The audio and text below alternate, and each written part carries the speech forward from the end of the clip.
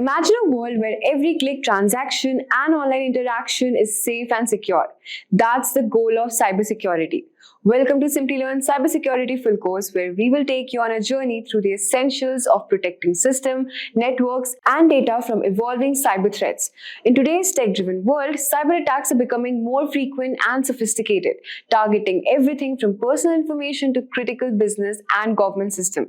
And by 2025, the demand for skilled cybersecurity professionals will be all-time high as organizations across industries prioritize digital safety. So in this course, you will explore everything from the fundamentals of cybersecurity to advanced techniques including defending against phishing, malware, and hacking attempts. So whether you are a beginner or looking to upskill, this course is your gateway to a future-proof career in one of the most fastest-growing fields. Also, if you are interested in building a successful career in cybersecurity, Simplilearn's professional certificate program in cybersecurity is your perfect choice. This 20-week program, designed in collaboration with Purdue University and IBM, offers 100 hours of live expert-led classes and hands-on projects. You'll also master essential skills like ethical hacking, penetration testing, and malware analysis while working on cutting-edge tools like Metasploit IT, Burp Suite, and Nmap with advanced modules on GenAI in cybersecurity. We'll stay ahead in this fast evolving field. So you can check the link mentioned in the description box below and in the pinned comments. Let's get started.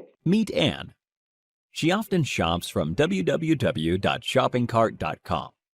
She has her information like email ID, address, and credit card details saved on the website to enable a faster and hassle-free shopping experience. The required information is stored in a server. One day, Anne received an email which stated her eligibility for a special discount voucher from shoppingcart.com. In order to receive the coupon code, she was asked to fill in her shoppingcart.com account credentials.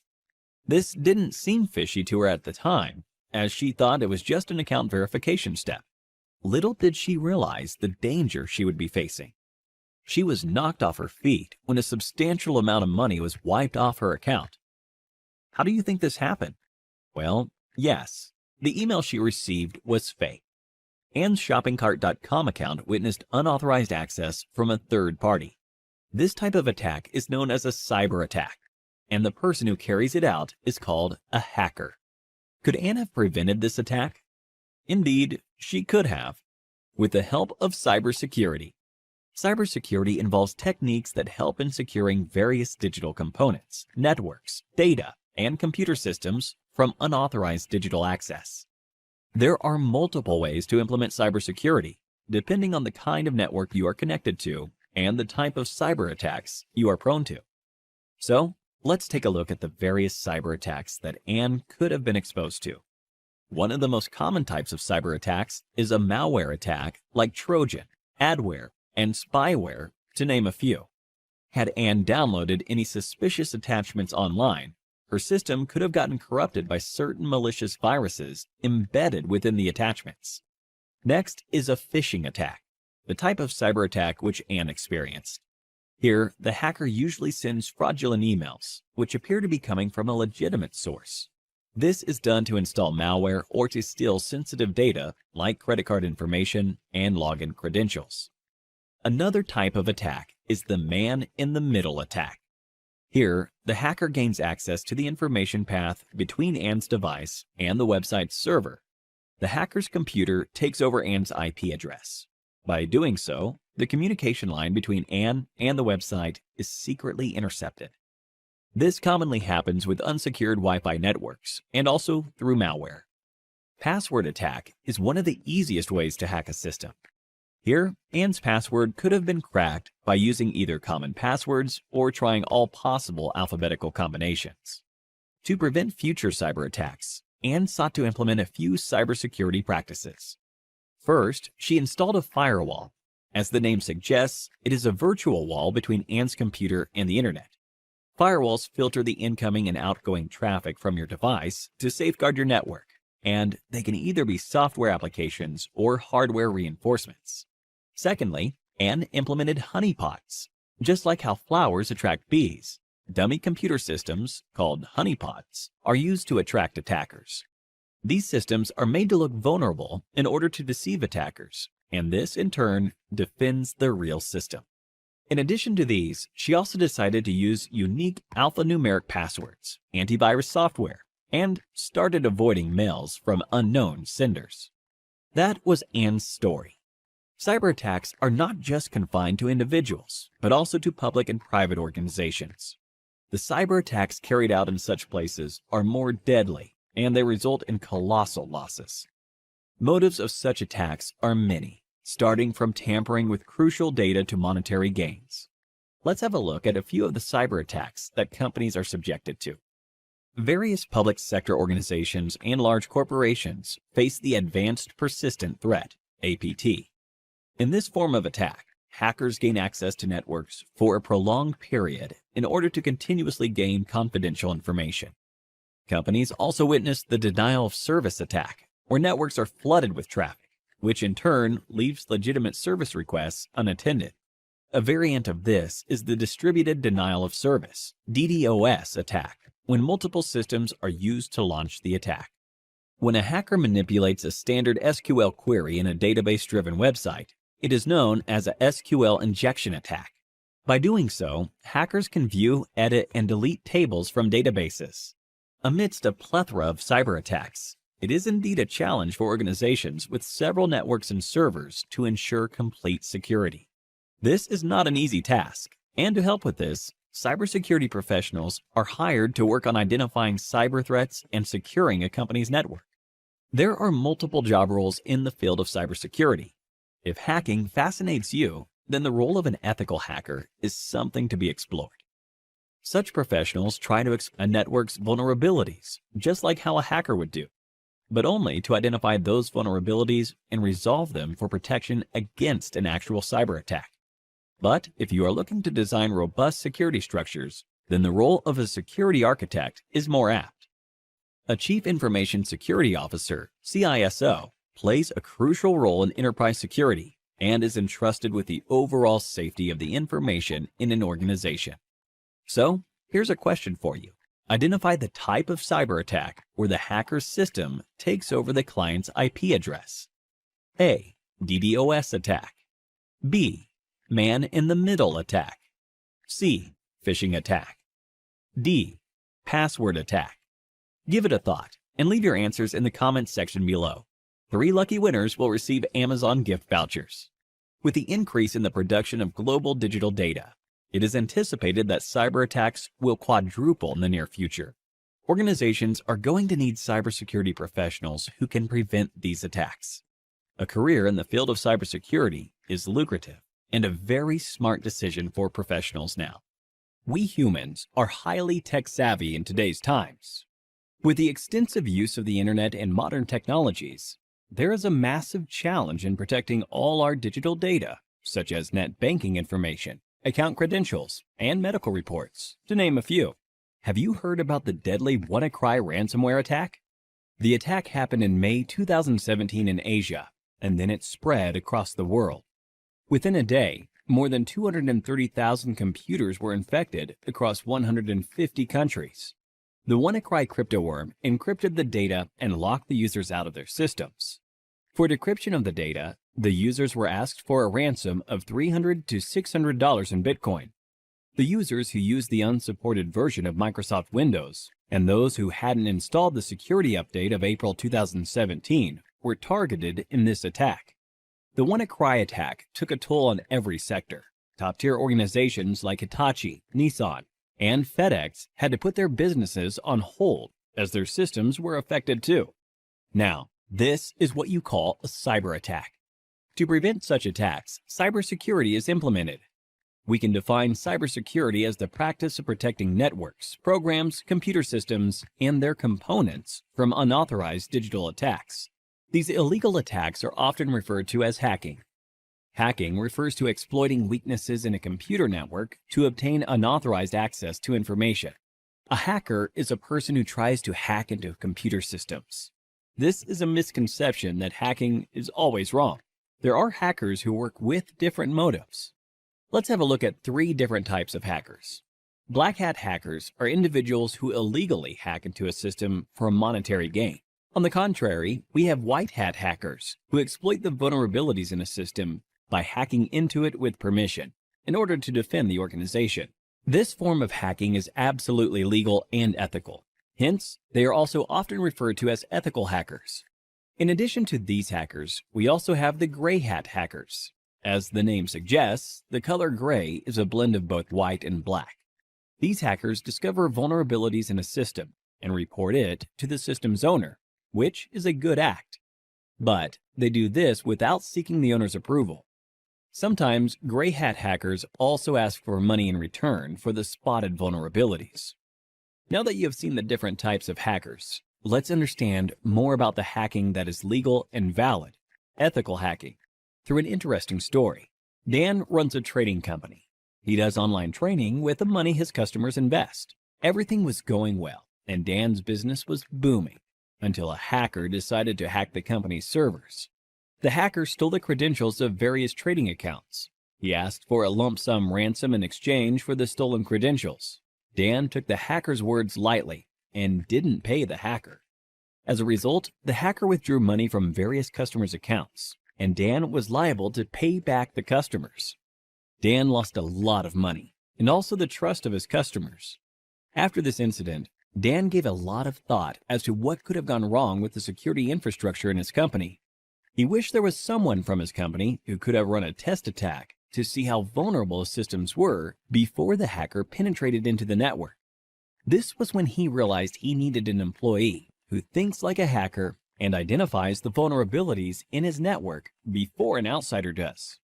To do this job, he hired an ethical hacker, John.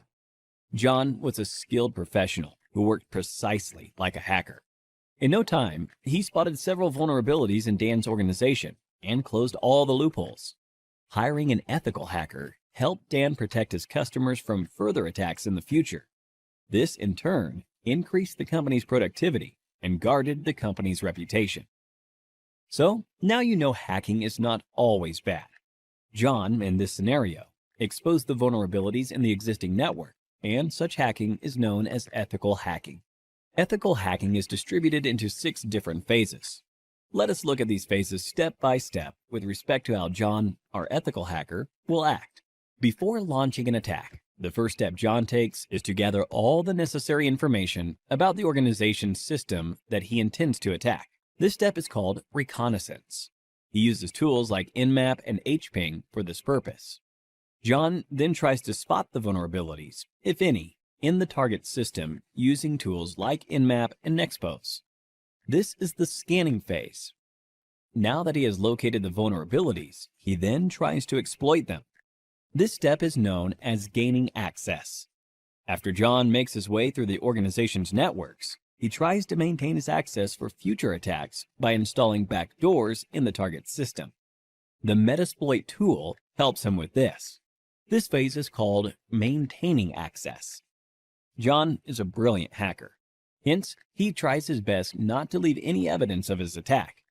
This is the 5th phase, clearing tracks. We now have the last phase, that is reporting. In this phase, John documents a summary of his entire attack, the vulnerabilities he spotted, the tools he used, and the success rate of the attack. Looking into the report, Dan is now able to take a call and see how to protect his organization from any external cyber attacks. Don't you all think John is an asset to any organization? If you want to become an ethical hacker like John, then there are a few skills that you need to acquire. First and foremost, you need to have a good knowledge of operating environments such as Windows, Linux, Unix, and Macintosh. You must have reasonably good knowledge of programming languages such as HTML, PHP, Python, SQL, and JavaScript. Networking is the base of ethical hacking. Hence, you should be good at it. Ethical hackers should be well aware of security laws so that they don't misuse their skills. Finally, you must have a global certification on ethical hacking to successfully bag a position of an ethical hacker like John. Few examples of ethical hacking certification are Certified Ethical Hacker Certification, CEH, CompTIA Pentest Plus, and Licensed Penetration Tester Certification, to name a few. Simplilearn provides a cybersecurity expert master's program that will equip you with all the skills required by a cybersecurity expert. You could have a look at it by clicking the link in the description. So, Here's a question for you. In which phase of ethical hacking will you install backdoors in the target system? A. Scanning. B. Maintaining access. C. Clearing tracks. D. Reconnaissance. Give it a thought and leave your answers in the comments section below. 3 lucky winners will receive Amazon gift vouchers. The endless growth of technologies in this area is directly proportional to the number of cybercrimes. Cybercrimes are estimated to cost $6 trillion in 2021. Hence, to tackle these cybercrimes, organizations are continuously on the lookout for cybersecurity professionals. The average annual salary of a certified ethical hacker is $91,000 in the US and approximately rupees 7 lakhs in India. So, what are you waiting for? Get certified and become an ethical hacker like John and put an end to the cyber attacks in the world. We'll be discussing about risk management in the information security, where we'll understand the concepts of cybersecurity, the CIA triad. We'll enumerate various factors involving risk management. We'll be able to understand the definition between quantitative and qualitative risk analysis, and also categorize various types of security control methods, right? And normally, we start with a scenario, all right? We start with the scenario.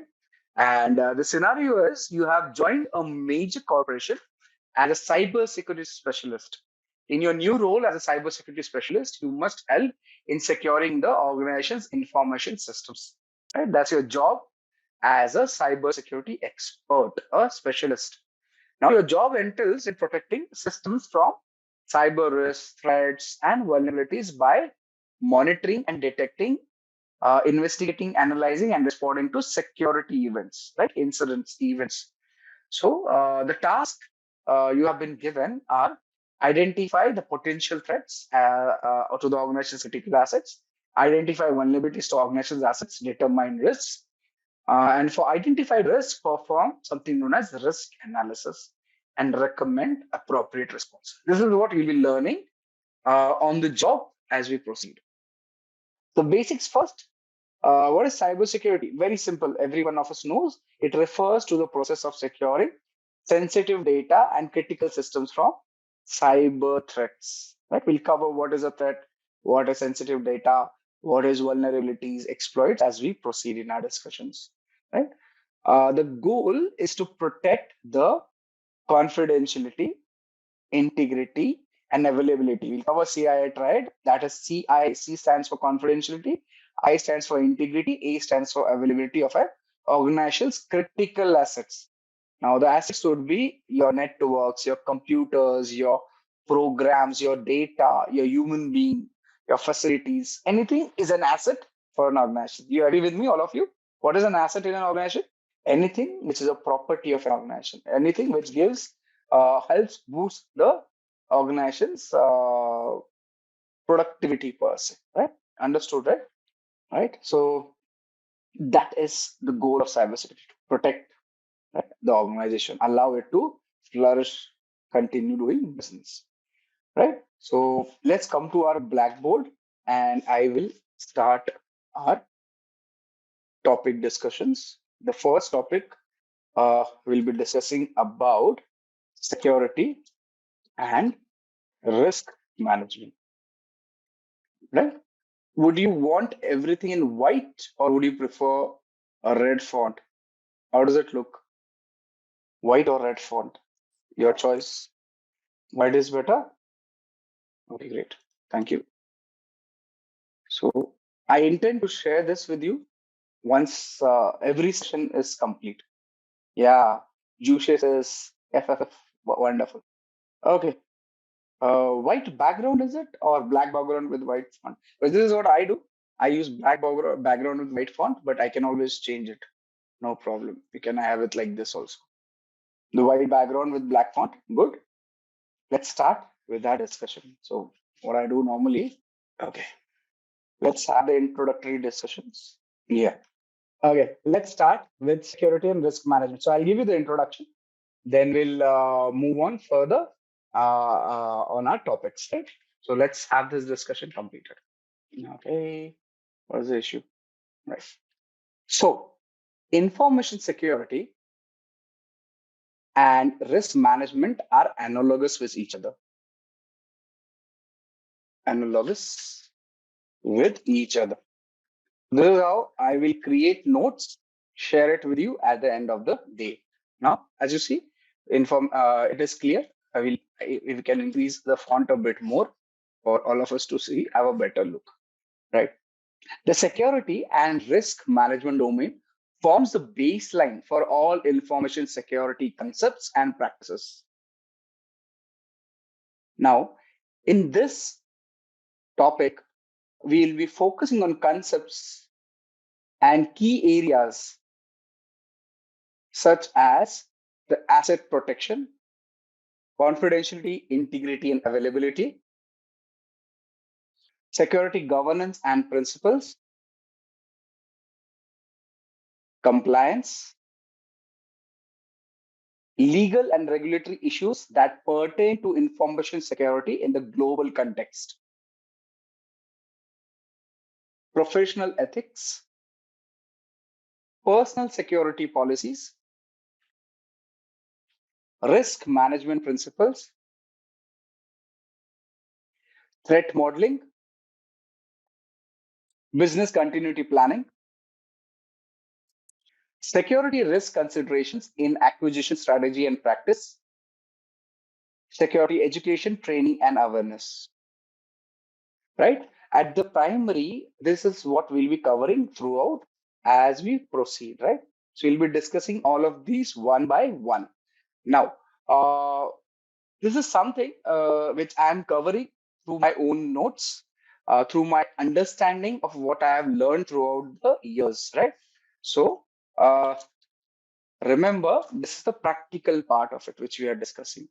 You'll have to go back and understand it during the weekend or week whenever you are free. Let's start with an illustration. So let's start with an illustration. Let me get my pen activated. There is it. Please allow me a minute so that I can set up my white pen and writer. And just give me a second. I think I missed the connector somewhere. Okay, great. So let's start with a particular illustration. I think I will do one thing. I can't find my pen as of now, so I can create over here itself. Let's draw shapes and type it there itself. So first thing, I will cover the topics one by one. Black, yeah. Asset, insert.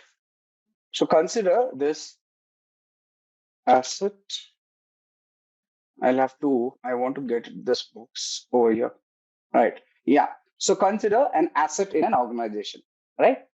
Now, we will cover the definition. Let me complete the diagram and I'll explain it to you. What do you mean by asset and why we need to discuss on it, right? So here's the asset. Then when you have an asset, you need to protect the asset, right? You need to protect. So assets, as I said, can be a human resource, can be computers, can be your facilities, can be anything, right? Let's understand an asset basically requires protection. So let's copy this, get it over here. Okay, I'm creating a diagram for ease of understanding over here. I think this should be good. Yeah, so it needs protection. Once the diagram is ready, we can talk about it in greater detail. Right? Now, this protection will be based on something. And what is that something? What is that something?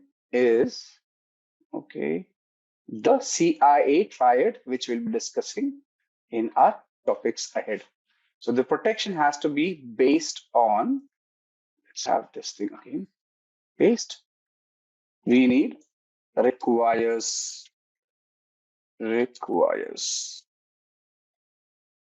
This thing requires protection, and this protection will be based on shapes. Do I have a triangle? Yeah, will be based on the CIA triad, which is C stands for, let's make it bigger.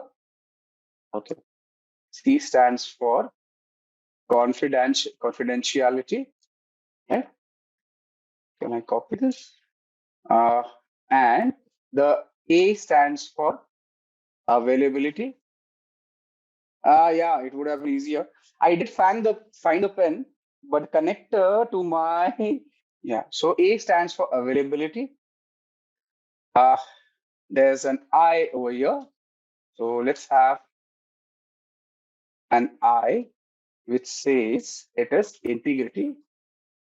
We'll be covering all these terminologies. So those who are confused, not sure what is happening, do not worry, we'll cover it.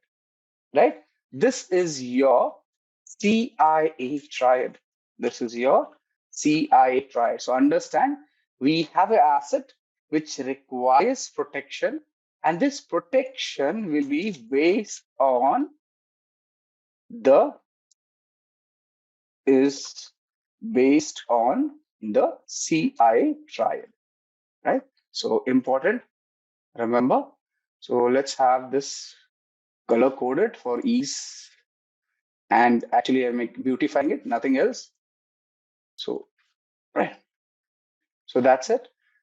Make this as green so that you can see it better. Green, right? So you have an asset, it needs protection. The protection will be based on the CIA triad, right? Now, what is an asset at the onset? What is an asset? Asset is, it's not straight. Let's make it straight. An asset is nothing but, let me make it here. We'll increase the arrow's length so that I can add here. And what is an asset? Yeah, asset is your hardware, software, information, people, personal. Let me see how can I get it here. Oh, interesting. Okay, so your physical hardware. Now this is creating trouble for me. I don't know. It should have worked. Normally it does, but I normally make these diagrams using my pen. I never use this. So this is what is causing the issue. And if I type, it is typing somewhere else. Yeah. So like I said, I assume we are out of the initial issues, right? So let's start. So like I said, the asset we were discussing, what is an asset? His asset is nothing but your hardware. So your software, right? Then it could be, say it could be your people, right? And information, right? All of them are considered to be assets. Now, this is, yes, everything is an asset. Your facilities also can be called an asset. So assets can be hardware, software, people, information. And as is the case over here, all of them will require, excuse me. Yeah, all of them will require protection. All of them will require protection. Okay, so we need to protect it. Now we've already talked. The protection will be based on our CI, confidentiality, integrity, and availability per se, right? So let's excuse me. It is misbehaving. No, interesting. It is not allowing me to delete this. Is the line visible? Okay, you are also able to see this line which has come up, right? Okay, yeah. My apologies to the team. It should not have happened like that. Interesting. It is a glitch. Okay. Now let's move on further and we'll discuss it if the issue comes up again. Now, this CIA will primarily be given or will be decided based on certain other aspects, right? And those aspects would be your security, compliance. So we'll cover this. So you'll understand it better. Compliance and policies. All right. So this CIA will be primarily based on security, compliance, and policies. Now, again, this also will be ensured through the CIA, will be ensured through, let me move it a bit like this. Can I just use it like this? Yeah. It will be ensured through security governance, security governance, right? And through compliance. Compliance. This will be demonstrated through compliance, right? Now, understand. Uh, let's get these boxes in place. So here it is. Yeah, just trying to get everything in place. Second box is the compliance box over here. We'll make it slightly good looking, right? Yeah. Okay, here it is. Oh, excuse me. Yeah.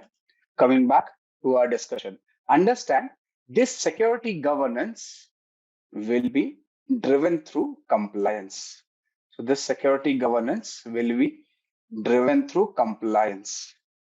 So driven through compliance. Okay. So as of now, most of you must be feeling that this is all gibberish, but we'll cover it as we proceed. So don't worry, right? So this is a diagram which we'll be referring regularly. Hence, I am creating the diagram over here, right? Now, this compliance will be primarily based on certain aspects such as, so the compliance will be based on certain things which we'll be covering one by one.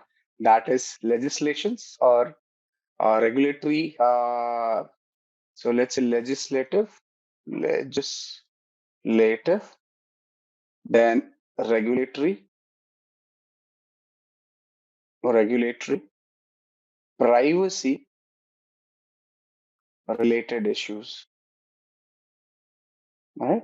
Privacy related issues, right?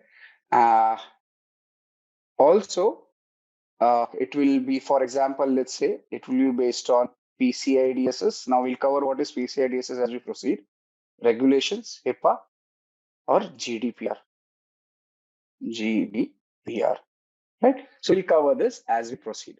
Now understand, the most important thing we need to understand is an asset. It is hardware, software, people, information, facility, everything and all of it, right? Now, this asset needs to be protected, right? The asset needs to be protected. And this protection will be based on confidentiality, integrity, and availability, right? And now this CIA will be demonstrated using compliance, which is primarily based on legislative, regulatory, privacy-related issues and regulations. And the security governance will ensure it, right? Now, what is security governance? It is nothing but management practices, right? Standards, policies, procedures.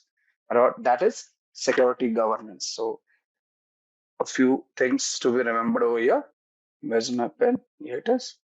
So remember, security governance is nothing but management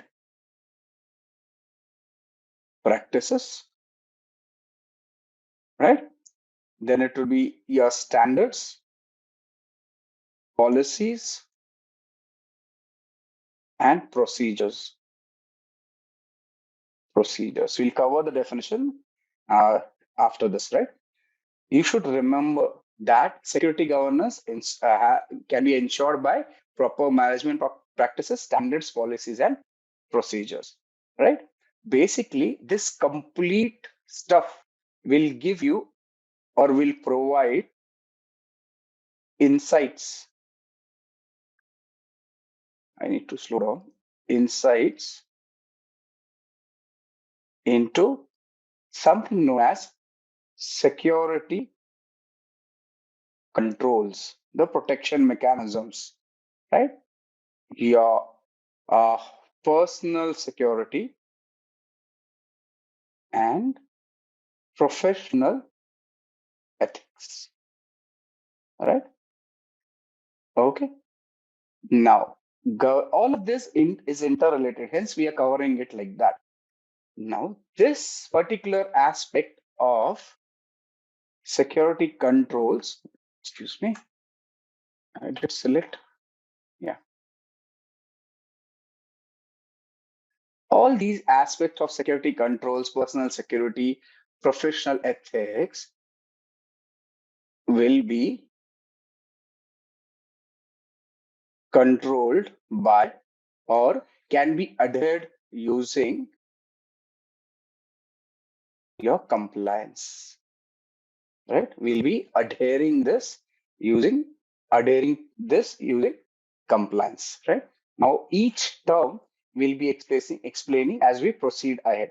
So don't get confused, right? So this will be adhered through, right? Security compliance. Okay, is the diagram clear? Right? Is the diagram clear? Asset needs protection. Asset is nothing but hardware, software, people, information. Protection will be done through the use of CIA, compliance, integrity, availability. Okay. This is primarily, okay, one more box will create so that I can differentiate. Otherwise, my handwriting is, okay, here it is. So yeah, now this compliance CIA will be basically based on security compliance and policies, right? Now you can ensure the CIA by ensuring you have proper security governance, which is management practices, standards, policies, and procedures. And this can be demonstrated using compliance, right? And compliance can be added through security controls, personal security, and professional ethics, right? This is what we are covering all in all in this particular topic, right? So let's move on with the explanation for each topic mentioned over here. Any questions so far? Anything you would like to understand? Anything which you like to discuss right now? We can discuss. If you have any questions, we'll be covering it. Okay. Yeah. Anything you like to discuss now? Please go ahead. No? Wonderful. Wonderful. So let's come back to our primary discussion. And here we begin. Yes, I will share the topic notes, Dipti, with you. I will share this particular page itself. Yeah, this particular page I will be sharing with you. So do not worry. I'll share this document. You can go through this document whenever you want. And now we have a few questions. We'll address the questions one by one. So normally what I do is get the questions here itself. So let's say, can I just give me a second? I am setting up the question. So all questions which will be discussed, we'll add it here itself so that I can talk about it and give you an insight. So now all those questions which will be answered for the topic will be here. So the first question is, who does the rule? The question is, who decides? Okay, the question is from Kaushal, right? So let me just paste it text only, right? So the question is, who who decides? Okay, the spelling, okay, that does not matter. Who decides the rule of compliance? Okay, so here's the answer for you. Let me dictate. Okay. So the rules of compliance are typically determined by a combination of regulatory bodies, industry standards organizations, governmental agencies, and sometimes international agreements. Yeah? Does that answer your question, Kaushal? Information in asset means what? So the question is, what information asset means? Okay, so let me give you the answer on it. Now, information asset typically refers to data and knowledge that is contained within an organization, right? So let's talk about a bit more. Now, this particular aspect of information can be either tangible or intangible, owned by individuals or an organization, right? Now, this information can take various forms and is often critical to the functioning of an asset. There are various types of assets in case of information. Intellectual property, financial assets, physical assets, digital assets, human capital. Do you understand? If you talk about information, all these can be called as assets, which are either tangible or intangible. What is tangible or intangible? Tangible is something which you can touch, intangible, which cannot be touched, right? Like the air, you know it is there, but you cannot touch it. Same. If you want to touch a tree, it is there. Both are assets. Okay. Now, how can we ensure that the integrity is maintained as per a CIA? Now, this is a topic which we'll be discussing in our integrity discussions per se, but I can give you an introduction on it. Right? I can give you an introduction on it and what is it about. Now, maintaining integrity as a part of the CIA triad in information security is crucial for ensuring that the data remains accurate, trustworthy, and unaltered. This can be achieved by strategies such as data encryption, access control, data validation, audit trials, version control, security training and awareness, backup and recovery. So let's start with our topic discussion. So we addressed questions. Now we'll work on the terminologies which we used over here, one by one. Now, important things to remember, important points to remember here. Okay, let's understand this one by one. The first point, assets require protection. Right. So this is me typing now. There's too many typos happening. Second, protection is based on the requirements of confidentiality, integrity, and availability, right, for the asset. Security is ensured through security governance that comprises management practices and management oversight, right? Security is demonstrated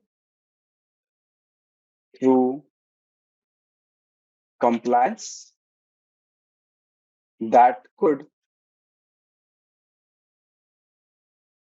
be legal or regulatory in nature. Let's try this. Now, compliance consists of adherence to applicable legal and regulatory requirements. applicable policies, standards, procedures, and guidelines, and personal securities and policies. Also, compliance can be affected by security issues. Now, these are some of the important points which we should remember before we understand each topic separately, right? Before we understand the complete terminologies which we saw until now, right? So as you see over here, we talked about this diagram as an introductory nature. In this diagram, we need to understand these important points and topics, right?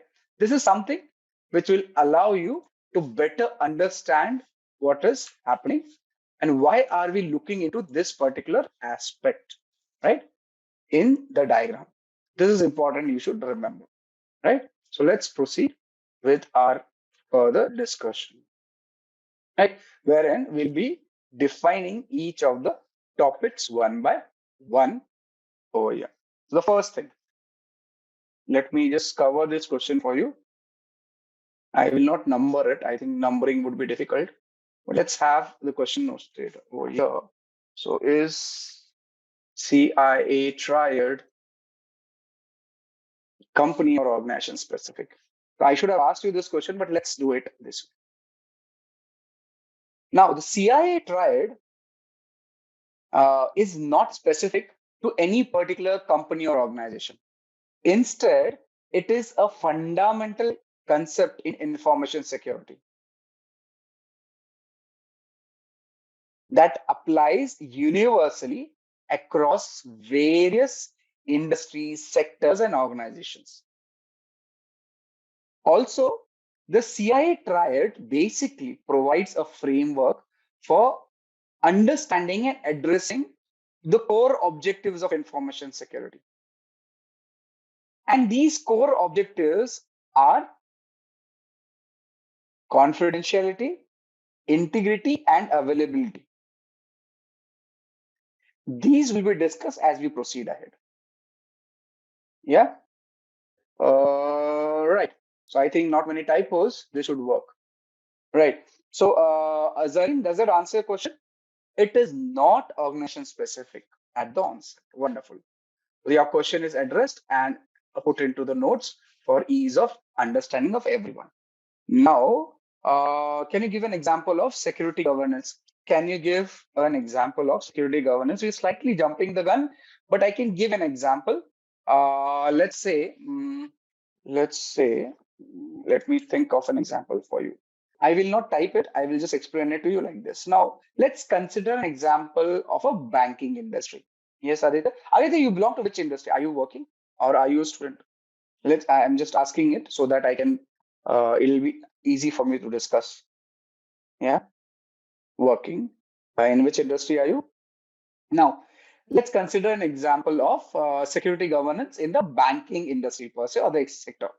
Now, if you talk about confidentiality or in case of the banking industry, ensuring confidentiality would be paramount for protecting the customers' sensitive information, right? Because it is financial. Now, banks implement various measures such as the encryption, access control, and authentication mechanisms to prevent unauthorized access to customer accounts and transaction data, right?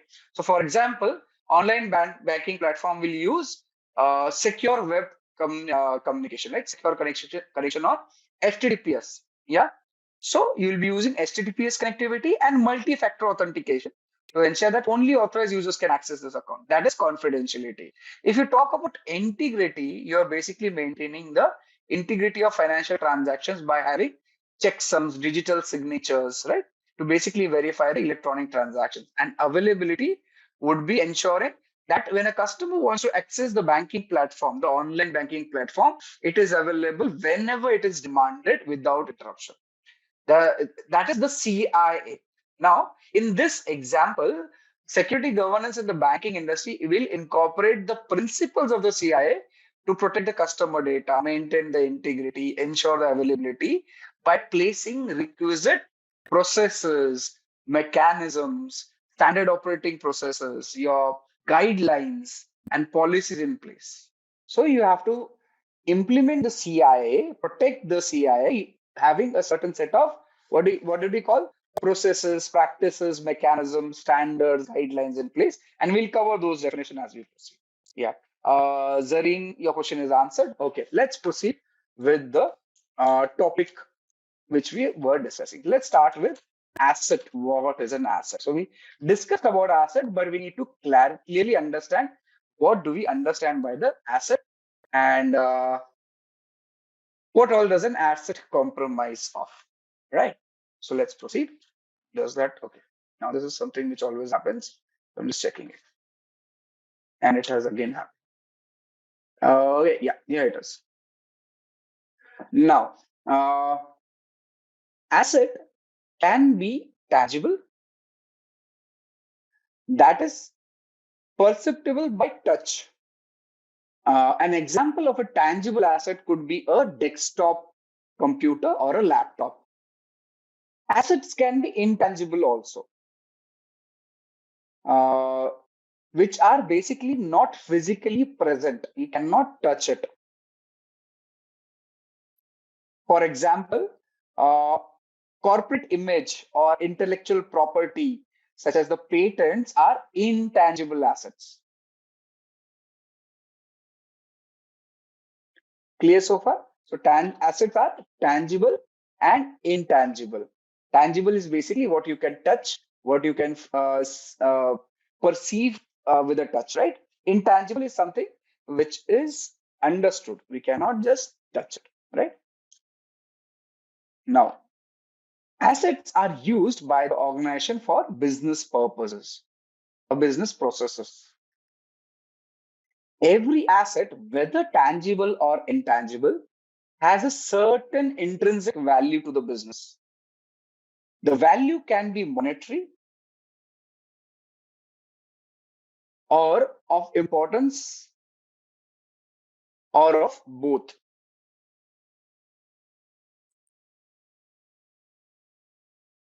For example, a simple firewall that costs less than $10,000 may be protecting important business applications worth millions of dollars. Is that understood? So let's take an example over here. For example, if you have the Coca-Cola as an organization, right? What is the most unique selling point? Wonderful. See, Shaurya and me are thinking of the same line. So he's given the same example of Coca-Cola, which has Coke as a primary, what do you say, product which they sell, right? And it has a unique formula, which is kept secret for very, very long. Now, if your server, which is bought for say $1,000, $10,000, has this formula kept inside the server itself is 10,000, but the formula is worth millions of dollars, right? So what is the server is the tangible asset. What is the data which has a formula is a intangible asset, right? So every asset, whether it is tangible or intangible, will have value associated to it. And the value will be based on either monetary or the intrinsic value of the asset per se, right? So it is important for the organization. That is what you should understand. The weather is right. Right. I think that's the right weather. Yeah. Okay. Understood why asset and how asset is important, how you should understand an organization may get affected. Now, if this particular Coca-Cola's formula, Coke formula, is lost, as in it is available on the dark web, won't Coca-Cola lose its unique selling point, its competitive advantage in the market? They will, right? Yeah, they will, right? You agree with me, all of you? Yeah. So you should remember this is what is an asset. And when you have an asset, it needs to be protected. If you don't protect an asset, you will lose it. And if you lose it, that compromise may get you out of the business. You may file for bankruptcy. The organization may file for bankruptcy, right? So that is why we need to protect the asset. So if an asset is compromised, for example, stolen or modified, and that data or secret information is disclosed, it will have an impact that could lead to monetary loss, customer dissatisfaction, and or legal and regulatory non-compliance. Right? So this is what is a problem. You may have loss of customers, loss of money. You may lose regulatory issues may come up. You will be fined. You will be punished. There will be penalties. As an organization, that is something which will cause a lot of issue. Question says, yeah, I'll do that. Yeah, thank you. Can you please explain how people are an asset? Now,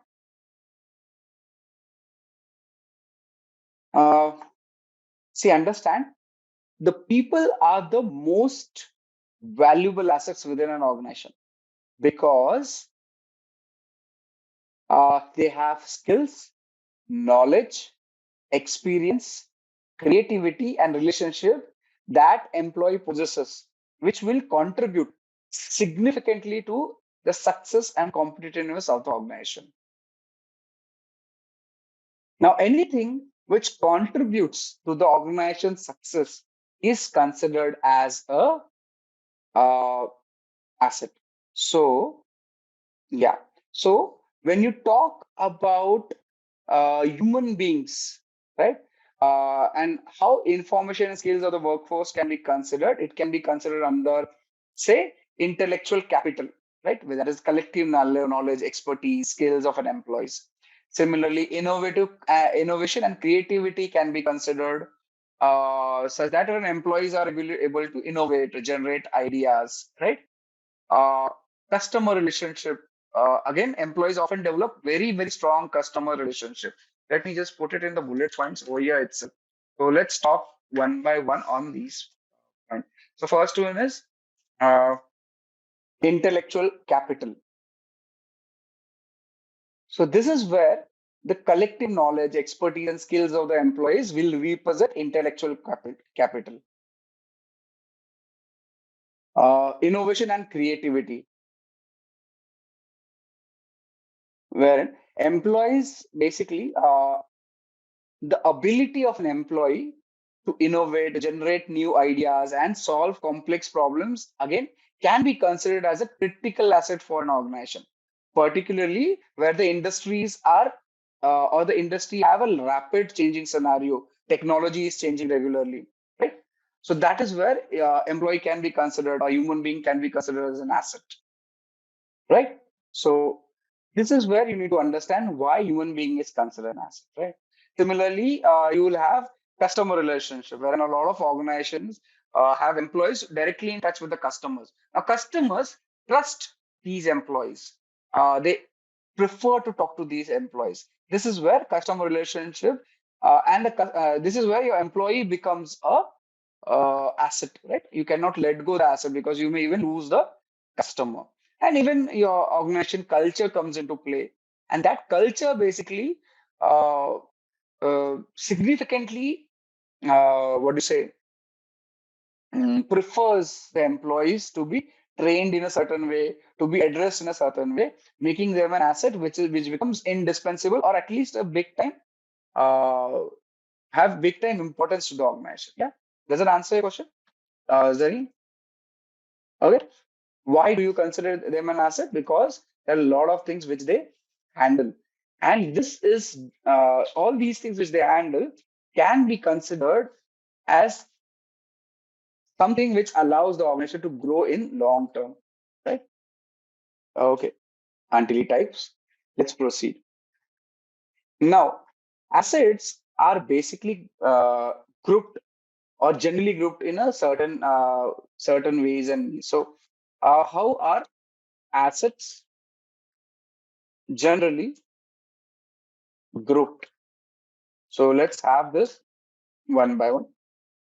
So first one is physical assets. So let me tell you what are physical assets. So physical assets again are tangible in nature And our examples could be, say, your buildings,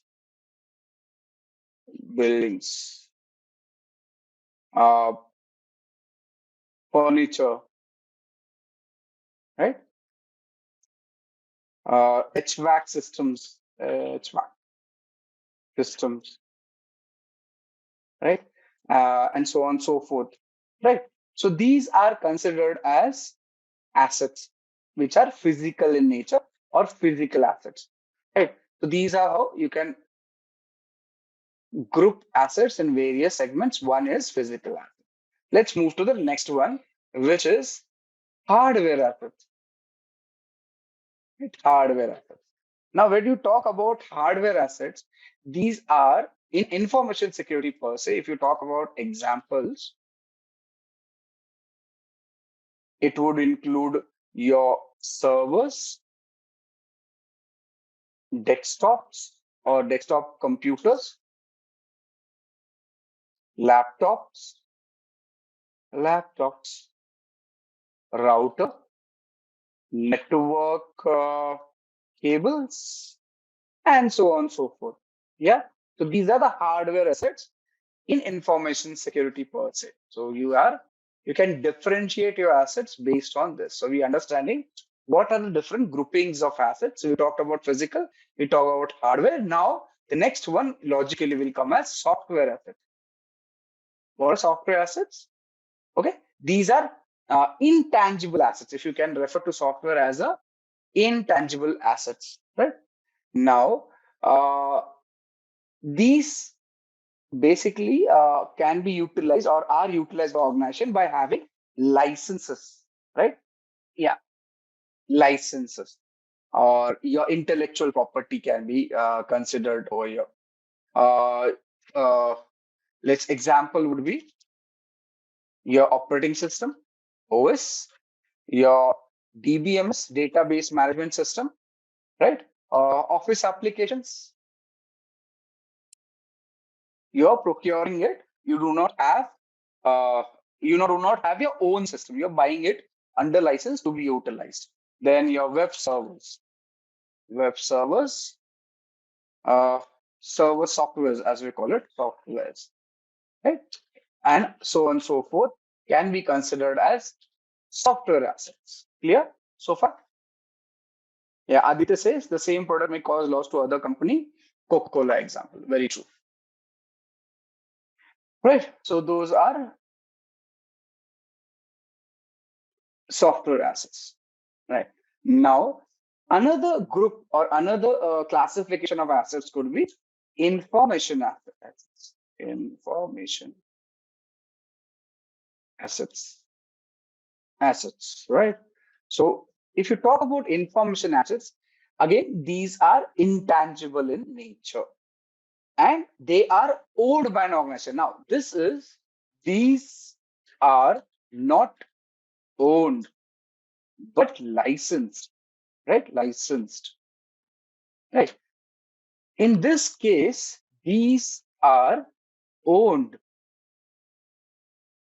by the organization, right? So example could be your business processes,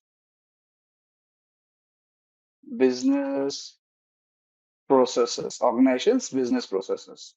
Then policies, procedures, um, customer information, right? Uh, Personal information, then agreements, mm, and formulas which are developed in-house, right? Those are so now developed in-house or even purchased. So they are holding them after purchasing, right? Those are your information assets. Clear so far?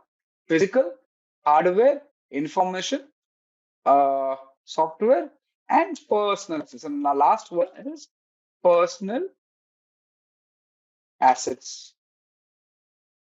Now, these are basically people associated with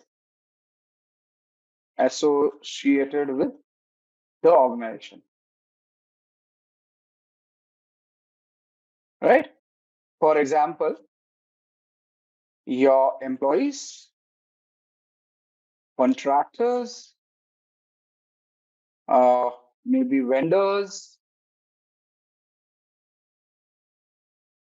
third-party consultants,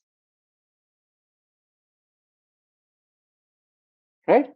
Um, what else? Okay, maybe these all, or few more will come up here and there. So these are your personal assets, right? Got it?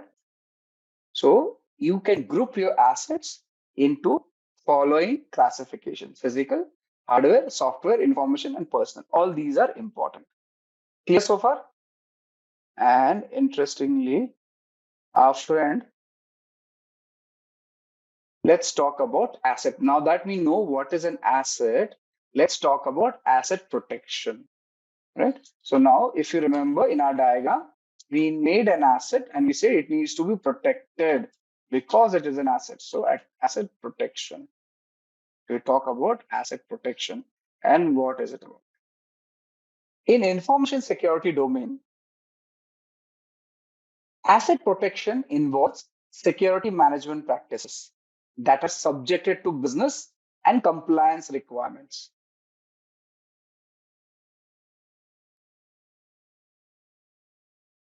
Such practices for asset protection are called security controls.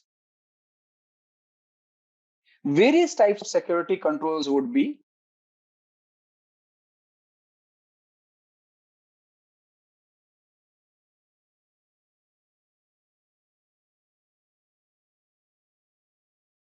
physical entry controls to an office building that allow only authorized persons. Monitoring controls such as CCTV for surveillance of critical assets. Right? So you have various protection mechanisms, and those protection mechanisms are we referring to physically stopping someone, monitoring it using CCTV, controls such as locks for hardware asset for protection from theft.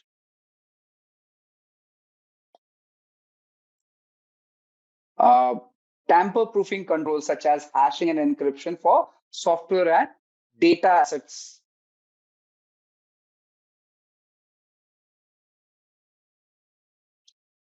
Copyrights or patent for information access to protect legal rights.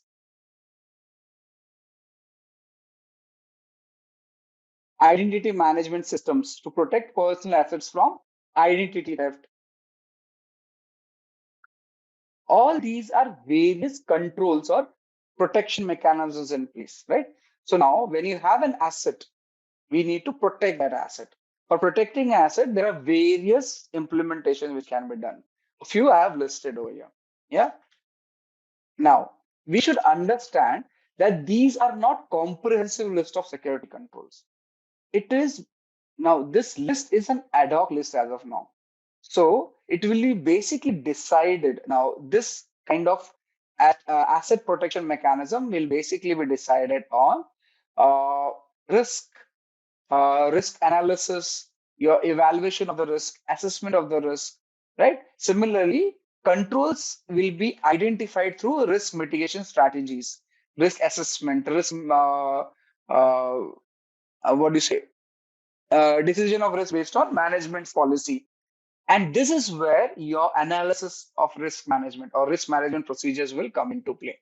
So asset protection requires or has a requirement that it would be based on risk. In order to understand the risk, we will have to understand risk assessment and select the control based on the risk analysis which is done over there, right? So we'll be discussing this based on the confidentiality, integrity, and availability concept. So if you have a software, be it open source or whatever, and it is being utilized to say uh, create value for business, okay? Anything which creates value will be considered an asset, Remember that. It be it open source, right? Now, when you talk about open source, you can categorize it into, say, software assets, right? You're not owning it, but you can use it. And when you use it, you are trying to look for value. Is that understood? Aditya is saying open source software is not included in these assets. We can include it. I have not made it comprehensive. You can add a lot of things into it.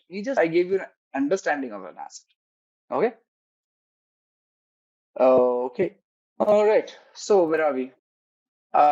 Since I'm talking a lot about risk management, let me give you a small introduction of risk assessment management before we proceed for our discussions on the CIA, the confidentiality, integrity, and availability. Now, why am I referring to it always? Where's my connection? This is something which is important. Understand when you sit for interviews for your as say GRC professional for cybersecurity. What is GRC? Stands for Governance, Risk, and Compliance. GRC, right? Governance, Risk, and Compliance. You'll be asked such questions. So you have first job in risk management would be to something known as inventorize assets. So you will basically make a list of assets held by an organization. These assets will be prioritized. Now, these will be based on what? The prioritization will be done on something known as business impact analysis. The impact this asset will have if it's compromised. In fact, if asset is compromised. Do you understand it? Now, when Shaurya said that Coca-Cola is an asset, you list out the asset. Now, if the Coca-Cola's asset, Coca-Cola's formula is lost, then what will happen? You'll have a big impact on the organization. Now, that impact is what will decide the priority of an asset for an organization.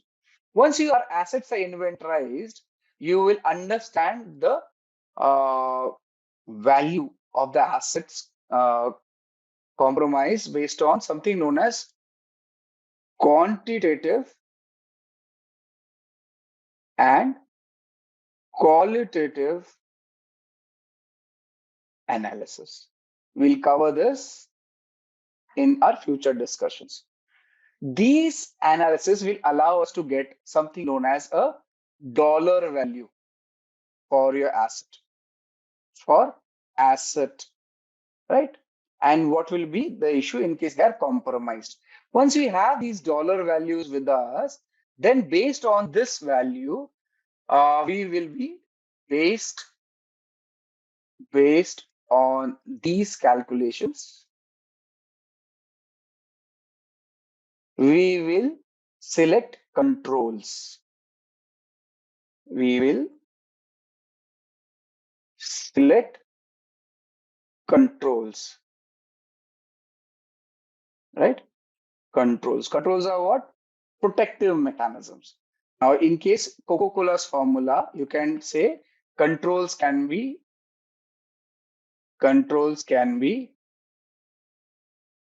encryption, yeah, access control, right? Yeah, say CCTVs, your guard dogs, right? These are controls, protective mechanisms, right? And once the controls are in place, we cannot stop over there. We'll have to review the controls periodically, because it may so happen after a certain time period, these controls may not be effective or the data may not require that much of protection. Okay, this is where your complete structure of asset management, asset security management, and risk management comes into play. Now, this is in crux the risk management discussion which we are going to do, right? This is the introduction I have given you, so don't worry. Just take it as I have shown you, and I'll give you an example. Let's say let's connect all these steps as asked over here. Let's say in the example, stick an example of our friend Coca-Cola, right? Coca-Cola, right? Coca-Cola, and their formula for Coca-Cola. Now, if you consider this formula as your asset, what would you do? You will think that first question in when you sit for analysis of a risk with respect to this formula is that uh, who, firstly, uh, what is the threat associated with this asset, right? So now you tell me what threat is associated with this formula? Exactly, breach of data, right? Breach of data is a threat. Now, if this next question to be addressed, if you know what is the threat associated, if you know what is the threat associated, which is breach of data, then you need to answer next question: how much loss? How much loss will happen if this is lost? If this happens, if this thing becomes successful, or you can call it as if the risk materializes, materializes, then what is the case, right? So if you now know that the asset is Coca-Cola's formula, the threat is breach of data, then you will know the weakness. Now, what is this? This is the weakness or vulnerability. Vulnerability. You know the vulnerability. You know the threat, right?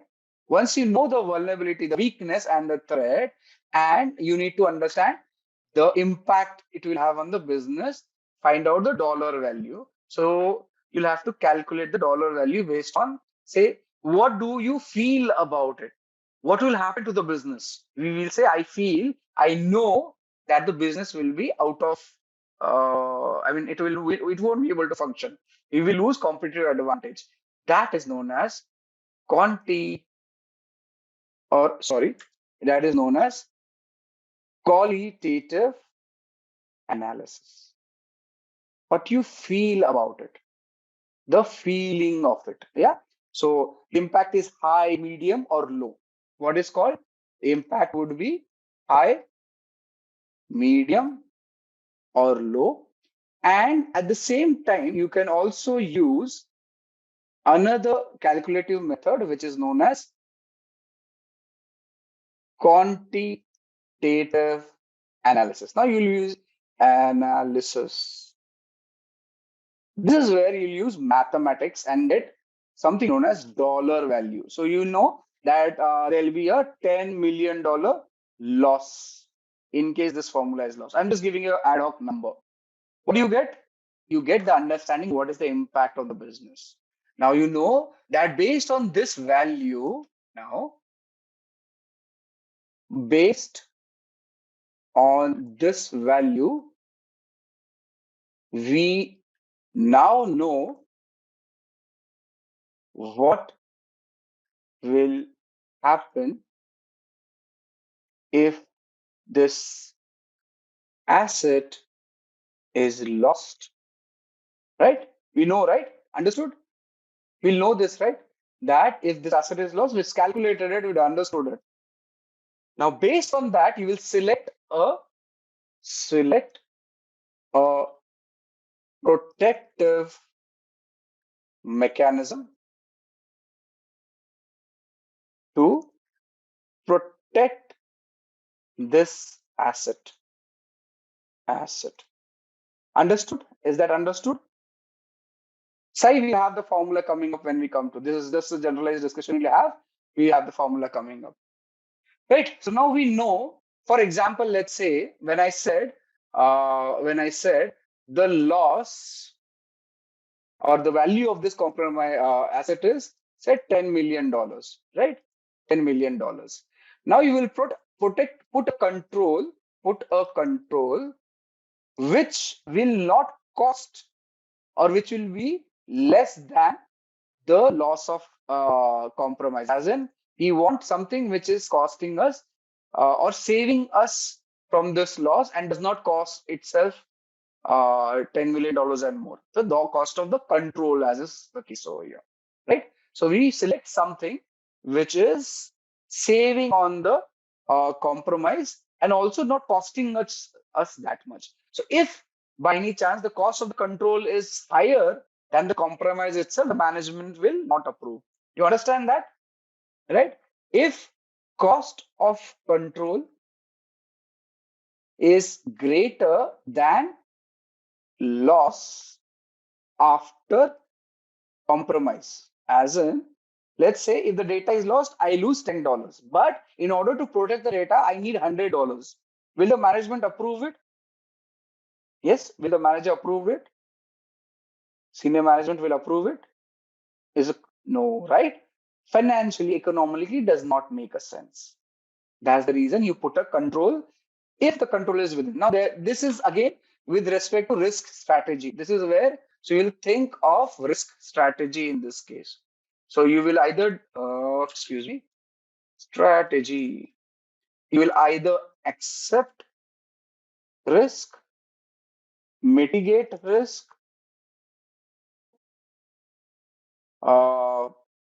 avoid risk, right? Accept, mitigate, avoid, and what is it? Another one.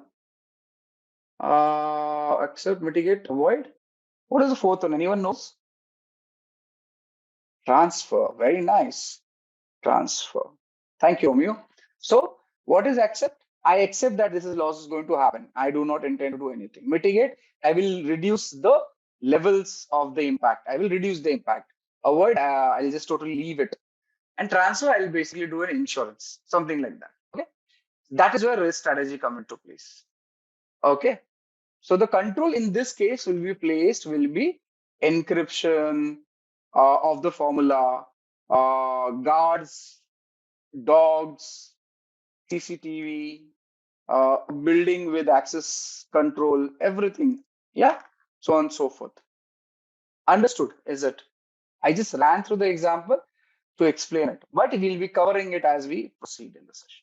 What we understood last time was about risk management. We understood what is the cybersecurity.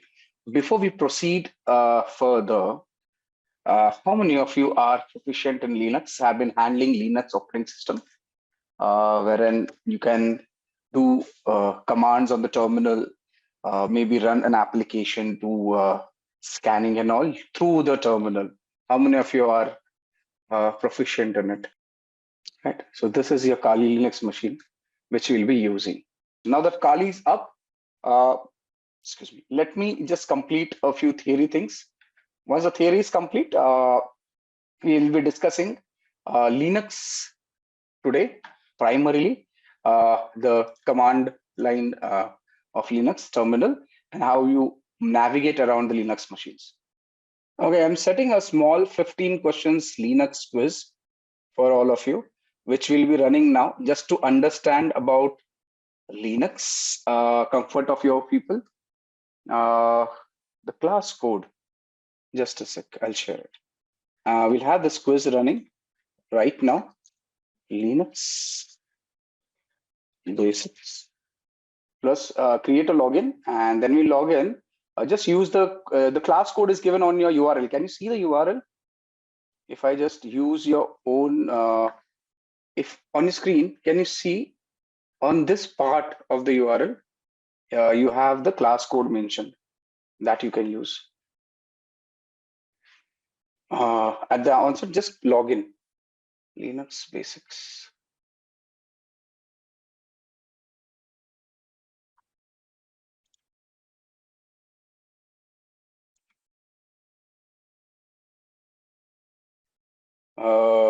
One sec.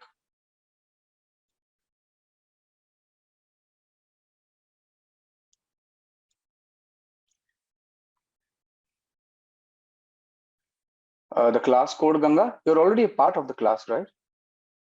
Oh, the link expired. No problem. I'll share it.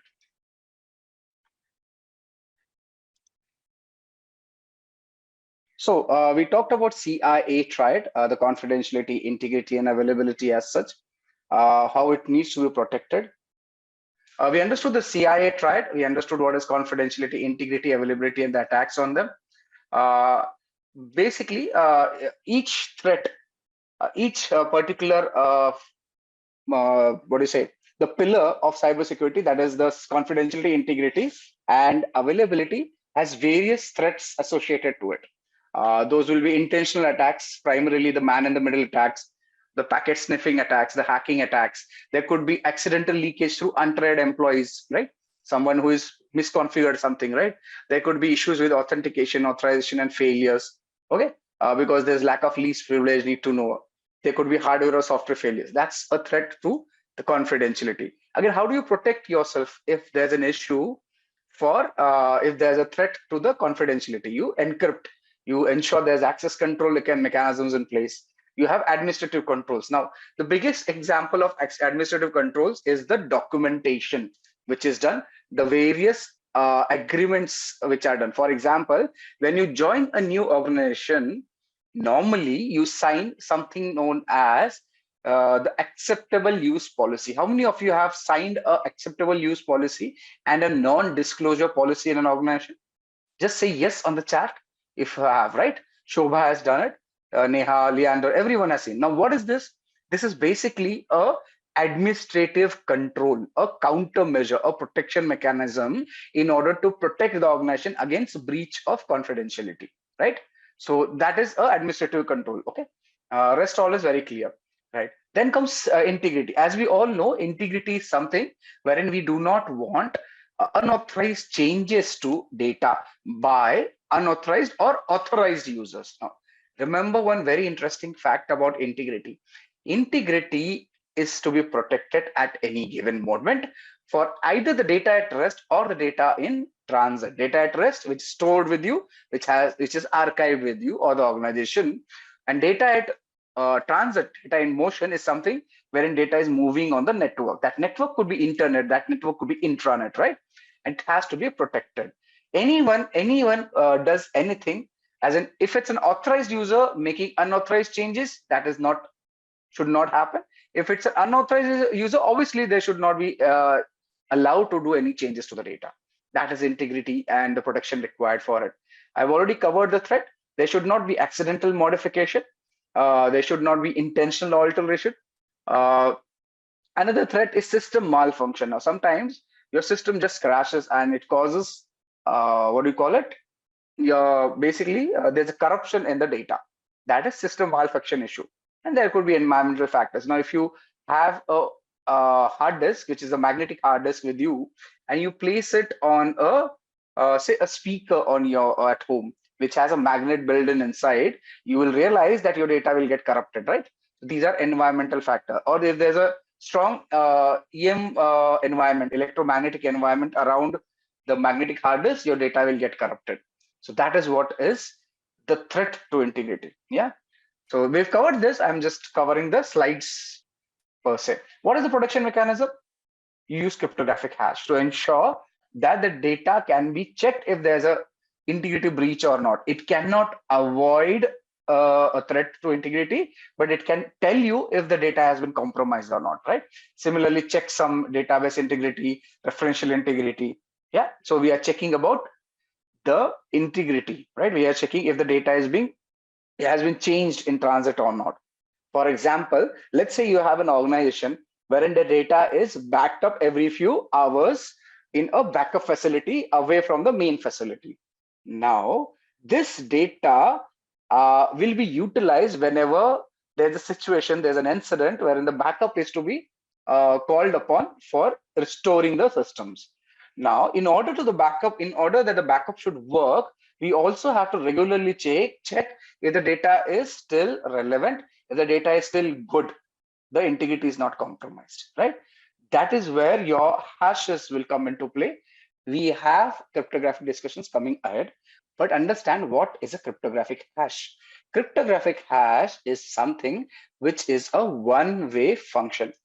By one-way function, I mean to say that any input given to this algorithm, the cryptographic hash algorithm or hashing algorithm will give you a fixed output of a string of characters.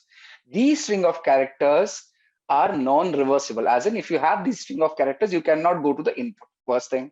Secondly, a small change in the input will have a corresponding large change on the output. That means if the data is being sent on the data has been compromised, even by minutest of the bits, there'll be huge change in the hashing value. And that tells you that the data has been tampered with. The attack is on the integrity of the data. You understood cryptographic hash? Yeah, at least the concept you got it right. We'll have a greater discussion coming on it. At least the hash was clear. The integrity is clear. Wonderful. Thank you, Zareem, Archana. Let's move on. Okay. Then availability. Now, very simple. If you go on Amazon.com and you try and order a particular product, show an example. It's very easy for hashing algorithm for cryptographic hash. Let's give you an example. Hash calculator. Actually, I wanted, but let's see. Yeah, it is. Yeah, which is the online hashing algorithm, right? Now let's say Amit is sending data to Sai, right?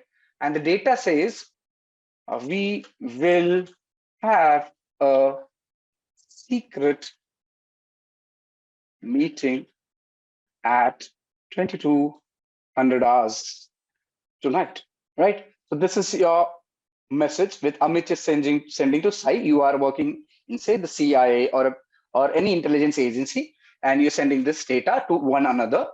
And we want to, both of them want to ensure that the data is not changed in the transit. So what they do, they decide that we will receive the data irrespective, but we will pre-decide an algorithm for hashing.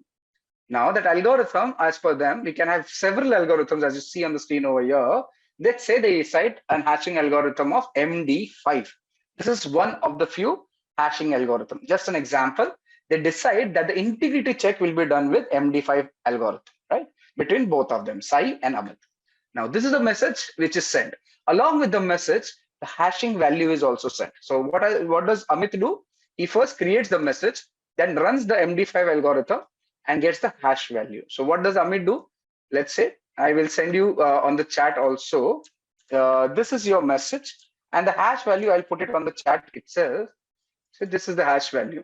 So what Amit does, he sends the message, encrypted, unencrypted, however, and the hash value along with the message. Can you see on the chat? Amit has sent both the details, right?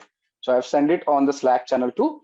Now, what happens is Avinash is a hacker who is standing in between both of them. There's Amit's computer or the messaging system is compromised.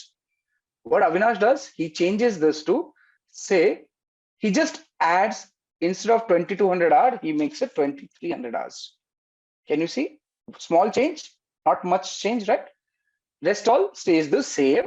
And he sends this message to, he sends it ahead, right? Now, when our friend Sai receives this message, he calculates the hashing value, right? Now, Avinash, the hacker, does not know what algorithm is utilized for hashing. Just assume that he does not know anything.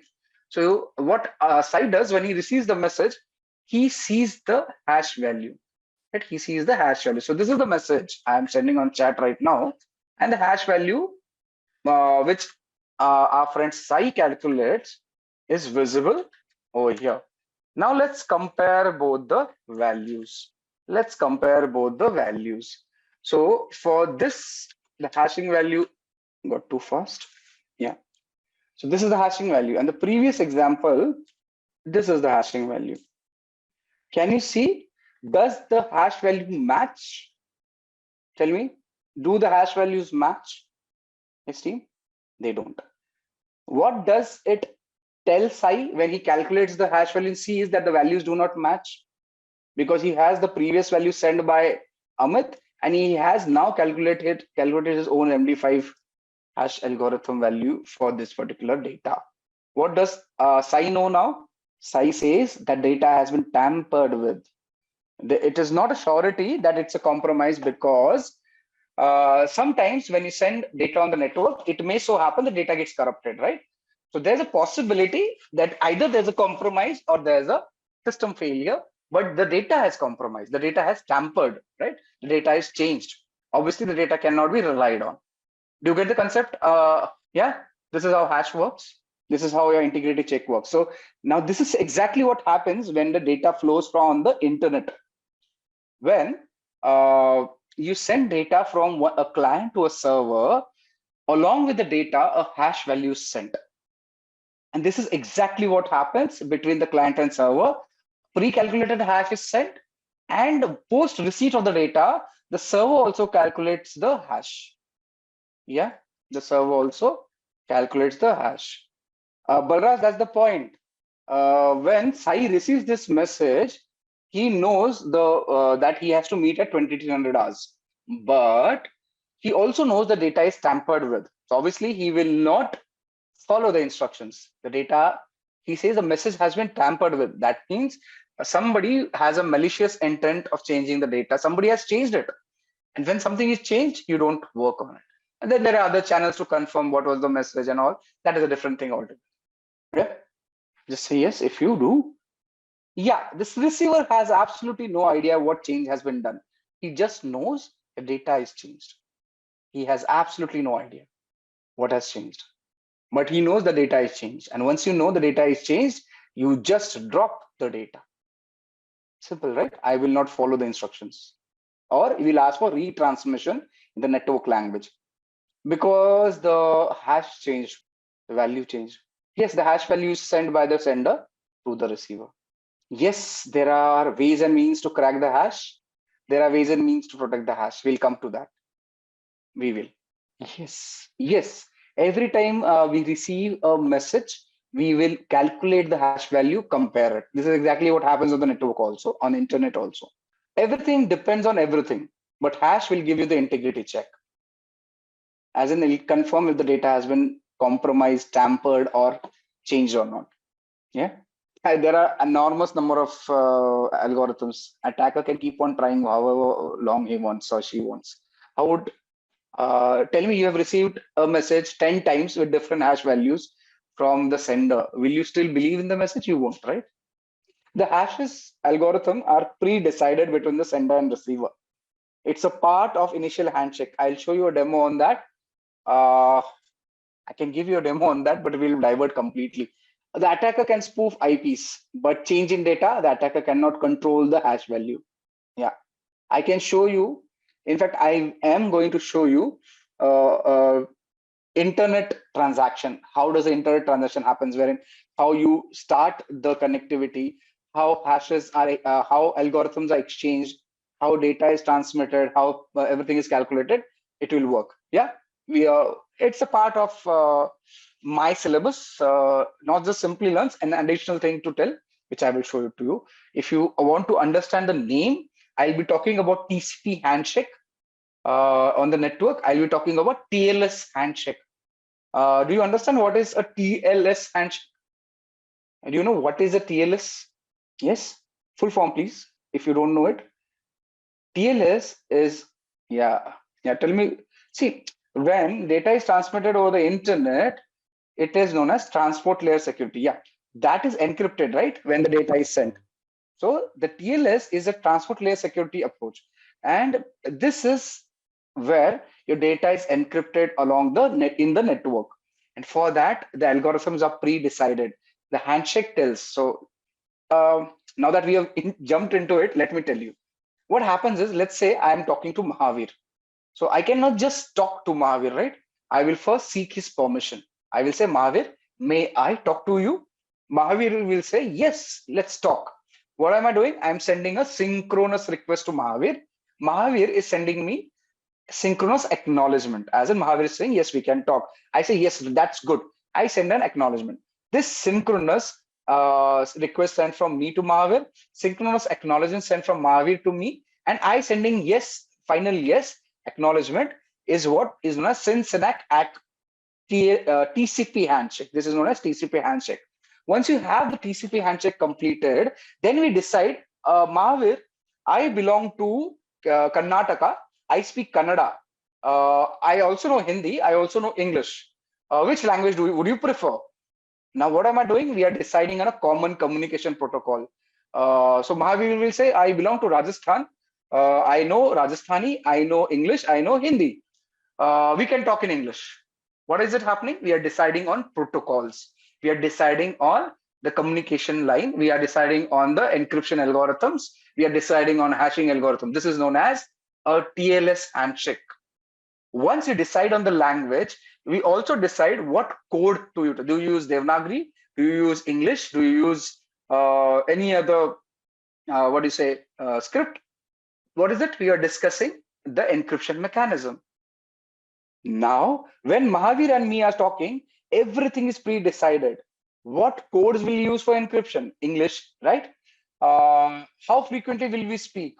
Now, once we finish this approach, when we finish everything that now we have decided to talk, we decided our algorithms, and we say, now we are done with talking. We'll close the connection. That's a reset, right? We'll cover that. At the onset, understand what is this. So this is exactly what happens on the network. A lot of handshaking happens. A lot of data is exchanged with each other. Only then your communication happens. Now, everything happens with a blink of an eyelid because the modern day communication system. So you won't know about it, but it happens. And this will be done. I will show this on live example. I've given you a analogous example. I will show you using Wireshark. How does it look on the network, right? I love giving that example. It's an awesome example, and I'll show you how it works with time. So we'll understand Linux today. If time permits, we'll go further ahead, and we will also understand this TLS handshake in the cryptography, TLS TCP handshake in the cryptography module in greater detail. So yeah, so let's move to the threats. I'm glad you understood. Yeah, so CIA threats. So what is the threat to the availability? I was coming to Amazon. When Amazon, you're trying to order a product and Amazon is down. What is happening? An authorized user is not able to place an order. You will get frustrated, right? And that is an attack on availability. Amazon will lose business and reputation at the same time, right? So that is what is. So it can be a denial of service attack or a DDoS. DDoS stands for denial of distributed denial of service attack, right? That's a malicious intent for stopping services of a service provider. Simple as that, right? So this is it. There can be a see, if you have a data center and there's a power failure, what is it? It may also lead to denial of service, availability attack on the network, right? If there's a power failure. Similarly, if your HVAC system, your AC, what do you call it? HVAC. What's the full form? HVAC. I keep on forgetting it. Your climate control system, basically, in the the full form is heating, ventilation, and air conditioning. HVAC. Now, when you have this climate control system inside your data center, it fails. That may also lead in server being the server performance being hampered. So your availability is hampered. That is what is the point. Say I am an attacker and you are a web server, right? I am sending you unlimited number of requests. Let's say Aruba wants to get some service from the web server.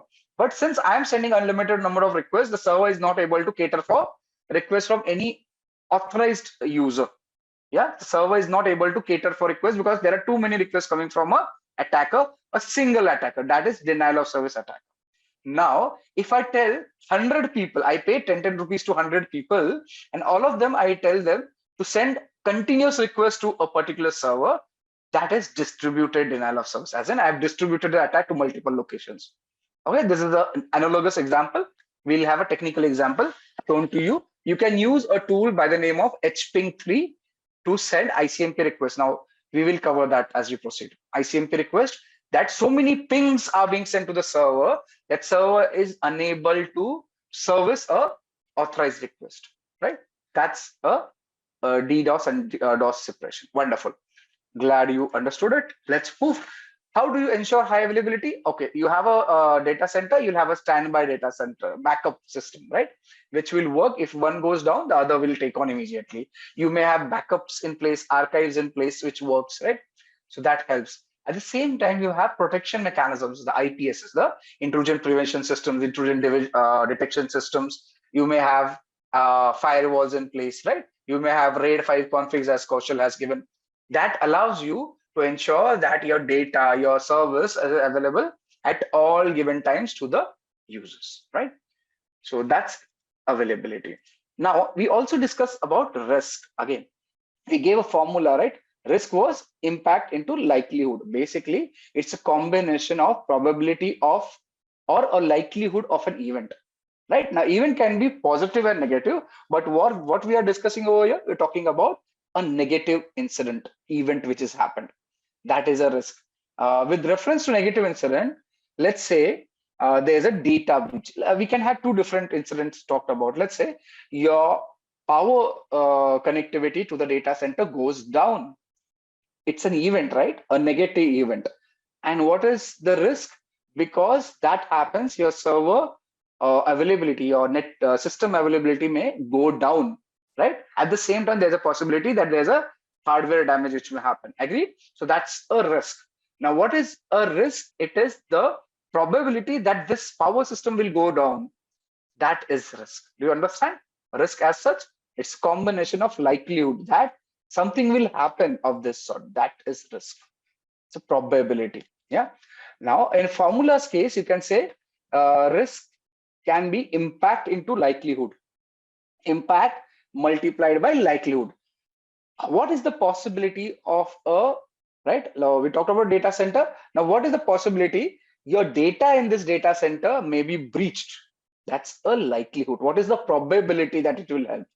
And once the data is breached, what would be impact on the business as such? How much will be the damage? That is the impact, right? This damage can be calculated in terms of dollar values, money, right? Or reputation as such. So we discussed about Coca-Cola's formula last time. So what is the risk associated to it?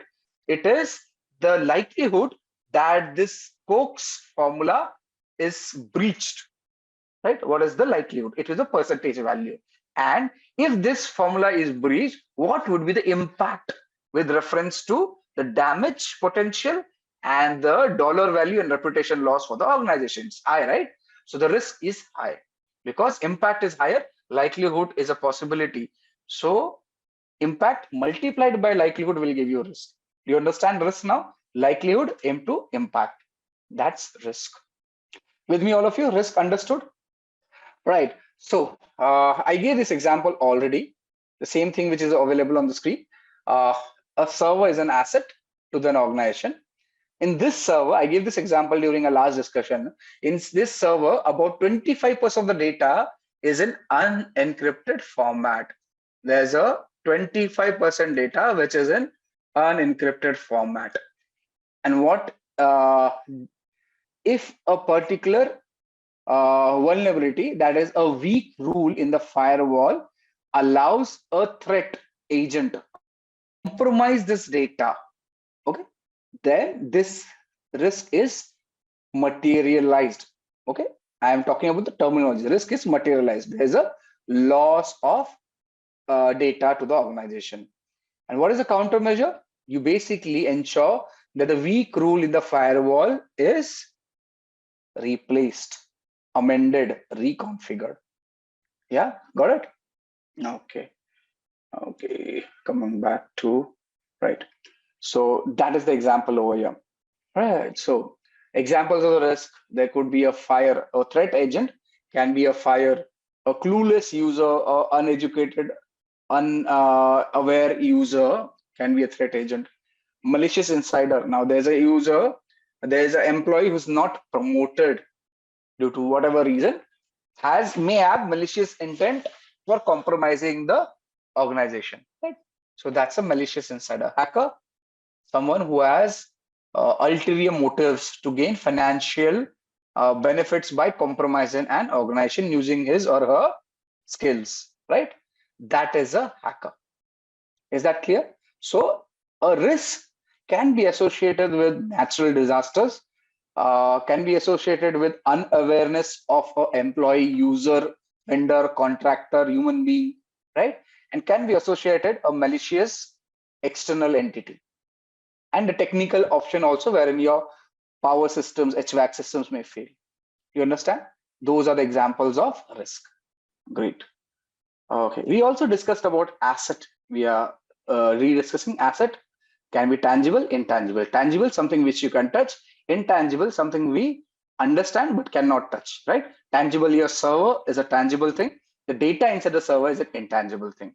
Your reputation of an organization is an intangible thing, right? This is an asset. So anything which has value to the organization can be considered as an asset, right? Okay. In connection with asset, there are two major terminologies we should understand. One is sensitivity, one is criticality.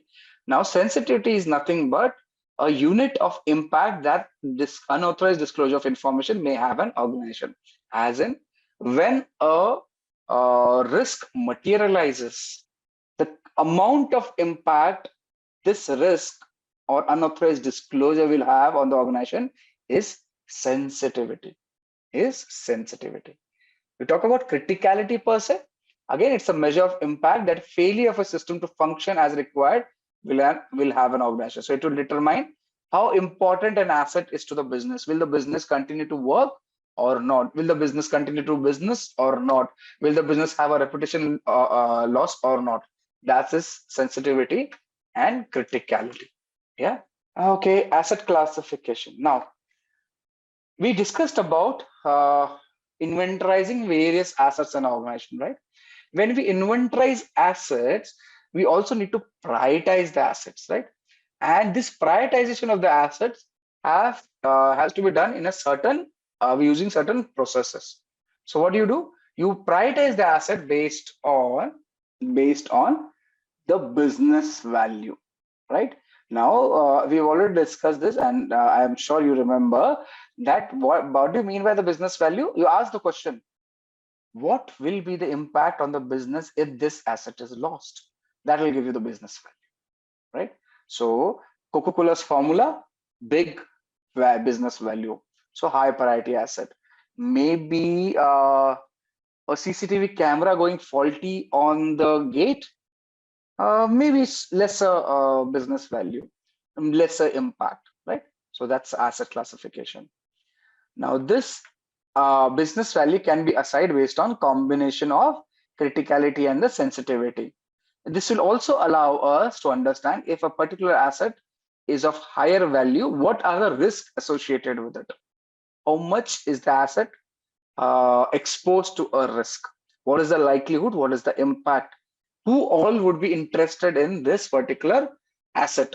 The competitors, the malicious insiders, the hackers, yeah, the misconfiguration, so on.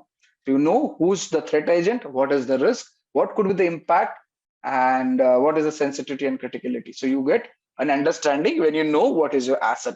So once you know what is important, would be the threat to that important thing, which is important to us, right?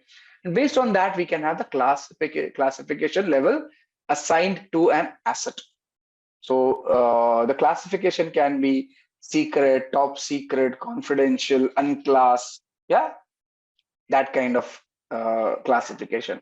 Once you know that a particular data, Coca-Cola's formula for Coke, is a top secret, has top secret data classification, we know that only certain people should handle this data, and you should have requisite protection mechanisms on this data, right? Very, very strong protection mechanisms. One of them being encryptions. Now, once you know that what classification level is it, what protection mechanisms in place, you will define, you can allocate the resources to the asset. Again, remember, I told you last time also that these protection mechanisms should make business sense. It should be economically viable. You cannot have a data which is worth, say, 100, or asset which is worth $100, having a protection mechanism of $200 on it, right? It should always make business sense. It should always make economical sense, right? So this is how you will be doing asset classification. You will understand why asset classification is done and how does it help us, right? Asset classification. Great, great. Okay, we already talked about identification of asset. You must first identify something to protect, then manage the risk, think if the asset is tangible or intangible, right? And ensure that there are protection mechanisms placed in there, understand the criticality and all. Yeah, that's asset identification. Now with this, we come to the basic Linux commands, which we are supposed to discuss, right? A small introduction to Linux. Okay, so as you see on the screen, for all those who have not seen Linux before, we are talking about Kali Linux right now. Most of the Linux flavors will have their own layout. Generally, it will be same. Like Windows has the start button. This particular dragon on the left side, left corner top, will give you the menu for all applications which are installed on this particular machine. The browser is seen over here on the tab on the what do you call it? This particular panel, the top panel, which has a watch on the right side, a timer, and the calendar on the right side. You can shut down the machine using the button given over here. We are not going to shut it down. Cancel. The connectivity is seen over here. You'll have data connectivity reflected over here. Your mic, speakers, everything will be reflected over here. You can also see the browsers on the menu, wherein if you look at all applications, you will find the browser listed over here itself. So there's a Chromium browser installed, there's a Firefox installed. We'll be primarily using Firefox in our work over here. So let's open, okay, for the browser, for internet connectivity. So similar to Windows machine, your Firefox on Linux looks same. So if you see, this is how your Firefox browser looks. So you can open any URL you want over here. Simple, right? So like Windows, even Linux uses the same browsers for that matter. The Internet Explorer or the Edge browser will not work on Linux. Otherwise, Firefox, okay, Safari for Mac will not have an option in Linux, but otherwise Firefox, Chrome, and several other browsers are working interoperable between various operating systems, right? So you can use a browser to surf the internet. Now, Linux is primarily known to various people as a what do you say? It has an availability of something known as a terminal, which allows you to run commands, which is very popular between Linux users, and this is what allows them to do a lot of tasks without actually open any application, running it by typing it on the terminal. Now, what you see on the screen, I clicked on the red box over here, which is the terminal for the Kali Linux machine. This allows you to run various commands on the machine for doing various tasks we need to do. On the Dragon, if you go, you'll find other terminals also available. We'll be using the Terminator terminal already available in this particular machine, right? Similar layout will be there on our Ubuntu machine also, if you open that, right? Let me expose you to the terminal a bit more. Okay, what you see over here is a Kali @ first thing which comes over here is known as the username. The Kali over here is the username, the user, right? And the given Kali after this is the system name, if you can call it the system name, right? So let's say if I change user, can you see? So the user from Kali changed to root user. So like Windows has admin user, Linux has something known as a root user. We are a root user on a Kali system. Yeah, do you get it? And what you see over here is the current directory. /home/Kali. Kali is the current directory. Understood? So we are just understanding layout over here. Now, do you see the difference? The root user is the admin user in case of Kali, capable of running administrative level privileges on a Linux machine. So this is the root user. I shifted to the root user by using command sudo su. Now we'll be covering this. When I do sudo su and give a password, the admin password, which I've already given, hence you don't see it, you will find the user changes from normal Kali user, which is a low privilege account, to a high privilege root admin account. Yeah, even Android is a Linux based system. Okay, and what you see, this, the second Kali, is the system per se. This is the system name. Yeah, this is the system name. After that, what you see on the /home/Kali is known as the current directory location. There is a current directory location. In Linux, everything is known as a directory, right? Everything is known as a directory. So understand the terminologies as of when you come to the Kali user, you see this tilde. It is known as tilde, right? And this is also the current directory. Basically, a shorthand for users home directory. A shorthand for users home directory. This tilde. This and this is same. Okay. Users home directory. Now let's talk about commands which we can run on Linux. Now, what is a command? Understand, command is nothing but a software program. So when executed on a command line CLI, command line interface, it performs the action on the computer. Now, again, I'll say again, command is a software program. When executed on a CLI, that is command line interface, it performs the action on the computer. So to execute a command, the first step is to type the name of the command. To execute a command, the first step is to type the name of the command, right? So in this example, the command I am typing is ls. What is it? ls. And I enter. What do you see? What is happening on the screen right now? What am I doing in ls? All those who know Linux will tell you that it is a command to list the contents of the present directory. Yeah, this is a command which is listing the contents of the present directory. So by itself, the ls command is listing files and directories in the current working directory. At this point, you shouldn't worry too much about the output of the command. Instead, focus on understanding how to format and execute commands, right? So the ls command covered is incomplete. We'll be covering this as we proceed ahead, right?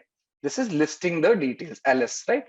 Now, many commands can be used by themselves with no further input, the way we saw ls, right? Some commands, however, require additional input to run correctly. So those inputs will be looking something like this. So if you say clear the screen, command, this will be a command, then you will give some option and possibly some arguments, right? So this is the general structure of commands which will be listed on the terminal. Yeah, so options are basically used to modify the core behavior of the command. This options given over here will be utilized to modify the core behavior of a command, while arguments are used to provide additional information. What additional information? Maybe a file name or a username. Each option and argument is normally separated by a space. Okay. However, there are some options wherein they could be combined also. So this is the general layout of command options and arguments. Now you have to keep in mind that Linux, unlike Windows, is case sensitive. We have to keep in mind that Linux, unlike Windows, is case sensitive. So whenever you use commands and options and arguments and variables and file names, we have to exactly put the case sensitive word. Anything wrong, you will not list. For example, let's say I want to move into the downloads directories. Downloads directory. So I'm CD, I'm changing directory. Just understand what I'm telling right now. So immediately I move to the downloads directory. Can you see the directory location has changed to downloads? Visible, all of you? All right. Now, just understand, I used D capital and the spelling downloads. However, if I say CD downloads, what error does it say? It says no such file or directory exists. For us human beings, this and this is same. But even for Windows, I think case does not matter. But in case of Linux, the case matters a big deal. It will not do the command if the case does not matter. Okay, so let's move on with arguments. So we talked about the command options and arguments. Now, when you type, when you see the format of say command options argument, right? Yeah. So an argument can be used, this argument or arguments can be used to specify something for command to act upon. So if ls is the given command, which we saw before, so let's say, let's delete this. If ls is a given command, it's a class in itself. Linux has a lot of things to do, but I'll give you a concept and then we'll, after Linux, we'll have a break. Okay. So like I said, if the ls command is given the name of the directory as an argument, it will list the contents of that directory. So let's say if I just use ls, it will give me the contents of the present directory. If I use ls and say, give me contents of say documents, it will give me the contents of document directory. As of now, we have nothing listed in the documents directory. Hence, it is giving me a blank over here. Let me see if I can find another directory. Do I have this directory with me? Yeah. So if I say ls/etc/pp, it will list out details on this directory. Now, as of now, don't worry what directory I have gone into. Just understand, I have listed directory listings from another location by giving an argument of the directory name to the ls command. Yeah, this is how. Now you can also use multiple arguments to list out details. For example, we used one ls command to list out a directory. We can use the same ls command by giving another space to list out another directory. Say, let's say we use to /etc. I can use what ssh, let's say ssh. You see, two different directory listings can be visible. This is the below one is for directly SSH directory. The above one is for PPP directory, right? So I can use ls command with multiple arguments and list out contents of two different directories, right? Given as arguments over there. Understood? That's in basic the arguments which we have there, right? Now we have, when we talked about command options arguments, we have discussed about arguments. Let's talk about options. So what are the options we are talking about? This is the one we are talking, command options arguments. This is where we've discussed about command, we discussed about arguments. Let's discuss about options. Let's discuss about options.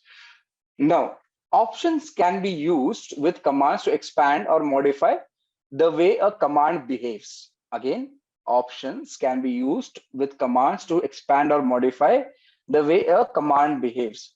For example,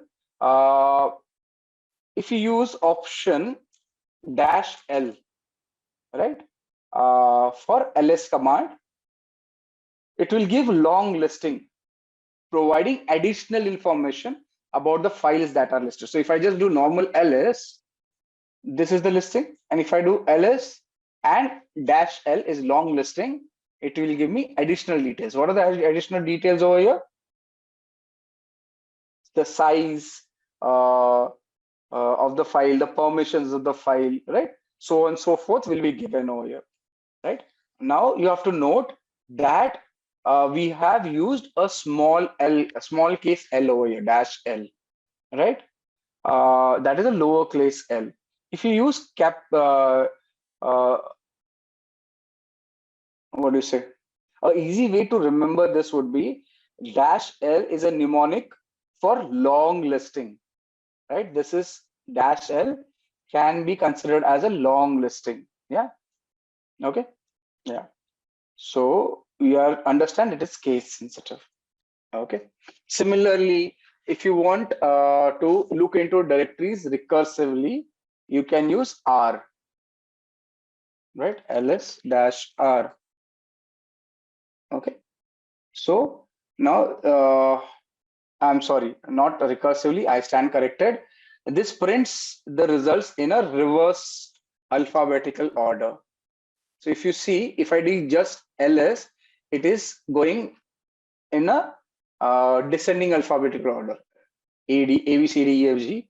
If you do dash R, it will do a reverse way, right? It will reverse it.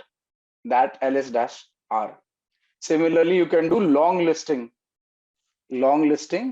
by using dash LR. Yeah, so file permissions, the file size, the date it was created, and it is done given in the reverse lineup, moving from N to D in this case, right? Reverse lineup.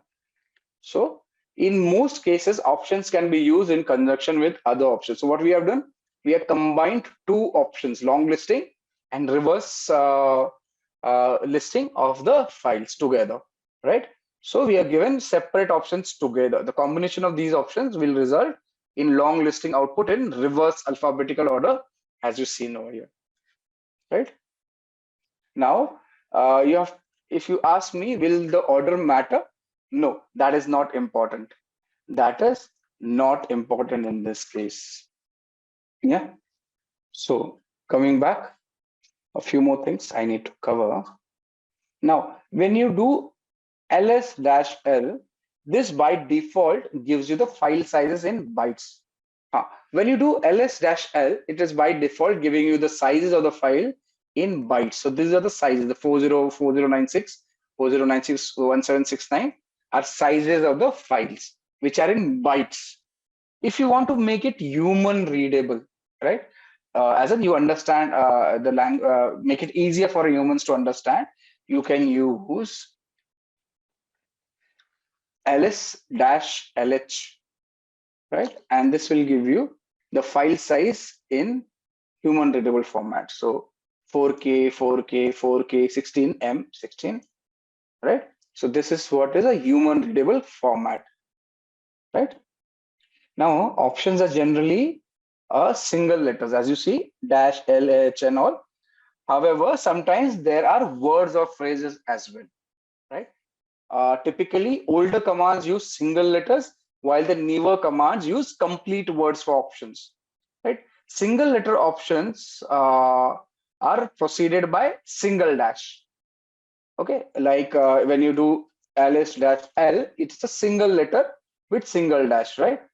However, when you use full word options, you will be using double dash. So let me just clear the screen, right? You'll be using double dash. For example, if you remember, ls dash H will give you human readable. We'll have to do long listing to make it better understanding. So this will give you human readable uh, format in a single letter. The same thing you can do by using a complete word, a full word option, just human readable, and just enter. It will give you the same output, but you can use these similar options. So such options also come up. If you have a single letter, one dash. If you have a word, double dash. Yeah. So if you want to see directory listing in human letter readable format for any directory, let's say which one we have, SSH directory. Here it is. If I say /etc/SSH, it will give me human readable format. The same format I can get it using a word as an option, which is space human readable. Enter. The same options will come up. Nothing changes, only thing the options. So sometimes the options will be like this, sometimes it will be like this, right? Oh, excuse me. Okay. Similarly, so when a command is executed in a terminal, it is stored in a location, in a history list per se. So this is designed to make it easy to execute same command. So later, eliminating the need to retype the entire command. So the commands are basically saved somewhere in the history to allow you to retype. You can use your up arrow to go through the commands. I'm using my up arrow right now to go through all the commands.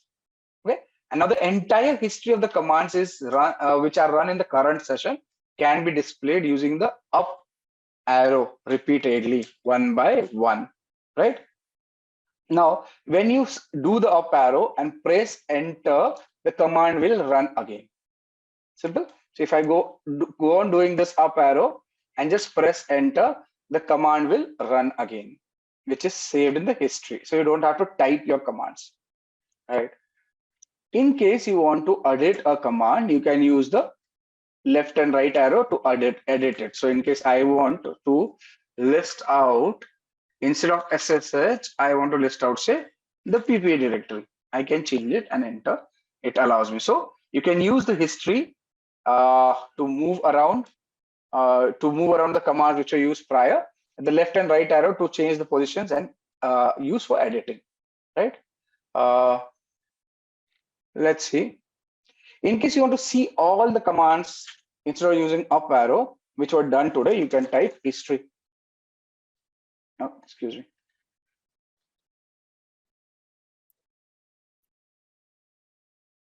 And it will list out all the commands. So we have run a total of 35 commands since the session has started. Right? Everything will be listed over here. See the history command. I gave a wrong command also visible. Yeah. Murli is telling type the command, giving space before the command, it will not show in history. Interesting. Let's try it out. So if I just give a space prior to the command and say, let's use a new command, date, right? Enter. So it has given me the date, right? Now let's try history. So it's an interesting thing we need to discuss. Yeah, it's not showing. Interesting, Murli. Thank you. So what Murli has told us, if I use date, okay, it's not doing it. Wonderful. So where do you use it, Murli? This command, how does it help? So if I do date right now and do history, you will see the date is listed at the 37th command over here. However, if I add a space at the start of the command and type, let's use another command. What command should I use? Let's use nmap. Enter. And now check history.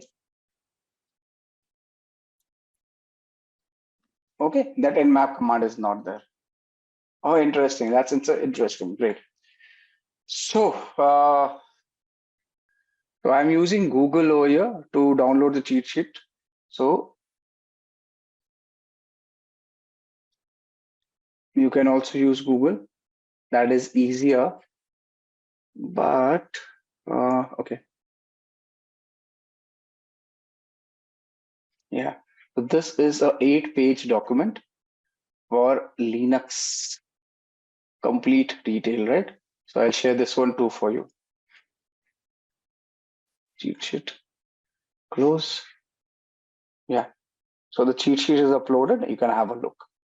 Not everything can work out using these cheat sheets, but you need practice. Excuse me. Right? You need to find and do practice. Okay. Now, one more important thing you should understand. something known as external commands. Now, external commands are basically binary executables stored in the directories that are searched by the shell. So if a user types ls command, then the shell searches through the directories that are listed in the path variable, right? So if a command does not behave as expected, or if a command is not accessible, that it should have been accessible, then you can, it will be extremely tedious to find this file, right, manually. So you can use a command by the name of which. Okay, you can use which. So if you want to know more about a command, another important thing, let's complete this first, which, and you can give the command name, say which ls. Okay. Oh, okay.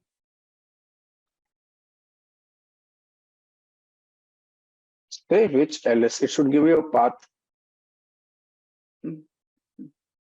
Actually, this should give you. This should have given you a location of a command where the ls is there. If I just say which Python, will it give me?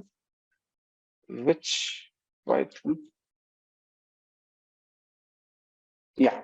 So it did not give it for ls, but let's see if I know where is Python variable, or where is Python, if in short, in a generalized understanding, where is Python installed, you can find it using which command, right? This helps you to understand if a particular file is installed or not and available in the system or not, right?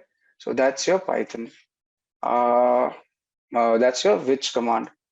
What else? Now, we saw directory listing, right? ls. So we have discussed the initial command options arguments. Similarly, if you have to change the directory, you can use cd, and cd stands for change directory, and the directory name which is to be changed to. So you can just select and you will find the directory has been changed. Can you see that? You can use the cd command to move within the directories. If you want to understand the present working directory, you can use that using pwd, present working directory. That will give you present working directory. Got it? So now if you do not know something about a command, you can use the manual, which is in Linux man command. So if you want to get details about any command, just say man and the command's name. It will list out the details about the command. So it will give you, what is this ls command? It will give you list directory contents. How do you use it? Synopsis is given. It will give you description about this file and options which we can use this with this, right? So this is how man commands you. In case you do not know what is man, you can find out details using manual of the man itself. Can you see? I opened a manual for man command itself. So it is an interface to system reference manuals. What is it? It is an interface to system reference manuals, and it will give you a description of each thing which you can do with this command. The examples are given. See, I give you this example, right? Man ls displays the manual page for the item ls or the program ls. Got it? Similarly, if you say man 0.7, it will give you the manual page for macro page man in section 7. So you can find a section in a particular manual using the number itself. Got it? So that's your manual. Okay. What else? Let me see. Okay. In case you want to get help for a command, then you can use, let's say, -h as help, right? If does not exist, you can use double dash and the full word. Either of it works. Can you see? When I said -l, it did not work. -h, it did not work. When I said -help, it gave me details about this command. So one way getting detail about a command is using manual. If you want a small descriptive understanding, you can use -help, as is the case over here, to find out details about the command, right? All options, right? Okay. Now, we talked about ls, we talked about cd, we talked about pwd, present working directory. We understood where are we with respect to the location. We could change the directory. Now, a bit about the directory structure of Linux.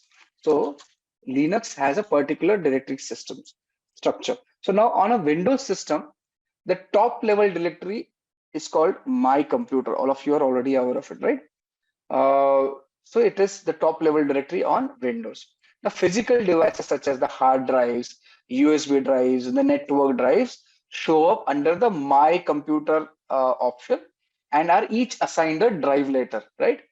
Such as the C drive, D drive. That is how Windows works. The directory structure which Linux has is slightly different. Let me just show you directory structure of Linux. So if I just okay, oh, excuse me. Yeah. So this is the directory structure of Linux, as you see on the screen. Let me explain it to you. Now, as you see in the screen, the directory structure is an example over here as a screen. It is present within the virtual environment, right, of the Linux machine. Now, like Windows, Linux directory structure typically is called file system.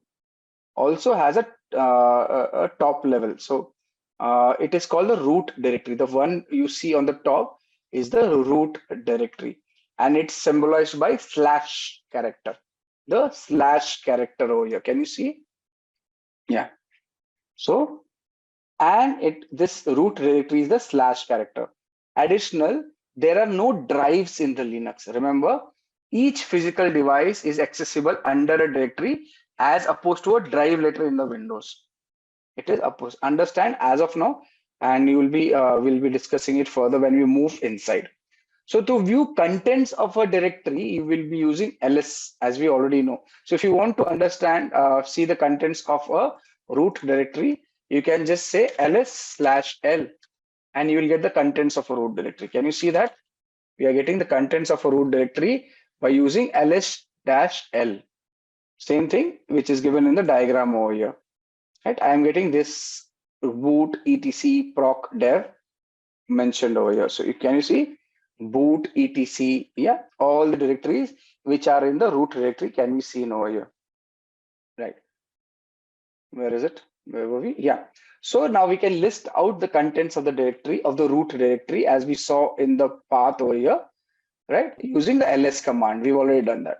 Now we should notice that there are many directories with descriptive names, like the /boot directory, which contains files to boot the computer. If you want to see the /boot, you can just cd /boot ls, and you'll find the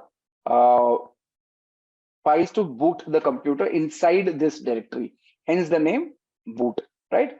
So like Windows, this is the master directory boot, the my computer directory like my computer, and you'll have the details over here, the boot directories, right? A root directory will have boot directory. Boot directory will have computers files which allow the computer to boot per se, right?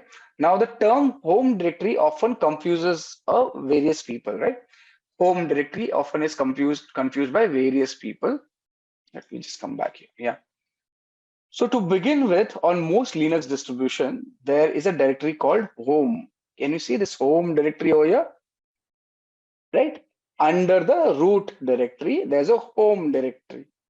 Now, under this home directory, there's a directory for each user on the system. So if I just go to, let's say I go back to my root directory, I say ls, you'll find the boot directory, I'll find the home directory, right? Inside the home directory, I will find the directory for each user. As of now, this computer has only one user. Hence, only one directory for a user is mentioned over here. Wonderful. What I can do is, let's create a user. Let's create a user, and I'll show you if I create a user, if I have to create a user, I can use command sudo user add, and what name should we give? Let's give AEP. Enter. So user is created. Now, like I said, in the root directory, there's a home folder. Which has, or rather, which has users of that particular computer. So if I just say home, you will. Oh, it has not created. Just a sec. Why didn't it show the user? Where did we create it? It should have created the user in the root directory. I created a user, right? It did not give an error.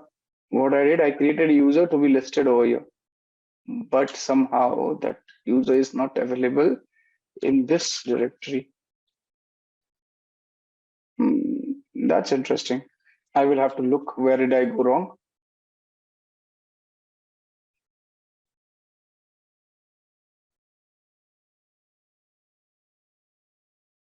Okay, let's come back to that later. I actually wanted to show you, but yeah. So now, like I said, if you go to the home directory, you will find the users listed over there. Now, the directory name is same as the name of the user. So when I said ls/home,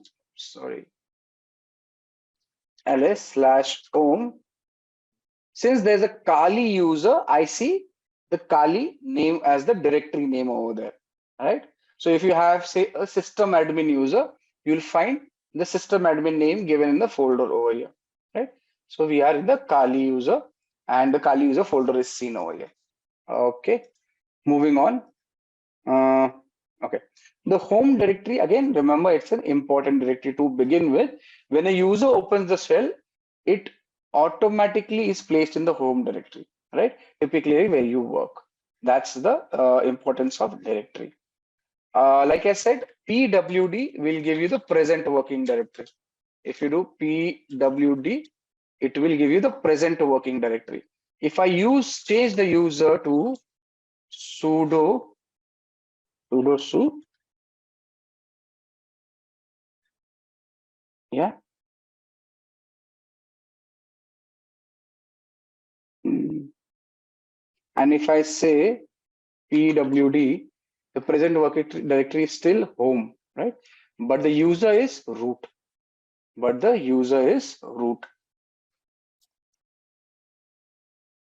Right? So present working directory basically points to the working directory. Okay, we have a few questions. Let me address it one by one. Balraj is saying, is there any difference in the folder color? It seems different colors of folders. Nine. So, okay. In a typical Linux terminal, the color of the folders vary, right? Because of the configuration per se. Now, depending on the distribution, we'll have different colors. So by default, directories are often displayed in different colors to differentiate them from the regular files. So let's say if I just say, as you see, just a sec. As you see over here, this is a tarred file, a compressed file, which has a different color. A regular directory has a different color. If I make a file executable, then the name will it will become green. Yeah. Okay. What is the difference between sudo and su? Okay. Basically, I am using the super user command, right? So sudo and su, again, in most Linux and operating Linux systems or Unix systems, let's say, if you want to do something in elevated privileges, right? If you want to execute some command in elevated privileges, you will use the sudo command, or in full form, it is super user do. So let me just type it for you. The sudo basically stands for, yeah, see, sudo stands for super user do. They have not given a full form. Oh, have they given it? No.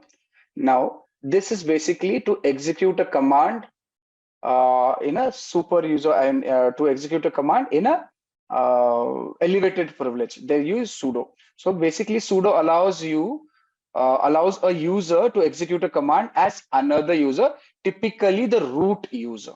What is it? The root user. So when I say I am running, let's say I'm exiting this to normal user. Now, if I say want to open a particular application which requires administrative privileges, I may not be able to run it. So let's say I say net discover. So this is another command discover. We'll use it. Does not have net discover, is it? Net discover. Okay. See, it says this is most likely caused by lack of administrative privileges associated with your user account. So then a user account is not allowed to run a command because there are privilege restrictions. However, if I just use sudo, just write sudo and net discover, it will allow me to run the command. Can you see? The command has started working. What is it? I am elevating privilege. David, does that answer your question? Sudo allows a user to execute a command typically as a super user or a root user. Got it? If you say, what is su? Just this. So I can tell you, man su. Does it give me? Yeah. So what is su? Run a command with substitute user and group ID. So now basically SU stands for switch user. If you can use the full form, SU stands for switch user. Sudo stands for super user do, right?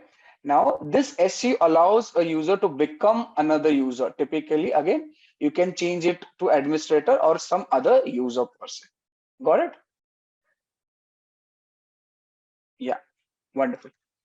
If it's about terminals and you're working on a terminal on a Linux, use manual command or help command to get more details. It will be much more easier. So if I say nmap, I can use manual of nmap to give me details. Nmap is a tool which is a network scanner we'll be using. Wait for it. Yeah.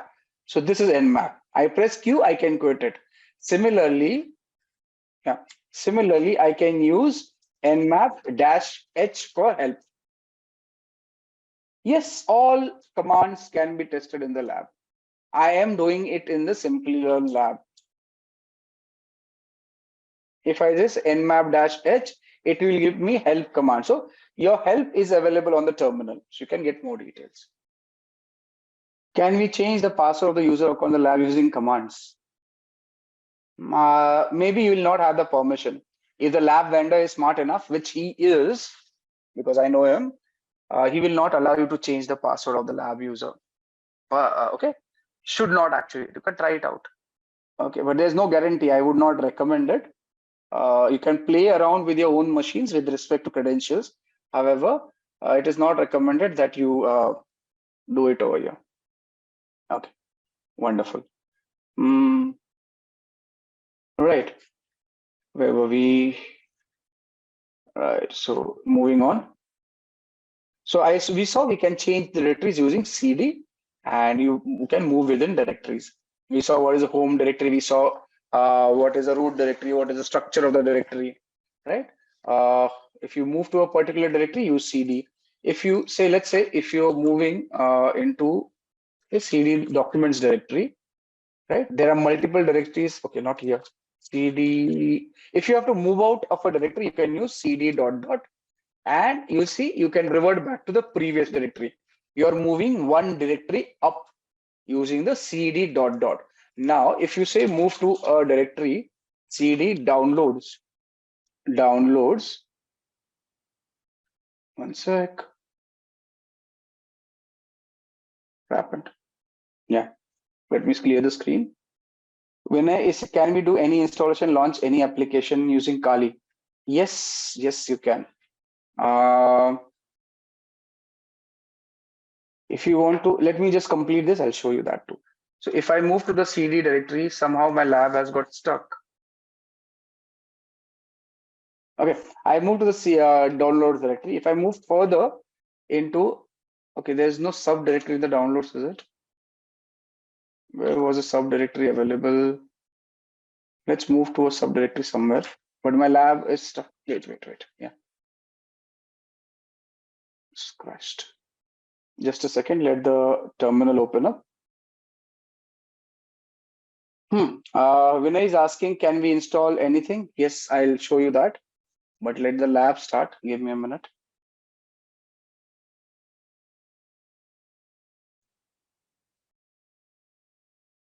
Okay. Here's the lab. Okay, the terminal is open. I do not want another one. Let's clear the screen. Yeah. So do I have any other directory in downloads? No. Let's see if we have something in the home directory. Documents do not have anything. Okay, let's create one. That will be easy. So if I move into a directory, I want to create a directory. I can use command make dir. Sorry, mkdir, make dir, and I can make a folder AEP. Right. So that's how I create a directory inside a directory. Right, AEP. I can move into the directory like this, AEP. As you see, I am inside the directory. I can list out the contents of the directory if anything is present over there. See, nothing in the directory. If I want to create a file, I can use a command touch to create a file. AEP dot text. Enter. Now, what is that created? It has created a blank page, blank document, AEP.text. As you see, the size of this page is 0 because nothing is inside. Right. Now, there are 2-3 ways of creating the file. One is what I showed you. Other one is you can use Nano, which is an editor, to create a file or change a file. So we'll create AEP1.text using Nano. Enter. So this is a kind of structure. So this is a test document. This is a test document, right? I can say Control X and Y for saving the document and enter, right? Control X, Y, enter.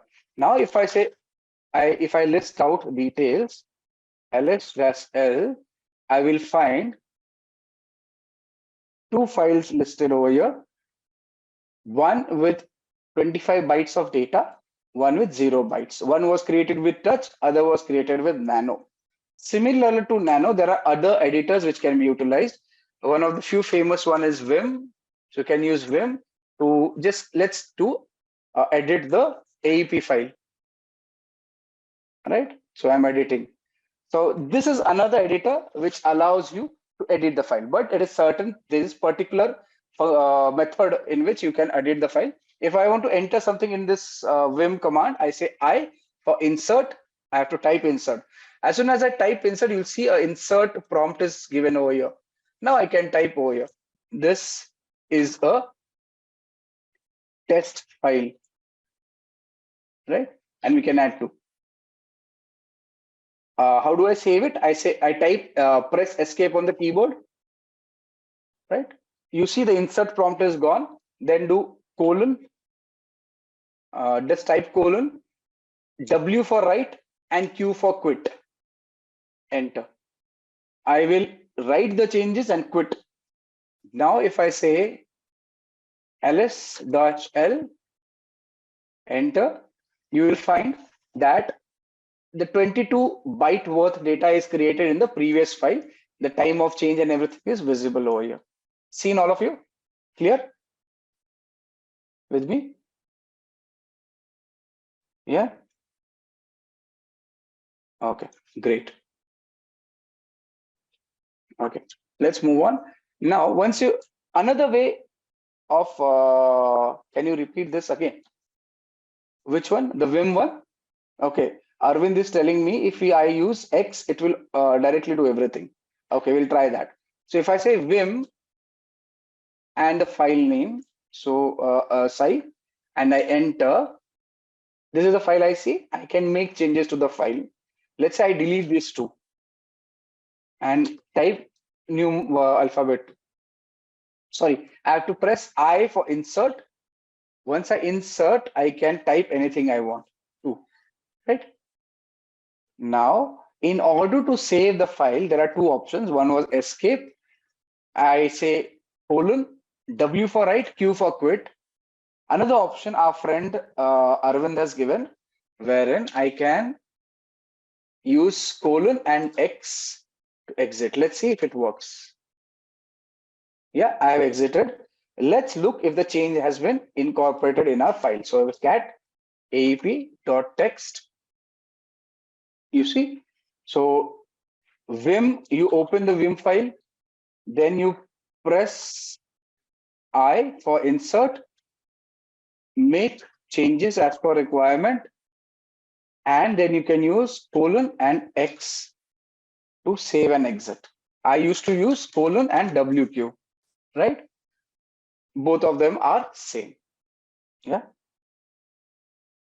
Okay, understood, Sai? Okay, great. We have a question from David. David is asking, does Linux have something like batch files in Windows? Okay, yes, Linux has a similar concept to Windows batch files, .bat files, if you call it, and they are known as shell scripts. Yeah, David, they are known as, let me just exit this.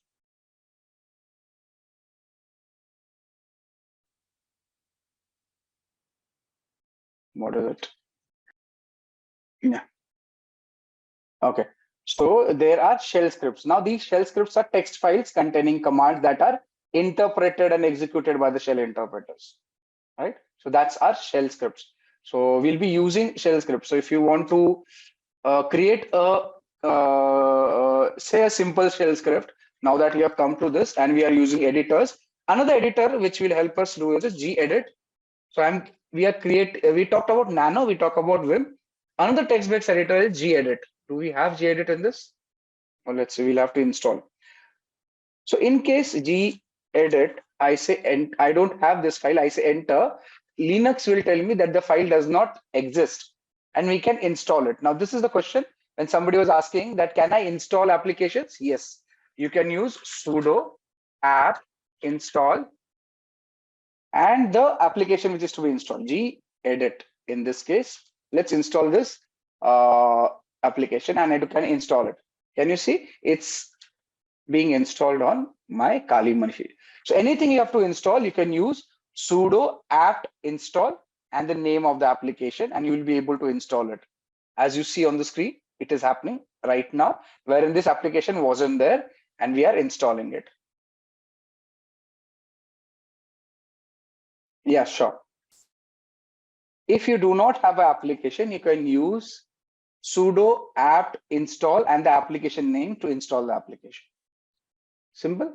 Sai, sudo apt install and the application name. In this case, I have installed gedit, which is a text-based editor for Linux machines.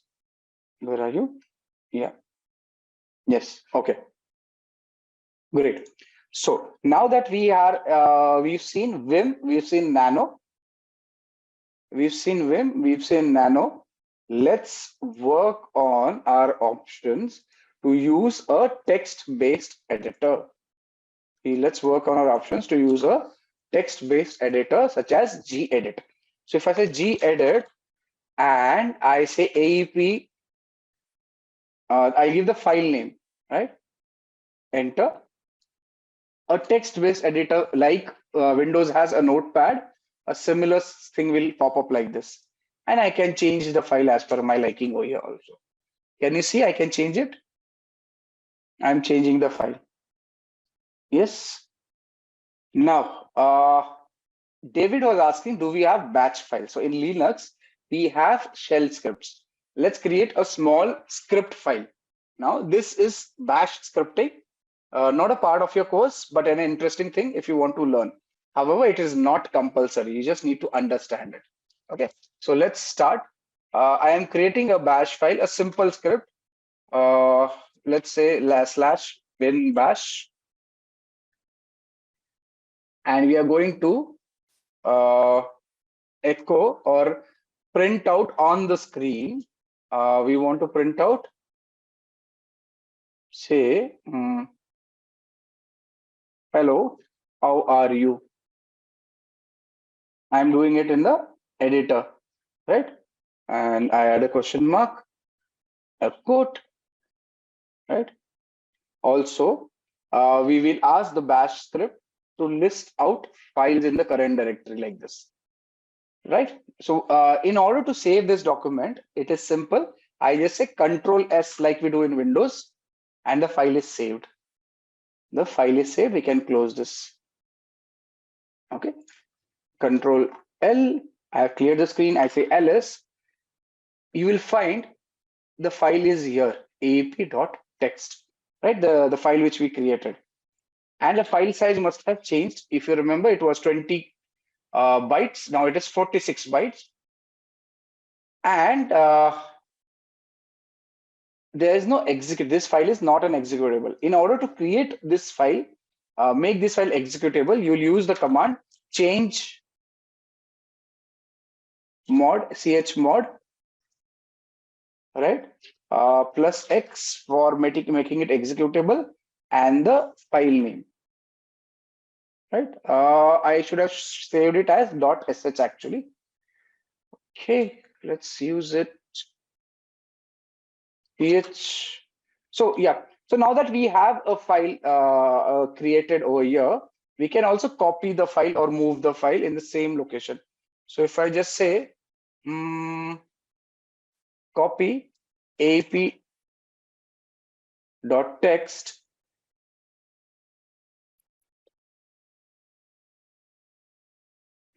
come on, yeah, as ap.sh in the present location. Can I do that? Yes, all people who know Linux. Can I change the name of the file in the present location? Yeah. If there's an error, Linux will give you a warning. If the operation is done, the Linux will not give a warning. If you want to look at it, sorry, ls-l, you see, I created a file of same size and name with a different extension. So aap.text was a file. I have copied it as aap.sh, which is a shell script file. Do you understand? I copied a file using CP. CP is copying a file. Now this aap.ch can be given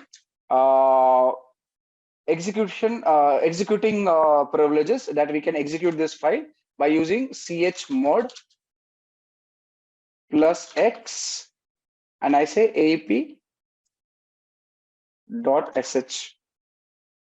Right? I am making a shell file. Enter.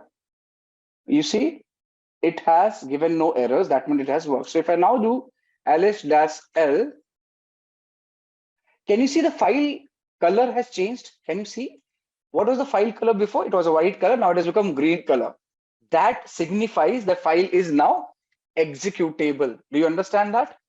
That signifies the file is now executable. Yeah, David, your batch file, we have created a shell file over here. Okay. So in your journey as a ethical hacker, as a penetration tester, you may have to make files executable. You will be doing it using such kind of commands, change mode, chmod commands. Got it? Now, if you want to run this file, you can just use ./aap. So you have to run a command, just dot is present working directory, and you want to run the this file in the present working directory. So dot is the present working directory, present location, and the name of the file to run. And we have made it executable. As soon as I say enter, it should give us the command. What it is saying? Hello, how are you? And it is listing the contents of the present directory. Can you see that? What we've done? So we have progressively moved from creating a directory to creating a file to creating a shell using various editors, then making the shell file executable, a batch file executable, and then running the file on the terminal, getting an output on the screen. Is that clear, all of you? This is something you need to redo when you practice. It is important that you redo this. Okay, great. So, and thanks, David, for getting it to my notice.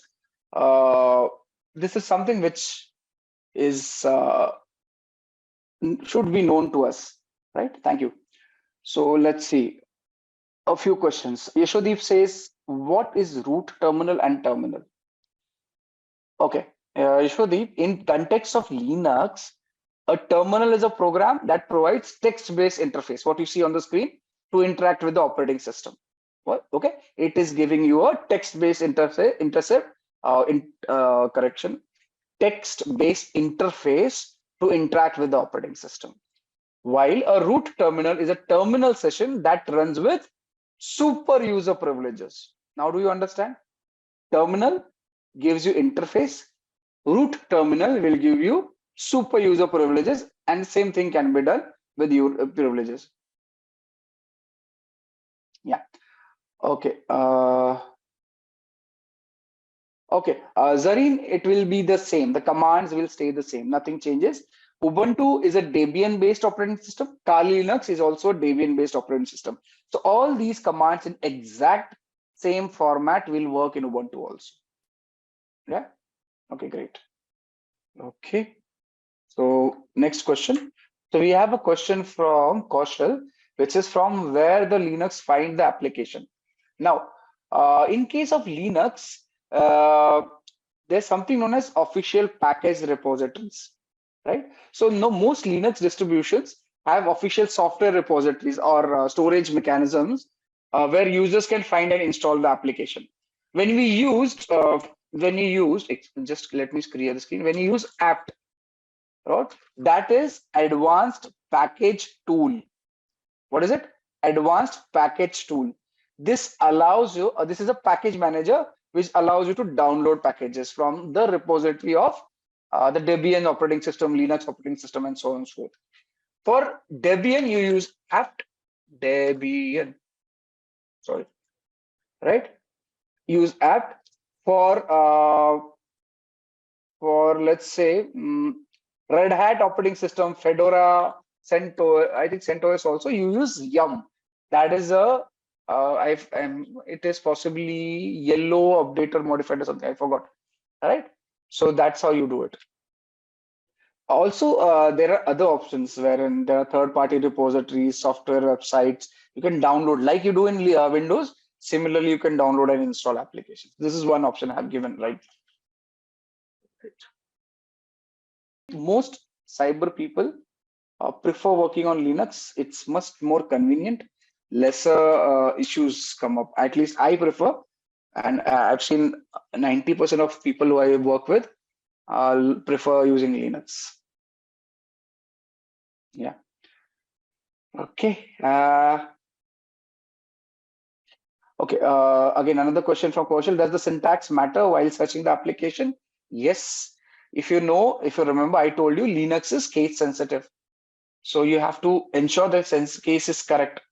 So if you're looking for Firefox, let's say now this machine has Firefox. I want to open Firefox. I just type Firefox like this, and it will open Firefox. But if I don't get the case correct, it will not open the application. Simple as that. Can you see? From the terminal, without actually using the mouse, I can open an application. I just say Firefox. I'll tell you something interesting I'm doing over here. Can you see?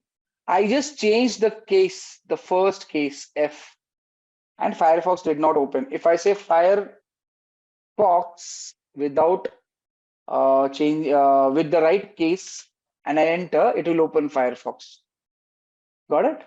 So you can search and open applications from the terminal. So if I want to open up, say, burp suite, I can type burp, tab, and enter. It will open. This is a proxy which we'll be using subsequently. So you can open applications directly from terminal by running a command. You don't have to use mouse and mouse as such, right? So today we will start our tutorial with an example. Imagine a world where every 39 seconds a cyber attack occurs, affecting businesses, governments, and individuals alike.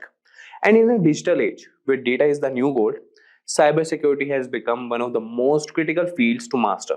And if you have ever wondered how hackers breach systems or how companies protect themselves against these threats, you are in the right place. In this video, we are going to take you on a journey into the fascinating world of cybersecurity. We will break down the steps you need to learn cybersecurity, from building a strong foundation in networking and programming to mastering advanced techniques like ethical hacking and threat analysis. We'll also share some of the best resources and certifications that can propel your career forward. And this video will provide you with a clear roadmap for you.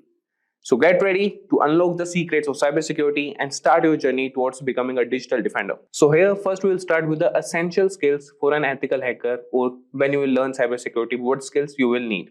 So here we'll see the list, and the number one is strong understanding of networking. So ethical hackers or cybersecurity professionals need to have understanding of networking protocols, how data travels across networks, and the vulnerabilities associated with different network configurations. Then comes programming and scripting. So proficiency in programming languages like Python, C, C++, and scripting languages is crucial for writing custom exploits and tools. And then comes cybersecurity fundamentals. A solid grasp of basic cybersecurity concepts, including threats, vulnerabilities, risk management, and security principles, is fundamental. And then comes operating system. Familiarity with various operating systems, including Windows, Linux, and Unix, is essential for understanding their vulnerabilities and security configurations. And then comes web application security. So knowledge of web technologies, that is web application vulnerabilities such as SQL injection, cross-site scripting, and security best practices for web development. And then comes penetration testing tools. So the proficiency in tools like Metasploit, Nmap, Wireshark, Burpsuit, and other penetration testing tools used to assess system vulnerabilities. So these tools you should have hands-on. And these are the skills that a cybersecurity professional must possess. And then comes cryptography. So understanding of encryption, decryption, cryptographic algorithms, and their role in securing data. And then comes wireless security. Expertise in wireless network security, including Wi-Fi encryption protocols and vulnerabilities. And then comes security compliance and standards. Knowledge of security standards and compliance regulations such as PCI DSS, HIPAA, and GDPR. And then comes incident response. So being prepared to handle security incidents and breaches effectively, including forensics and analysis. And then comes social engineering awareness. So understanding of social engineering tactics used by attackers to manipulate individuals into revealing confidential information. And then we have the last, that is ethical mindset as a skill. So an ethical hacker or a cybersecurity professional must adhere to a strong code of ethics and prioritize responsible disclosure when vulnerabilities are there. And now we'll start with how to learn cybersecurity, and we'll see the roadmap. So the number one thing you should have is educational foundation. So ethical hacking is all about using your skills for good. That is helping to protect systems and data from cyber threats. And let's start from the very beginning and build a strong foundation together. Number one is basic education.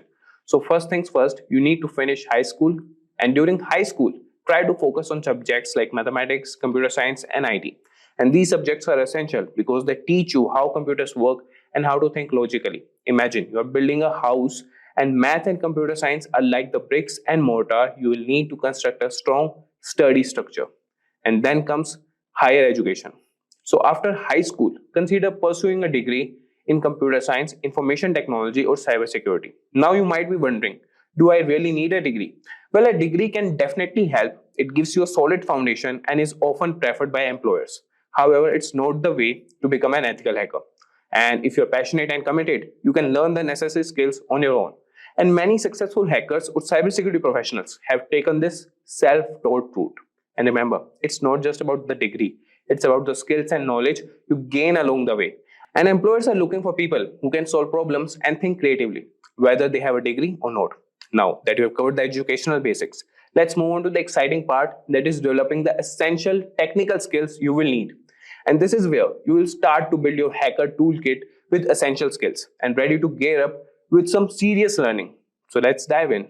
And here you'll see developing essential skills. Number one is programming. And if I tell you why it's important. So programming is like learning a new language, but for communicating with computers. So why it's important?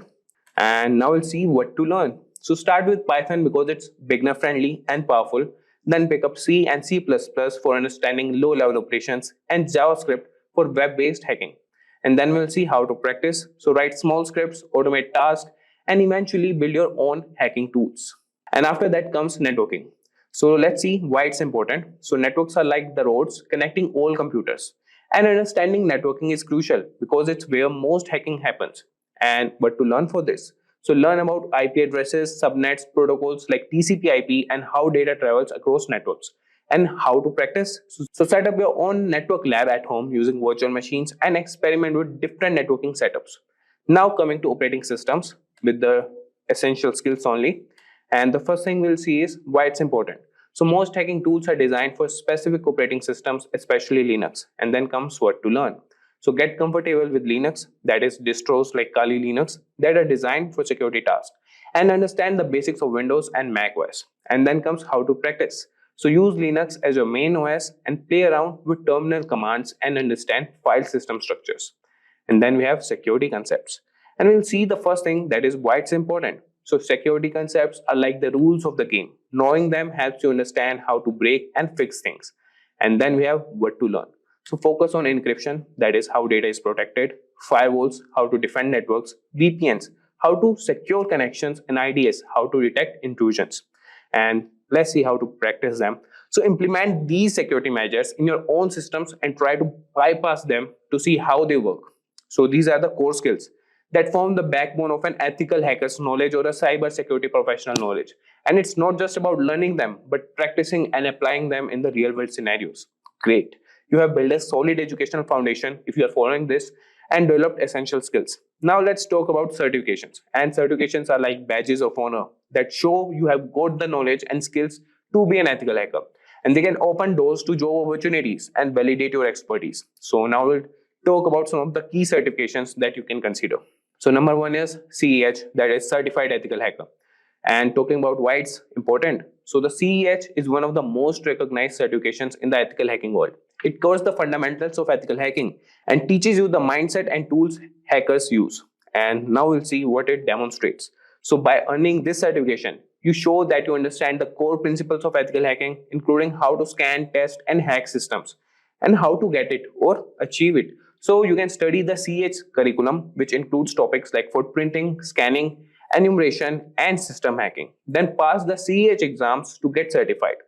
Now coming to the next certification, that is CompTIA Security Plus. And first we will see why it's important. So Security Plus is a great starting point for a career in cybersecurity. It covers a wide range of security topics from network security to risk management. And if I tell you what it demonstrates, so this certification proves you have the foundational knowledge required for any cybersecurity role.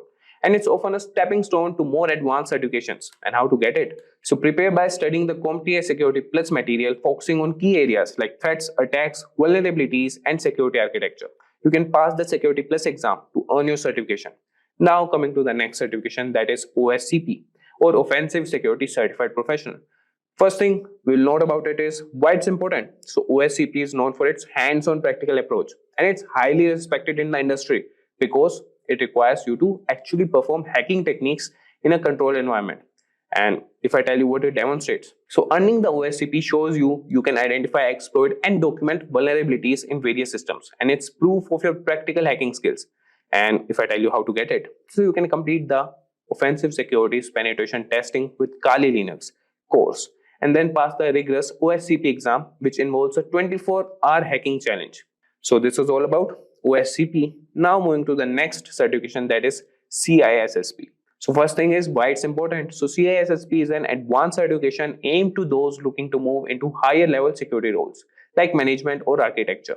And if I tell you what it demonstrates, it shows you how to have a deep understanding of cybersecurity principles, and you can design, implement, and manage a best-in-class cybersecurity program. And how to get it? You can study the 8 domains of the CISSP, that is Common Body of Knowledge, which includes security and risk management, asset security, and security engineering. You can pass the CISSP exam and meet the work experience requirements to get certified.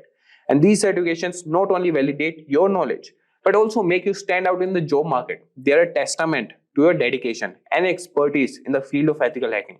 So next, we will explore how to gain practical experience, and this is where you will put your knowledge to the test and hone your skills in real-world scenarios. So ready to dive into some hands-on action? So let's move on. So the next part is Number 4, that is gain practical experience. So I will say that's awesome that you have got your education, developed essential skills, and earned some certifications. Now we are coming to this part. That is, now it's time to get hands-on and gain practical experience. This is where the real fun begins, applying what you have learned in real-world scenarios. Number 1 is labs and simulations. So labs and simulations provide a safe environment to practice hacking skills without the risk of breaking any laws. They allow you to experiment and learn from your mistakes. So you could use the platforms like Hack the Box, Try Hack Me, and Cybersec Labs that are fantastic resources. And these resources offer a variety of challenges and scenarios that mimic real-world systems and networks. So internships and entry-level positions provide real-world experience and a chance to apply your skills in a professional setting. They also help you build a network of industry contacts. You can seek out internships or jobs in IT, network administration, or cybersecurity. So these roles will give you hands-on experience with the systems and technologies you will be protecting as an ethical hacker.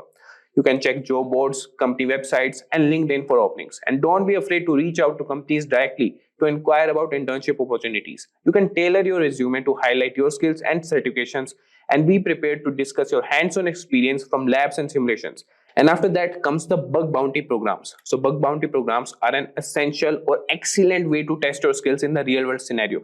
Companies offer these programs to identify security vulnerabilities in their systems, and they reward you for finding and reporting these issues. So platforms like HackerOne and BugCrowd connect ethical hackers with companies offering bug bounties.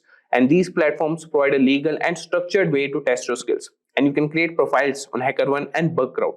And you can start by reading through the rules and scope of each program to understand what's allowed. And you can begin with lower risk programs and gradually move to more complex ones. As you find and report vulnerabilities, you will gain recognition and potentially earn money for your findings. And after that, we have practical experience that is invaluable and is where theory meets reality. And by practicing in labs, gaining real-world experience through internships, and participating in bug bounty programs, you will hone your skills and build a strong portfolio.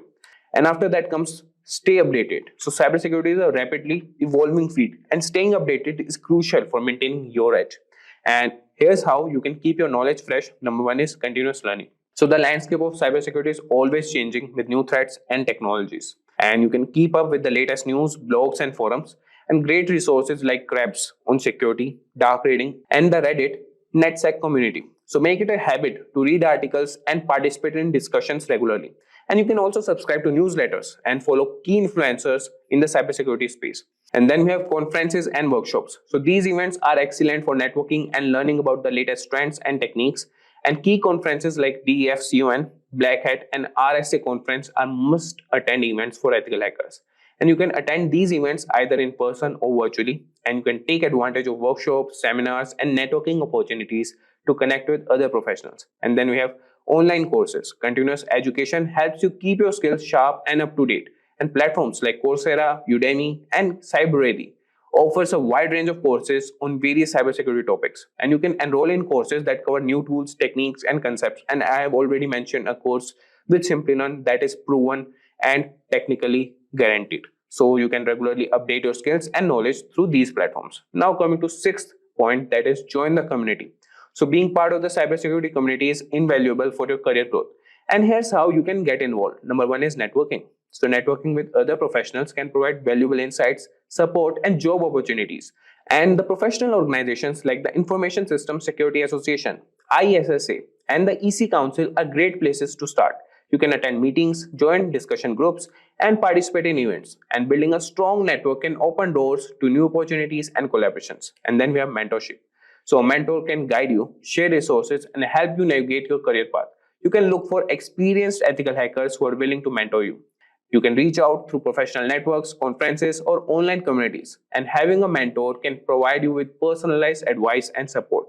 And now we'll see the companies hiring ethical hackers. So there are many companies across various industries. Those are looking for skilled ethical hackers. And some prominent employers include tech giants like Amazon, Accenture, Google, Apple, Intel, Microsoft, and Facebook. And cybersecurity firms like FireEye, Palo Alto Networks, and CrowdStrike. They're consulting firms. And then we have Deloitte, PwC, and KPMG. And then we have financial institutions like JP Morgan Chase and Bank of America. And we have also telecommunication companies like Verizon and AT&T, healthcare organizations like United Health Group, and government agencies like the NSA and FBI. So job roles for ethical hackers and those penetration testers conduct simulated attacks to find vulnerabilities. Then we have cybersecurity analysts. They monitor and analyze security systems. Then we have security consultant. They advise organizations on best security practices. Then we have security engineer. They develop and maintain security systems. And then we have incident responder. So investigating and responding to security breaches are their role. And then we have the average salaries for these. So salaries for ethical hackers vary by location and experience. So if I talk to you about in India, so entry level positions typically earn between 4 lakhs and 6 lakhs per year, while senior roles can command between 15 lakhs and 25 lakhs per year. And in the United States, entry level salaries range from $70,000 to $90,000 per year, but with senior positions, earning can be vary between $130,000 to $170,000 per year. In this video, we are going to learn about the fundamental rules that allow devices to communicate seamlessly across a network. But instead of just listening to technical definition, we will also going to explain everything using a fun and relatable analogy. So guys, if you want to learn more about networking protocols, watch this video till then. Imagine a city so technologically advanced where every building, vehicle, devices communicates seamlessly through a vast interconnected network. And the backbone of that city is the network protocols, which are set of predefined rules ensuring that all the devices, regardless of their make or operating system, can exchange data smoothly and securely. In this tutorial, we will explore the world of networking protocol, categorize them based on their functionality, and also dive deep into how they operate within the OSI model. So moving ahead, first, let us understand what is actually a protocol. So guys, protocol is a set of rules and standards that define how data is transmitted and received between devices in a network. It acts as a common language that enables computers, servers, and other devices to communicate effectively regardless of their differences in hardware or software architecture. For example, let us say, imagine you are making a phone call, to a friend all over here, as you can see in this diagram. And you say hello to initiate the communication. Your friend responds by confirming that they can hear you. You speak in a language both of you can understand. You take turns in listening and speaking. When the conversation is over, you say goodbye and end the call. This is the structured way of communicating following a set of unwritten rules, a real-world example of a protocols. But if I talk about protocols in networking, they define how data is packaged, transmitted, received, and interpreted. They ensure that data is sent in a correct format, the receiving device understands and processes the data correctly, errors are detected and corrected if needed, security measures are in place to protect data from unauthorized access. Now, let us move ahead and understand about what are different types of networking protocols available. Now we are going to study about types of networking protocols. So network protocols can be broadly divided into three major categories. The first one is communication protocols. Here, these protocols ensure there is a seamless data exchange between devices. If I talk about security, then these protocols ensure that there is a secure communication against cyber threats. And finally, if I talk about management protocols, they monitor and optimize network performance. To understand these better, let us explore each one of them one by one. So if I talk about communication protocol, so this protocol governs data transmission and defines structure, format, and method for exchanging messages between devices. So we have this HTTP protocol or hypertext transfer protocol. So this is a backbone of the internet and it facilitates the web exchange between a server and a browser. So this is one kind of a protocol. Then you have a TCP protocol, which is a transmission control protocol. So it is a connection oriented protocol where protocol is ensured that the data packets are delivered accurately and they are in order. Then we have the internet protocol or IP protocol. These protocols addresses the system of internet, routes a packet across the given network. Then we have the UDP. So this is user datagram protocol. So it is a fast and connectionless protocol. And then you also have this file transfer protocol, which enables file sharing between servers using separate connections for controlling and data transfer. And finally, you could also see an ICMP, which is not mentioned in this diagram. So, which is basically Internet Control Message Protocol. This protocol acts as a diagnostic tool, helping detect network errors and connectivity issues. So let us take an example and try to understand the communication protocol. Now, imagine you are sending a parcel from one city to the another, or you can also consider sending from one country to the another. Now, let us understand how these protocols are going to work. So, if I talk about TCP/IP that we have discussed earlier, you can consider it as a courier service. You choose a reliable courier company that ensures your package is delivered intact and it is in order. So the courier service, which is reliable, that is TCP/IP protocol working all over here in this scenario. Now, if I talk about UDP or user datagram protocol, you can consider this as a public announcer. So instead of a courier, you broadcast a message over the city's public announcement system that everyone hears it, but there's no guarantee also that anyone will respond. Then you could understand FTP protocol as a parcel delivery system. So you use a secure delivery truck to send bulk packages from one place to the another. And if I talk about ICMP, so this is kind of a traffic reporter. This protocol is working like that. So this protocol service monitors traffic and alerts courier if certain routes are blocked. So in this way, these communication protocols are working. These communication protocols also ensure that fast, structured, and reliable delivery of data is happening in the digital network, just like cities' postal and transport system. Now let us move ahead and discuss about the security protocols. So if I talk about the network security protocols, so these security protocols protect sensitive data from unauthorized access, cyber attacks, and data breaches. Now if I talk about SFTP, which is not mentioned here, so you can consider it as a secure version of FTP, so which basically ensures the secure file transfer. So here it encrypts a file transfer using the public key encryption for authentication. Then you have the HTTPS, which is Hypertext Transfer Protocol. This is a secure version of HTTP which encrypts data between browsers and the servers. Then you have the SSL also, which is a secure socket layer, and it ensures that all the encrypted communication is happening over the internet, preventing any eavesdropping or any data theft. Now, as you can see also here we have the SMTP protocol, which is Simple Mail Transfer Protocol. It's also a communication protocol. So it is ensuring that it sends email over the internet, and also it ensures that emails are properly formatted, routed, and delivered to the recipient's email server. This protocol works in very simple steps. Like first of all, when you send an email, SMTP performs these steps. First is compose the email. Okay, so you type an email in your email client like Gmail or Outlook. Then it connects to a SMTP server when you hit send. So your email client communicates with an SMTP server. Then the routing happens in the email where SMTP server checks the recipient's domain name and contacts their email server. And then the email is being delivered. So the recipient's email server receives a message and stores it for retrieval.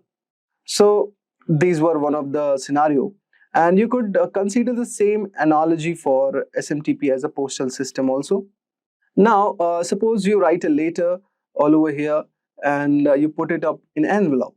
Okay, you drop it up at the post office, which is basically the SMTP server, where it's checked and it is sorted, and the postal system finds the recipient's address, mail server, and also the recipient can pick up and read the letter. Okay, so there are protocols like IMAP which are used to retrieve the emails. So SMTP only sends emails, not retrieves them. Okay, retrieval is done by IMAP protocol or POP3. So this was one of the example. Now let us discuss about SSH protocol. So SSH means it is a secure shell network protocol, which is basically used to securely access and control remote computers over an encrypted connection. It is widely used for securing remote logging and file transfers. Now, how does SSH works? So it initiates the connection. A user enters a command in the terminal, such as you can say SSH user remote server. Then the authentication happens where the user provides a password or uses an SSH key for authentication. Once it is authenticated, the user gains secure access to the remote server, and then the commands starts executing. The user can run commands, transfer files, or manage the system remotely. Imagine like a bank vault. Okay, so you can think SSH of a secure key card entry system for a high security vault. Okay, or in the banking, in the banks basically, where you will be needing credentials, password, or key card. Once inside, all the communications are private and encrypted. Okay, you can check records, retrieve documents, or make updates very much securely. And when done, you can log out and exit the vault safely. So you can think of SSH providing a secure way to access and manage remote computers, just like a bank vault system, which prevents the unauthorized entry. Now let us move ahead and discuss about our third and final protocol, which is basically the network management protocols. Network management refers to the process of monitoring, configuring, and maintaining the network devices to ensure a seamless communication is happening and preventing failures. It involves fault detection, performance optimization, and security enforcement. Now, the key network management protocols include like SNMP, which is Simple Network Management Protocol. So this protocol, as you can see all over here, this is basically used to monitor and manage network devices such as routers, switches, or servers. How this protocol works, guys? So, for example, devices have an SNMP agent that collects data, for example, the CPU usage or bandwidth. And the SNMP manager queries the agent to monitor network's health. If an issue occurs, then SNMP sends alerts called traps. So this is how it works. So for example, you can consider in a large office, SNMP alerts IT admins if a router is overloaded, something like this. Then we have the DHCP protocol, very famous protocol. So it stands for Dynamic Host Configuration Protocol. It automatically assigns IP addresses to devices in a network. So suppose when a new device connects, so it requests an IP address from the DHCP server, and the DHCP server assigns the available IP, preventing conflicts. This could be example in a Wi-Fi enabled office. Okay, so employee don't need to manually configure IPs. Here DHCP assigns them dynamically. Then we have the ICMP protocol, which is Internet Control Message Protocol. This protocol is basically used for error reporting and network diagnostics. Here ICMP actually sends a control messages like ping requests to test the connectivity. So if a network path is down, then ICMP informs the sender. For example, if a website isn't loading, then a technician runs ping www.com or any given domain to check if the server is reachable or not. Then we have the border gateway protocol. So this is kind of a routing protocol which determines the best path for internet traffic. Internet routers use BGP to exchange routing information mostly, and it finds most efficient route to send the data packets. For example, like in a fiber optic cable under the ocean, if it fails, then BGP reroutes the traffic via another path. Okay, so you can consider this example as how it is being used. Now we'll have a look on POP3. So POP3 means Post Office Protocol version 3. Basically, this protocol is one of the protocol that we have discussed earlier, that it retrieves email from the remote server. So when the user opens their email clients, POP3 downloads the messages to their devices. Emails are deleted from the server after retrieval. So for example, you can consider using an Outlook to download emails from Gmail server. Okay, so there it is used. Now, these protocols are very much important because they ensure network reliability by identifying issues before they cause any failure, optimize the performance by managing the bandwidth and traffic, and automate an IP allocation. And also, it ensures the security. So you could see this is as an example of network security protocol, how it's working. So suppose this is your office. Now the data packets are being sent. So here you have the IP header, then IP payload. So IPsec is a security protocol.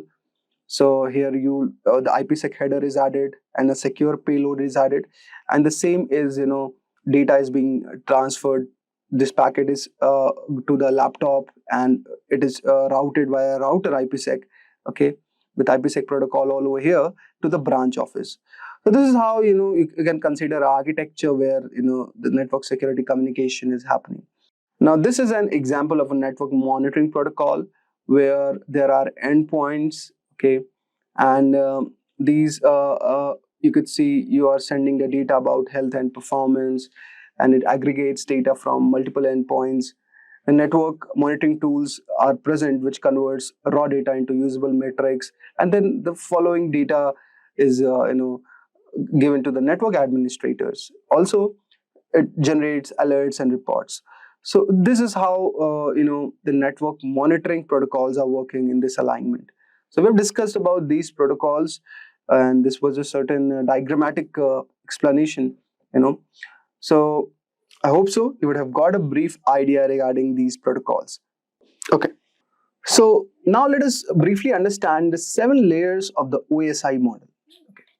Now this is OSI stands for Open System Interconnection Model. So there are 7 layers in this model, okay, and along with there are protocols also mentioned and the components associated with each layer. So let us break down these layers. So first of all, we have the physical layer, okay. The purpose of this layer is to define the physical structure of the network, such as cables, switches, and wireless transmission. Here, the function is that of this layer is that it converts data into electrical signals like radio or optic signals for transformation. It also manages bit rate control and transmission media. Now, this is all about the physical layer. Then you have the data link layer, or you could say the error detection layer. This layer basically manages the direct node-to-node data transfer and error detection. The function of this layer is that it ensures that the data is correctly framed before transmission. It detects and corrects errors in transmission, and it basically uses MAC address for device identification. Examples of this layer could be considered as Ethernet or PPP, point-to-point protocol, switches, bridges. All these come into this layer. The third one, we have the network protocol or the routing layer. So this layer determines the best path for data to travel between different networks. It assigns logical IP addresses, routes data using protocols. It manages network congestion and fragmentation. The examples of this protocol could be IP protocol, ICMP, IPsec, IGMP, okay, Internet Group Management Protocols. Just like navigation systems, that determine the best route for a vehicles to reach destination. Similarly, this layer is working like that. Then we have the transport layer, which basically is like the delivery layer. It ensures complete and reliable data transmission.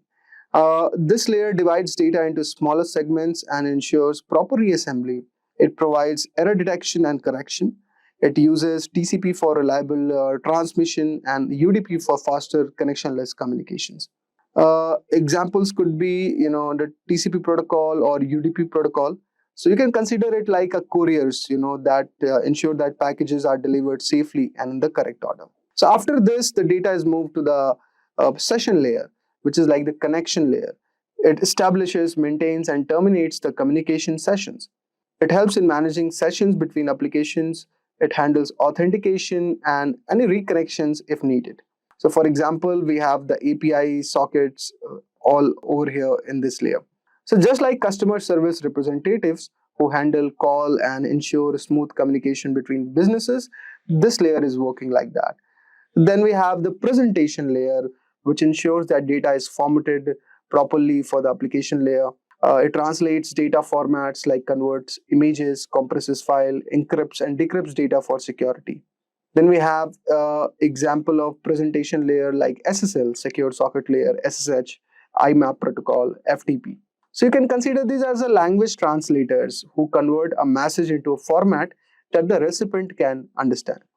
And finally, we have the application layer, which has a purpose of providing network services directly to the users. It manages data exchange between applications and the network. It enables browsing, email, and file transfer.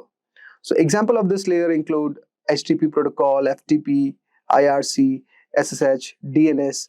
Okay, so you can consider something like this as these are the customer-facing employee in a company who directly interact with the users. The lab portion is where most candidates struggle, as it tests your ability to apply advanced cybersecurity concepts to secure and defend systems in real-world scenarios. Maintaining the GSCE certification is no small task either. GIAC requires certified professionals to regularly update their skills and go through a rigorous renewal process. This makes the GSCE not only tough to earn but also tough to keep. However, for those who do, it's a symbol of expertise and dedication to cybersecurity.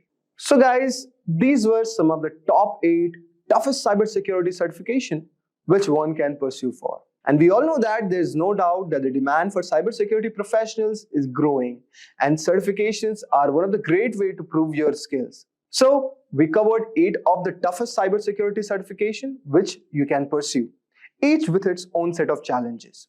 We humans are highly tech-savvy in today's times. With the extensive use of the internet and modern technologies, there is a massive challenge in protecting all our digital data, such as net banking information, account credentials, and medical reports, to name a few. Have you heard about the deadly WannaCry ransomware attack? The attack happened in May 2017 in Asia, and then it spread across the world. Within a day, more than 230,000 computers were infected across 150 countries. The WannaCry cryptoworm encrypted the data and locked the users out of their systems. For decryption of the data, the users were asked for a ransom of $300 to $600 in Bitcoin.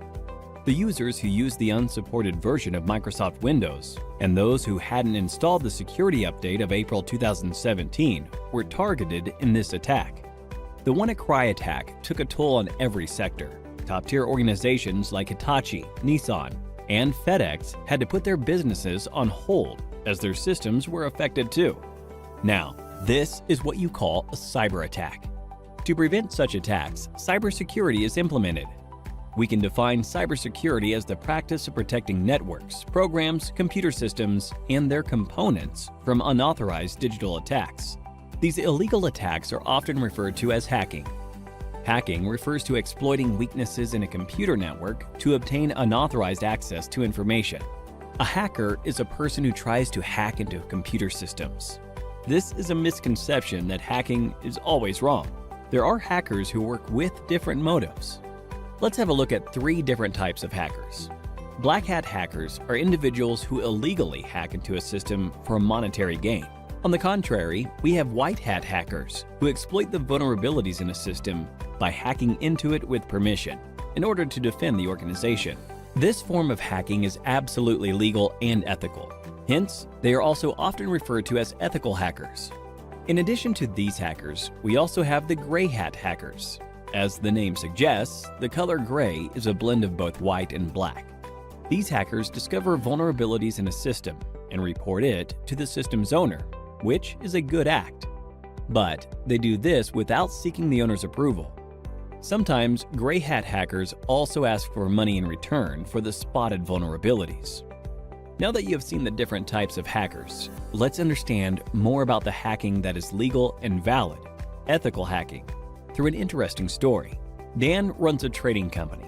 He does online training with the money his customers invest. Everything was going well, and Dan's business was booming, until a hacker decided to hack the company's servers.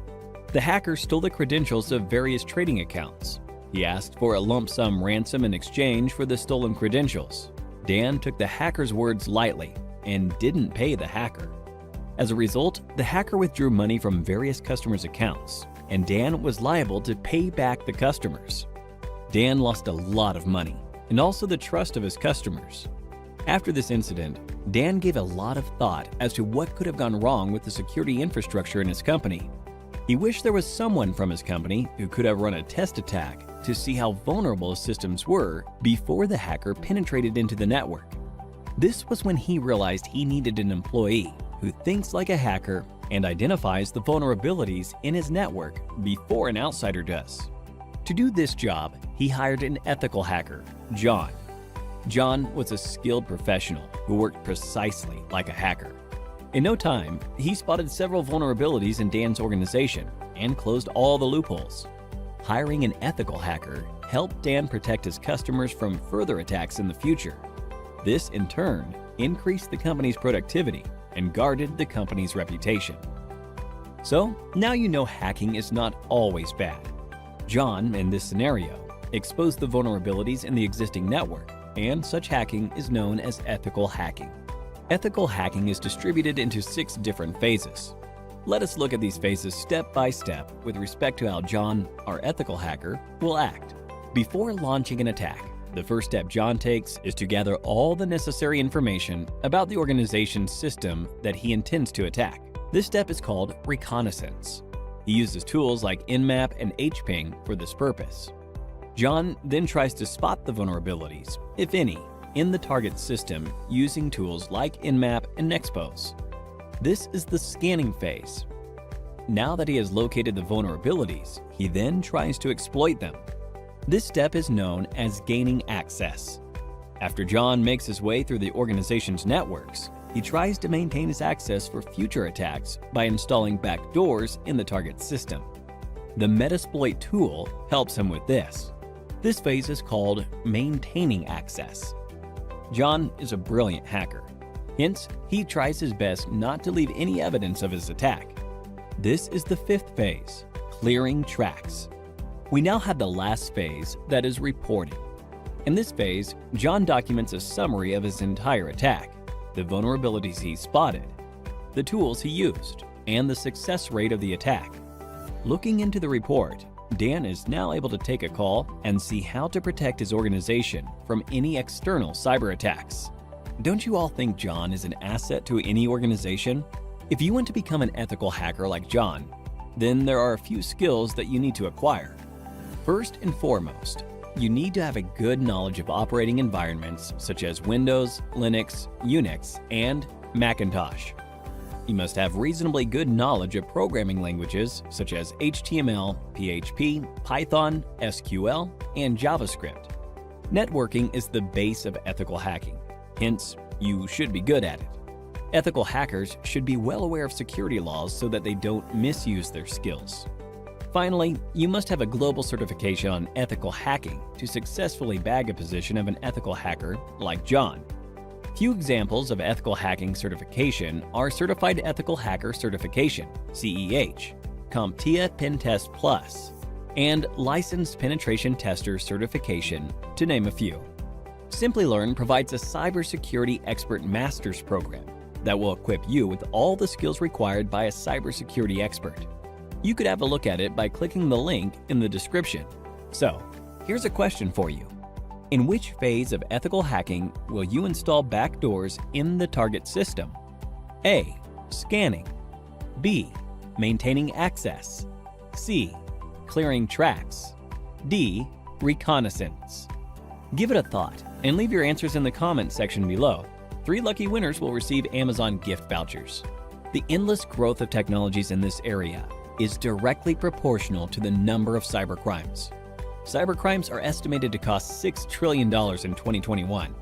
Hence, to tackle these cybercrimes, organizations are continuously on the lookout for cybersecurity professionals. The average annual salary of a certified ethical hacker is $91,000 in the US and approximately rupees 7 lakhs in India. So, what are you waiting for? Get certified and become an ethical hacker like John and put an end to the cyber attacks in the world. Today, we are diving into a super important topic that affects everyone: phishing attacks. As cyber criminals get more sophisticated, it's important for us to stay one step ahead. So in this video, I'll be walking you through what phishing is, how it works, some famous examples of phishing attacks, different types of phishing, how to protect yourself, and what to do if you ever fall victim. So let's jump right in. What is phishing? To start, let's talk about what a phishing attack really is. In simple terms, phishing is a type of scam where hackers pretend to be legitimate people or companies to steal your personal information, whether it's your passwords, bank details, or even social security number. They typically do this through emails, text messages, or fake websites that seem genuine at first glance. But phishing attacks don't just rely on fake emails. They use a psychological trick known as social engineering. Now, social engineering is all about manipulating people into making poor decisions, like clicking on a malicious link or sharing personal information. Let's take an example. Imagine you work in a company and one day you get an urgent email from someone who looks like your boss. The email says, "I'm in a meeting right now, but I need you to send me the financial reports immediately. Click here to access a secure file." Because it's your boss and the message sounds urgent, you might not think twice and click the link. But that's where the trick is. The link wasn't real, and now the hacker has the access to the company's sensitive data. So social engineering works because it plays on human emotions like fear, urgency, trust, and leads you to make hasty decisions without double checking. So phishing attacks are serious business, and they have caused some of the most damaging data breaches in history. Let's take a look at some of the most famous examples. First, let's talk about the Sony Pictures hack in 2014. This is one of the most well-known phishing incidents. It all started when Sony employees received phishing emails that looked completely legitimate. Some employees clicked on the links in these emails, which gave hackers access to Sony's internal network. And the result? Over 100 terabytes of data were stolen, including unreleased movies, confidential employee information, and thousands of internal emails. The leaked data caused major damage to Sony's reputation and led to lawsuits. It was one of the most costly cyber attacks of its time. Another incredible phishing incident involved both Facebook and Google. Between 2013 and 2015, a single hacker managed to scam these tech giants out of over $100 million. How did he do it? The hacker, Evaldus, pretended to be a hardware supplier that both companies did business with. He sent phishing emails with fake invoices that looked exactly like the real thing. Because the emails were so convincing, the finance departments of the Facebook and Google didn't question them and wired the money directly to the attacker's account. So these famous examples show that phishing can affect anyone, from everyday people to major corporations. So let's talk about how they work step by step when hackers actually try to steal your information. So how does a phishing attack unfold? Let's break it into easy steps. Step 1. Phishing attacks typically start with a carefully crafted message, often in the form of an email or text. This message will look like it's from a legitimate company, like your bank, a popular service like PayPal, or even someone you personally know. Hackers usually use several techniques to make these emails look authentic. One common technique is domain spoofing. This is when hackers create a domain that looks almost identical to the legitimate website, but with subtle differences. For example, instead of paypal.com, they might use paypal1.com or pay-pal.com. Because most people glance at the sender's email address quickly, they don't notice the subtle change. The next step is to get the victim to visit a fake website. When you click on the link in the phishing email, you're often redirected to a website that looks exactly like the real thing. These fake websites are often designed to perfectly mimic the official login pages of services like your bank or email provider. To create these fake websites, hackers often use what's called a phishing kit. Now, phishing kits are pre-built tools that make it easy for attackers to clone real websites. The hacker then hosts the fake website on a malicious server or uses DNS spoofing, where they manipulate the DNS records to redirect users from the legitimate website to their fake version without the victim knowing. Now, once you land on the fake website, the next step is for the hacker to collect your information.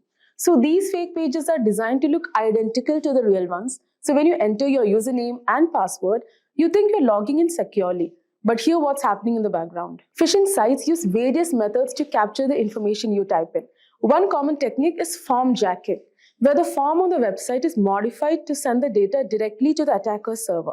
Alternately, hackers can use key logging malware that records every keystroke you make, capturing usernames, passwords, and even credit card information as you type. So to make the fake site even more convincing, attackers often secure it with a real SSL certificate.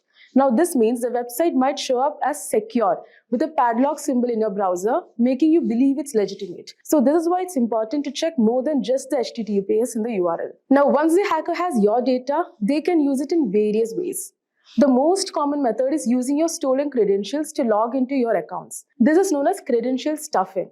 But they can also use your personal information for identity theft, or they might sell your data on the dark web. But phishing isn't a one-size-fits-all approach. Hackers use several different types of phishing attacks, and each one is designed for a specific target or method. So now let's talk about the different types of phishing attacks. First, we have general phishing, which is the most common and broad type. So in this type of attack, hackers send out thousands or even millions of phishing emails to random people, hoping that a small percentage will fall for the scam. For example, let's say you receive an email that looks like it's from a popular company like Netflix. The email says something like your payment method has failed, click here to update your information. You click the link and it takes you to a fake Netflix login. When you enter your details, they are sent straight to the hacker. These attacks are sent out to as many people as possible. Whoever falls for it, falls for it. It's all about volume with general phishing. Next is spear phishing. So unlike general phishing, spear phishing is much more targeted. So the attacker picks a specific individual or company and tailors the attack to that person or group. So spear phishing requires some research and planning. So it's more sophisticated than general phishing. For example, imagine you work in the finance department of a company and you receive an email from someone pretending to be the CEO. The email says he's unable to transfer the money to the partner company and asks you to transfer it. So since it appears to be from your boss and it sounds urgent, you might be tempted to complete the transfer without questioning it. That's the goal of spear phishing. Because the email is personalized and often uses real names or insider informations, it's much easier to fall for it. So this makes spear phishing especially dangerous for businesses. Now let's talk about whaling, which is similar to spear phishing but with a bigger target. So whaling specifically targets high-ranking individuals like CEOs, CFOs, or other executives. So these attacks are often highly sophisticated because the stakes are so high. Let's say a hacker sends an email to the CFO of a large corporation, pretending to be a lawyer representing the company. So the email contains a fake warrant, asking the CFO to click a link to download important legal documents. Because it's a legal matter and appears highly official, the CFO clicks the link, which leads to malware being installed on the company's network. So whaling attacks are dangerous because they often involve larger sums of money or more sensitive information. So when high-level executives fall for these scams, the consequences can be disastrous. Next comes SEO phishing. So SEO phishing takes a different approach. So instead of targeting individuals with emails or text messages, hackers create fake websites and manipulate search engines so that these sites show up at the top of search results. So people who are searching for services or products may unknowingly click on these malicious websites. For example, imagine you are trying to log into Bank of America and you search for Bank of America login. So a phishing site could show up at the top of the result, looking exactly like the original website. You fill out the form, entering your personal and payment information. But instead of going to the bank, all of that information goes straight to the hacker. So SEO phishing works because we trust search engines to lead us to legitimate sites. Hackers take advantage of that trust by manipulating search engine algorithms to display their malicious sites. And finally, there's smishing, which stands for SMS phishing. Smishing involves sending fraudulent messages through SMS or text. So these texts often appear to come from a trusted source, like your bank or a delivery service, and contain a link that leads to a phishing site. For example, let's say you get a text that looks like it's from a delivery company such as FedEx, telling you to set your delivery preferences. The message includes a link to do the same. When you click the link, it takes you to a fake FedEx site that asks for your name, address, and credit card information to cover delivery fees. So smishing is effective because people tend to trust text messages more than emails, especially when they are on the go and may not scrutinize the message as closely. Anyways, fortunately, there are several things you can do to protect yourself from phishing attacks. So first and foremost, always think before you click. If you get an email or text asking you to click a link, stop and think. Does this look suspicious? Hover over the link to see where it actually leads before you click. Next, don't upload personal information online. Be careful where you share your personal information online. Hackers often gather details from social media or public profiles to make their phishing attempts more convincing. So make sure to keep your software, operating system, and apps updated. Regular updates include security patches that protect against known vulnerabilities. Next is use antivirus and email security. Install a good antivirus program and use email services with phishing filters. These tools can block many phishing emails before they even reach your inbox. And lastly, use a secure DNS service. This can prevent you from even accessing malicious websites, adding an extra layer of protection. Now, even with these precautions, phishing attacks can sometimes be successful. So what happens if you're already fallen a victim? Let's talk about what to do after a phishing attack. So if you realize you have fallen for a phishing attack, don't panic. There are steps you can take to minimize the damage. First, report the attack to cybercrime authorities. In many countries, there are dedicated teams that handle online fraud, and the faster they are notified, the better. Next, change the passwords for any accounts that may have been compromised. Make sure each password is unique and avoid using the same password for multiple accounts. Next, enable multi-factor authentication on your accounts. MFA adds an extra step, like a code sent to your phone, which makes it harder for hackers to gain access. And lastly, run a full malware scan on your devices. If you clicked a link or downloaded something from the phishing attack, malware might have been installed. So it's important to remove it as quickly as possible. And there you have it. We have covered everything you need to know about phishing attacks, from how they work, the different types, to some real-life examples of phishing disasters, and most importantly, how you can protect yourself. Do you know, friends, that Wireshark is a powerful network protocol analyzer that helps you capture and analyze network traffic in real time? It allows you to deep dive into data packets traveling through your network, giving you insights into network performance, security, and troubleshooting. In this tutorial, we'll guide you through the basics of using Wireshark, from setting up your capture environment to interpreting the data. By the end of this tutorial, you'll have a solid understanding of how to navigate Wireshark interface, set of filters, and analyze the network traffic for different use cases. So guys, let's get started. Let us start first by understanding what is Wireshark. So guys, Wireshark is a comprehensive open source network protocol analyzer that basically allows user to capture and analyze the data traveling over the network in real time. It is widely used by network administrators, security professionals, and also developers for various purposes. For example, guys, like network troubleshooting, where you have to identify and resolve network issues by examining the traffic patterns and diagnosing the connectivity problems. The next one is network analysis, which we'll also be doing in our hands-on, where you have to understand and optimize network performance by analyzing data flows and interaction between network systems. The third one is security auditing. You will also have to detect and investigate unusual or potentially malicious network activities such as unauthorized access or data breaches. And finally, you have a protocol development, where you can debug and develop network protocols by capturing and analyzing protocol messages and behaviors. The key features of Wireshark are: the first one is packet capture. Wireshark captures packets of data transmitted over the network. Each packet contains a wealth of information, including source and destination addresses. And also you get protocol, types, and payload data. So as you can see all over here, I've already downloaded Wireshark, and I'll guide you also how to download it. But as you can see, these are the lines that shows that the Wi-Fi packet graph is showing that this is how the packets are transmitting. So this is basically the real-time analysis what you can get through in Wireshark. Next one is you get a detailed inspection. Guys, Wireshark also decodes and displays data at various protocol layers. Example, you can get Ethernet, IP, TCP, HTTP, which allows for detailed examinations of network communications. You can also perform filtering and searching. Then you'll also get a chance to do data visualization, which includes features for visualizing network traffics such as flow graphs, as you can see all over here, and also statistics, which can help in understanding network behavior and performance. Wireshark is available for multi-operating systems, like for Windows, macOS, Linux, and many more. Now, there are certain scenarios where network security engineers use it. Suppose for network performance monitoring, where you track and analyze the performance of network applications and services. You also get an incident response. You investigate and respond to network security incidents by analyzing captured traffic. And you also do the protocol analysis, where you examine and troubleshoot network protocols and ensure proper implementation. Now, let us start with the Wireshark. So first, let us download the Wireshark.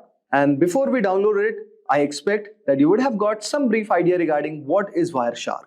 Now, what you have to do, guys, you have to go at this link, wireshark.org.download.html. So since I'm using Windows, so I have clicked on Windows x64 installer. Just right click on this. So as you can see, it will start downloading. So guys, since I've already downloaded it, I may not have to do it again. And the steps are very simple. Just you have to click yes, and it's going to download all the required dependencies, and your installer will be ready. And after clicking all the OKs, you are going to get something like this. So this is your entry of the Wireshark network analyzer.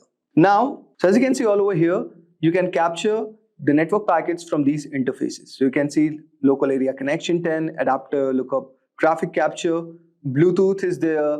Then you have the Ethernets, okay? So let us choose the Wi-Fi as a network interface, okay? And just click on this. So as you can see all over here, so many of the packets have started running up, okay? And this is a shark icon. So basically, it is doing the real-time packet capturing. where you have all these things. So now let us try to understand what is there in Wireshark. So you can see you have file. Basically for managing files, you have open, save, export. Okay, so these kind of options are there. You can also export the TLS session keys. Okay, you can export the objects, and you can do print, quit. Then here in the edit, so edit, you can modify the preferences, settings, and profiles. If you talk about view, you can adjust the layout all over here of Wireshark.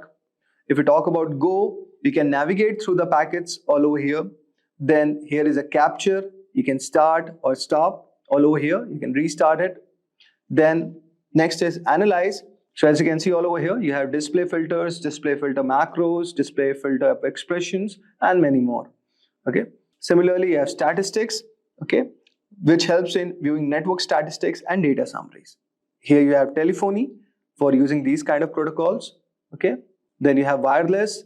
Okay. Then you have tools all over here, firewall, ACL rules, MAC address. Okay. And there you have the help icon. So this is a very basic outview of this application. Now, let us do some basic exercises first. So let us try to capture a traffic first. Okay.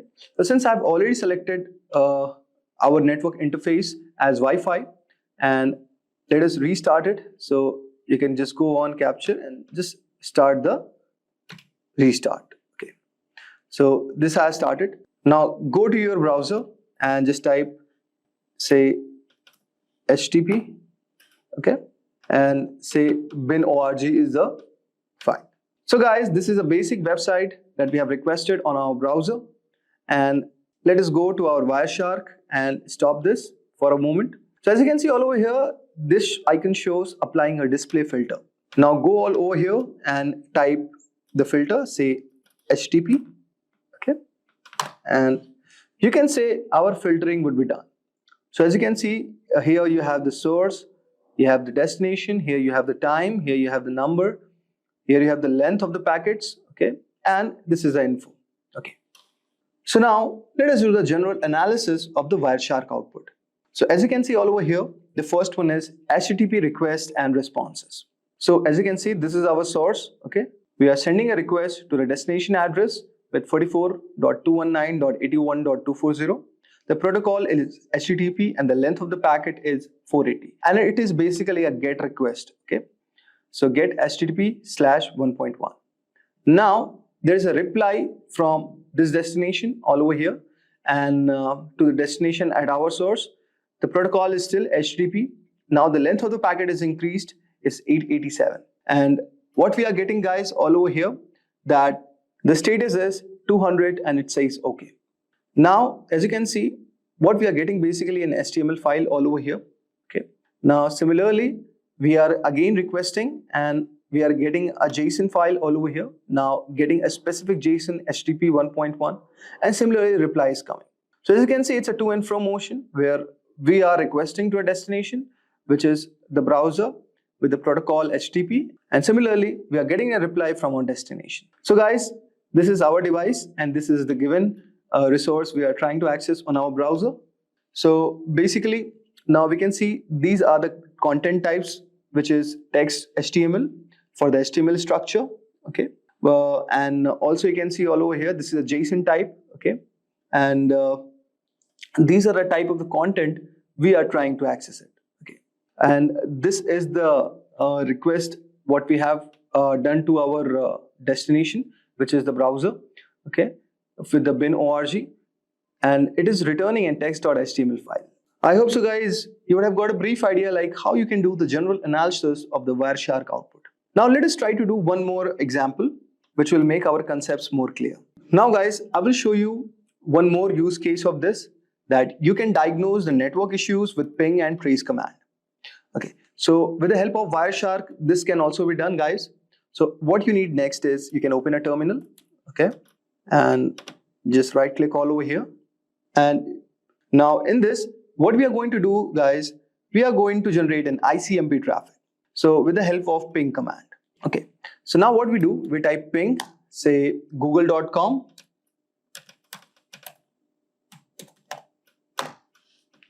And you can see all over here, the request and reply have started. And now what we will do, guys, we will use the tracert command for tracing our packet flow. So you can see something we have got all over here. We will discuss about this bit later. Now let us open our Wireshark.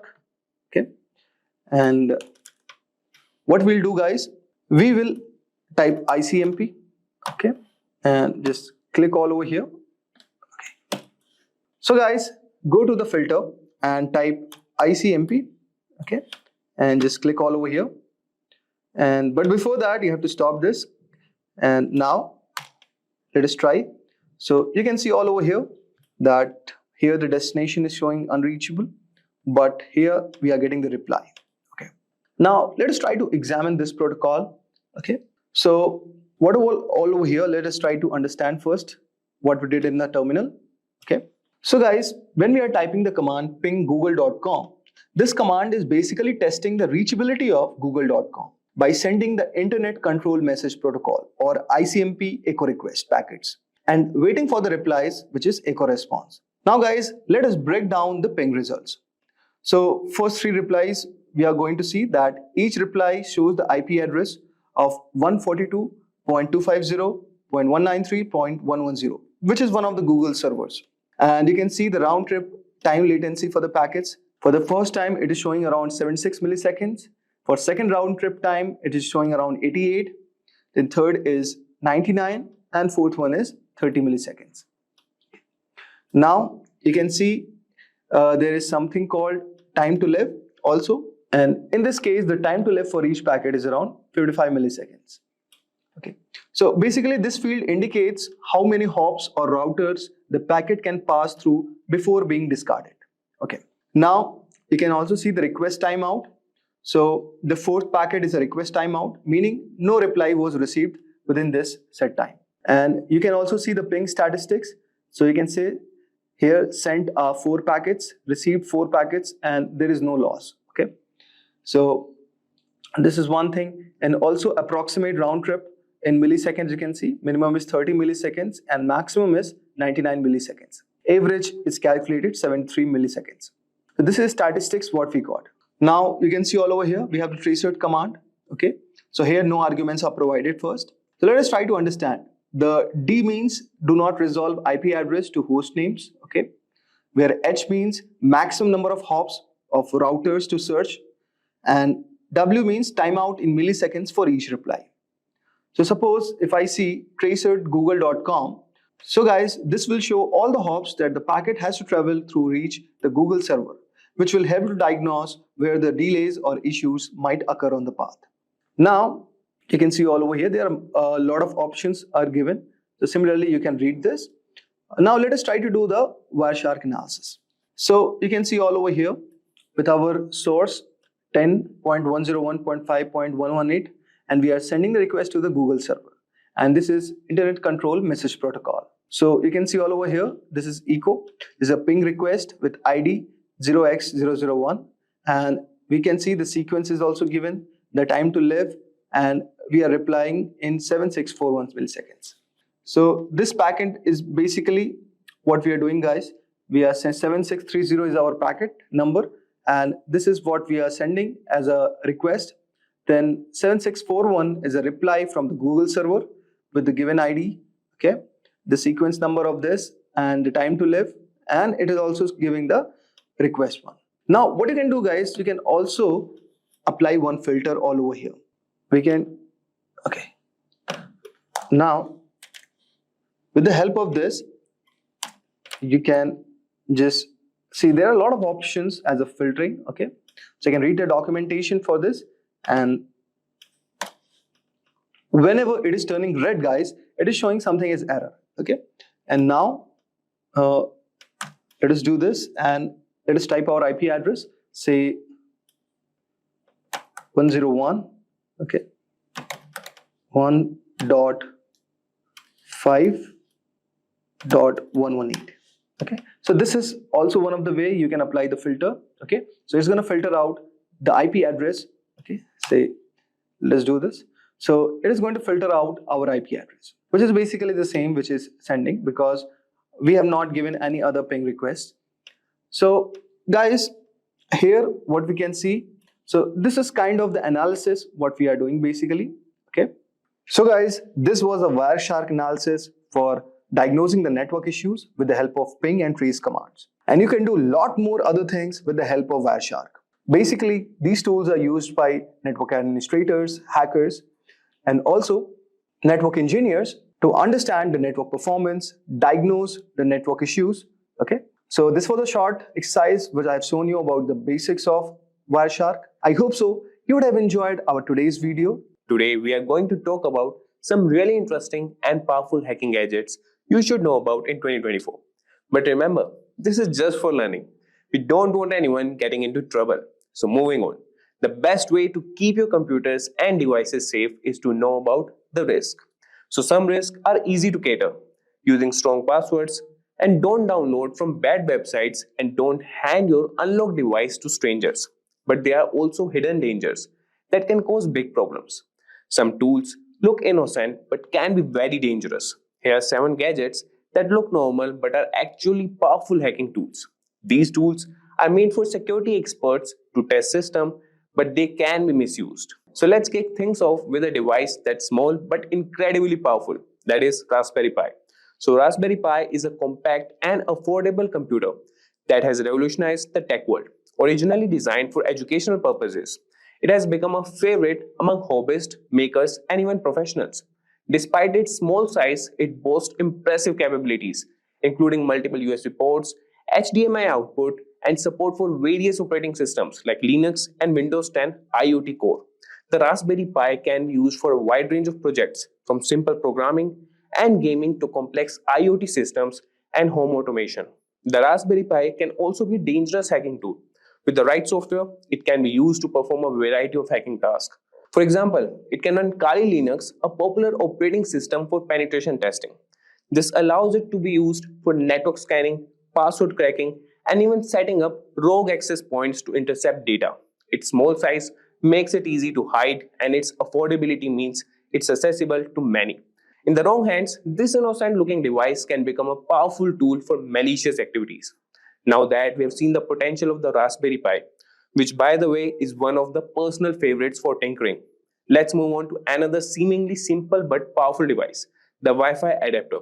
So Wi-Fi adapter might seem like a simple device used to connect to wireless networks, but it can be a potent hacking tool in the wrong hands. These adapters, when paired with the right software, can intercept and monitor wireless communications, making them invaluable for network analysis and penetration testing. For example, they can be used with tools like AirCrack-NG to crack Wi-Fi passwords. Hackers can use Wi-Fi adapters to perform attacks such as packet sniffing and man-in-the-middle attacks. These activities can lead to unauthorized access to networks, data theft, and severe security breaches. It's like having a digital spy in your pocket. While essential for legitimate security testing, it's crucial to be aware of their potential misuse and to secure your own wireless networks against such threats. Speaking of Wi-Fi, you won't believe how sneaky this next device is. Let's take a look at a device that takes wireless hacking to a whole new level, the Wi-Fi Pineapple. The Wi-Fi Pineapple looks like a standard router, but it is a sophisticated device used for hacking wireless networks. It allows attackers to create rogue Wi-Fi access points, tricking users into connecting and revealing their login credentials. Imagine connecting to what looks like a free public Wi-Fi only to have your data intercepted. This device is capable of advanced man-in-the-middle attacks, monitoring and recording data from all connected devices. Additionally, the Wi-Fi Pineapple can capture Wi-Fi handshakes, which can then be used to crack network passwords. Its powerful feature makes it a favorite among penetration testers for assessing network security, but in the wrong hands, it can be used for malicious activities, highlighting the importance of robust wireless security. So from Wi-Fi to Bluetooth, which is everyone these days, right? Let's now explore a powerful tool for Bluetooth hacking, the Ubertooth One. The Ubertooth One is an open source Bluetooth testing tool that appears to be a simple USB dongle. Despite its unassuming appearance, it can monitor and analyze Bluetooth communications, making it a valuable asset for those testing the security of Bluetooth devices. Think of it as a spy for Bluetooth traffic. The Ubertooth One can capture Bluetooth packets, perform Bluetooth attacks, and even explore vulnerabilities in Bluetooth networks. Its ability To dissect Bluetooth traffic makes it a powerful tool for both legitimate security research and potential misuse. Understanding its capabilities helps highlight the importance of securing Bluetooth-enabled devices against unauthorized access and attacks. Continuing with radio frequency tools, which honestly sounds like something out of a spy movie.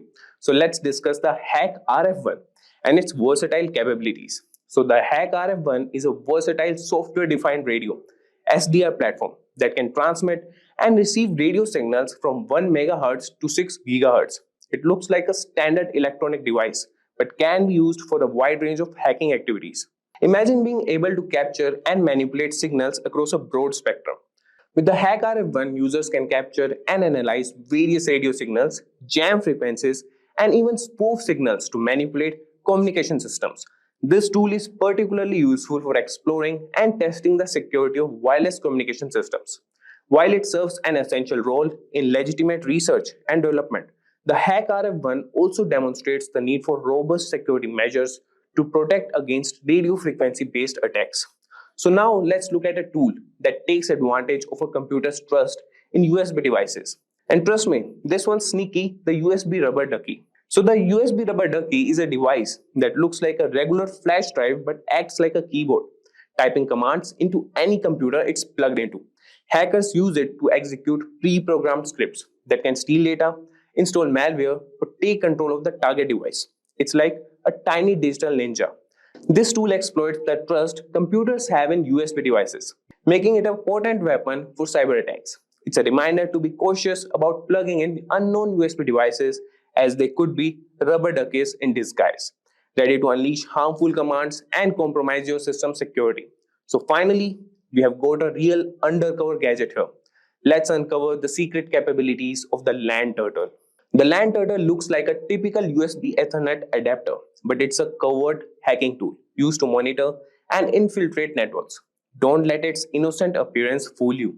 It provides hackers with several capabilities, such as network scanning, DNS spoofing, and data capture. The LAN turtle can be discreetly plugged into a network, allowing access to gather sensitive information and gain unauthorized access. Its ability to operate undetected makes it particularly dangerous, emphasizing the need for vigilance and robust network security measures to prevent unauthorized devices from connecting to your systems. So there you have it, guys. We have explored some of the most powerful and dangerous hacking gadgets out there. These tools can do a lot of damage if they fall into the wrong hands. That's why it's so important to stay informed and vigilant about cybersecurity. Next on our docket is a live demonstration where we solve a set of cross-site scripting problems starting from the basic level to the topmost level 6. We're going to start at level 1. In this web application, it demonstrates the common cause of cross-site scripting where user input is directly included in the page without proper escaping. If we interact with a vulnerable application window here and find a way to make it execute JavaScript of our choosing, we can take actions inside the vulnerable window or directly edit its URL bar. This task needs only basic knowledge. Let's see why the most primitive injections work here right away. Let's do a simple query and inspect the resulting HTML page. I'm going to use this phrase with a single quote as a special character. We can now inspect the HTML page.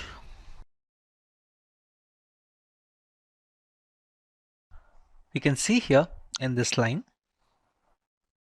the special character single quote appears in the result over here.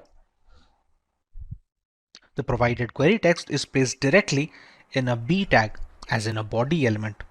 We need to perform a reflected XSS into the web application because they are non-persistent XSS attacks and the payload should be included in the URL to perform successful exploitation. We can use any payload, but we're going to use the simple one to perform an alert in this web application. It's simple and can be shown easily. We're just going to write the script over here.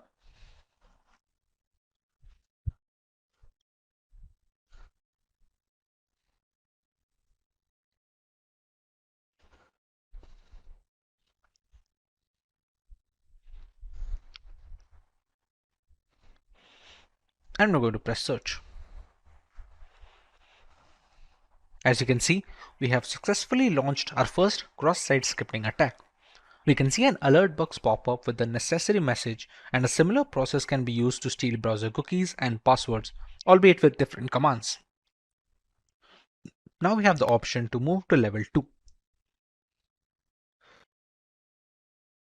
In this web application, it shows that how easily XSS bugs can be introduced in complex chat applications. Chat app conversations are stored in a database and retrieved when a user wants to see the conversation. Therefore, if a malicious user injects some JavaScript code, all visitors will be infected. This kind of cross-site scripting attack is more powerful and it is more riskier than reflected cross-site scripting attacks, and that's why it is known as stored XSS.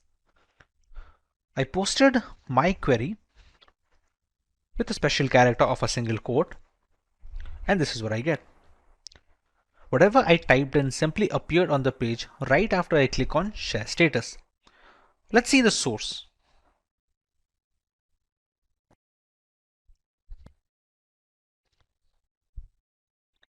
You can see here, the text I posted seems directly put inside a block code tag. So even a simple script tag we used in level 1 should work here, but it will not. Let us examine the code to understand why. We're going to toggle the code over here and check the index.html file.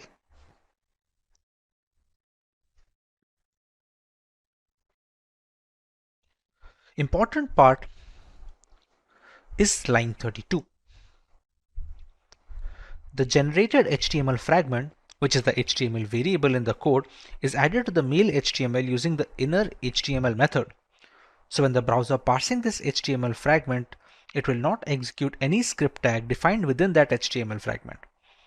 HTML parser will not execute a script tag when it parses HTMLs via this method. This is why the script tag like we used in level 1 is not going to work here. Our solution is to use events. Events will execute the defined JavaScripts. We're going to use an image over here.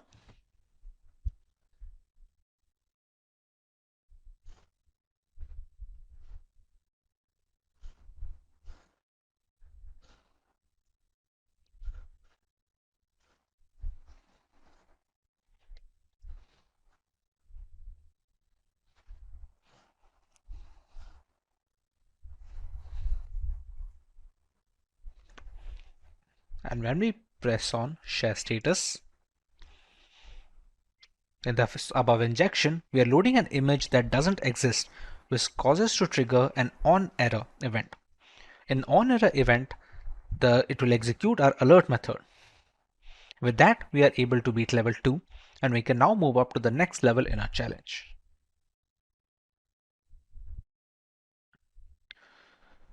As you can see, clicking on any tab causes the tab number to be displayed in the URL fragment.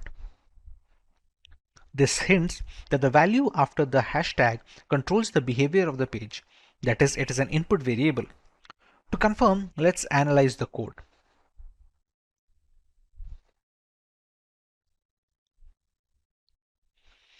As you can see in line 43, inside the event handling, the value provided after the hash in the URL is directly passed onto the choTab method. No input validation is being performed. The value passed to the choseTab method is directly injected into the img tag in line 17.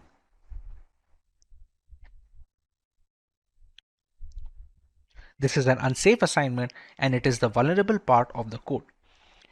Now all we have to do now is to craft a payload that would adjust the img tag to execute our JavaScript.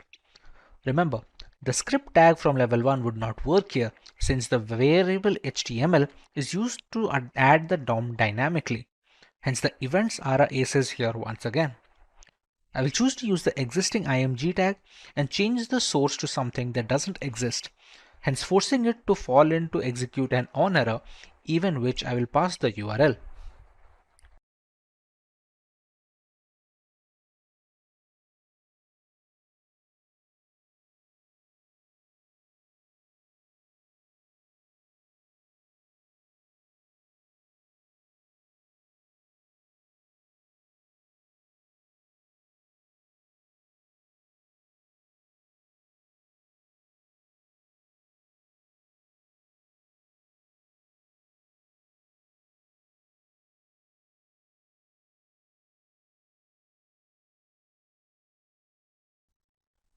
Once we visit that URL, we can see that our Java pop-up has opened up here with the same message of XSS level 3 has been completed. With this, we can now move on to level 4, which is going to present a different kind of attack. In this web application, there is a timer on the page. That means whatever numbers we put in the box, a countdown starts. And then when it finishes, the application alerts that the countdown is finished. And you can see the time is up pop-up appearing over here, and this resets the timer again. Now it is obvious that the value entered in the text box is transferred to the server over the timer parameter in the URL. Let us examine the code to see how the timer parameter is being handled. We're going to visit timer.html over here. And we're going to check over here. In line 21, the start timer method is being called in the onload event. However, the timer parameter is being directly passed to the start timer method. We need to perform a pop-up alert in the web application which escapes the content of the function start timer without breaking the JavaScript code. The parameter value is directly added to the start timer method without any filtering. What we can try to do here is to inject an alert function to be executed inside the onload event along with the start timer method. We're going to remove this argument and put our script over here.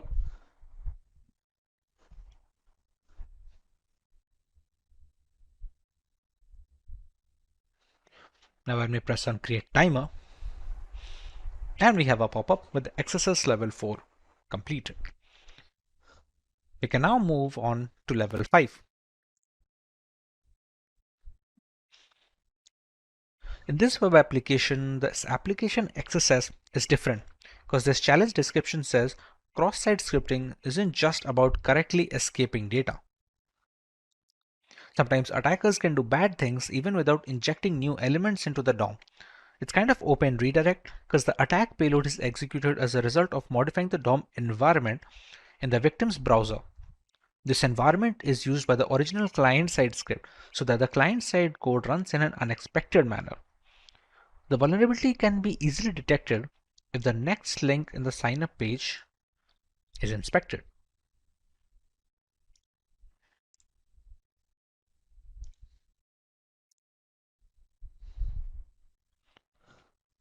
The href attribute value of next link is confirmed, which is exactly the value of the next URL query parameter. As you can see over here. This means using the next query parameter can be used to inject a JavaScript code to the href attribute of the next link. The following is the best way to do it. As soon as the user clicks on the link, the script will be triggered.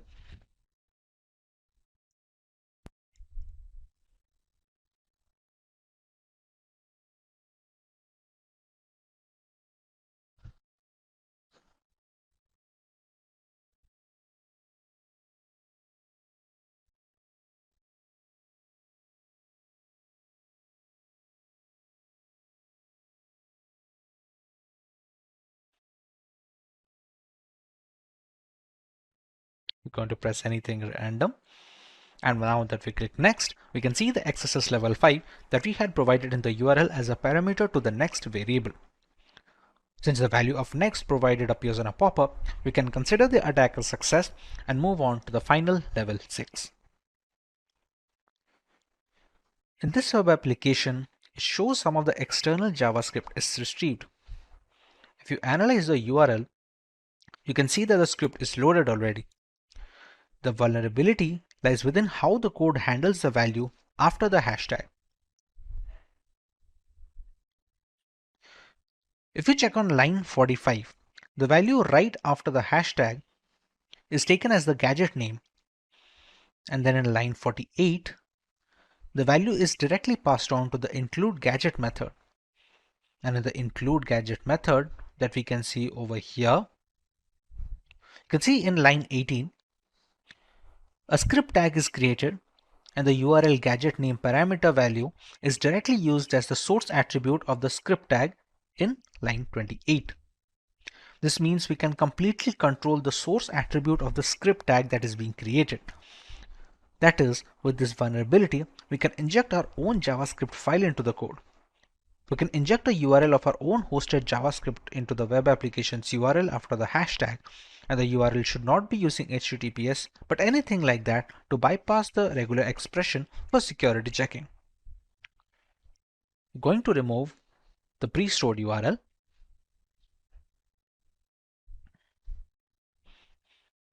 and we're going to load our own JavaScript file.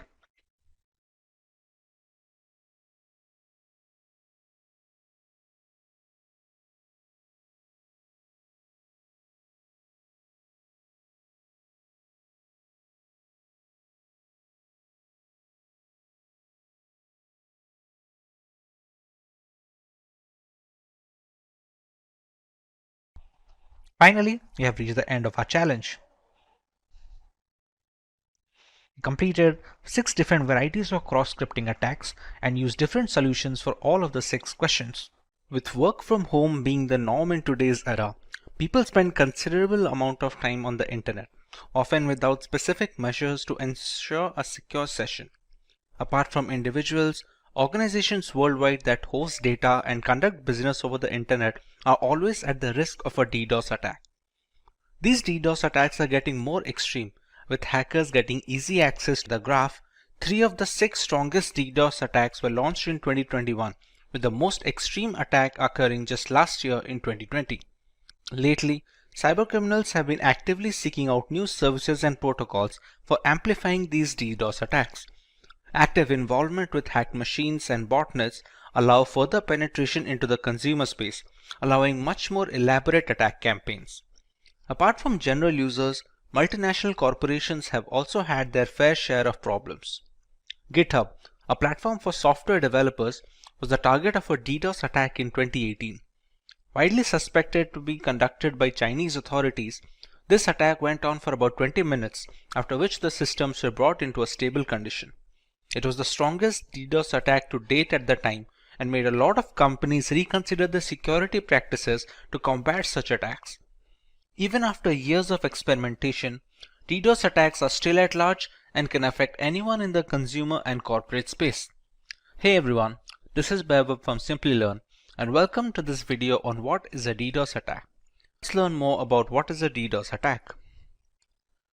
A distributed denial of service attack, or DDoS, is when an attacker or attackers attempt to make it impossible for a service to be delivered. This can be achieved by thwarting access to virtually anything: servers, devices, services, networks, applications, and even specific transactions within applications. In a DOS attack, it's one system that is sending the malicious data or requests. A DDoS attack comes from multiple systems. Generally, these attacks work by drowning a system with requests for data. This could be sending a web server so many requests to serve a page that it crashes under the demand, or it could be a database being hit with a high volume of queries. The result is available internet bandwidth, CPU, and RAM capacity become overwhelmed. The impact could range from a minor annoyance from disrupted services to experiencing entire websites, applications, or even entire businesses taking offline. More often than not, these attacks are launched using machines in a botnet. A botnet is a network of devices that can be triggered to send requests from a remote source, often known as the command and control center. The bots in the network attack a particular target, thereby hiding the original perpetrator of the DDoS campaign. But how do these devices come under a botnet? And what are the requests being made to the web servers? Let's learn more about these and how DDoS attacks work. A DDoS attack is a two-phase process. In the first phase, a hacker creates a botnet of devices. Simply put, a vast network of computers are hacked via malware, ransomware, or just simple social engineering. These devices become a part of the botnet, which can be triggered anytime to start bombarding a system or a server on the instruction of the hacker that created the botnet. The devices in these networks are called bots or zombies. In the second phase, a particular target is selected for the attack. When the hacker finds the right time to attack, all the zombies in the botnet network send these requests to the target, thereby taking up all the server's available bandwidth. These can be simple ping requests or complex attacks like SYN flooding and UDP flooding. The aim is to overwhelm them with more traffic than the server or the network can accommodate. The goal is to render the website or service inoperable. There is a lot of wiggle room when it comes to the type of DDoS attack a hacker can go with. Depending on the target's vulnerability, we can choose one of the three broad categories of DDoS attacks. Volume-based attacks use massive amounts of bogus traffic to overwhelm a resource. It can be a website or a server. They include ICMP, UDP, and spoofed packet flood attacks. The size of volume-based attack is measured in bits per second. These attacks focus on clogging all the available bandwidth for the server, thereby cutting the supply short. Several requests are sent to the server, all of which warrant a reply, thereby not allowing the target to cater to the general legitimate users. Next, we have the protocol level attacks. These attacks are meant to consume essential resources of the target server. They exhaust the load balancers and firewalls, which are meant to protect the system against the DDoS attacks. These protocol attacks include SYN floods and Smurf DDoS, among others, and the size is measured in packets per second. For example, in an SSL handshake, server replies to the hello message sent by the hacker, which will be the client in this case, but since the IP is spoofed and leads nowhere, the server gets stuck in an endless loop of sending the acknowledgement without any end in sight. Finally, we have the application level attacks. Application layer attacks are conducted by flooding applications with maliciously crafted requests. The size of application layer attacks is measured in requests per second. These are relatively sophisticated attacks that target the application and operating system level vulnerabilities. They prevent the specific applications from delivering necessary information to users and hog the network bandwidth up to the point of a system crash. Examples of such an attack are HTTP flooding and BGP hijacking. A single device can request data from a server using HTTP post or GET without any issues. However, when the requisite botnet is instructed to bombard the server with thousands of requests, the database bandwidth gets jammed and it eventually becomes unresponsive and unusable. But what about the reasons for such an attack? There are multiple lines of thought as to why a hacker decides to launch a DDoS attack on unsuspecting targets. Let's take a look at a few of them. The first option is to gain a competitive advantage. Many DDoS attacks are conducted by hacking communities against rival groups. Some organizations hire such communities to stagger their rivals' resources at a network level to gain an advantage in the playing field. Since being a victim of a DDoS attack indicates a lack of security, the reputation of such a company takes a significant hit, allowing the rivals to cover up some ground. Secondly, some hackers launch these DDoS attacks to hold multinational corporations at ransom. The resources are jammed, and the only way to clear the way is if the target company agrees to pay a designated amount of money to the hackers. Even a few minutes of inactivity is detrimental to a company's reputation in the global market, and it can cause a spiral effect, both in terms of market value and product security index.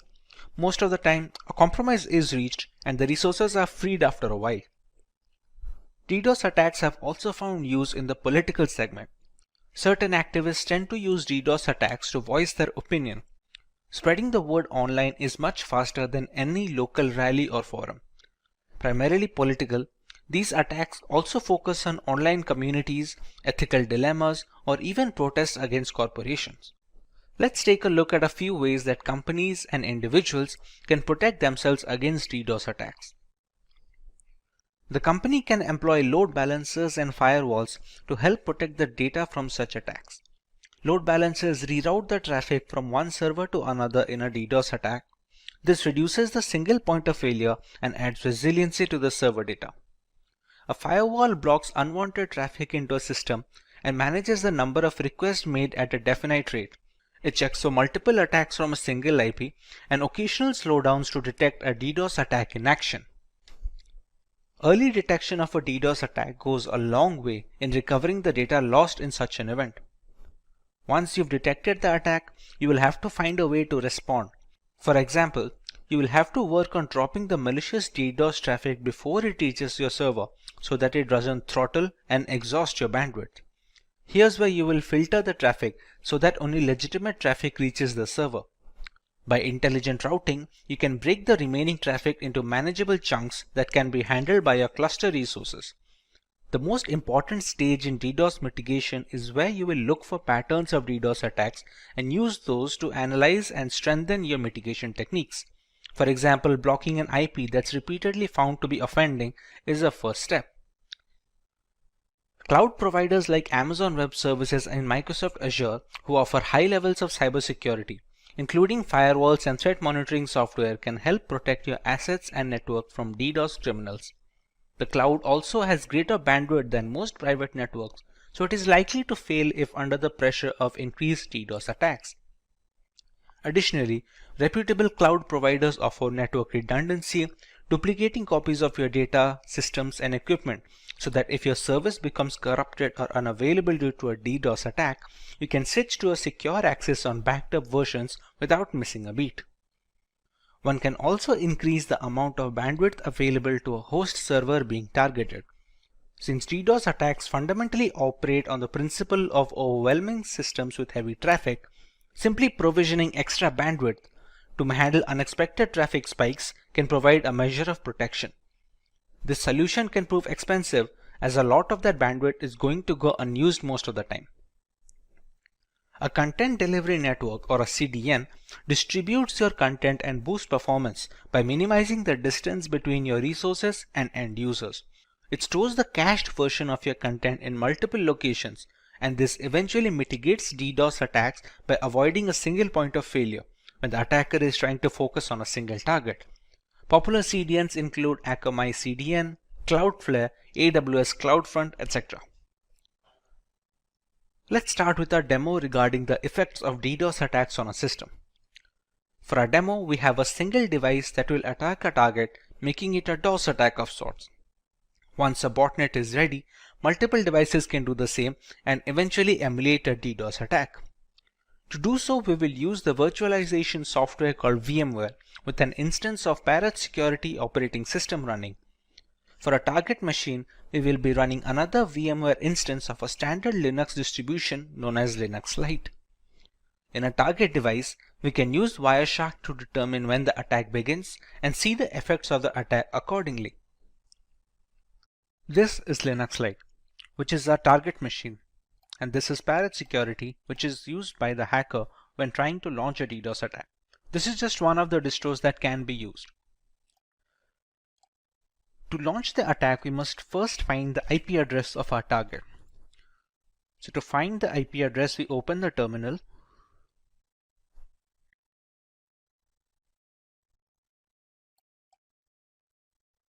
We use the command ifconfig. And here we can find the IP address.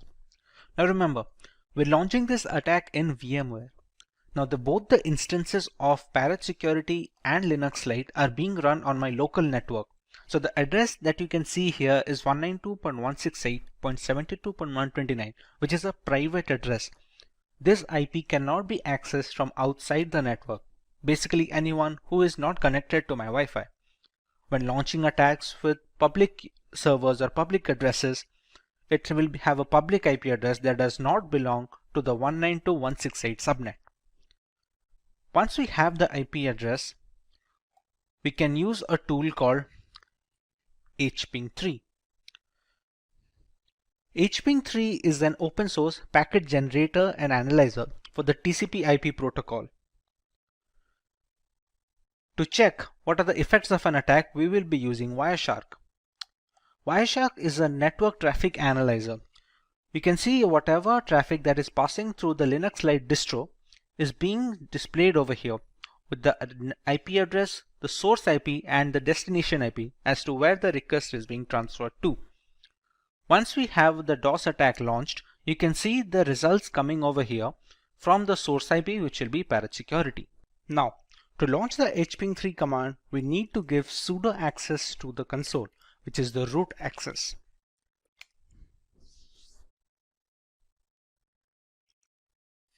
Now, we have the root access for the console. The hping3 command will have a few arguments to go with it, which are, as you can see on the screen. -s and a flood, a -v, -p80, and the IP address of the target, which is 192.168.72.129.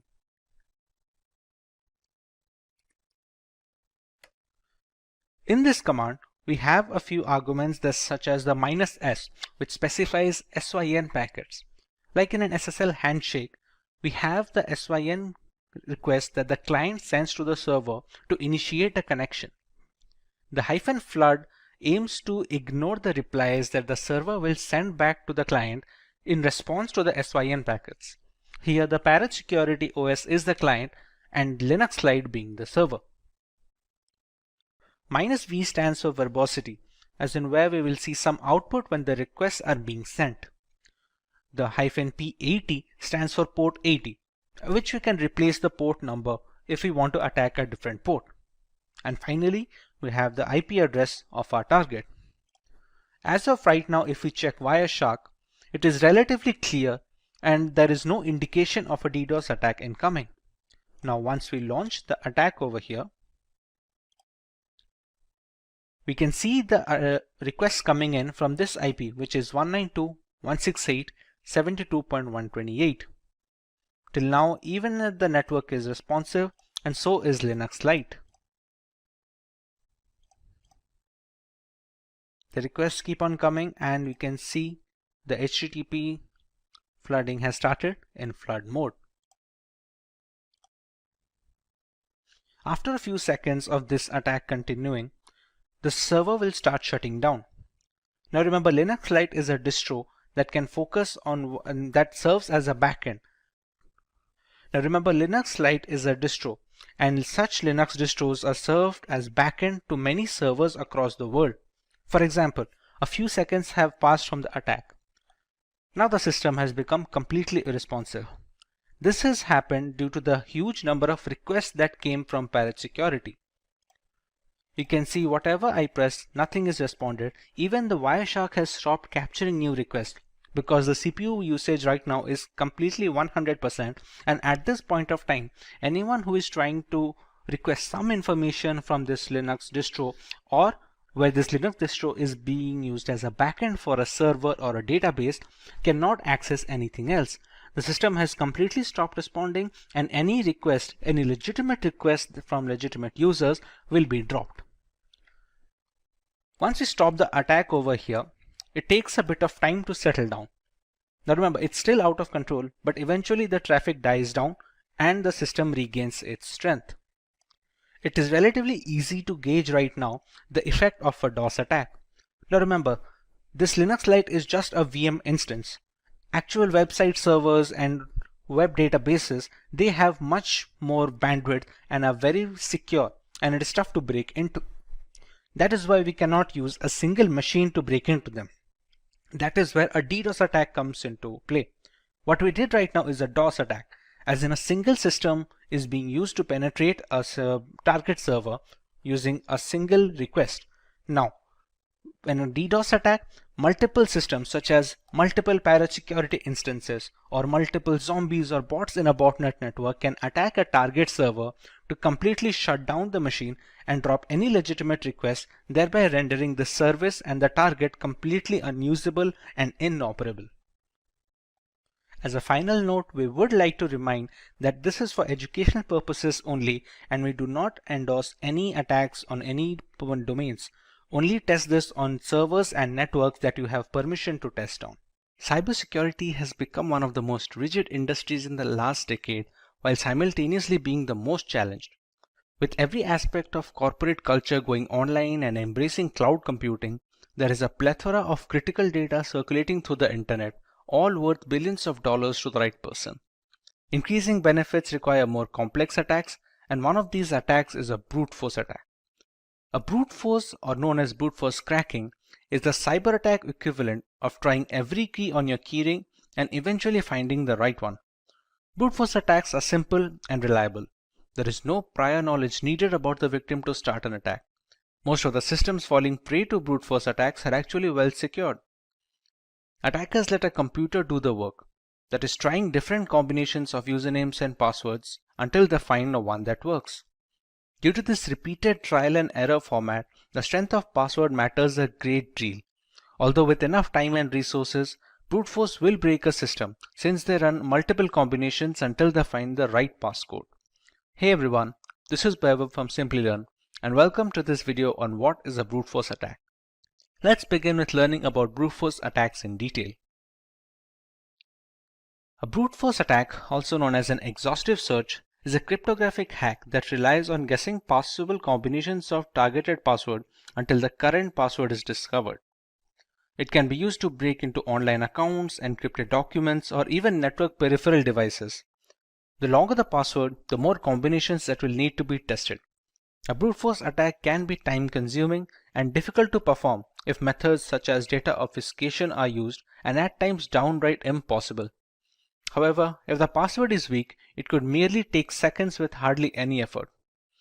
Dictionary attacks are an alternative to brute force attacks where the attacker already has a list of usernames and passwords that need to be tested against the target. It doesn't need to create any other combinations on its own. Dictionary attacks are much more reliable than brute force in a real-world context, but the usefulness depends entirely on the strength of passwords being used by the general population. There is a three-step process when it comes to brute forcing a system. Let's learn about each of them in detail. In step 1, we have to settle on a tool that we are going to use for brute forcing. There are some popular names on the market like Hashcat, Hydra, and John the Ripper.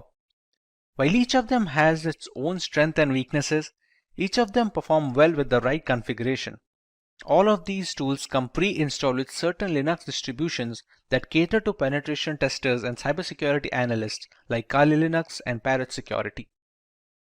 After deciding what tool to use, we can start generating combinations of alphanumeric variables whose only limitation is the number of characters. For example, while using Hydra, a single 6-digit password will create 900,000 passwords with only digits involved. Add alphabets and symbols to that sample space and that number grows exponentially. The popular tools allow customizing this process. Let's say the hacker is aware of the password being a specific 8-digit word containing only letters and symbols. This will substantially increase the chances of being able to guess the right password since we remove the time taken to generate the longer ones. We omit the need for including digits in such combinations.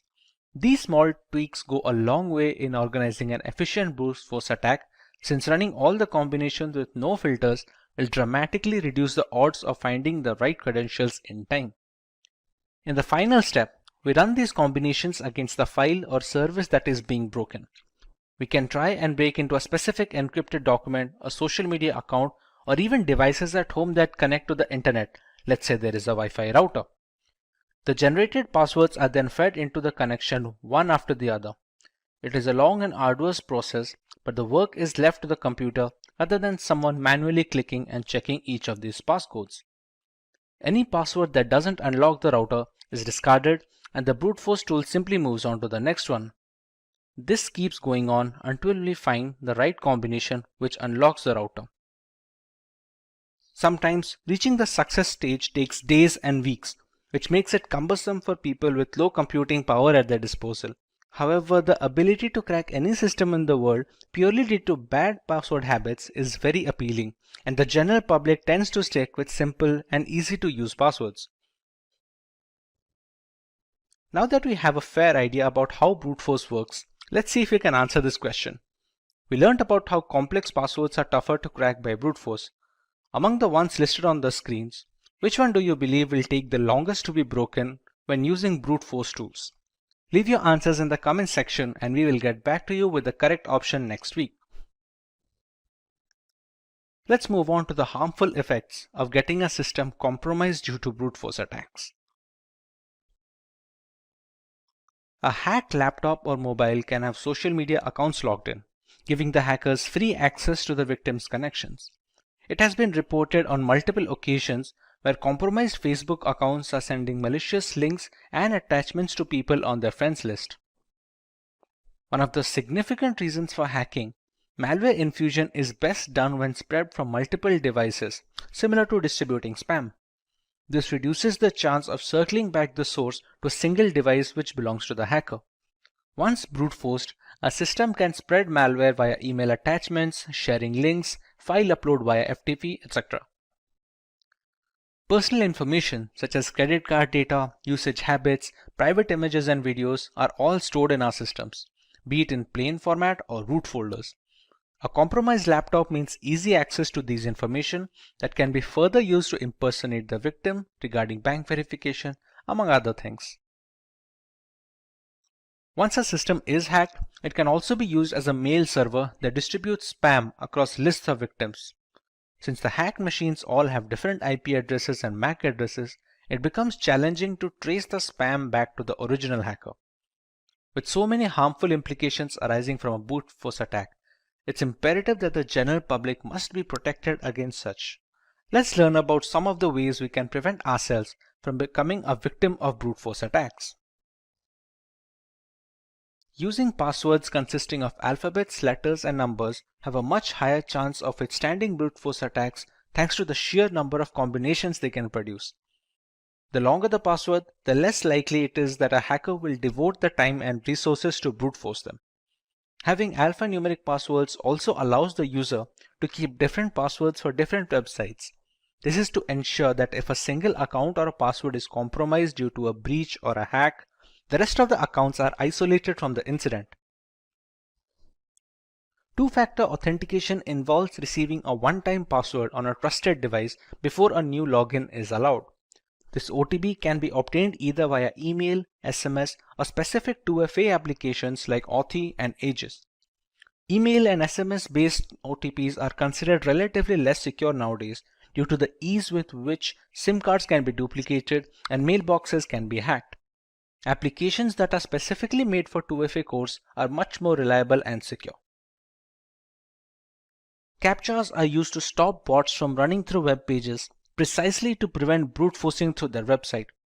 Since brute force tools are automated, forcing the hacker to solve CAPTCHA for every iteration of a password manually is very challenging. The CAPTCHA system can filter out these automated bots that keep refreshing the page with different credentials, thereby reducing the chances of brute force considerably. A definite rule that locks the account being hacked for 30 minutes after a specific number of attempts is a good way to prevent brute force attempts. Many websites lock account for 30 minutes after 3 failed password attempts to secure the account against any such attack. On an additional note, some websites also send an email instructing the user that there have been 3 insecure attempts to log into the website. Let's look at a demonstration of how brute force attacks work in a real-world situation. The world has gone wireless. With Wi-Fi taking the reins in every household, it's natural that their security will always be up for debate. To further test the security index and understand brute force attacks, we will attempt to break into the password of a Wi-Fi router. For that to happen, we first need to capture a handshake file, which is a connection file from the Wi-Fi router to a connecting device like a mobile or a laptop. The operating system used for this process is Parrot Security, a Linux distribution that is catered to penetration testers. All the tools being used in this demo can easily be found pre-installed in this operating system. If getting your learning started is half the battle, what if you could do that for free? Visit SkillUp by Simplilearn. Click on the link in the description to know more. To start our demo, we're going to use a tool called Airgeddon, which is made to hack into wireless networks specifically.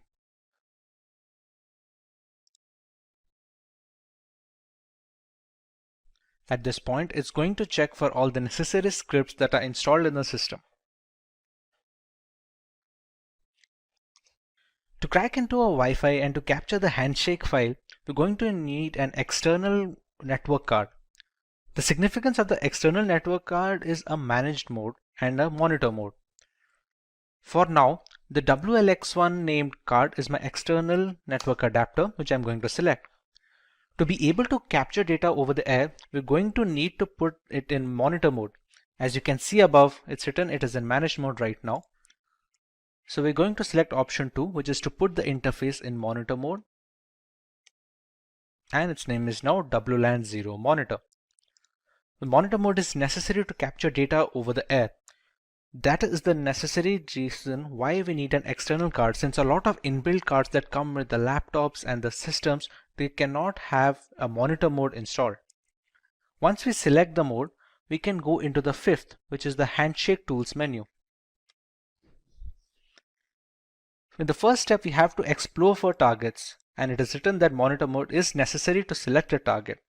So let's explore for targets and press enter.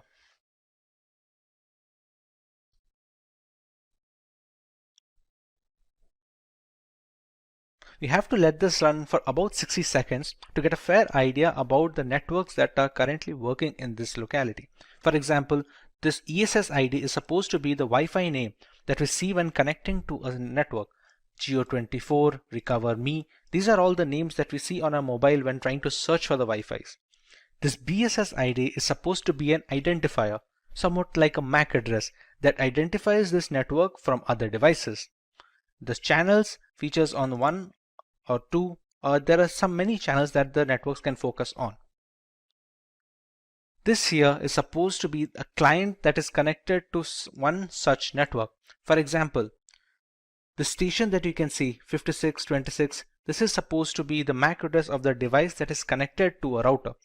This BSS ID is supposed to be which Wi-Fi it is connected to. For example, 5895D8 is this one, which is the Geo24 router. So we already know which router has a device connected to it, and we can use our attack to capture this handshake. Now that it has already run for 1 minute, now that we press Ctrl C, we will be asked to select a target. See, it has already selected the number 5, which is the Geo24 router, as the one with clients. So it is easy to run an attack on, and it is easy to capture a handshake for. We select network 5 and we run a capture handshake. It says we have a valid WPA2 network target selected and that the script can continue. Now, to capture the handshake, we have a couple of attacks, a deauth or a deauth air replay attack. What this attack does is kick the clients out of the network. In return, when they try to reconnect to the Wi-Fi, as they are configured that way, that when a client is disconnected, it tries to reconnect it immediately, it tries to capture a handshake file, which in turn contains the security key, which is necessary to initiate the handshake. For our demo, let's go with the second option, that is the deauth air replay attack. Select a timeout value, let's say we give it 60 seconds, and we start the script. We can see it capturing data from the Geo24 network, and here we go. We have the WPA handshake file.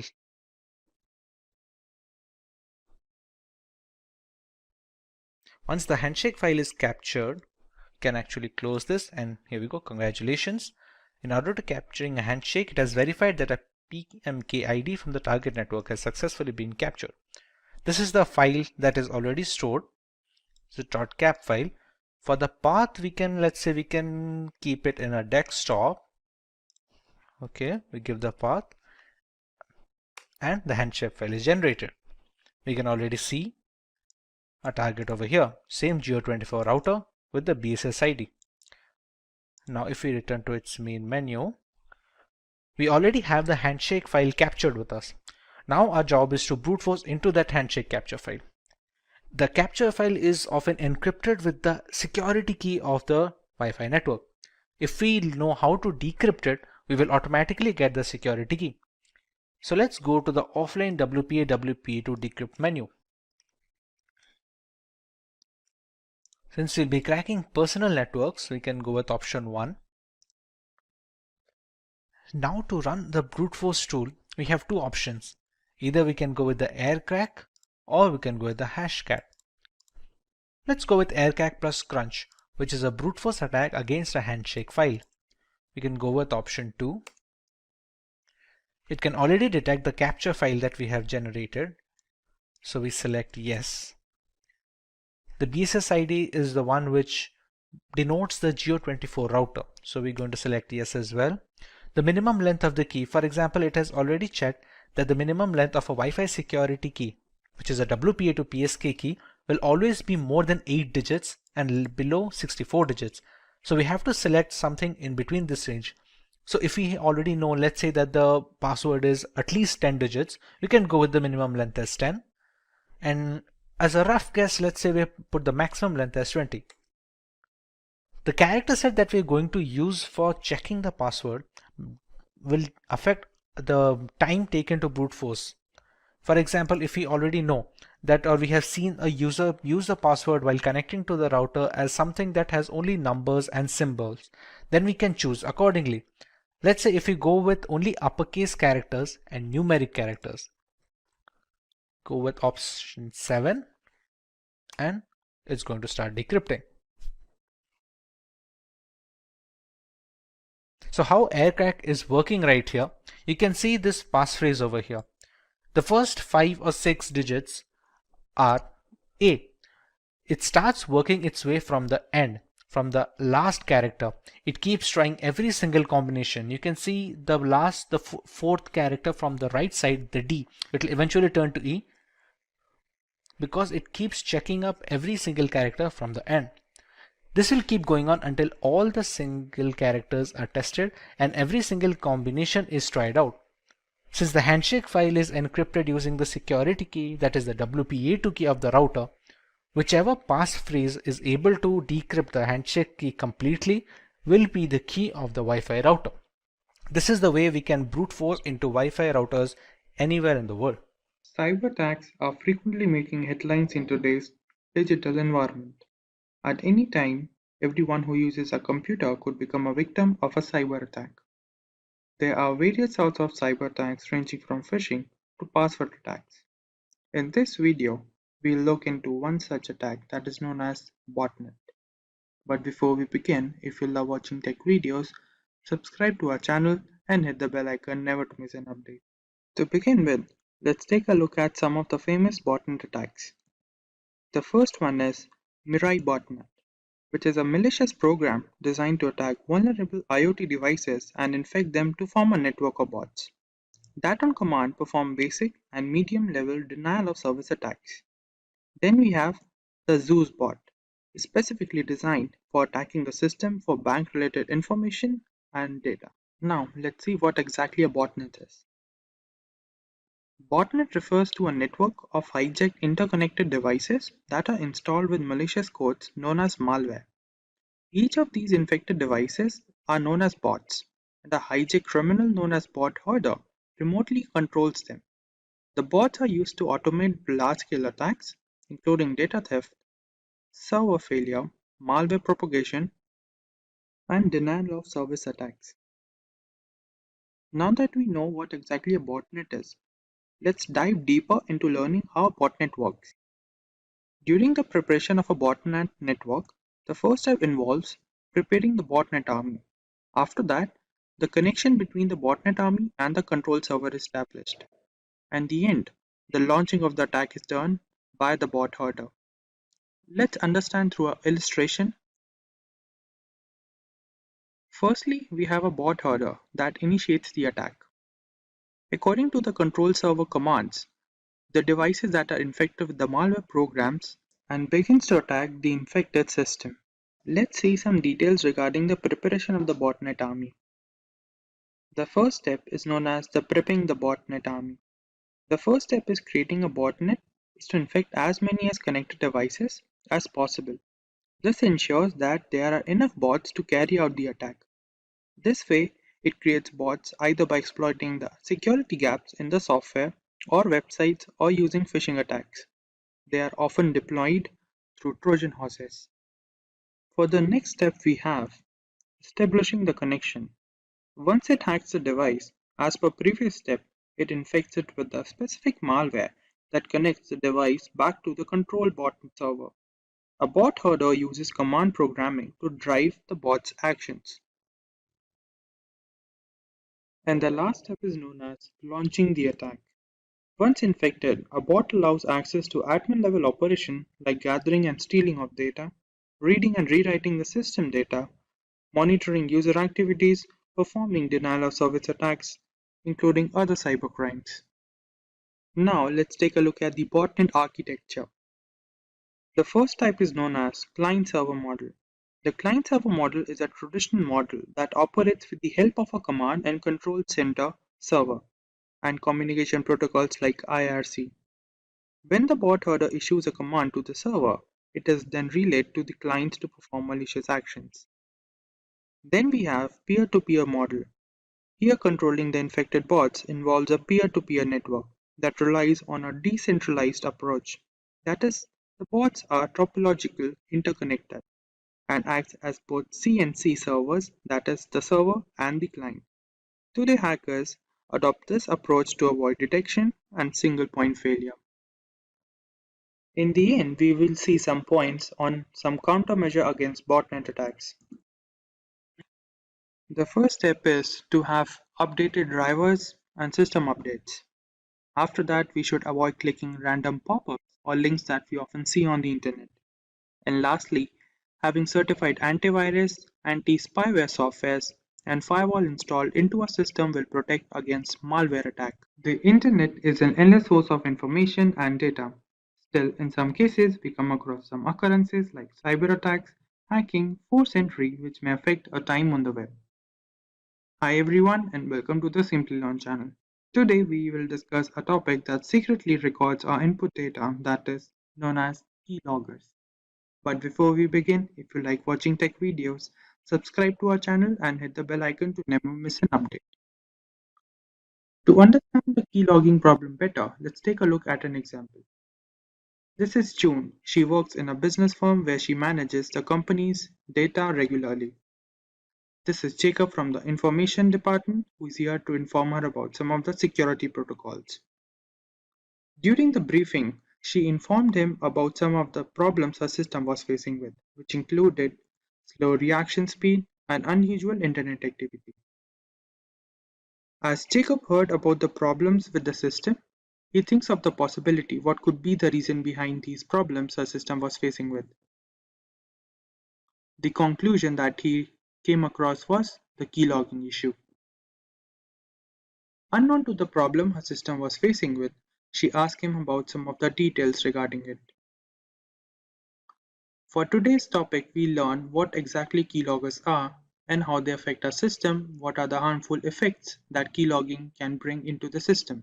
To begin with, we learn what exactly the keylogging program is. As the name suggests, keylogger is a malicious program or a tool that is designed to record keystrokes that are typed during data input and record them into a log file. Then the same program secretly sends these log files to its origin, where they can be used for malicious acts by the hacker. Now that we know what the keylogging program is, let's take a look how they enter into the system. Searching for a suitable driver for a system can often lead to the installation of the keylogging program into the system if we often visit suspicious sites and uncertified software are installed into our system. Then, if we use unknown links or visiting unknown websites which come through unknown addresses can also be a reason behind the keylogging issue entering into the system. And lastly, there are often cases where different pop-ups that we often see on social sites or different media sites can lead to the installation of keylogging program into our system. Now that we know how the problem gets into the system, let's take a look how to identify whether the system is infected by the keylogging issue. The keylogging issue can be identified if there are often cases when our keyboard lags behind the system. The data that we enter sometimes is stuck in between when we type through the input. Then, there are cases when the system freeze occurs unknowingly to what exactly could be the reason behind them. And also there are delayed reaction time for different applications that run on the system. And lastly, there are different cases when we often see suspicious internet activity on the system that we don't know about.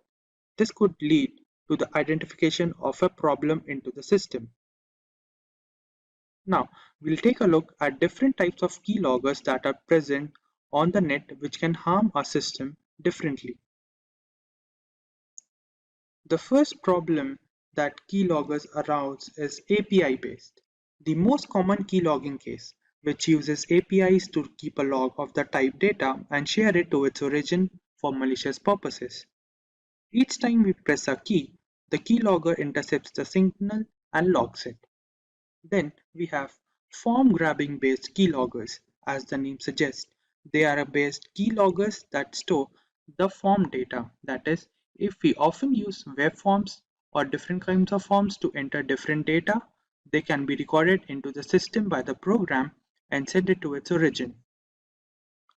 Then we have kernel-based keyloggers. These keyloggers are installed deeply into the operating system, where they can hide from different antivirus if not checked properly, and they record the data that we type on the keyboard and send it to its origin. And lastly, we have hardware keyloggers. These keyloggers are present directly into the hardware. That is, they are embedded into system where they record the data that we type on the keyboard.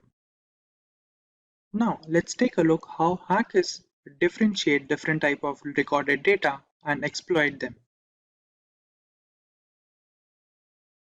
When hackers receive information about the target, they might use it to blackmail the target, which may affect the personal life of the target and also blackmail them for different money-related issues.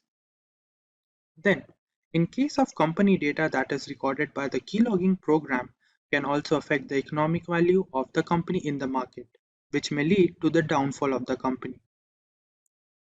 Also, in some cases, the keylogging program can also log data about military secrets, which may include nuclear codes or security protocols which are necessary to maintain the security of a country. Now, let's take a look whether mobile devices get infected with the keylogging issue or not. In the case of hand devices, infection of keyloggers are low in comparison to the computer systems, as they use on-screen keyboard or virtual keyboard. But in some cases, we often see different kinds of malicious programs getting installed into the hand device if we often visit different uncertified websites or illegal websites or torrent sites. And also, the device that is infected with the keylogging issue or different kind of malicious program can often lead to the exploitation of data that includes photos, emails, or important files by the hacker or the cyber criminal that installed the particular malicious program into the system. Now, to prevent a system from getting infected by the keylogging program, let's take a look at different points. The first point includes using of different antivirus softwares or tools which can prevent the entering of malicious program into the system. Then, keeping system security protocols regularly updated is also a good habit. And lastly, using virtual keyboard to input our sensitive data, which may include bank details, login details, or different passwords related to different websites. Now that we have some understanding about the topic of keyloggers, let's take a look at the demo to further increase the knowledge about the topic.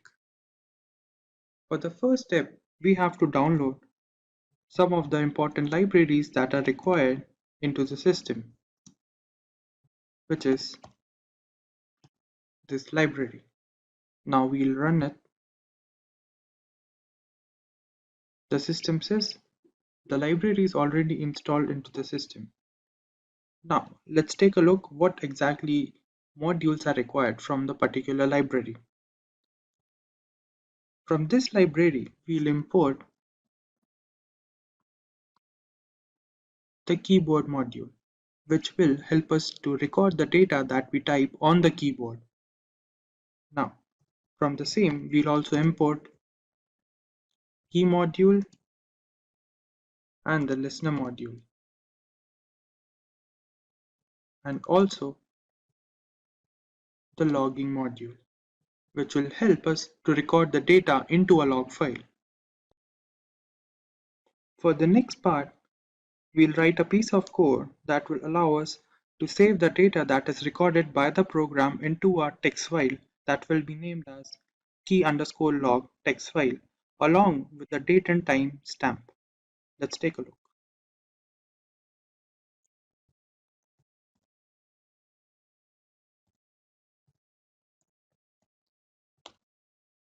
Now, we'll provide it with the file name that will be given as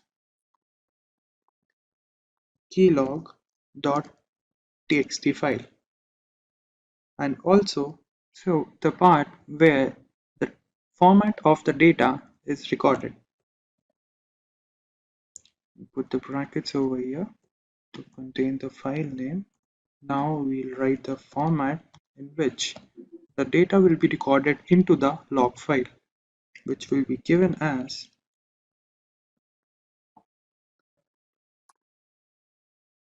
the format would be the message and the timestamp, which would be given as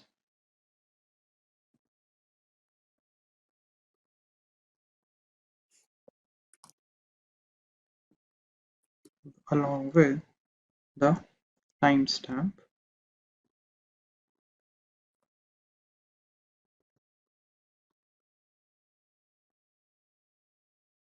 given as percentage and ending it with the bracket. Now, for the next step, we'll design two of the functions that will be used into the program that will be termed as while press function and while release function. Let's take a look. While press function would be a function that will come into play when the keyboard key has been pressed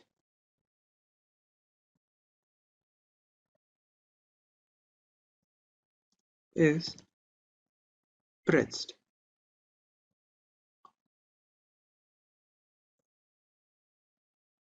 And this would go for the format that we designed in the above line, and logging the pressed key info, a string file to be recorded into the log file. Now we'll design a function that is while release.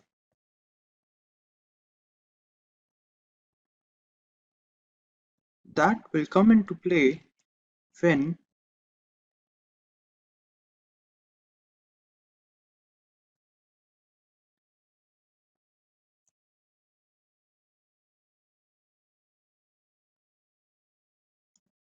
the escape key has been pressed. That is, the program will terminate itself and the program will stop from running. And in the end, we require for the functioning of the program to loop these functions, that is while press and while release, to continue its cycle.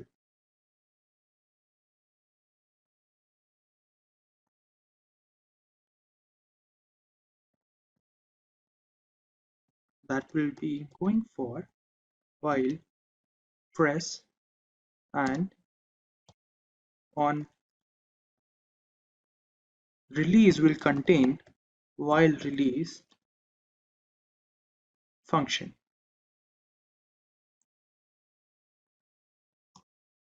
As listener. And now this part would join the different threads and store them into the log file. Now that we have completed the code for the program, let's run it.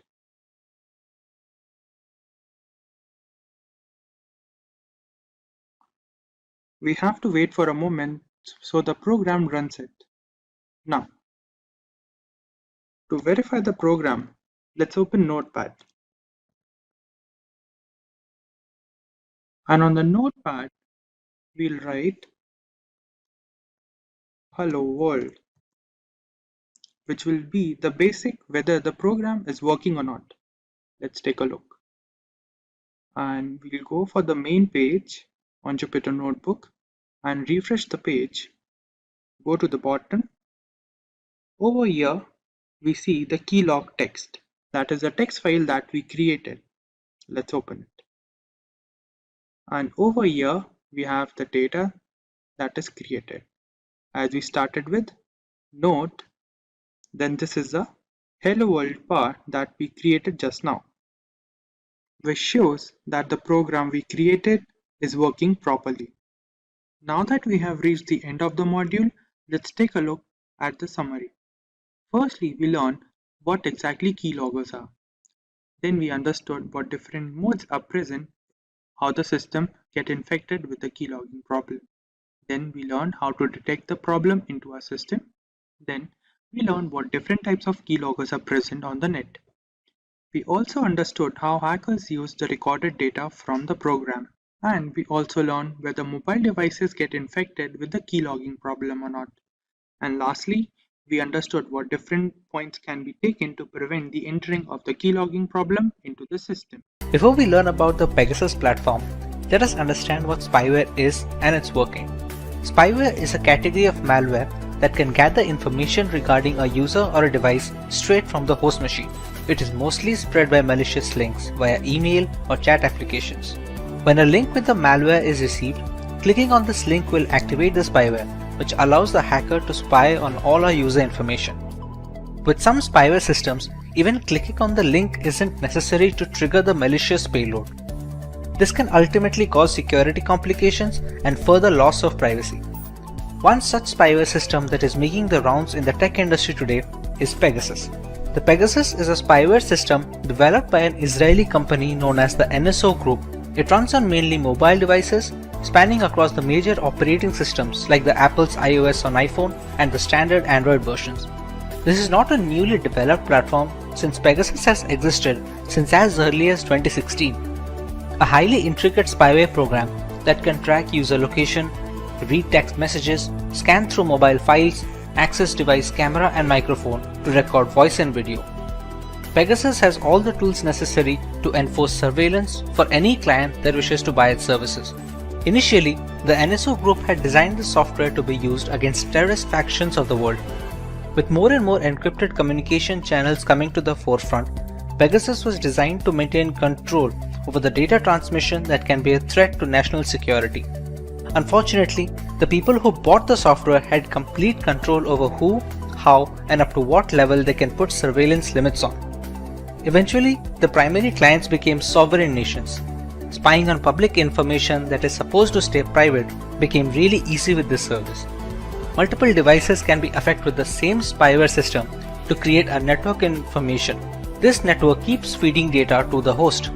To understand how a network can be created, let's know how a mobile device can be affected by Pegasus. We all communicate with friends and family over instant messaging applications and email in some instances. If you check your inbox on a regular basis, you must have noticed that we receive some spam emails that the mail providers like Gmail and Yahoo can just filter into the spam folder. Some of these messages bypass this filter and make their way into a person's inbox. They look like generic emails which are supposed to be safe. The Pegasus spyware targets such occurrences by passing malicious messages and links which install the necessary spy software on the user's mobile device, be it Android or an iPhone. This isn't unique to the email ecosystem, since it's equally likely to be targeted via SMS text, WhatsApp, Instagram, or even the most secure messaging apps like Signal and Threema. Once the malicious links are clicked, a spyware package is downloaded and installed on the device. After the spyware is successfully installed, the perpetrator who sent the payload to the victim can monitor everything the user does. Pegasus can collect private emails, passwords, images, videos, and every other piece of information that passes through the device network. All this data is transmitted back to the central server, where the primary spying organization can monitor the activities at a granular level. This is not even surface level, since complex spyware software like Pegasus can access the root files on our mobiles.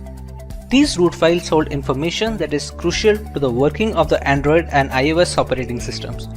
Leaking such private information is a massive blow to the security and the privacy of an individual. The information that may seem trivial, like the name of your Wi-Fi connection or the last time you ordered an item from Amazon, are indeed all valuable information. This exploitation is primarily possible due to the zero-day vulnerabilities known as bugs in the software development process. The zero-day bugs are the ones that have just been discovered by some independent security company or a researcher. Once they are found, reporting these vulnerabilities to the developer of the platform, which would be either Google for Android or Apple for iOS, is the right thing to do. However, many such critical bugs make their way onto the dark web, where hackers can use them to create exploits. These exploits are then sent to innocent users with a link or a message, like we had discussed before. Pegasus was able to affect the latest devices with all the security patches installed, but some bugs are not reported to the developers or just cannot be fixed without breaking some core functionality.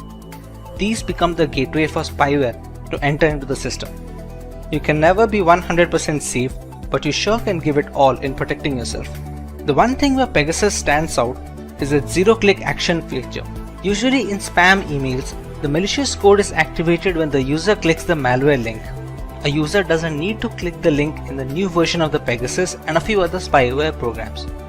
Once the message arrives in the inbox of WhatsApp, Gmail, or any other chat applications, the spyware gets activated and everything can be recorded and sent back to the central server. The primary issue with being affected by spyware as a victim is detection. Unlike crypto miners and Trojans, spying services usually do not demand many system resources, which makes them tough to detect after they have been activated. Since many devices slow down after a couple of years, any kind of performance hit due to such spyware is often attributed to poor software longevity by the users.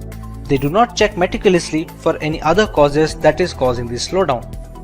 When left unchecked, these devices can capture voice and video from the mobile sensors while keeping the owner in the dark. Let's take a moment to check if we are well aware of the causes of such attacks. How do users fall prey to such spyware programs? A. By installing untested software. B. By clicking on the third-party links from email and messages. C. By not keeping their apps and phones updated. Or D. All of the above. Let us know your answers in the comment section below and we will reveal the correct answer next week. But what about the unaffected devices, the vulnerable ones? While we cannot be certain of our security, there are a few things we can do to boost our device, be it against Pegasus or the next big spyware on the market. Let's say we are safe now and we have the time to take the necessary steps to prevent a spyware attack. What are the things we can go for? Our primary goal must always be to keep our apps and the operating system updated with the latest security patches. The vulnerabilities that the exploits target are often discovered by developers from Google and Apple, which send the security patches quickly. This can be done for individual apps as well, so keeping them updated is of utmost importance. While the most secure devices have fallen prey to Pegasus as well, a security patch from developers may help in minimizing the damage at a later stage, or maybe negate the entire spyware platform altogether. Another big factor is the spread of malware is the trend of sideloading Android applications using .apk files. Downloading such apps from a third-party website have no security checks involved and are mostly responsible for adware and spyware invasions on user devices. Avoiding the sideloading of apps would be a major step in protecting yourself. We often receive spam emails or texts from people we may not know on social medias. They are accompanied with links that allow malware to creep into our device.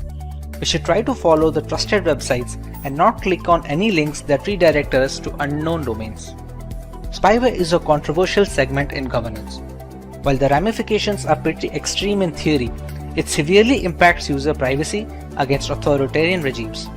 Sufficient resources and a contingent plan can alter the false veil of democracy altogether.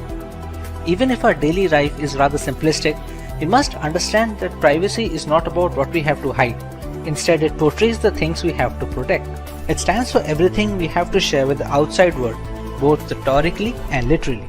Hey everyone, today we look at the hack which took the world by storm and affected multiple governments and corporations, the SolarWinds attack. The global statistics indicate that upward of 18,000 customers have been affected, potentially needing billions to recover the losses incurred.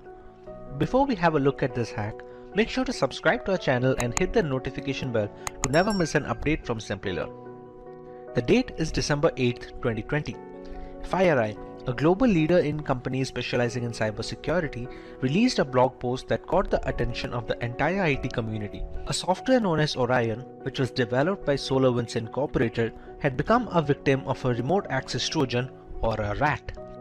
The breach was estimated to be running since the spring of 2020 and went virtually unnoticed for months. The reveal sent the developers of the Orion software into a frenzy as they quickly released a couple of hotfixes for their platform in order to mitigate this threat and prevent further damage. But how did this come into existence? We first need to understand the platform which was responsible for this breach. SolarWinds, a software company based in Texas, United States, had developed a management platform known as Orion.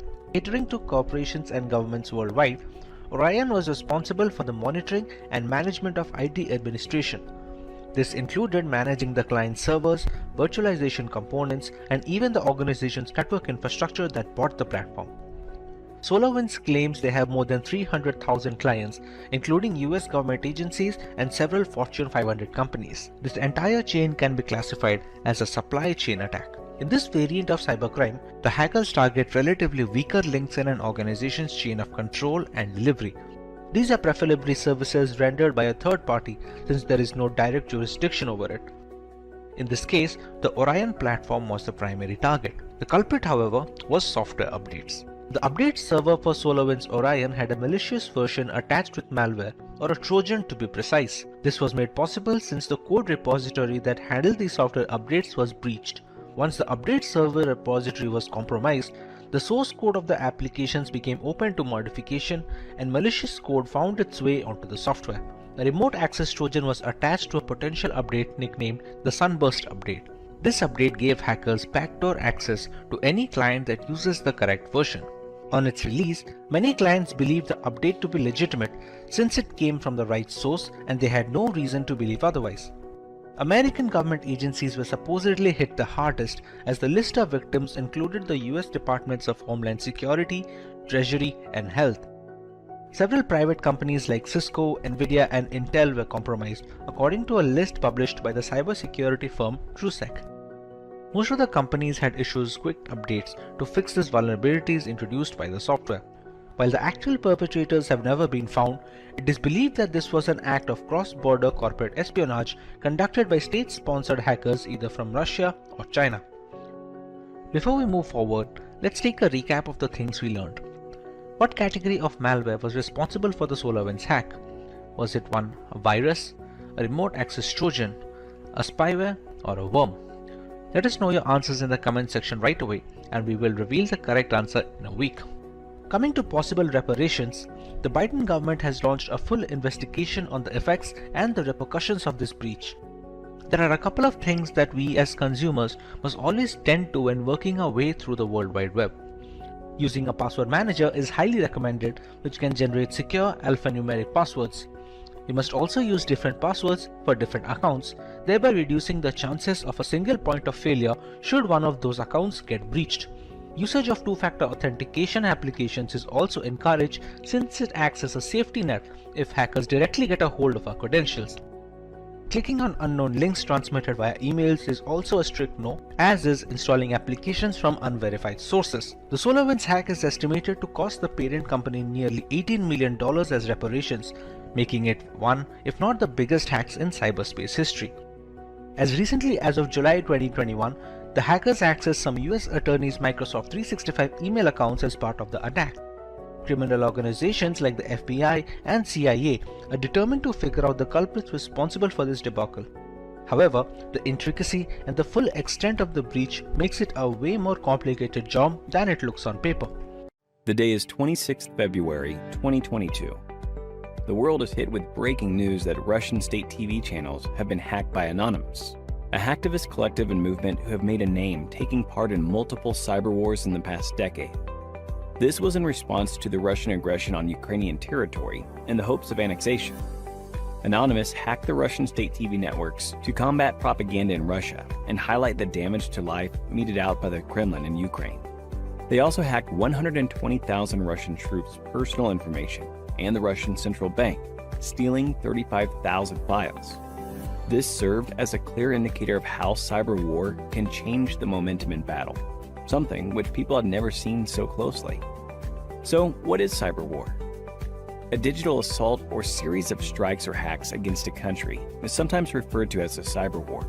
It has the ability to cause havoc on government and civilian infrastructure, as well as disrupt essential systems, causing state harm and even death.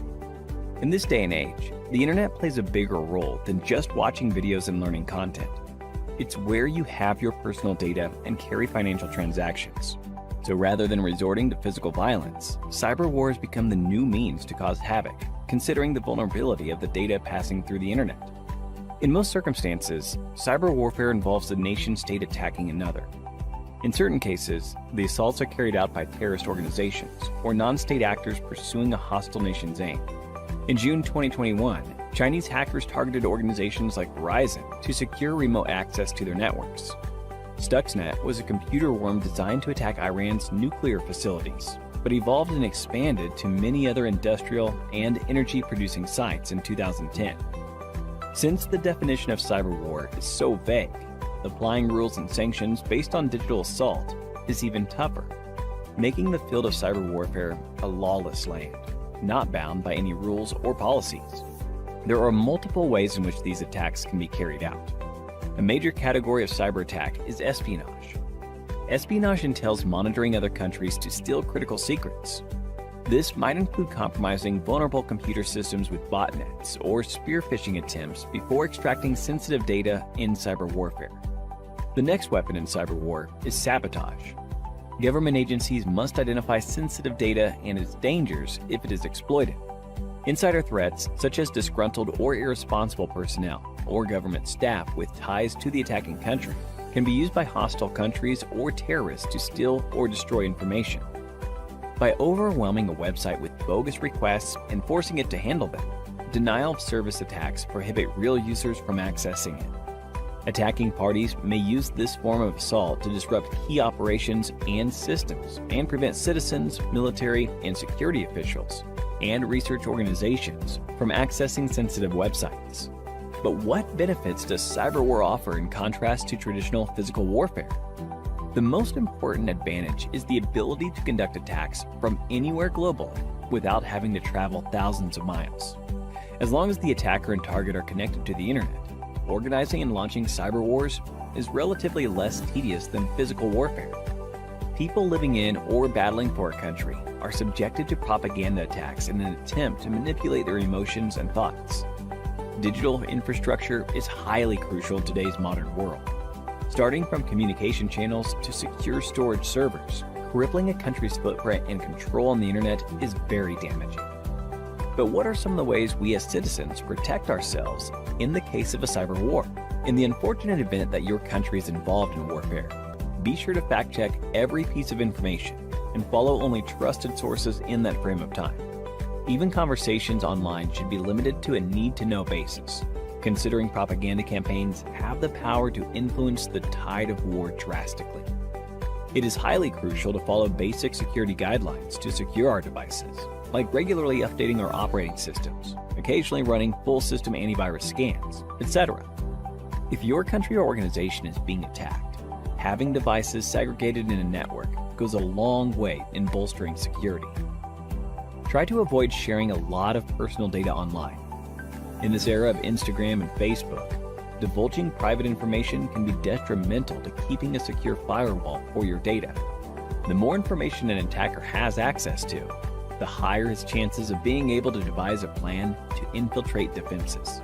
And if you're someone who is interested in building a career in cybersecurity, that is by graduating from the best universities, or a professional who elicits to switch careers with cybersecurity by learning from the experts, then try giving a shot to Simplilearn's postgraduate program in cybersecurity with modules from the MIT Schwarzman College of Engineering.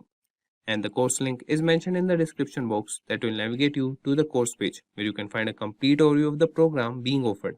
During data transmission, there are various external factors which can affect the transmission of data over a network channel. To prevent such cases from happening, we use Internet Protocol Security, which we will be discussing in the session on IPsec Explain. Hi guys, and welcome to yet another interesting video by Simplilearn. But before we begin, if you love watching tech videos, subscribe to our channel and hit the bell icon to never miss an update from us. Now without further ado, let's take a look at the agenda for this session. To begin with, we will look into what is IPsec. Continuing with why do we use IPsec in a network, followed by components of IPsec, modes of IP security, As for the last topic, we will look into working steps involved in IP security. Let's begin with the first heading, that is, what is IPsec? IPsec, Internet Protocol Security, is defined as a set of framework and protocol to ensure data transmission over a network channel. This protocol was initially defined of two main protocols for data security over a network channel, which were authentication header, which is responsible for data integrity and anti-replay services. And the second protocol is encapsulating security payload, in short ESP, which includes data encryption and data authentication. Now let's move on to the next heading, that is, why do we use IPsec in a network? IPsec is used to secure sensitive data and information, such as company data, clinical data, bank data, and various sensitive information regarding an institution, which are used during data transmission over a network channel. The use of VPNs, that are virtual private networks, and apply IPsec protocols to encrypt the data for end-to-end transmission.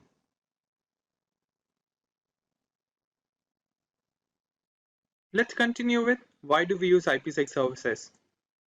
IPsec is also used to encrypt data for application layer in the OSI model and provide security for sharing data over network routers and data authentication.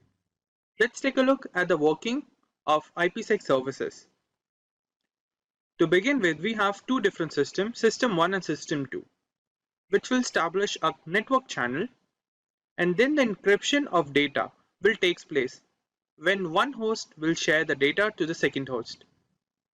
During this, IPsec services will secure the data that is to be transferred over the network channel by applying router encryption and authentication. Now let's move on to the next topic, that is components of IPsec. The IPsec services comprises of multiple protocols that ensure the data transmission over the network channel. The first one is Encapsulating Security Payload Protocol, in short ESP. This protocol of IP security provides data encryption and authentication services, and it also authenticates and encrypts the data packet in the transmission channel. Moving on, we have Authentication Header, in short AH. Similar to ESP, the authentication header also provides all the security services, but it does not encrypt the data. It also protects the IP packet and adds additional headers to the packet header. The modified IP datagram looks this way, where the IP components are included at the second position, the seventh position, and the sixth position, along with the authentication of data services over the network channel.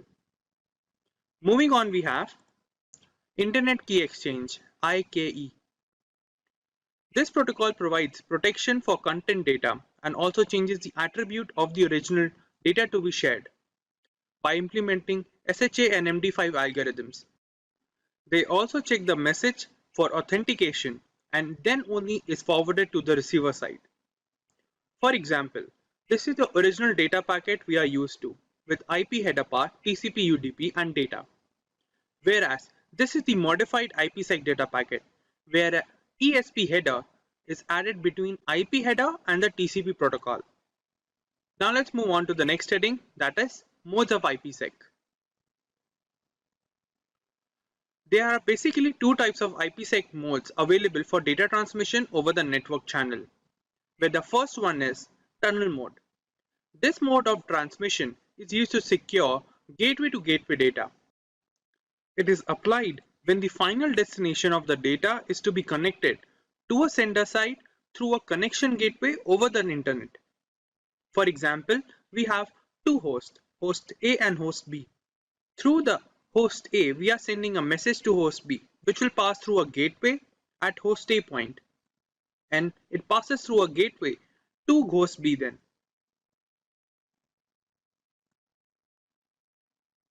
This is a basic format for gateway to gateway data transmission. And the given IP datagram format is used for tunnel mode. Now let's move on to the second mode of IPsec, that is transport mode. This mode of IPsec is used to protect protocols like TCP or UDP and is used to ensure end-to-end communication unlike tunnel mode. The transport mode data at authentication header and encapsulating security payload for security purpose in the IP header. This is the modified IP datagram for transport mode. The point to be noted is the IPsec header is always added between IP header and TCP header.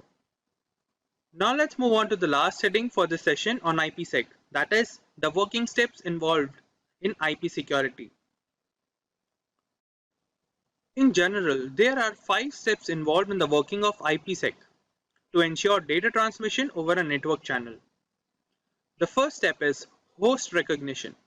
In the first step, the host system will check if the packet is to be transmitted or not by automatically triggering the security policy for the data, which is implemented by the sender side for proper encryption.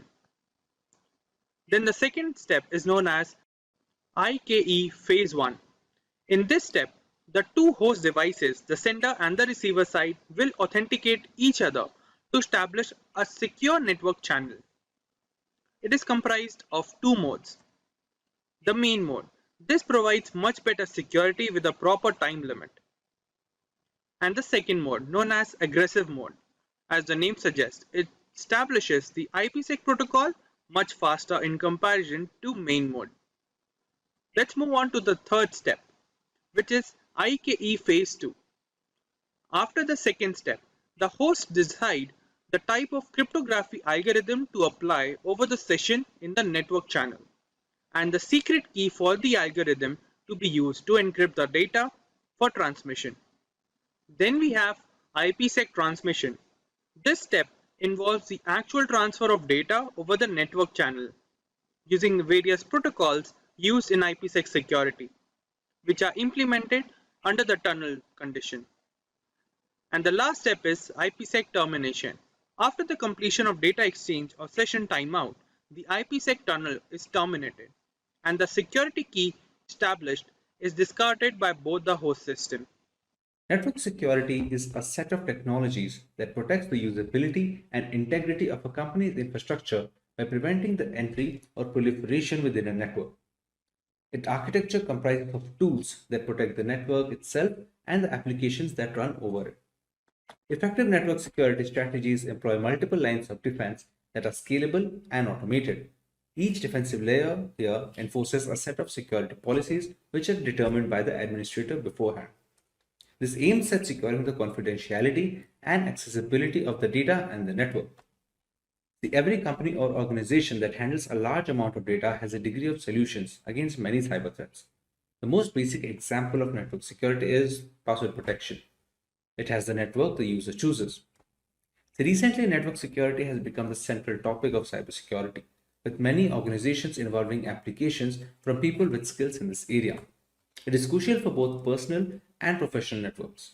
Most houses with high-speed internet have one or more wireless routers, which can be vulnerable to attacks if they are not adequately secured.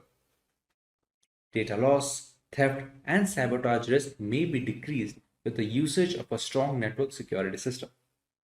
Your workstations are protected from hazardous spyware thanks to network security. Additionally, it guarantees the security of the data which is being shared over a network.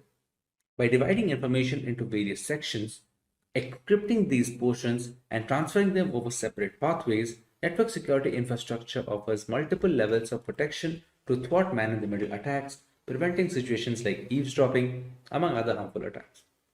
It is becoming increasingly difficult in today's hyper-connected environment as more corporate applications migrate to both public and private clouds.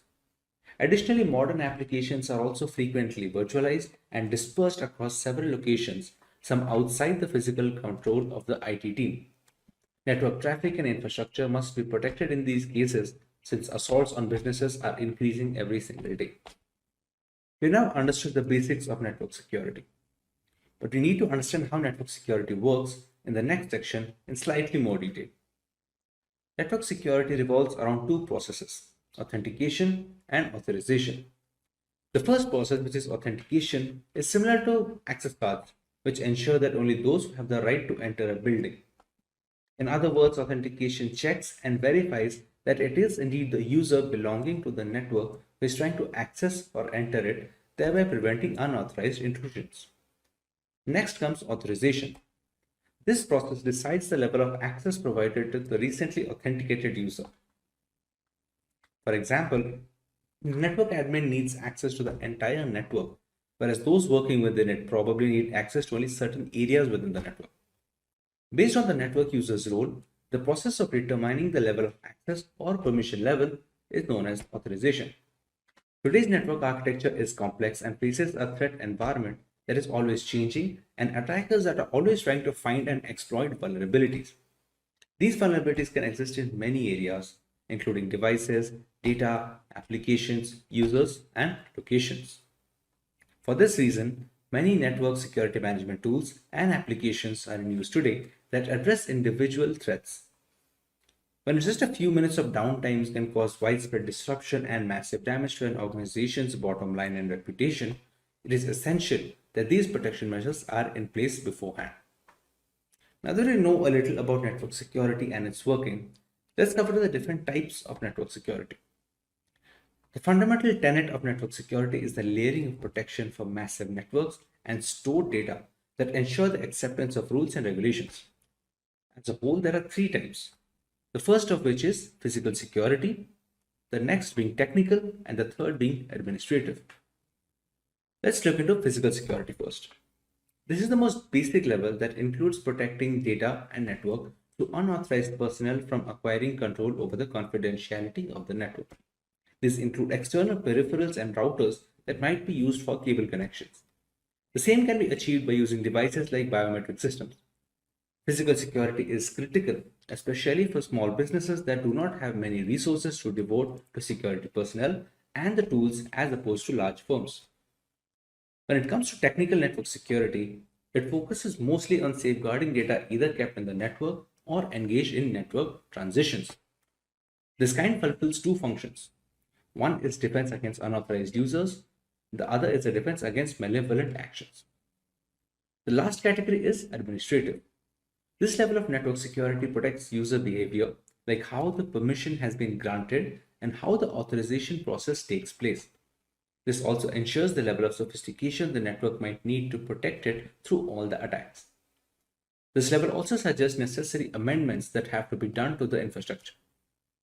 I think that's all the basics that we need to cover on network security, in which our next topic we're going to go through two mediums of network security, which are the transport layer and the application layer. The transport layer is a way to secure information as it is carried over the internet, with users browsing websites, emails, instant messaging, etc. TLS aims to provide a private and secure connection between a web browser and a website server. It does this with a cryptographic handshake between two systems using public key cryptography. The two parties to the connection exchange a secret token, and once each machine validates this token, it is used for all communications. The connection employs lighter symmetric cryptography to save bandwidth and processing power. Since the application layer is the closest layer to the end user, it provides hackers with the largest threat surface. Poor app layer security can lead to performance and stability issues, data theft, and in some cases, the network being taken down. Examples of application layer attacks include distributed denial of service attacks or DDoS attacks, HTTP floods, SQL injections, cross-site scripting, etc. Most organizations have an arsenal of application layer security protections to combat these and more, such as web application firewalls, secure web gateway services, etc. Now that we have the theory behind network security has been covered in detail, let us go through some of the tools that can be used to enforce these network security policies. The first tool to be covered in this section is a firewall. A firewall is a type of network security device that keeps track of incoming and outgoing network traffic, and it decides which traffic to allow or deny in accordance to a set of security rules. For more than 25 years, firewalls have served as network security's first line of defense. They provide a barrier between trustworthy internal protected and regulated networks from shady external networks like the internet at some point. The next tool which can be used to bolster network security is a virtual private network, or VPN for short. It's an encrypted connection between a device and a network via the internet. The encrypted connection aids the secure transmission of sensitive data. It makes it impossible for unauthorized parties to eavesdrop on the traffic and enables remote work for the user. The usage of VPN technology is common in both corporate and personal networks. Next, we cover the importance of intrusion prevention systems in network security or IPS frameworks.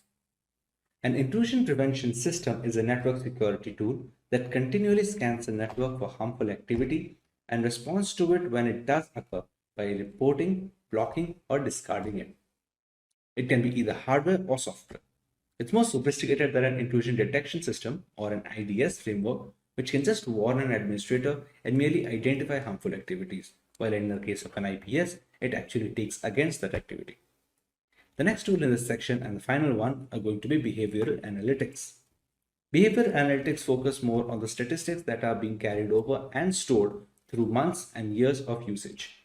Once some kind of similar pattern is noted, where the IT administrator can detect some kind of attack, the similar attacks can be stopped and the security can be further enhanced.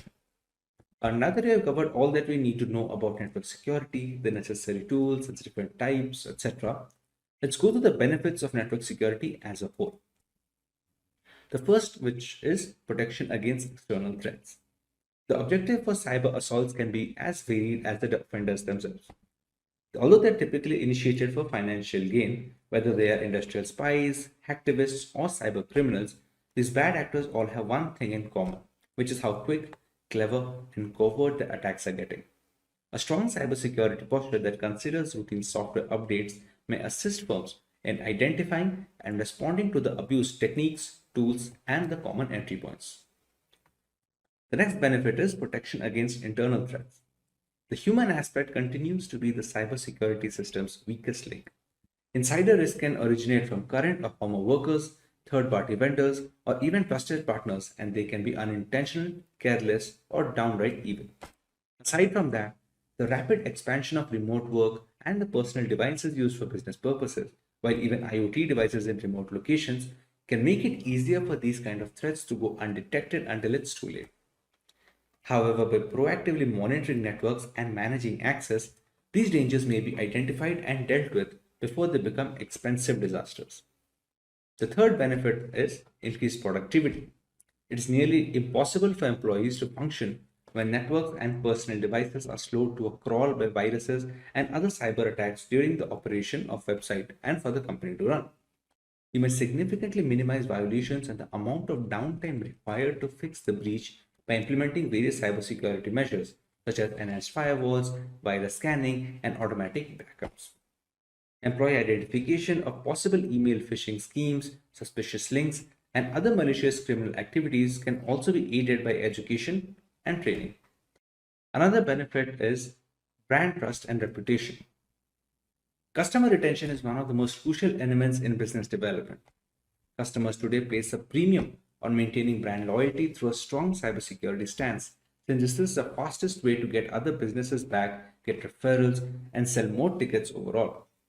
Additionally, it helps manufacturers get on the vendor list with bigger companies as a part of their supply chain, which is only as strong as its weakest link.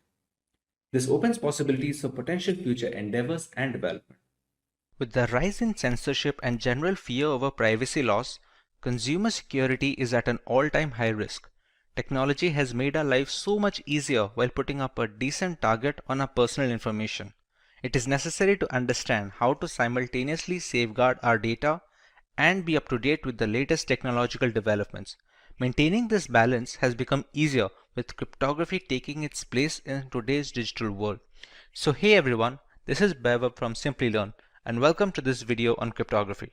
But before we begin, if you love watching tech videos, subscribe to our channel and hit the bell icon to never miss an update from Simplilearn.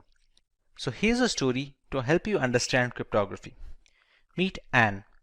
Anne wanted to look for a decent discount on the latest iPhone.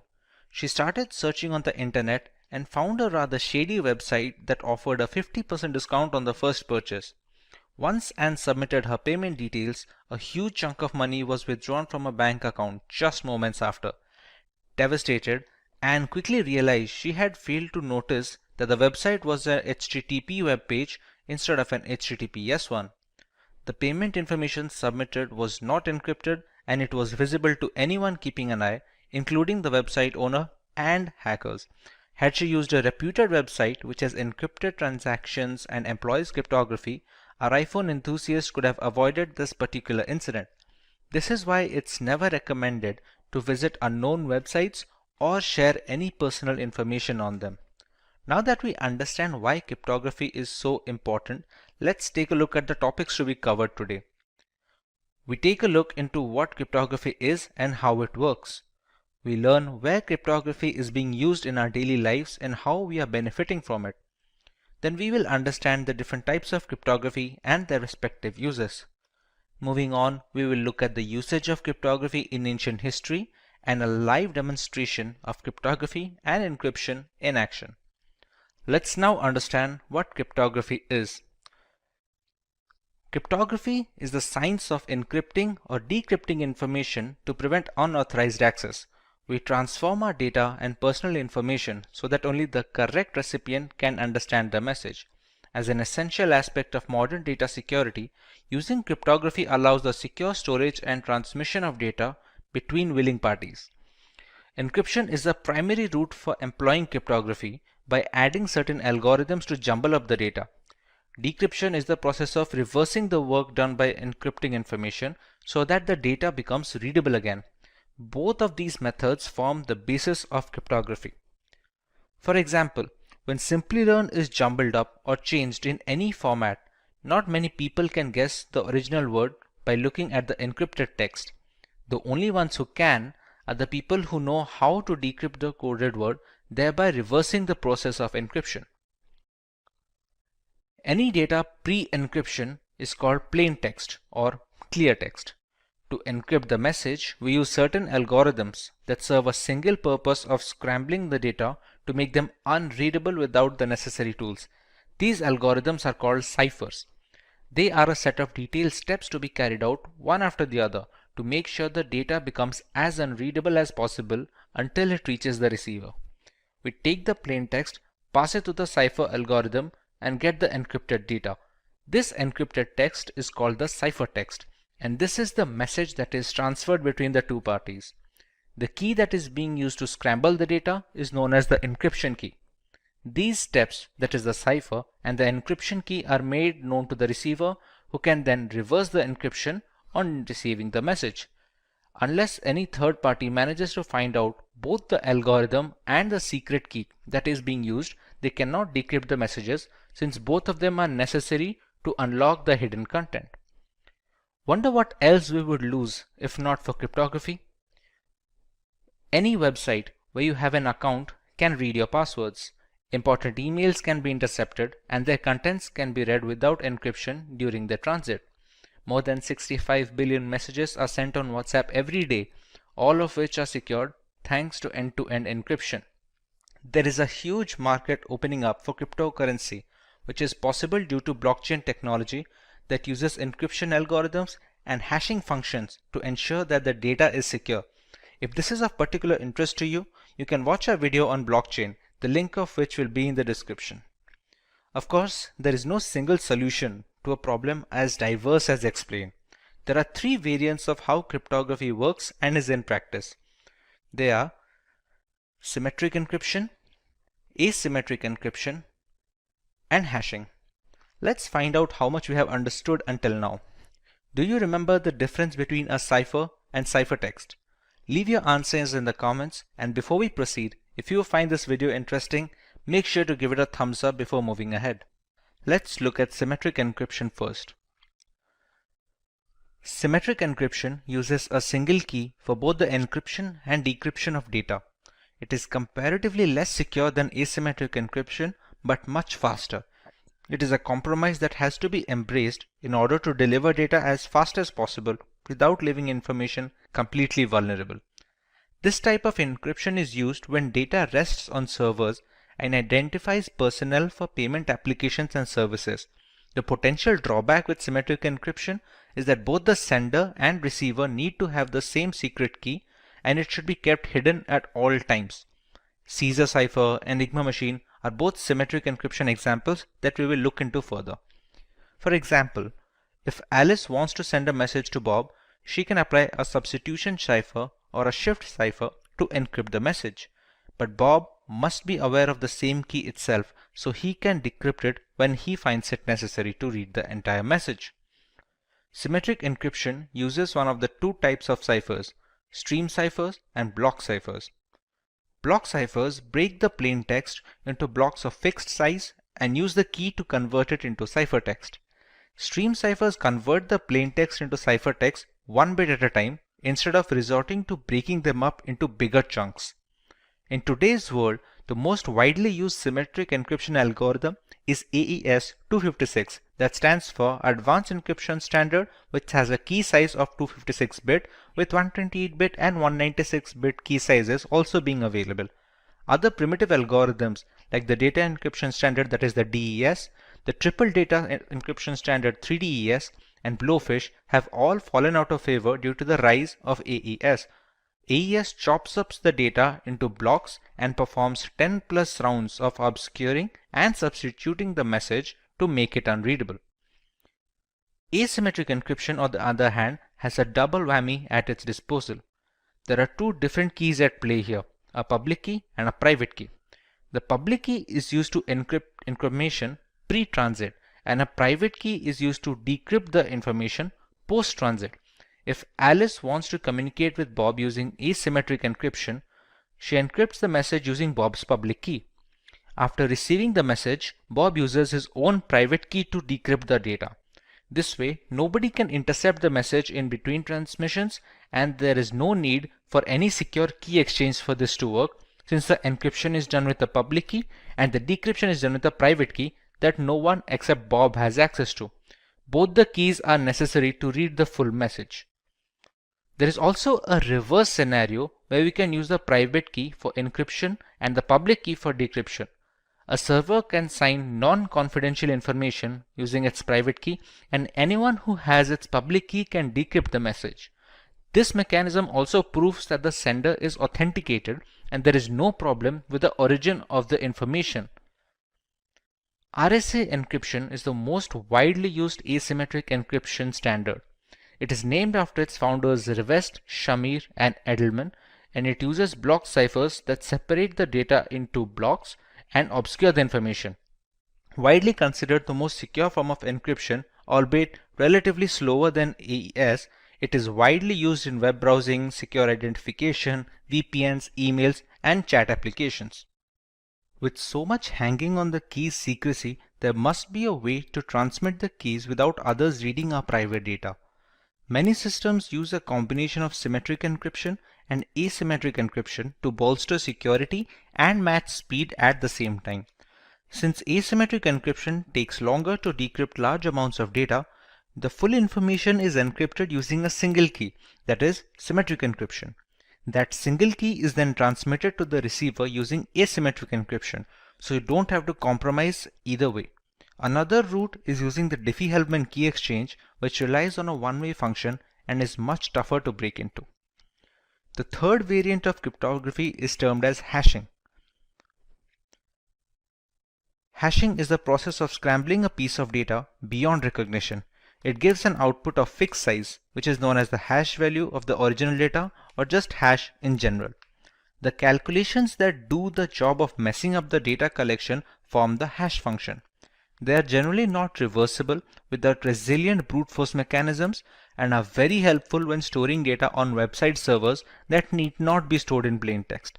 For example, many websites store your account passwords in a hashed format so that not even the administrator can read your credentials. When a user tries to log in, they can compare the entered password's hash value with the hash value that is already stored on the servers for authentication, since the function will always return the same value for the same input. Cryptography has been in practice for centuries. Julius Caesar used a substitution shift to move alphabets a certain number of spaces beyond their place in the alphabet table. A spy can't decipher the original message at first glance. For example, if he wanted to pass confidential information to his armies and decides to use the substitution shift of +2, A becomes C, B becomes D, and so on. The word attack, when passed through a substitution shift of +3, becomes DWWDEFN. This cipher has been appropriately named the Caesar cipher, which is one of the most widely used algorithms. The Enigma is probably the most famous cryptographic cipher device used in ancient history. It was used by the Nazi German armies in the World Wars. They were used to protect confidential political, military, and administrative information, and it consisted of 3 or more rotors that scrambled the original message depending on the machine's state at that time. The decryption is similar, but it needs both machines to stay in the same state before passing the ciphertext so that we receive the same plain text message. Let's take a look at how our data is protected while we browse the internet thanks to cryptography. Here we have a web-based tool that will help us understand the process of RSA encryption. We see the entire workflow from selecting the key size to be used until the decryption of the ciphertext in order to get the plain text back. As we already know, RSA encryption algorithm falls under the umbrella of asymmetric key cryptography. That basically implies that we have two keys at play here, a public key and a private key. Typically, the public key is used by the sender to encrypt the message and the private key is used by the receiver to decrypt the message. There are some occasions when this allocation is reversed, and we will have a look at them as well. In RSA, we have the choice of key size. We can select any key from a 512-bit to 1024-bit all the way up to a 4096-bit key. The longer the key length, the more complex the encryption process becomes, and thereby strengthening the ciphertext. Although with added security, more complex functions take longer to perform the same operations on similar size of data. We have to keep a balance between both speed and strength because the strongest encryption algorithms are of no use if they cannot be practically deployed on systems around the world. Let's take a 1024-bit key over here. Now we need to generate the keys. This generation is done by functions that operate on passphrases. The tool we are using right now generates these pseudo-random keys to be used in this explanation. Once we generate the keys, you can see the public key is rather smaller than the private key, which is almost always the case. These two keys are mathematically linked with each other. They cannot be substituted with any other key, and in order to encrypt the original message or decrypt the ciphertext, this pair must be kept together. The public key is then sent to the sender, and the receiver keeps the private key with himself. In this scenario, let's try and encrypt the word Simplilearn. We have to select if the key being used for encryption is either private or public, since that affects the process of scrambling the information. Since we are using the public key over here, let's select the same and copy it and paste over here. The cipher we are using right now is plain RSA. There are some modified ciphers with their own pros and cons that can also be used, provided we use it on a regular basis and depending on the use case as well. Once we click on encrypt, we can see the ciphertext being generated over here. The pseudorandom generating functions are created in such a way that a single character change in the plaintext will trigger a completely different ciphertext. This is a security feature to strengthen the process from brute force methods. Now that we are done with the encryption process, let's take a look at the decryption part.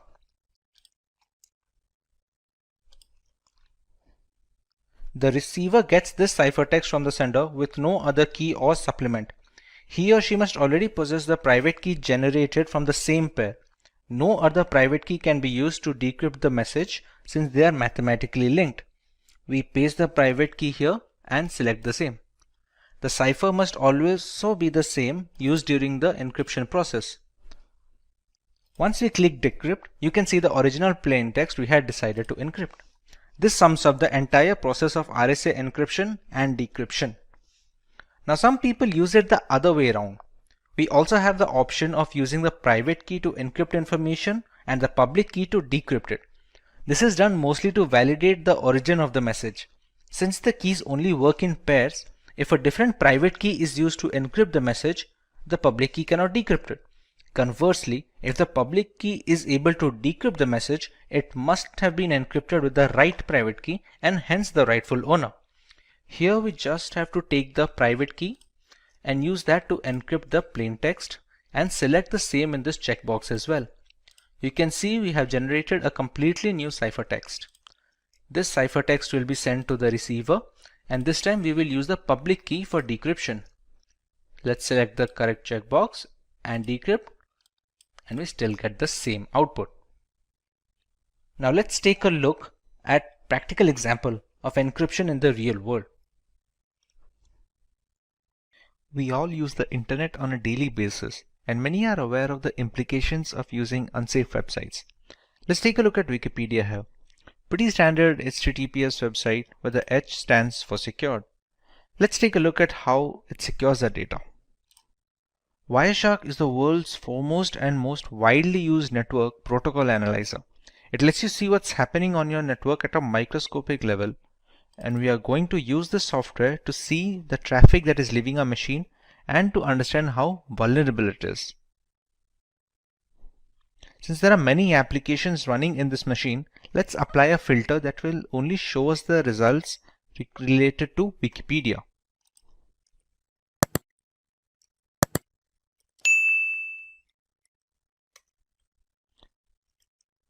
Let's search for something that we can navigate the website with. Okay, once we get into it a little, you can see some of the requests being populated over here. Let's take a look at the specific request. These are the data packets that basically transport the data from our machine to the internet and vice versa. As you can see, there's a bunch of gibberish data here that doesn't really reveal anything that we searched or watched. Similarly, other secured websites function the same way, and it is very difficult, if at all possible, to snoop on user data this way. To put this in perspective, let's take a look at another website, which is a HTTP web page.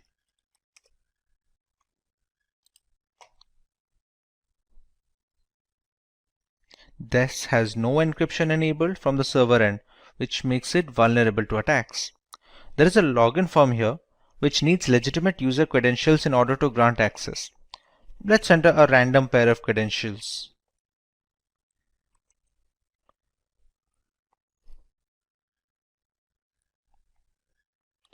These obviously won't work, but we can see the manner of data transfer.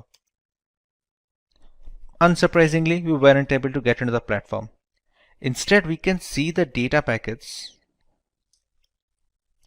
Let's apply a similar filter that will help us understand what request this website is sending.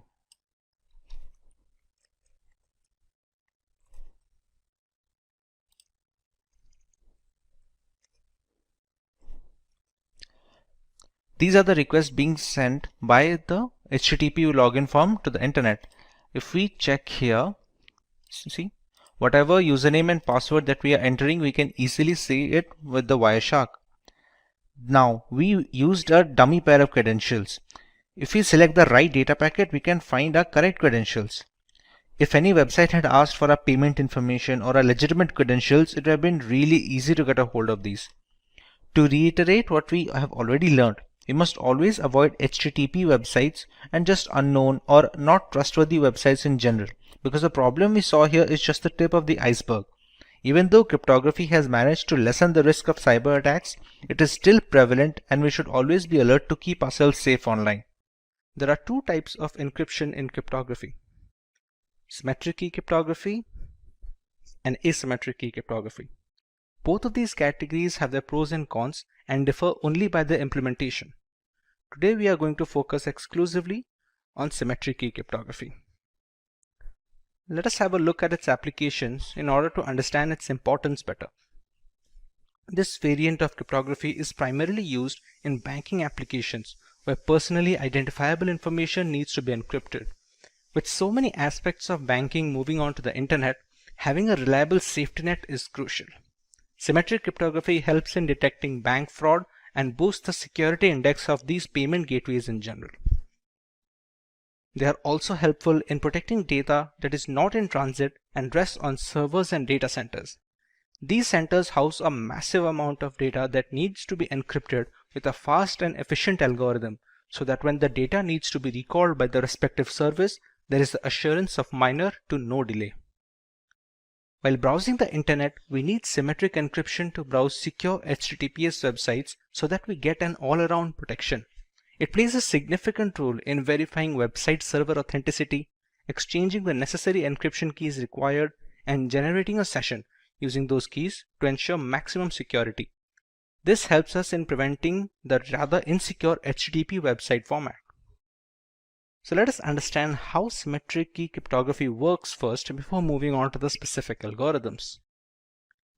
Symmetric key cryptography relies on a single key for the encryption and decryption of information. Both the sender and receiver of the message need to have a pre-shared secret key that they will use to convert the plain text into ciphertext and vice versa. As you can see in the image, the key used for encryption is the same key needed for decrypting the message at the other end. The secret key shouldn't be sent along with the ciphertext to the receiver because that would defeat the entire purpose of using cryptography. Key exchange can be done beforehand using other algorithms like the Diffie-Hellman key exchange protocol, for example.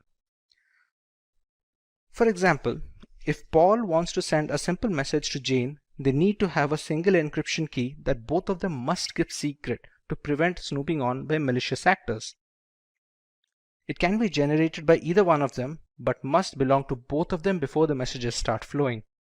Suppose the message "I am ready" is converted into ciphertext using a specific substitution cipher by Paul. In that case, Jane must also be aware of the substitution shift to decrypt this ciphertext once it reaches her. Irrespective of the scenario where someone manages to grab the ciphertext mid-transit to try and read the message, not having the secret key renders everyone helpless looking to snoop in. The symmetric key algorithms like the data encryption standard have been in use since the 1970s, while the popular ones like the AES have become the industry standard today.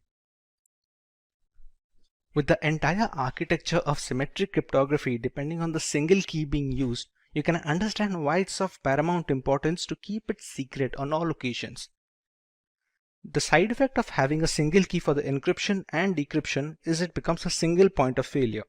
Anyone who gets their hand on it can read all the encrypted messages and do so mainly without the knowledge of the sender and the receiver. So it is the priority to keep the encryption and decryption key private at all times. Should it fall into the wrong hands, the third party can send messages to either the sender or the receiver using the same key to encrypt the message. Upon receiving the message and decrypting it with the key, it is impossible to guess its origin. If the sender somehow transmits the secret key along with the ciphertext, anyone can intercept the package and access the information. Consequently, this encryption category is termed private key cryptography, since a big part of the data's integrity is riding on the promise that the users can keep the keys secret. This terminology contrasts with asymmetric key cryptography, which is called public key cryptography, because it has two different keys at play, one of which is public. Provided we manage to keep the keys secret, we still have to choose what kind of ciphers we want to use to encrypt this information. In symmetric key cryptography, there are broadly two categories of ciphers that we can employ. Let us have a look. Stream ciphers are the algorithms that encrypt basic information one bit at a time. It can change depending on the algorithm being used, but usually it relies on a single bit or byte to do the encryption. This is the relatively quicker alternative considering the algorithm doesn't have to deal with blocks of data at a single time. Every piece of data that goes into the encryption can and needs to be converted into binary format. In stream ciphers, each binary digit is encrypted one after the other. The most popular ones are the RC4, Salsa, and Panama. The binary data is passed through an encryption key, which is a randomly generated bit stream. Upon passing it through, we receive the ciphertext that can be transferred to the receiver without fear of man-in-the-middle attacks. The binary data can be passed through an algorithmic function. It can have either XOR operations, as it is most of the time, or any other mathematical calculations that have the singular purpose of scrambling the data. The encryption key is generated using the random bitstream generator, and it acts as a supplement in the algorithmic function. The output is in binary form, which is then converted into the decimal or hexadecimal format to give our final ciphertext. On the other hand, block ciphers dissect the raw information into chunks of data of fixed size. The size of these blocks depend on the exact cipher being used. A 128-bit block cipher will break the plain text into blocks of 128 bit each and encrypt those blocks instead of a single digit. Once these blocks are encrypted individually, they are chained together to form a final ciphertext. Block ciphers are much slower, but they are more tamper-proof and are used in some of the most widely used algorithms employed today. Just like stream ciphers, the original ciphertext is converted into binary format before beginning the process. Once the conversion is complete, the blocks are passed through the encryption algorithm along with the encryption key. This would provide us with the encrypted blocks of binary data. Once these blocks are combined, we get a final binary string. This string is then converted into hexadecimal format to get our ciphertext. Today, the most popular symmetry key algorithms like AES, DES, and 3DES are all block cipher methodology subsets. With so many factors coming into play, there are quite a few things symmetry key cryptography excels at while falling short in some other. Symmetry key cryptography is much faster variant when compared to asymmetric key cryptography. There is only one key in play, unlike asymmetric encryption, and this drastically improves calculation speed in the encryption and decryption. Similarly, the performance of symmetric encryption is much more efficient under similar computational limitations. Fewer calculations help in better memory management for the host system. Bulk amounts of data that need to be encrypted are very well suited for symmetric algorithms. Since they are much quicker, handling large amounts of data is simple and easy to use in servers and data farms. This helps in better latency during data recall and fewer mixed packets. Thanks to its simple single key structure, symmetric key cryptography algorithms are much easier to set up a communication channel with and offer a much more straightforward maintenance duties. Once the secret key is transmitted to both the sender and receiver without any prior mishandling, the rest of the system aligns easily and everyday communications becomes easy and secure. If the algorithm is applied as per the documentation, symmetric algorithms are very robust and can encrypt vast amounts of data with very less overhead. DES algorithm stands for Data Encryption Standard. It is a symmetric key cipher that is used to encrypt and decrypt information in a block-by-block manner. Each block is encrypted individually and they are later chained together to form our final ciphertext, which is then sent to a receiver. DES takes the original unaltered piece of data called the plain text in a 64-bit block, and it is converted into an encrypted text that is called the ciphertext. It uses 48-bit keys during the encryption process and follows a specific structure called the Fistel cipher structure during the entire process. It is a symmetric key algorithm, which means DES can reuse the keys used in the encryption format to decrypt the ciphertext back to the original plain text. Once the 64-bit blocks are encrypted, they can be combined together before being transmitted. Let's take a look at the origin and the reason DES was founded. DES is based on a Fistel block cipher called Lucifer, developed in 1971 by IBM cryptography researcher Horst Fistel. DES uses 16 rounds of this Fistel structure, using a different key for each round. It also utilizes a random function with 2 inputs and provides a single output variable.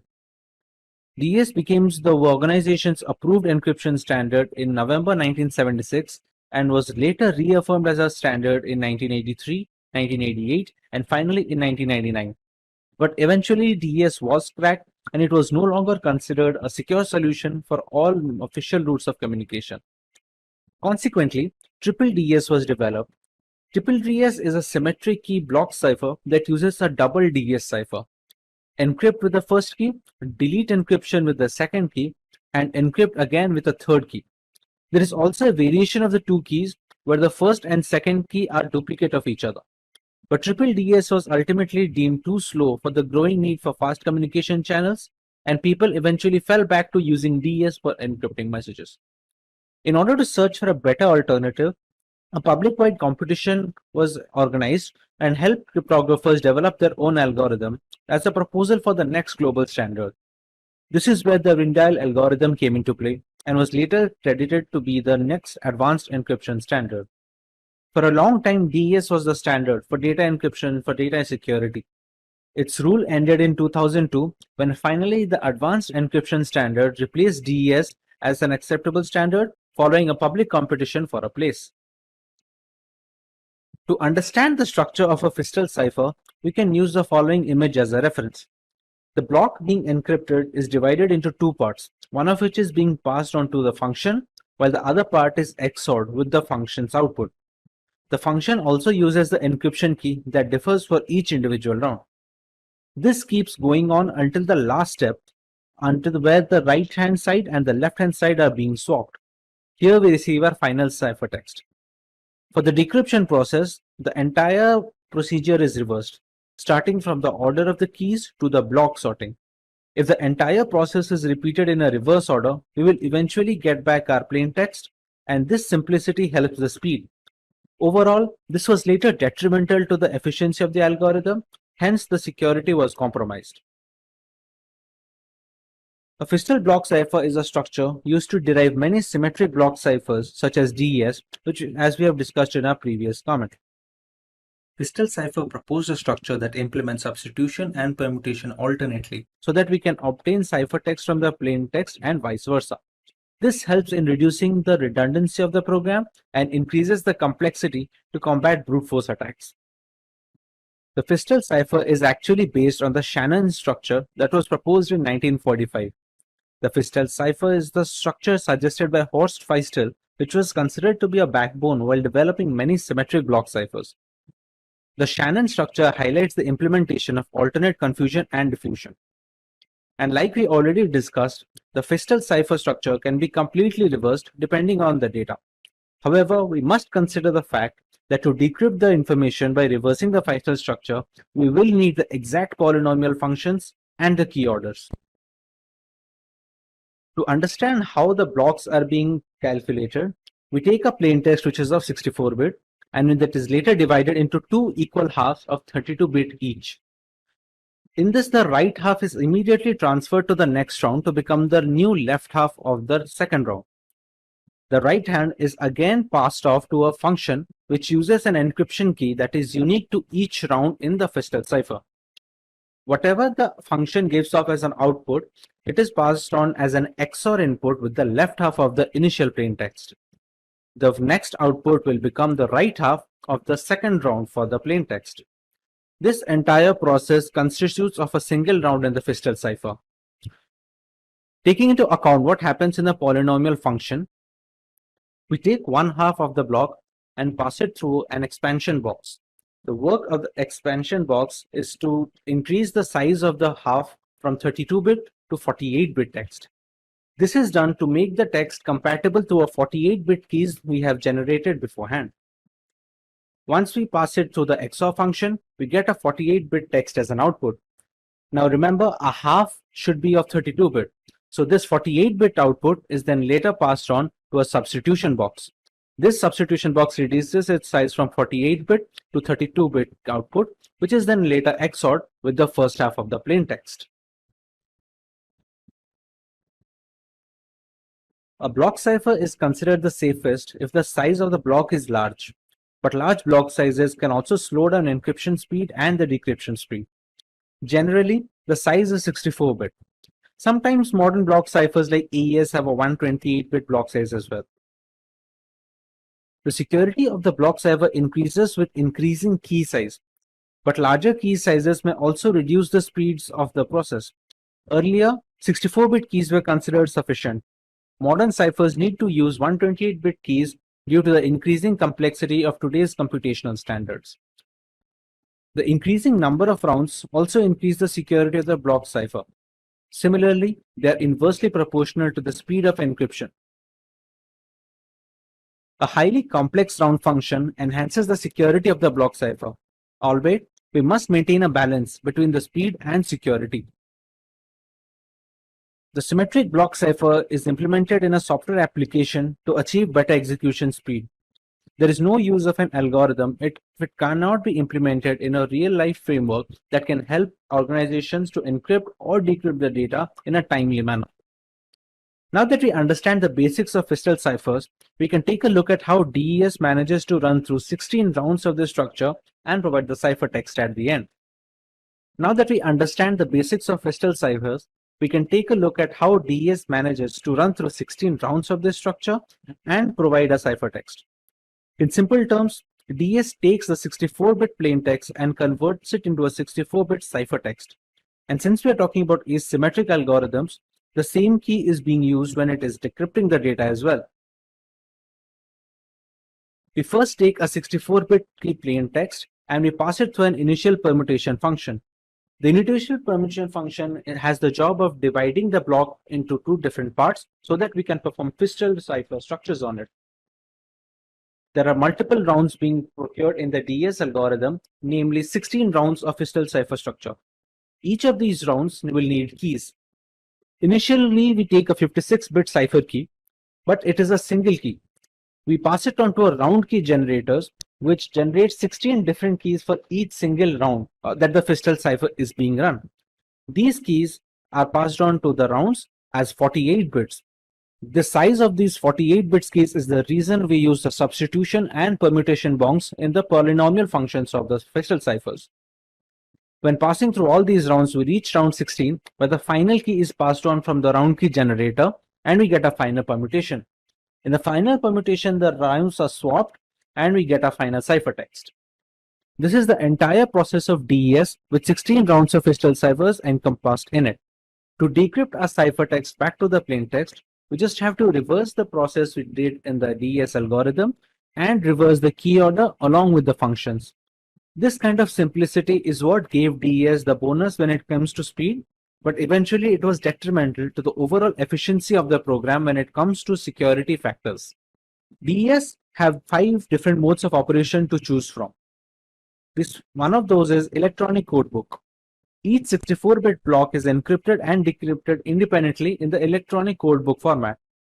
We also have cipher block chaining, or the CBC method. Here, each 64-bit block depends on the previous one, and all of them use an initialization vector. We have a cipher feedback block mechanism, where the preceding ciphertext becomes the input for the encryption algorithm. It produces a pseudo-random output, which in turn is XORed with the plaintext. There is an output feedback method as well, which is the same as cipher feedback, except that the encryption algorithm input is the output from the preceding DES. A counter method has a different way of approach, where each plaintext block is XORed with an encrypted counter. The counter is then incremented for each subsequent block. There are a few other alternatives to these modes of operation, but the 5 mentioned above are the most widely used in the industry and recommended by cryptographers worldwide. Let's take a look at the future of DES. The dominance of DES ended in 2002 when the Advanced Encryption Standard replaced the DES encryption algorithm as the accepted standard. It was done following a public competition to find a replacement. NIST officially withdrew the global acceptance standard in May 2005, although triple DES is approved for some sensitive government information through 2030. NIST also had to change the DES algorithm because its key length was too short, given the increased processing power of the new computers. Encryption power is related to the size of the key, and DES found itself a victim of ongoing technological advances in computing. We have received a point where 56-bit was no longer a challenge to the computers of cracking. Note that because DES is no longer the NIST federal standard, it does not mean that it is no longer in use. Triple DS is still used today and is still considered a legacy encryption algorithm. To get a better understanding of how these keys and ciphertext look like, we can use an online tool for our benefit. As we already know, to encrypt any kind of data, a key is mandatory.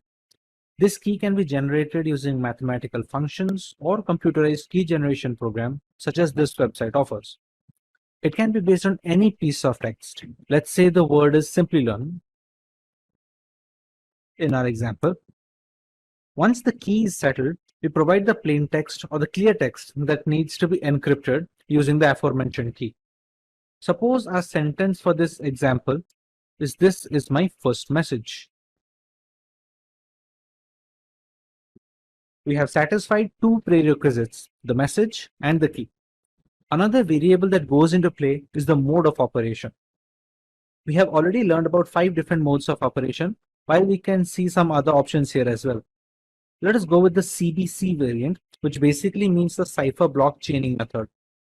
One of CBC's key characteristics is that it uses a chaining process, It causes the decryption of a block of ciphertext to depend all on the preceding ciphertext blocks. As a result, the entire validity of all the blocks is contained in the previous adjacent blocks as well. A single bit error in a ciphertext block affects the decryption of all the subsequent blocks. Rearrangement of the order of these, for example, can cause the decryption process to get corrupted. Regarding the manner of displaying binary information, we have two options here. We can either go with base 64 or the hexadecimal format. Let's go with the base 64 right now. As you can see, the ciphertext is readily available. Base 64 is a little more efficient than hex, so we will be getting a smaller ciphertext when it comes to base 64. Albeit the size of both the formats will be the same. The hex has a longer ciphertext since base 64 takes 4 characters for every 3 bytes, while hex will take 2 characters for each byte. Hence, base 64 turns out to be more efficient. Now to decrypt the ciphertext, we go by the same format. We choose base 64.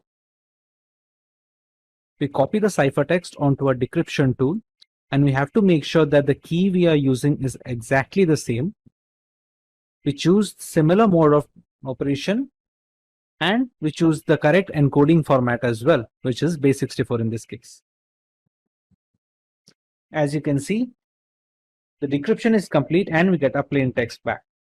Even if you keep everything the same, but we just change the encoding format, it will not be able to decrypt anything. Unfortunately, DES has become rather easy to crack even without the help of a key. The advanced encryption standard is still on top when it comes to symmetric encryption security and will likely stay there for a while.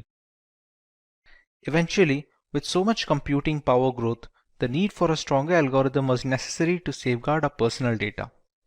As solid as DES was, the computers of today could easily break the encryption with repeated attempts, thereby rendering the data security helpless. To counter this dilemma, a new standard was introduced which was termed as the Advanced Encryption Standard or the AES algorithm. Let's learn what is Advanced Encryption Standard. The AES algorithm, also known as the Rijndael algorithm, is a symmetric block cipher with a block size of 128 bits. It is converted into ciphertext using keys of 128, 192, or 256 bits. It is implemented in software and hardware throughout the world to encrypt sensitive data. The National Institute of Standards and Technology, also known as NIST, started development on AES in 1997 when it was announced the need for an alternative to the data encryption standard. The new internet needed a replacement for DES because of its small key size. With increasing computing power, it was considered unsafe against entire key search attacks. The triple DES was designed to overcome this problem. However, it was deemed to be too slow to be deployed in machines worldwide. Strong cases were present by the Mars, RC6, Serpent, and the Twofish algorithms, but it was the Rijndael encryption algorithm, also known as AES, which was eventually chosen as the standard symmetric key encryption algorithm to be used. Its selection was formalized with the release of Federal Information Processing Standards Publication 197 in the November of 2001. It was approved by the US Secretary of Commerce. Now that we understand the origin of AES, let us have a look at the features that make AES encryption algorithm unique. The AES algorithm uses a substitution permutation or SP network. It consists of multiple rounds to produce a ciphertext. It has a series of linked operations, including replacing inputs with specific outputs, that is substitutions, and others that involve bit shuffling, which is permutations.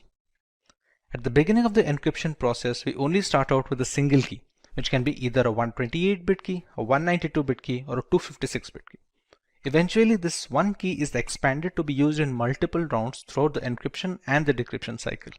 Interestingly, AES performs all its calculations on byte data instead of bit data, as seen in the case of the DES algorithm.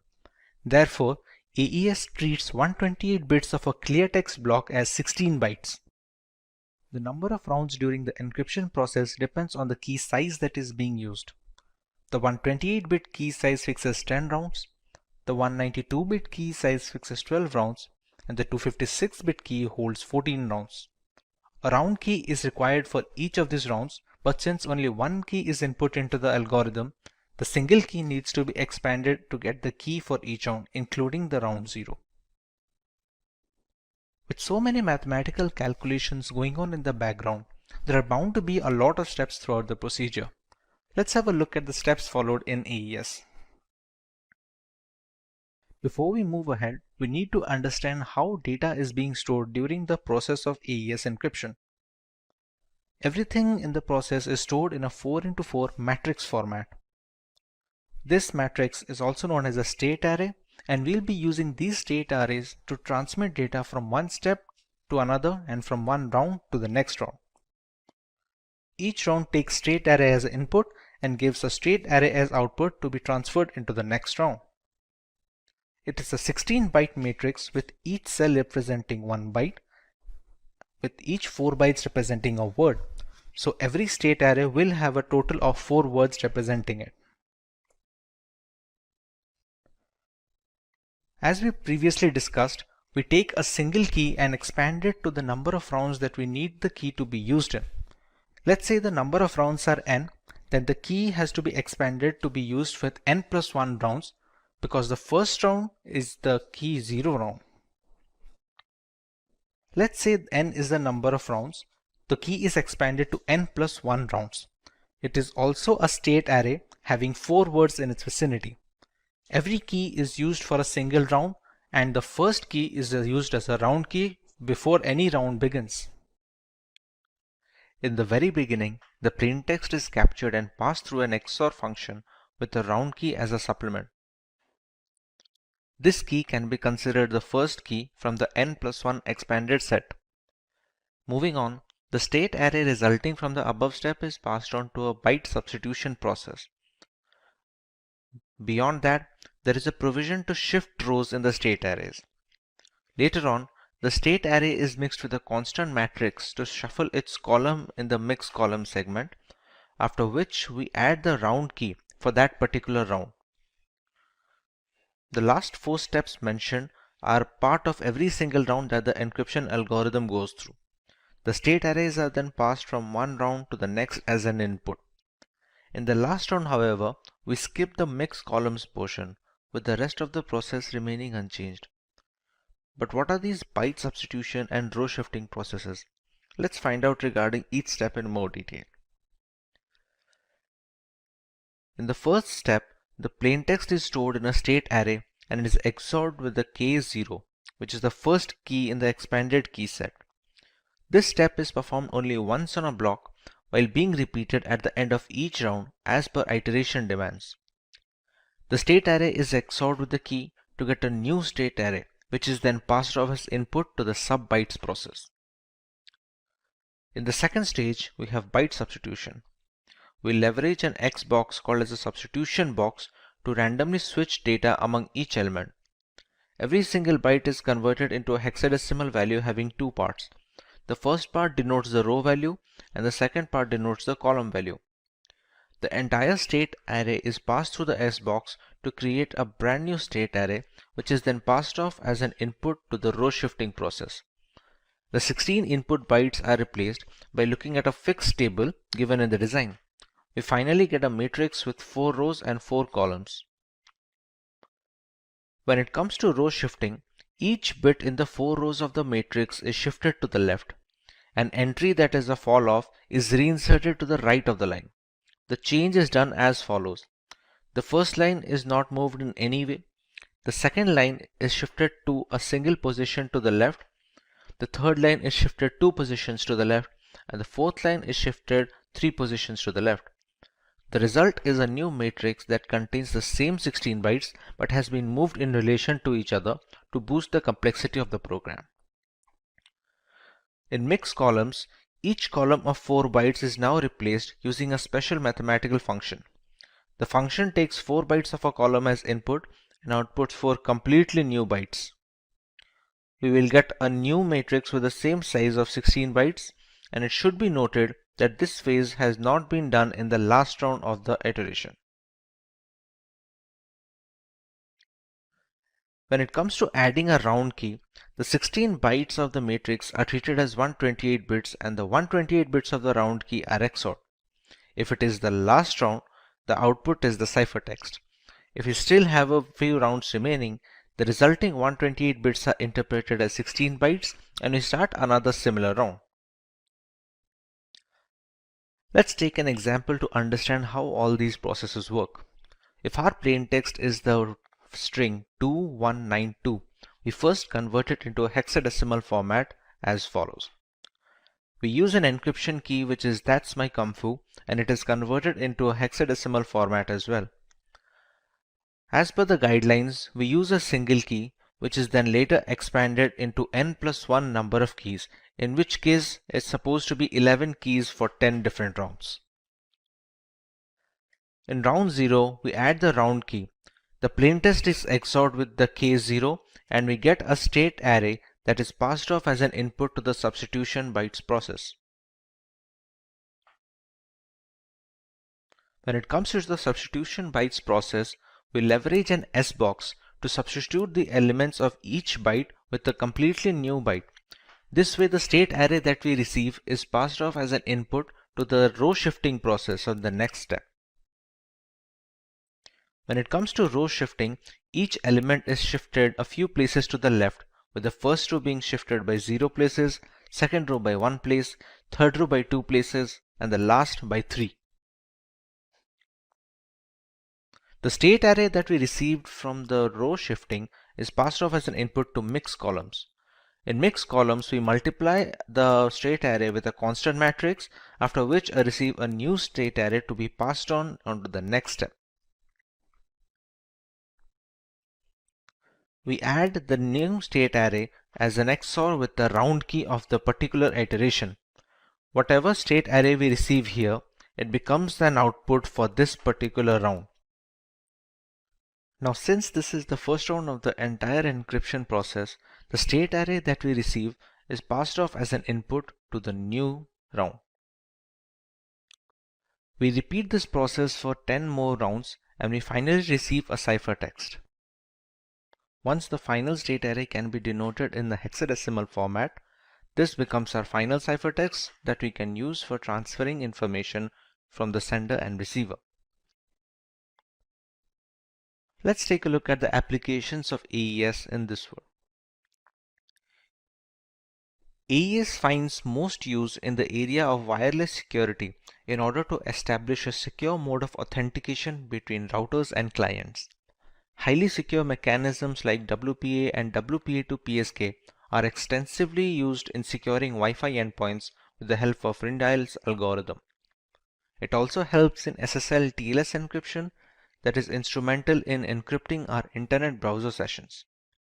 AES works in tandem with other asymmetric encryption algorithms to make sure the web browser and web server are properly configured and use encrypted channels for communication. AES is also prevalent in general file encryption of various formats ranging from critical documents to the media files. Having a large key allows people to encrypt media and decrypt data with maximum security possible.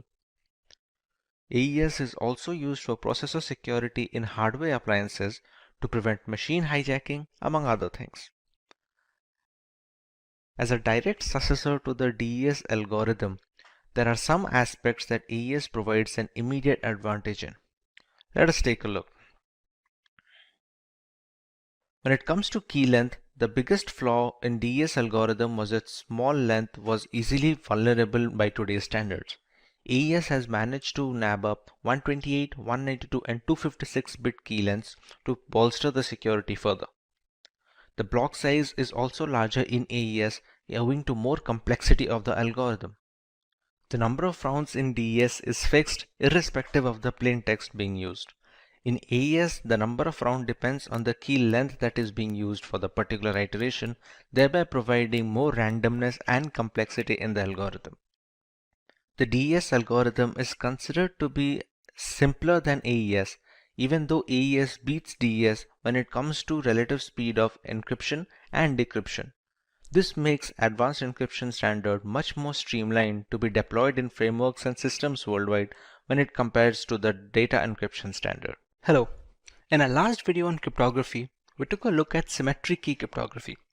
We used a single private key for both the encryption and decryption of data, and it works very well in theory. Let's take a look at a more realistic scenario now. Let's meet Joe. Joe is a journalist who needs to communicate with Ryan via long-distance messaging. Due to the critical nature of the information, people are waiting for any message to leave Joe's house so that they can intercept it. Now Joe can easily use symmetric key cryptography to send the encrypted data, so that even if someone intercepts the message, they cannot understand what it says. But here's the tricky part. How will Joe send the required decryption key to Ryan? The sender of the message as well as the receiver need to have the same decryption key so that they can exchange messages. Otherwise, Ryan cannot decrypt the information even when he receives the ciphertext. If someone intercepts the key while transmitting it, there is no use in employing cryptography since a third party can now decode all the information easily. Key sharing is a risk that will always exist when symmetric key cryptography is being used. Thankfully, asymmetric key encryption has managed to fix this problem. This is Baba from Simplilearn, and welcome to this video on asymmetric key cryptography. Let's take a look at what we are going to learn today. We begin by explaining what asymmetric key cryptography is and how it works.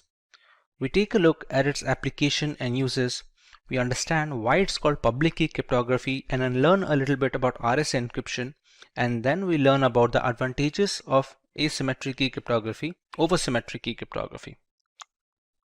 Let's understand what asymmetric key cryptography is.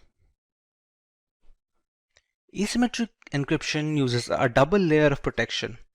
There are two different keys at play here, a private key and a public key. A public key is used to encrypt the information pre-transit, and a private key is used to decrypt the data post-transit. These pair of keys must belong to the receiver of the message.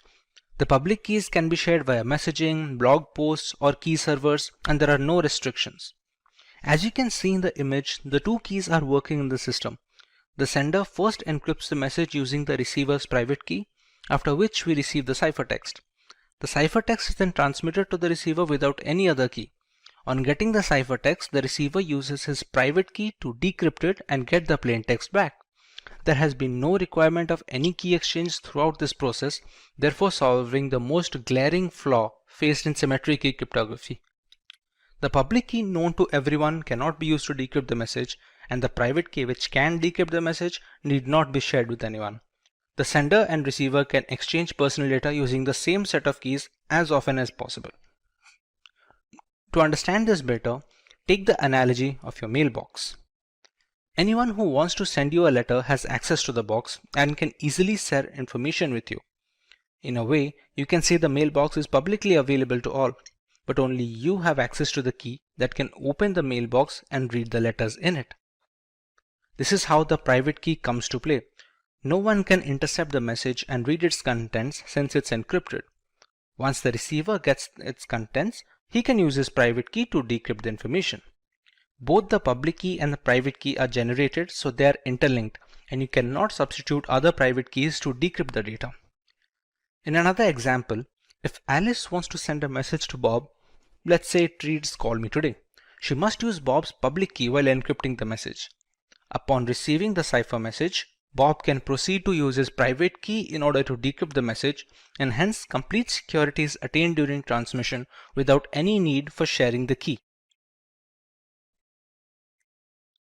Since this type of encryption is highly secure, it has many uses in areas that require high confidentiality. It is used to manage digital signatures, so there is valid proof of a document's authenticity. With so many aspects of business transitioning to the digital sphere, critical documents need to be verified before being considered authentic and acted upon. Thanks to asymmetric cryptography, senders can now sign documents with their private keys. Anyone who needs to verify the authenticity of such signatures can use the sender's public key to decrypt the signature. Since the public and the private keys are linked to each other mathematically, it's impossible to repeat this verification with duplicate keys. Document encryption has been made very simple by today's standards, but the background implementation follows a similar approach. In blockchain architecture, asymmetric key cryptography is used to authorize transactions and maintain the system. Thanks to its two key structures, changes are reflected across the blockchain's peer-to-peer network only if it is approved from both ends. Along with asymmetric key cryptography's tamper-proof architecture, its non-repudiation characteristic also helps in keeping the network stable. We can also use asymmetric key cryptography combined with symmetric key cryptography to monitor SSL or TLS encrypted browsing sessions to make sure nobody can steal our personal information when accessing banking websites or the internet in general. It plays a significant role in verifying website server authenticity, exchanging the necessary encryption keys required, and generating a session using those keys to ensure maximum security instead of the rather insecure HTTP website format. Security parameters differ on a session-by-session basis, so the verification process is consistent and utterly essential to modern data security. Another great use of the asymmetric key cryptography structure is transmitting keys for symmetric key cryptography. With the most significant difficulty in symmetric encryption being key exchange, asymmetric keys can help clear this shortcoming. The original message is first encrypted using a symmetric key. The key used for encrypting the data is then converted into the ciphertext using the receiver's public key. Now we have two ciphertexts to transmit to the receiver. On receiving both of them, the receiver uses his private key to decrypt the symmetric key. He can then use it to decrypt the original information on getting the key used to encrypt the data. While this may seem more complicated than just asymmetric key cryptography alone, symmetric encryption algorithms are much more optimized for vast amounts of data on some occasions. Encrypting the key using asymmetric algorithms will definitely be more memory efficient and secure. You might remember us discussing why symmetric encryption was called private key cryptography. Let us understand why asymmetric falls under the public key cryptography. We have two keys at our disposal. The encryption key is available to everyone. The decryption key is supposed to be private. Unlike symmetric key cryptography, there is no need to share anything privately to have an encrypted messaging system. To put that into perspective, we share our email address with anyone looking to communicate with us. It is supposed to be public by design so that our email login credentials are private and they help in preventing any data mishandling. Since there is nothing hidden from the world, if they want to send us any encrypted information, this category is called the public key cryptography. There are quite a few algorithms being used today that follow the architecture of asymmetric cryptography, none more famous than the RSA encryption. RSA encryption is the most widely used encryption or public key encryption standard using asymmetric key approach. Named after its founders, Rivest, Shamir, and Edelman, it uses block ciphers to obscure the information. If you are unfamiliar with how block ciphers work, they are encryption algorithms that divide the original data into blocks of equal size. The block size depends on the exact cipher being used. Once they are broken down, these blocks are encrypted individually and later chained together to form the final ciphertext. Widely considered to be the most secure form of encryption, albeit relatively slower than symmetric encryption algorithms, it is widely used in web browsing, secure identification, VPNs, emails, and other chat applications. With so many variables in play, there must be some advantages that give asymmetric key cryptography an edge over the traditional symmetric encryption methodologies. Let's go through some of them. There is no need for any reliable key sharing channel in asymmetric encryption. It was an added risk in private key cryptography that has been completely eliminated in public key architecture. The key which is made public cannot decrypt any confidential information, and the only key that can decrypt doesn't need to be shared publicly under any circumstance. We have much more extensive key lengths in RSA encryption and other asymmetric algorithms like 2048-bit key and 4096-bit keys. Larger keys are much harder to break into via brute force and are much more secure. Asymmetric key cryptography can use as a proof of authenticity, since only the rightful owner of the keys can generate the messages to be decrypted by the private key. The situation can also be reversed. Encryption is done using a private key and decryption is done by the public key, which would not function if the correct private key is not used to generate the message, hence proving the authenticity of the owner.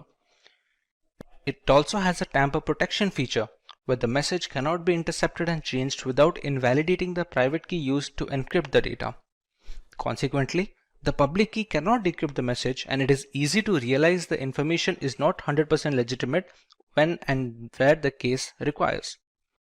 Now that we have a proper revision, Let's understand what digital signatures are before moving on to the algorithm. The objective of digital signatures is to authenticate and verify documents and data. This is necessary to avoid tampering and digital modification or forgery of any kind during the transmission of official documents. They work on the public key cryptography architecture with one exception. Typically, an asymmetric key system encrypts using a public key and decrypts with a private key. For digital signatures, however, the reverse is true. The signature is encrypted using a private key and is decrypted with the public key. Because the keys are inked together, decoding it with the public key verifies that the proper private key was used to sign the document, thereby verifying the signature's provenance. Let's go through each step to understand the procedure thoroughly. In step 1, we have M, which is the original plaintext message, and it is passed on to a hash function denoted by h hash to create a digest. Next, it bundles the message together with the hash digest and encrypts it using the sender's private key.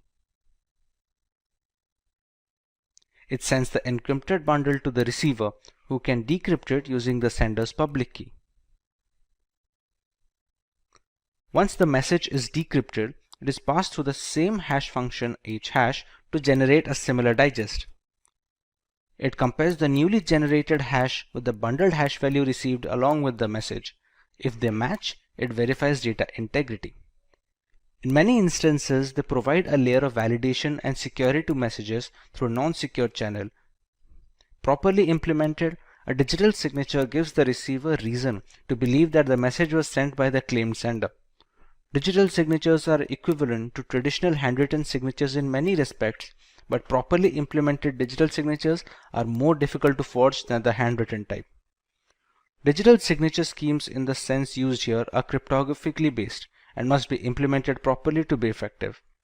They can also provide non-repudiation, meaning that the signer cannot successfully claim that they did not sign a message while also claiming their private key remains secret. Further, some non-repudiation schemes offer a timestamp for the digital signature, so that even if the private key is exposed, the signature is valid. To implement the concept of digital signature in real world, we have two primary algorithms to follow: the RSA algorithm and the DSA algorithm, but the latter is a topic of learning today. So let's go ahead and see what the digital signature algorithm is supposed to do. Digital signature algorithm is a FIPS standard, which is the Federal Information Processing Standard for digital signatures. It was proposed in 1991 and globally standardized in 1994 by the National Institute of Standards and Technology, also known as the NIST. It functions on the framework of modular exponentiation and discrete logarithmic problems, which are difficult to compute as a force brute system. Unlike DSA, most signature types are generated by signing message digest with the private key of the originator. This creates a digital thumbprint of the data. Since just the message digest is signed, the signature is generally much smaller compared to the data that was signed. As a result, digital signatures impose less load on processors at the time of signing execution, and they use small volumes of bandwidth. DSA, on the other hand, does not encrypt message digest using private key or decrypt message digest using public key. Instead, it uses mathematical functions to create a digital signature consisting of two 160-bit numbers, which are originated from the message digests and the private key. DSAs make use of the public key for authenticating the signature, but the authorization process is much more complicated when compared with RSA. DSA also provides three benefits, which is the message authentication, integrity verification, and non-repudiation. In the image, we can see the entire process of DSA validation. A plaintext message is passed on to a hash function where the digest is generated, which is passed on to a signing function. Signing function also has other parameters like a global variable G, a random variable K, and the private key of the sender. The outputs are then bundled onto a single pack with the plaintext and sent to the receiver. The two outputs we receive from the signing functions are the two 160-bit numbers denoted by S and R. On the receiver end, we pass the plaintext through the same hash function to regenerate the message digest. It is passed on to verification function, which has other requirements such as the public key of the sender, global variable G, and SNR received from the sender. The value generated by the function is then compared to R. If they match, then the verification process is complete and data integrity is verified. This was an overview of the way the DSA algorithm works. We already know it depends on logarithmic functions to calculate the outputs, so let us see how we can do the same in our next section. We have three phases here, the first of which is key generation. To generate the keys, we need some prerequisites. We select a queue which becomes a prime divisor. We select a prime number p such that p-1 mod q equal to 0. We also select a random integer g which must satisfy the two formulas being mentioned on the screen right now. Once these values are selected, we can go ahead with generating the keys. The private key can be denoted by x, and it is any random integer that falls between the bracket of 0 and the value of q. The public key can be calculated as y equal to g to the power x mod p, where y stands for the public key. The private key can then be packaged as a bundle which comprises of values of p, q, g, and x. Similarly, the public key can also be packaged as a bundle having the values of p, q, g, and y. Once we're done with key generation, we can start verifying the signature and its generation. Repeat. Once the keys are generated, we can start generating the signature. The message is passed through a hash function to generate the digest h first. We can choose any random integer k which falls under the bracket of 0 and q. To calculate the first 160-bit number of a signing function of r, we use the formula g to the power k mod p into mod q. Similarly, to calculate the value of the second output, that is s, we use the following formula that is shown on the screen. The signature can then be packaged as a bundle having r and s. This bundle along with the plain text message is then passed on to the receiver. Now with the third phase, we have to verify the signature. We first calculate the message digest received in the bundle by passing it to the same hash function. We calculate the value of w, u1, and u2 using the formulas shown on the screen. We have to calculate a verification component which is then to be compared with the value of r being sent by the sender. This verification component can be calculated using the following formula. Once calculated, this can be compared with the value of r.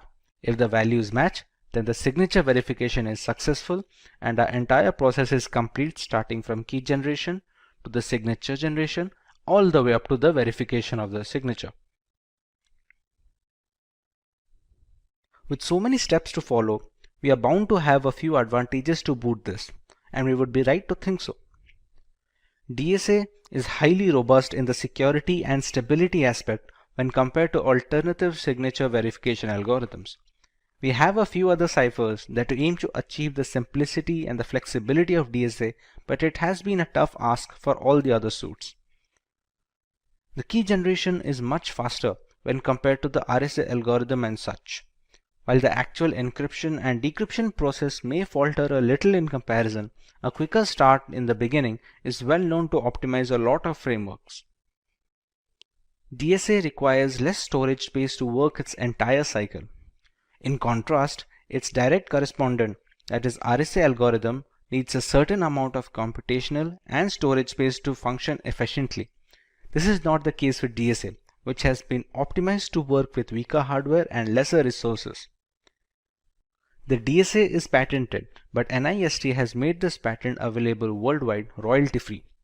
A draft version of the speculation FIPS 18665 indicates that DSA will no longer be approved for digital signature generation, but it may be used to verify signatures generated prior to the implementation date of that standard. The RSA algorithm is a public key signature algorithm developed by Ron Rivest, Adi Shamir, and Leonard Edelman. The paper was first published in 1977, and the algorithm uses logarithmic functions to keep the working complex enough to withstand brute force and streamlined enough to be fast post-deployment. RSA can also encrypt and decrypt general information to securely exchange data along with handling digital signature verification. Let us understand how it achieves this.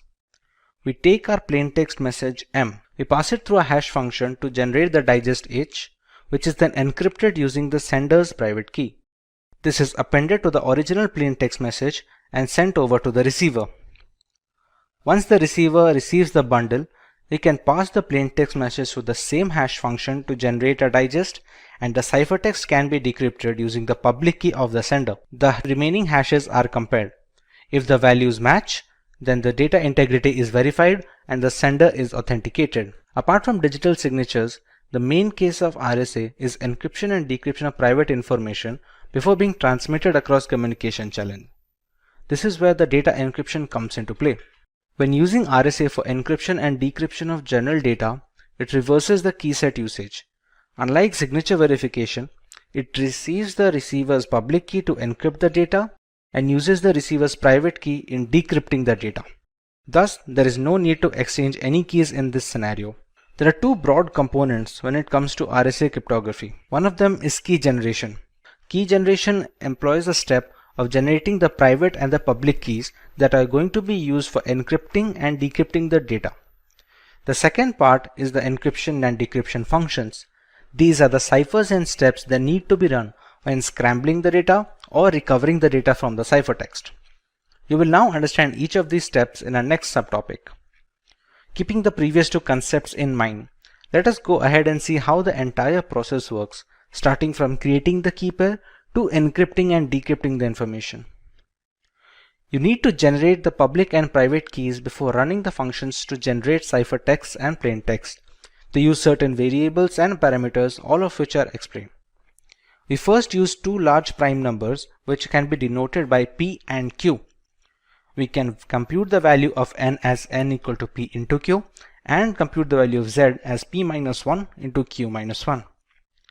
A number E is chosen at random satisfying the following conditions, and a number D is also selected at random following the formula ED mod Z equal to 1, and it can be calculated with the formula given below.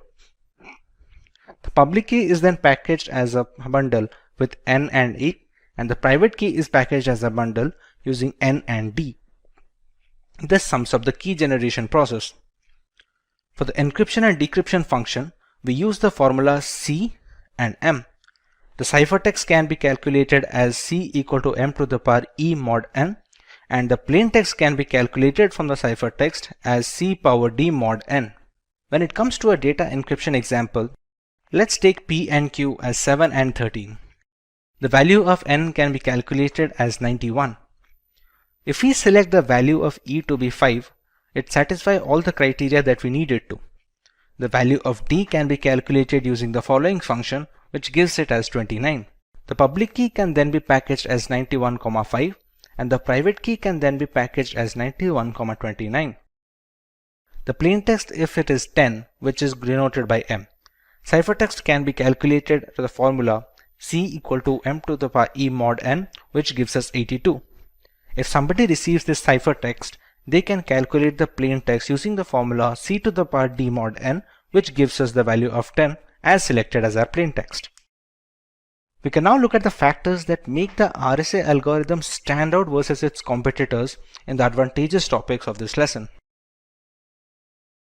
RSA encryption depends on using the receiver's public key so that you don't have to share any secret key to receive the messages from others.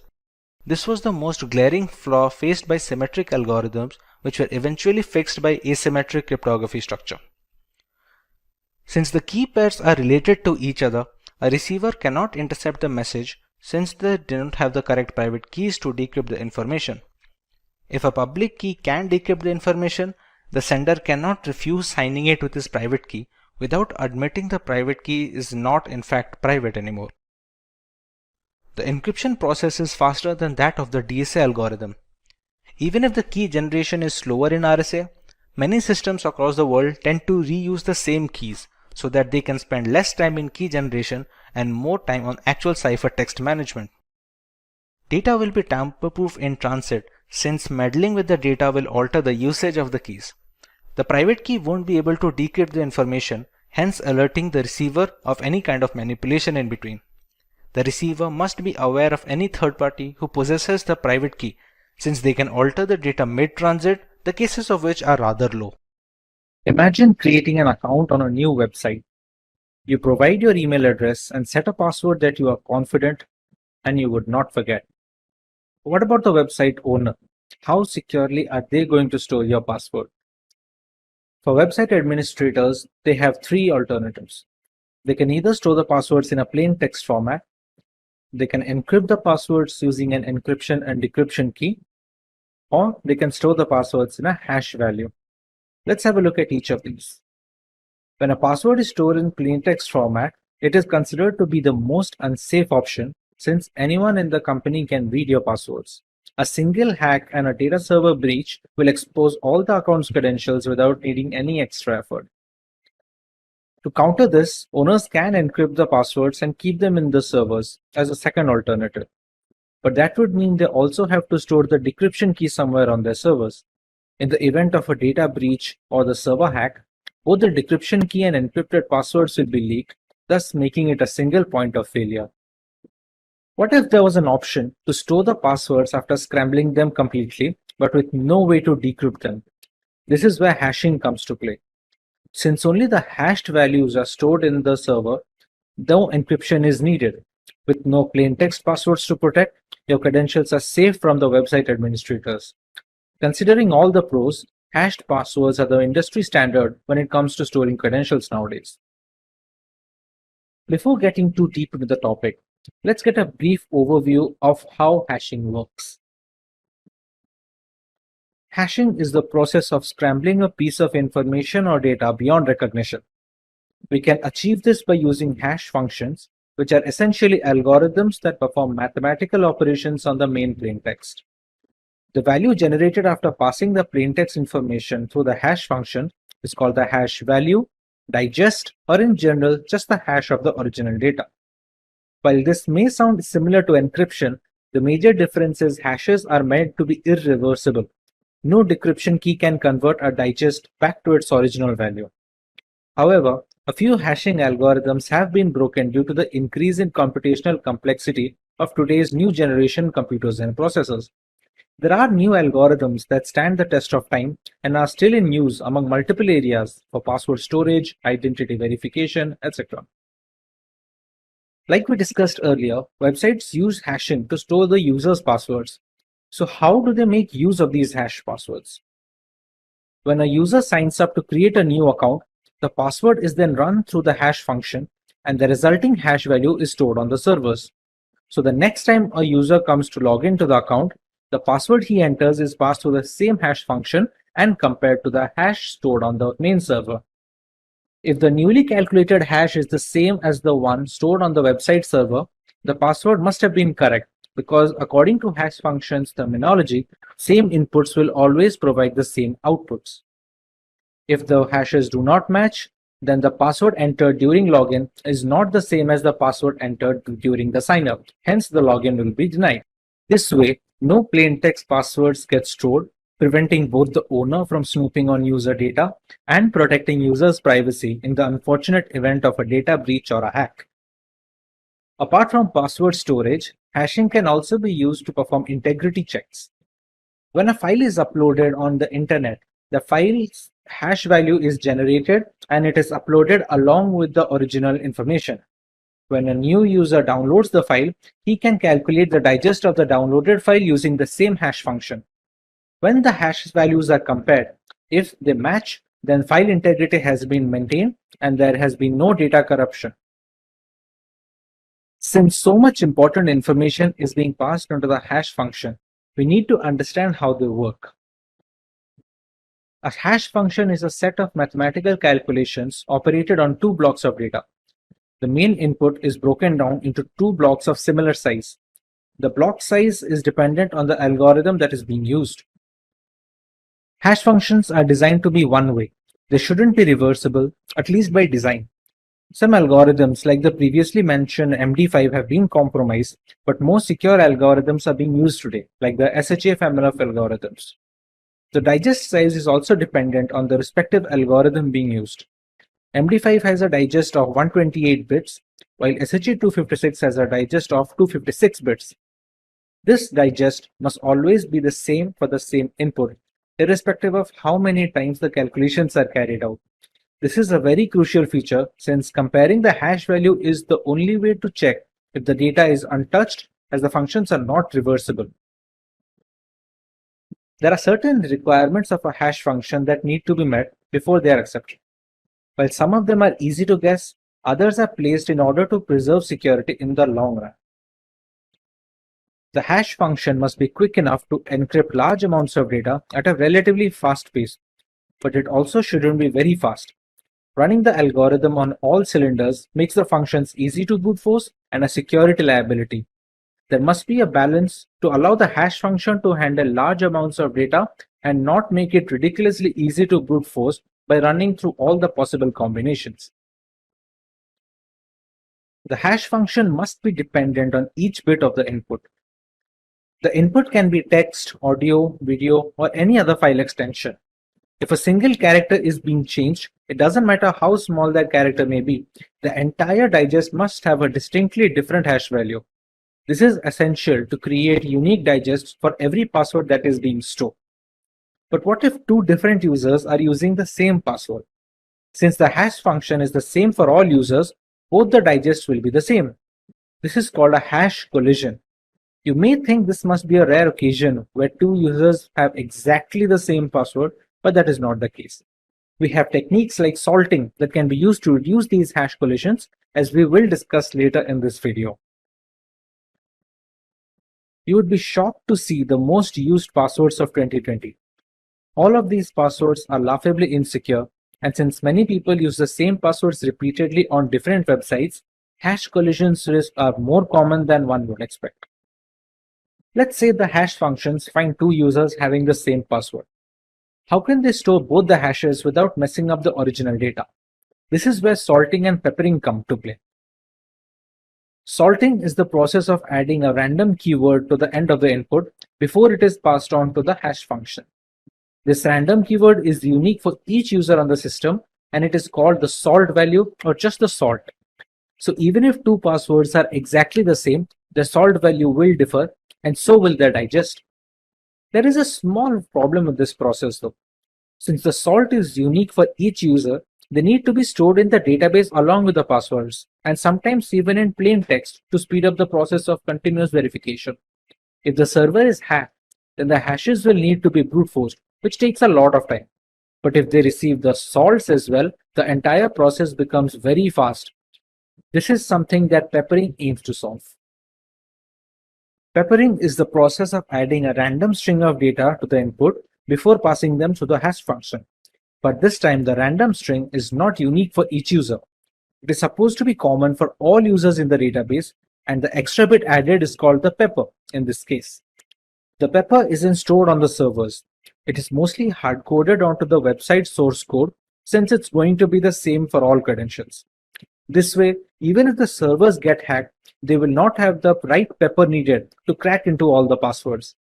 Many websites use a combination of salting and peppering to solve the problem of hash collision and bolster security. Since brute force takes such a long time, many hackers avoid taking the effort. The returns are mostly not worth it, and the possible combinations of using both salting and peppering is humongous. With the consensus aiming towards an educated public on digital privacy, it's no surprise to see an increasing interest in encryption algorithms. We have already covered the major names like the DES and the AES algorithm. MD5 algorithm was one of the first hashing algorithms to take the global stage as a successor to the MD4. Despite the security vulnerabilities encountered in the future, MD5 still remains a crucial part of data infrastructure in a multitude of environments. The MD5 hashing algorithm is a one-way cryptographic function that accepts a message of any length as input, and it returns as output a fixed length digest value to be used for authenticating the original messages. The digest size is always 128 bits irrespective of the input. The MD5 hash function was originally designed for use as a secure cryptographic hash algorithm to authenticate digital signatures. MD5 has also been deprecated for uses other than as a non-cryptographic checksum to verify data integrity and detect unintentional data corruption. Ronald Rivest, founder of RSA Data Security and Institute professor at MIT, designed MD5 as an improvement to a prior message digest algorithm, which was the MD4. As already iterated before, the process is straightforward. We pass a plaintext message to the MD5 hash functions, which in turn perform certain mathematical operations on the clear text to scramble the data. The 128-bit digest received from this is going to be radically different from the plaintext. The goal of any message digest function is to produce digests that appear to be random. To be considered cryptographically secure, the hash function should meet two requirements. First, that it is impossible for an attacker to generate a message that matches a specific hash value, and second, that it is impossible for an attacker to create two messages that produce the same hash value. Even a slight change in the plaintext should trigger a drastic difference in the two digests. This goes a long way in preventing hash collisions, which take place when two different plaintexts have the same digest. To achieve this level of intricacy, there are a number of steps to be followed before we receive the digest. Let us take a look at the detailed procedure as to how the MD5 hash algorithm works. The first step is to make the plaintext compatible with the hash function. To do this, we need to pad the bits in the message. When we receive the input string, we have to make sure the size is 64 bits short of a multiple of 512.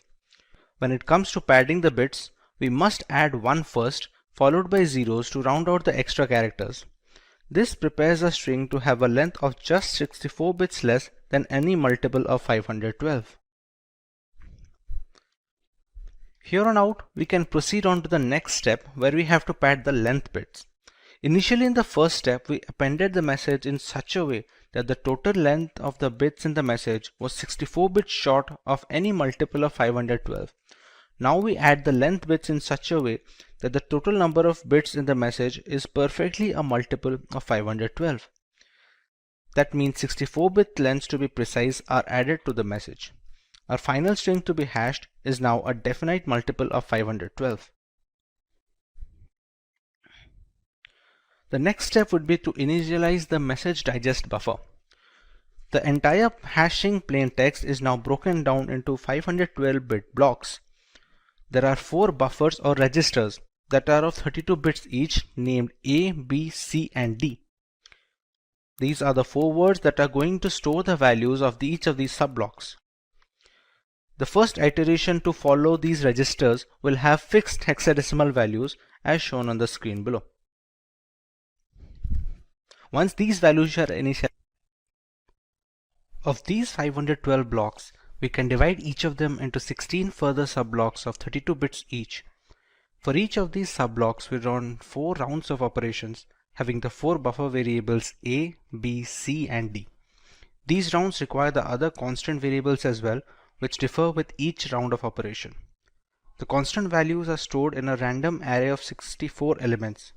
Since each 32-bit subblock is run 4 times, 16 such subblocks equal 64 constant values needed for a single block iteration. The subblocks can be denoted by the alphabet M, and the constant values are denoted by the alphabet T. Coming to the actual round of operation, we see our 4 buffers which already have pre-initialized values for the first iteration. At the very beginning, the values of buffers B, C, and D are passed on to a non-linear logarithmic function. The formula behind this function changes by the particular round being worked on, as we shall see later in this video. Once the output is calculated, it is added to the raw value stored in buffer A. The output of this addition is added to the particular 32-bit subblock using which we are running the 4 operations. The output of this requisite function then needs to be added to a constant value derived from the constant array k. Since we have 64 different elements in the array, Since we have 64 different elements in the array, we can use a distinct element for each iteration of a particular block. The next step involves a circular shift that increases the complexity of the hash algorithm and is necessary to create a unique digest for each individual input. The output generated is later added to the value stored in the buffer B. The final output is now stored in the second buffer of B of the output register. Individual values of C, D, and A are derived from the preceding element before the iteration started, meaning the value of B gets stored in C, value of C gets stored in D, and the value of D in A. Now that we have a full register ready for this subblock, the values of A, B, C, D are moved on as input to the next subblock.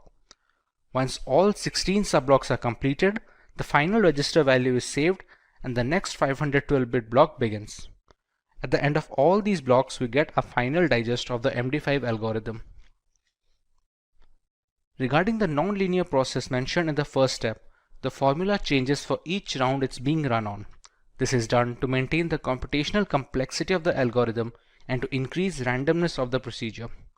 The formula for each of the 4 rounds uses the same parameters, that is B, C, and D, to generate a single output. The formulas being used are shown on the screen right now. Algorithm.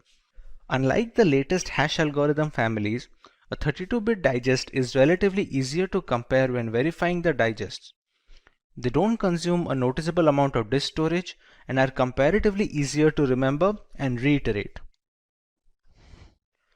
Passwords need not be stored in plain text format, making them accessible for hackers and malicious actors.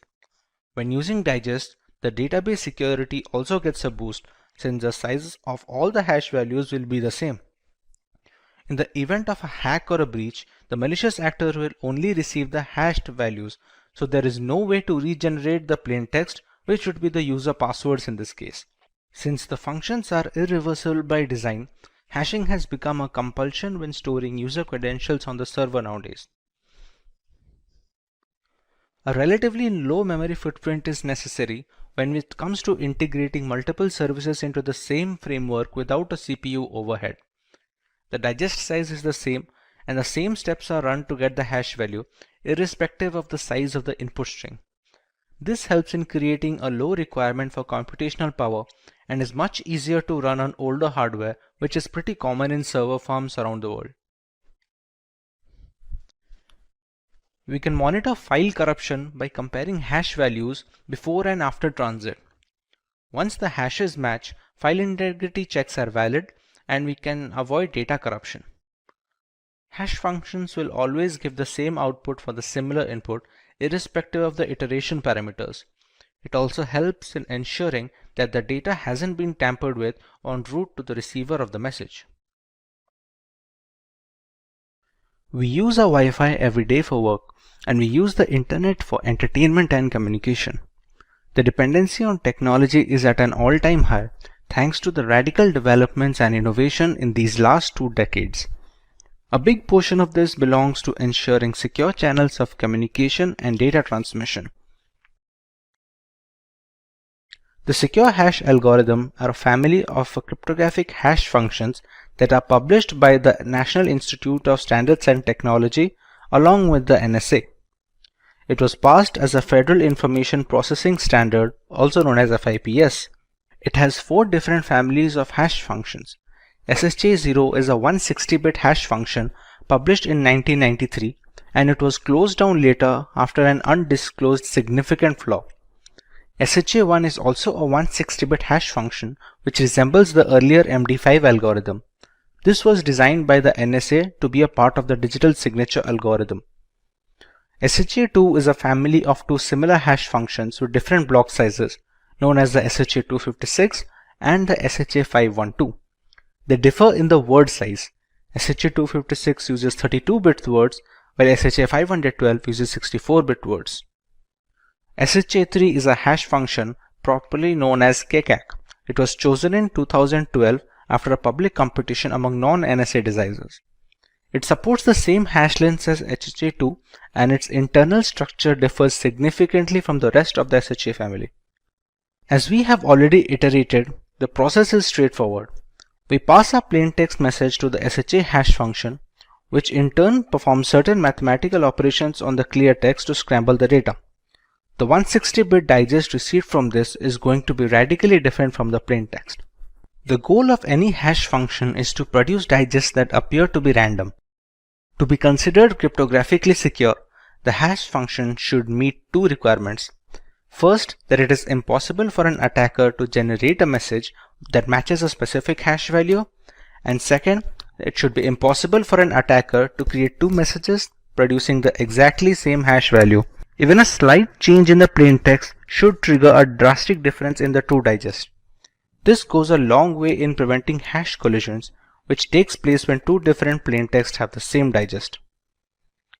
The SHA family functions have some characteristics that they need to follow while generating the digests. Let's go through a few of them.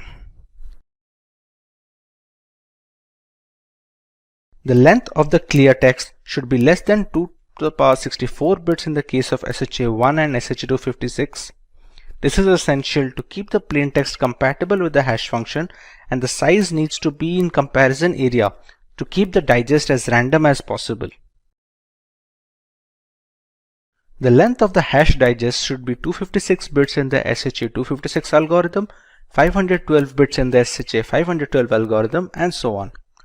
Bigger digest usually suggests significantly more calculations at the cost of speed and space.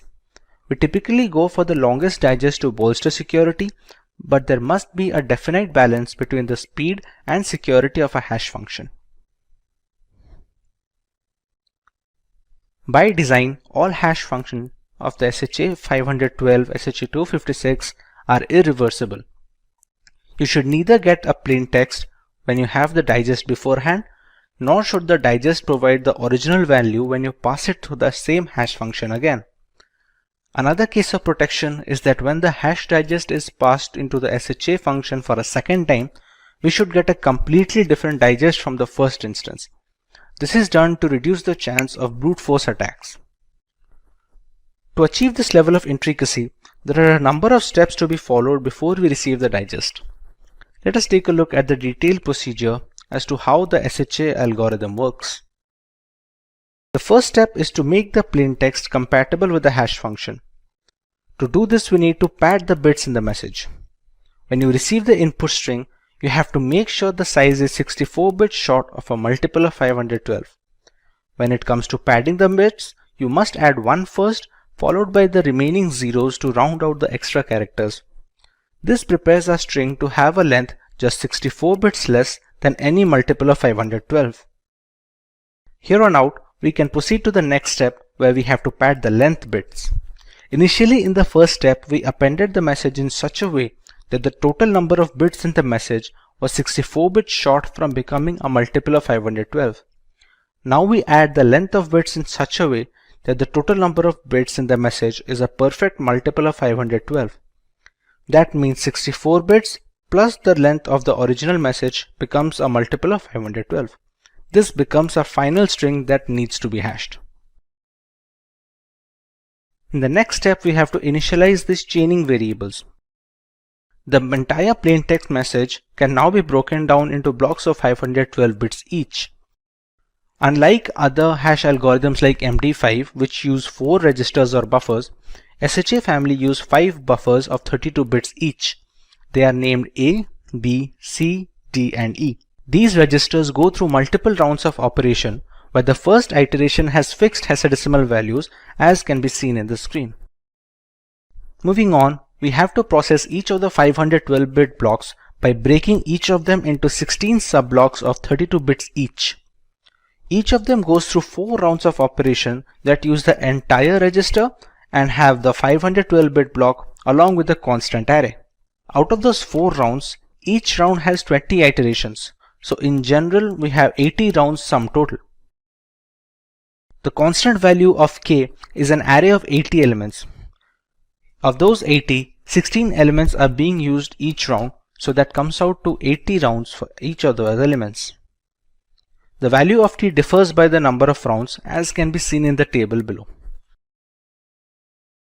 A single formula is necessary to calculate the output of each round and iteration.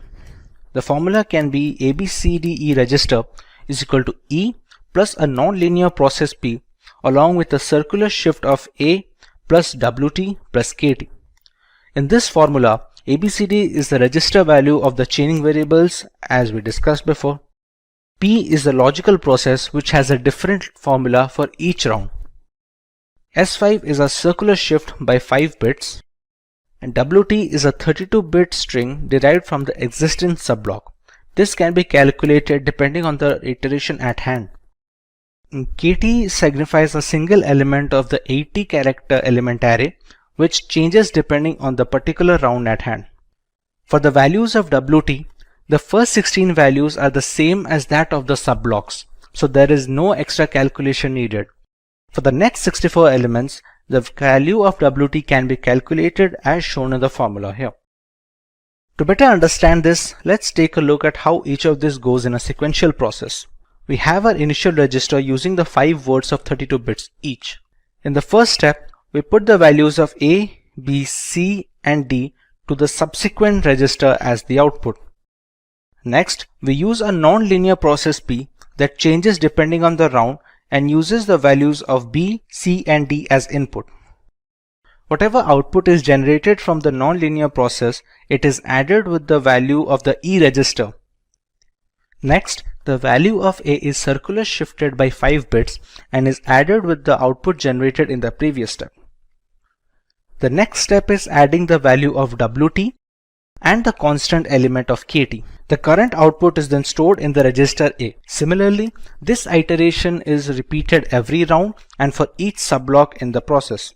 Once all the registers are complete and all the subblocks are joined together to form the single ciphertext message, we will have our hashed output. Regarding the nonlinear process P that uses the values of B, C, and D as input, the formula changes every round to maintain a complexity of the program that can withstand brute force attacks. Depending on the round, the values are passed through a logical operation which is then added with the values of WT, KT, and so on. Now that we understand how to get our hash digest from the plain text, let us learn about the advantages we obtain when using the SHA hash algorithm instead of relying on data in a plain text format. Digital signatures follow asymmetric encryption methodology to verify the authenticity of a document or a file. Hash algorithms like SHA-256 and the industry standard SHA-512 go a long way in ensuring the verification of signatures. Passwords need not be stored in a plain text format, which makes them accessible to hackers and other malicious actors. When using Digest, the database security also gets a boost since the size of all hash values will be the same. In the event of a hack or a breach, the malicious actor will only receive the hash values with no way to regenerate the plain text. In this case, the plain text would be user credentials. Since the hash functions are irreversible by design, it has become a compulsion when storing passwords on the servers. The SSL handshake is a crucial segment of the web browsing sessions, and it's done using SHA functions. It consists of your web browsers and the web servers agreeing on encryption keys and hashing authentication to prepare a secure connection.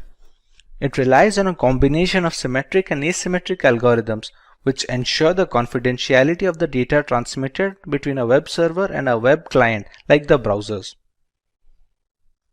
You can monitor file corruption by comparing hash values before and after transit. Once the hashes match, file integrity checks are valid and data corruption is avoided. Hash functions will always give the same output for the same input, irrespective of the iteration parameters. It also helps in ensuring that the data hasn't been tampered with en route to the receiver of the message. Passwords are by far the most common type of user authentication. They are popular because their theory makes perfect sense to individuals and is reasonably simple to implement for developers. On the other hand, poorly constructed passwords can pose security flaws. A well-designed password-based authentication process does not save the user's actual password. This would make it far too simple for a hacker or a malevolent insider to access all of the system's user accounts. In this video, you will learn how to crack passwords and simultaneously try to make your passwords as brute force resistant as possible. Let's take a look at the topics to be covered today. We start by learning about what is password cracking in general. Next, we take a look at the different techniques of password cracking that hackers use in order to generate user credentials for hacking.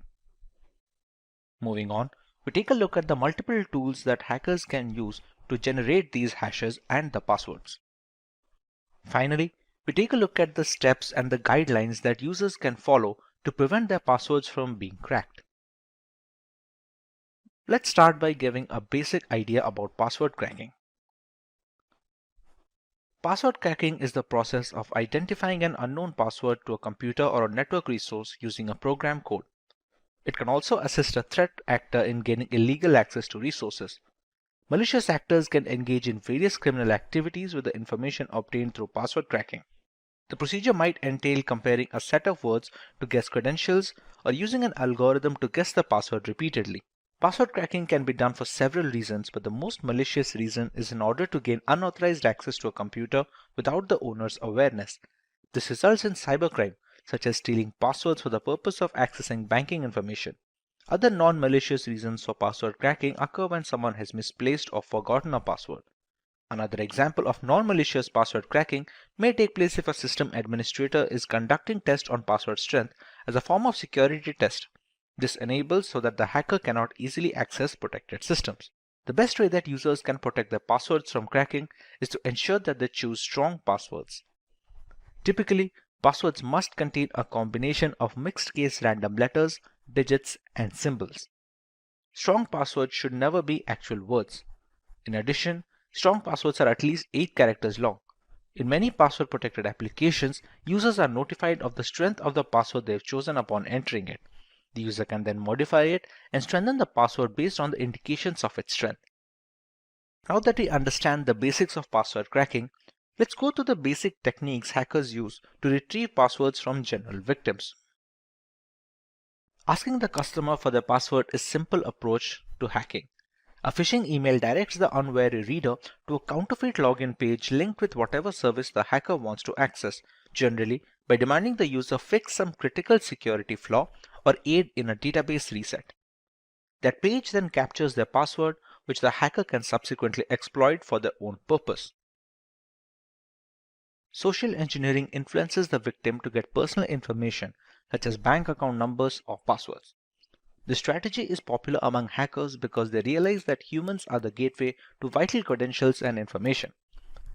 Through social engineering, they employ tried and true tactics to exploit and influence age-old human tendencies rather than devising novel means to breach secure and advanced technologies.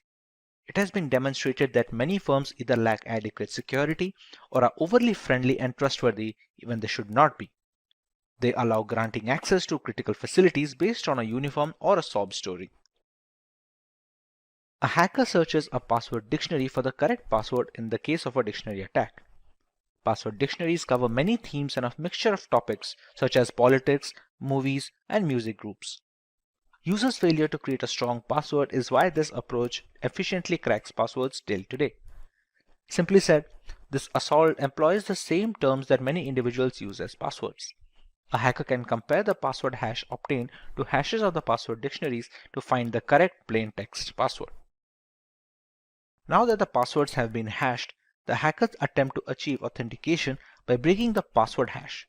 They accomplish this by employing a rainbow table, which is a set of pre-computed hashes of portable password combinations. Hackers can use the rainbow table to crack the hash, resulting in guessing your password. As a result, it retrieves the password hash from the system and eliminates any need to break it. Furthermore, it does not necessitate the discovery of the password itself. The breach is accomplished if the hash matches. In a brute force assault, the attacker attempts multiple password combinations until the correct one is identified. The attacker uses software to automate this process and run exhaustive password combination in a substantially shorter length of time. With the growth of hardware and technology in recent years, such programs have been invigorated. It won't be quick if your password is more than a few characters lengthy, but it will eventually reveal your password. Brute force assaults can be sped up by throwing more processing resources at them. With so many different techniques coming together to crack passwords, none of them are useful without the right tools. There are a plethora of scripts and snippets of code that can retrieve passwords from either encrypted storage or from their hash digest. Let's go through some of these tools. Enable is a password recovery tool for Microsoft operating systems. It allows easy recovery of various kinds of passwords by sniffing the network, cracking encrypted passwords using dictionary, brute force, and cryptanalysis attacks, recording VoIP conversations, decoding scrambled passwords, recovering wireless network keys, etc. are some of the other features of Enable. The latest version is faster and contains a lot of new features like ARP poison routing, which enables sniffing on switched LANs and man-in-the-middle attacks. The sniffer in this version can also analyze encrypted protocols such as SSH1 and HTTPS while containing filters to capture credentials from a wide range of authentication mechanisms. It also ships routing protocol authentication monitors and route extractors.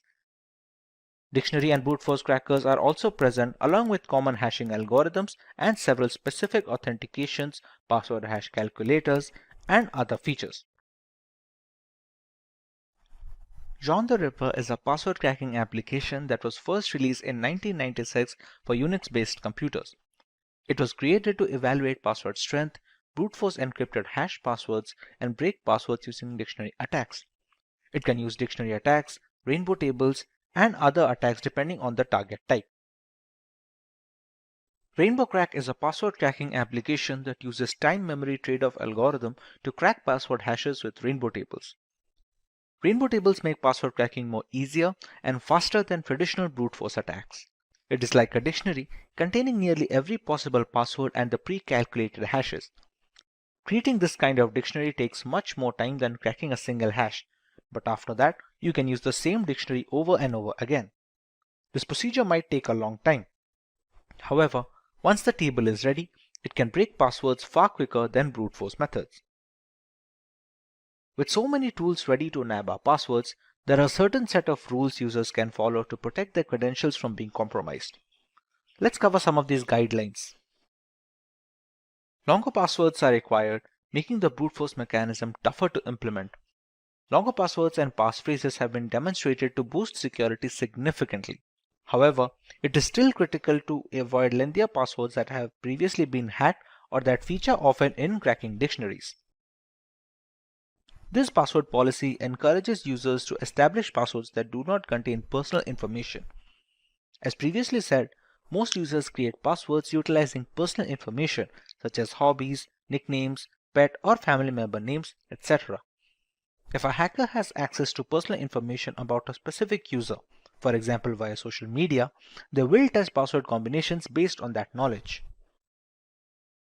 Password regulations should compel users to distinguish between security and convenience. Users should be prohibited from using the same password for all services. Password sharing between users, including those who work in the same department or use the same equipment, should be avoided. A single breached password doesn't affect your other accounts with this policy. Some password regulations necessitate the creation of a passphrase rather than a password. While passphrases serve the same objective, their length makes them more difficult to break. In addition to letters, a good pass should include numbers and symbols. Passwords may be easier for users to remember than passphrases. However, the latter is much more breach resistant. Two-factor authentication, or 2FA, can help secure an online account or even a smartphone. 2FA does this by asking the user to provide two forms of information, a password or a personal identification PIN, and a code texted to the user's smartphone or a fingerprint before accessing whatever is secured. This helps discourage unauthorized entries to an account without the original owner's permission.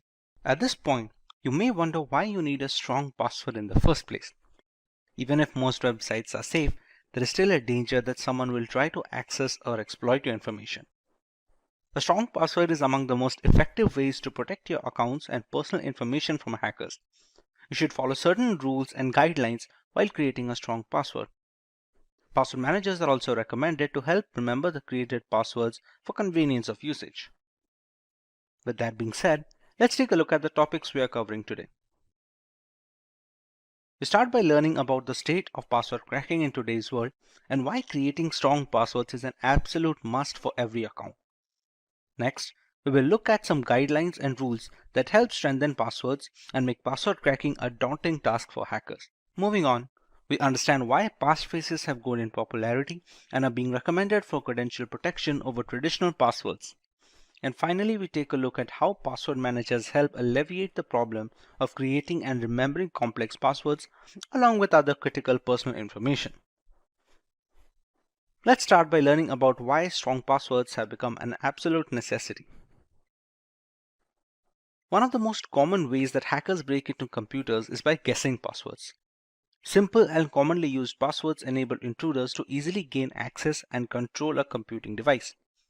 Conversely, a password that is difficult to guess makes it prohibitively difficult for common hackers to break into a machine and will force them to look for another target. The more difficult the password, the lower the likelihood that one's computer will fall victim to an unwanted intrusion. Many individuals opt to tie their websites to something they can readily recall to generally easy, memorable combos. However, this does not make the password unique. In fact, it's the reverse. Passwords are handled by 53% of individuals using their recollections and memory. With modern computational standards, simple passwords take seconds and a couple of minutes at worst to be completely brute forced. According to global surveys, more than 60% of people use the same passwords for their personal and job applications.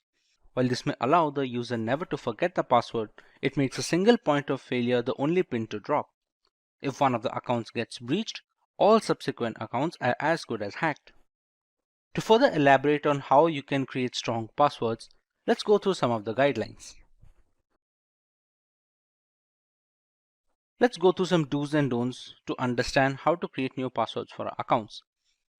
It is recommended to keep the password length at least 12 characters to ensure brute forcing to be difficult. A combination of upper and lowercase alphabets is an absolute necessity when creating strong passwords.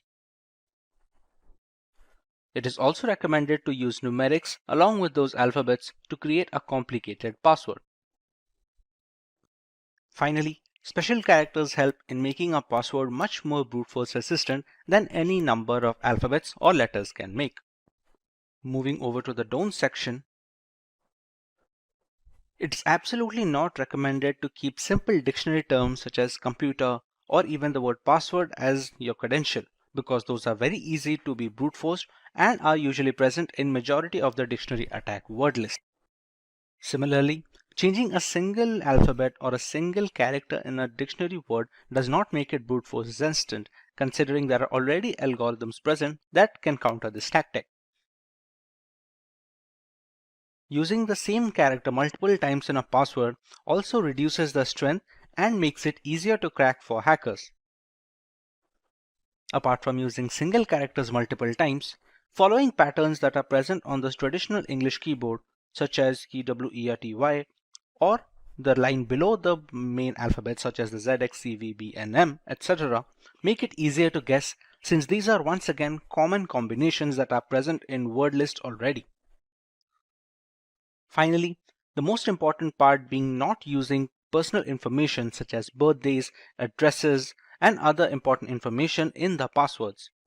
More often than not, if a hacker is trying to break into your account, there has been some amount of research done, be it via social media or any other medium.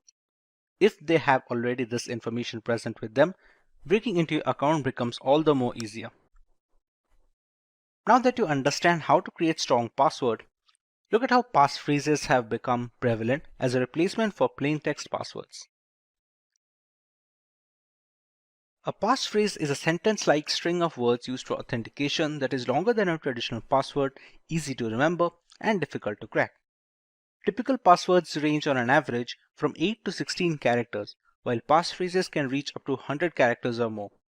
Using a long passphrase instead of a short password to create a digital signature is one of the many ways that users can strengthen the security of their data, devices, and accounts. The longer a passphrase is, the more likely a user is to incorporate bits of entropy or factors that make it less predictable to potential attackers. As more websites, applications, and services increase their user security requirements, a passphrase is a fast and easy way to meet these criteria. Let's take a look at some of the advantages that passphrases have over common passwords.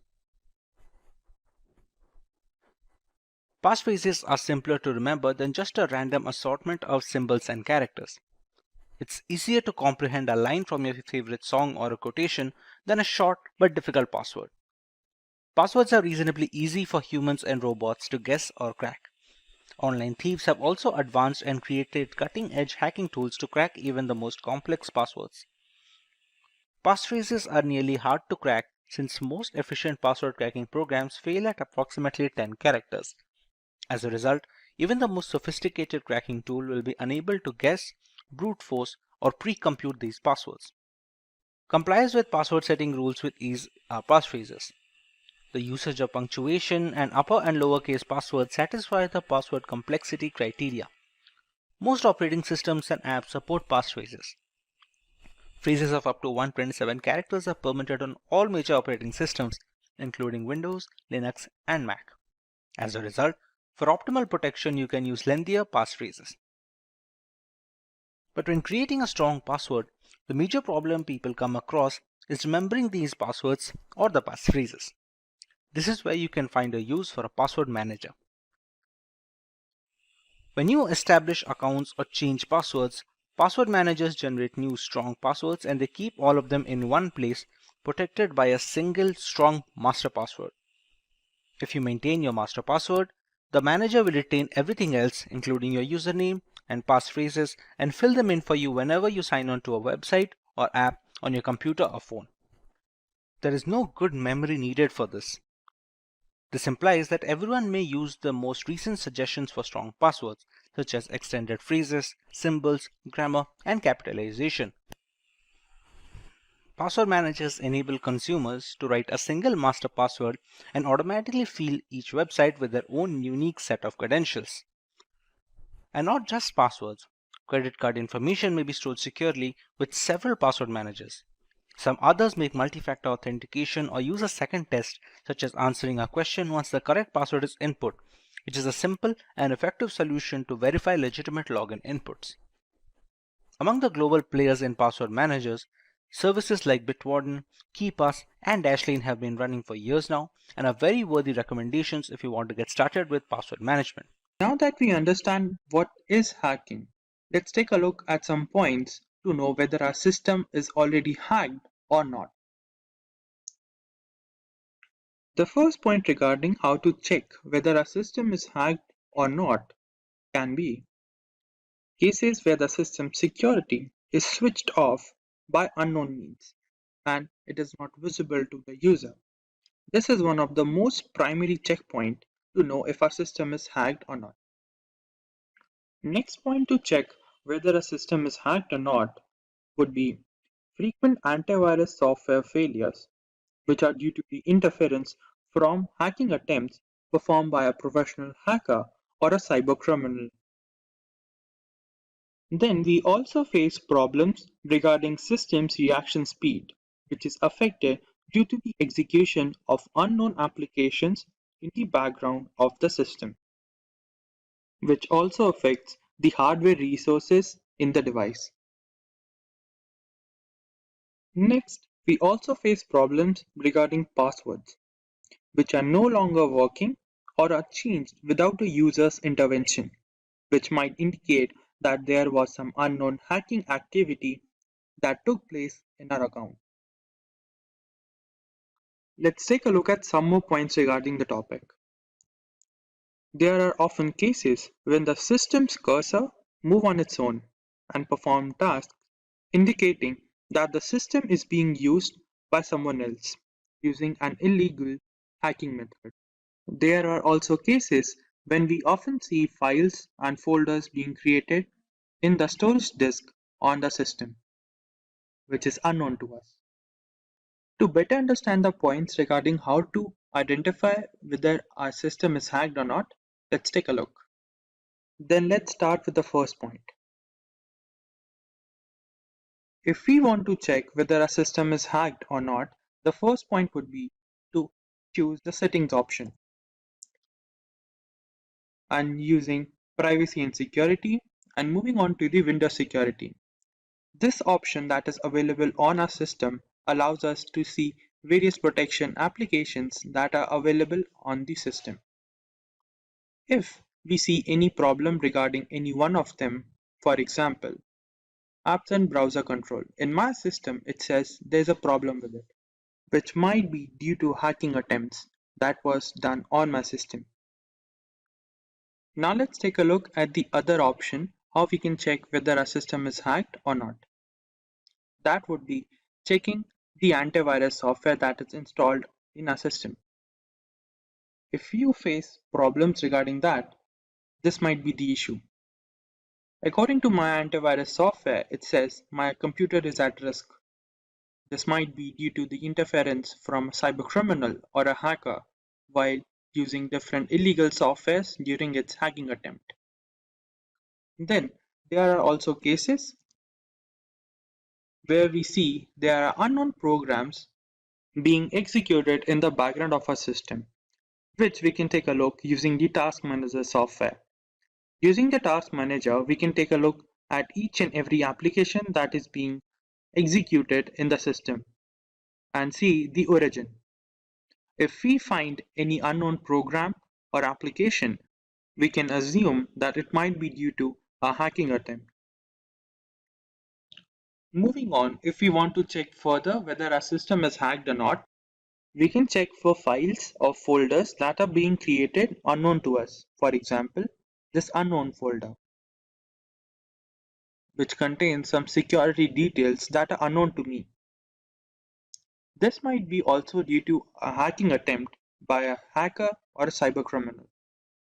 Then there are also cases when the system's cursor moves on its own and performs tasks that are not initiated by us and performs copying of different folders or data from one file to other. This is due to a hacking attempt that was done on a system and the hacker has taken control of a system. Then there are also cases regarding login issues or password problem. For example,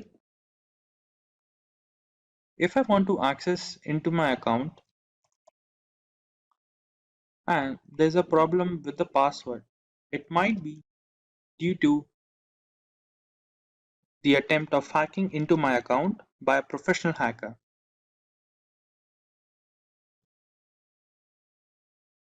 Seems like there's a problem with the username, which means there was a hacking attempt by a professional hacker. We can further check hacking attempts by accessing our web browser and checking whether there's some extra add-ons or unknown add-ons that wasn't installed by us. This might also indicate a hacking attempt on the system.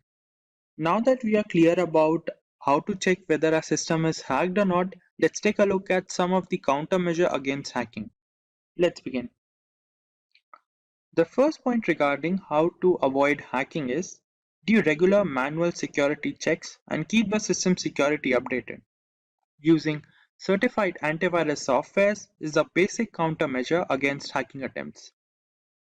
And if possible, visit only secure websites for surfing on the internet or use VPN or other internet security applications to mask your system's network to avoid any hacking attempts for the device.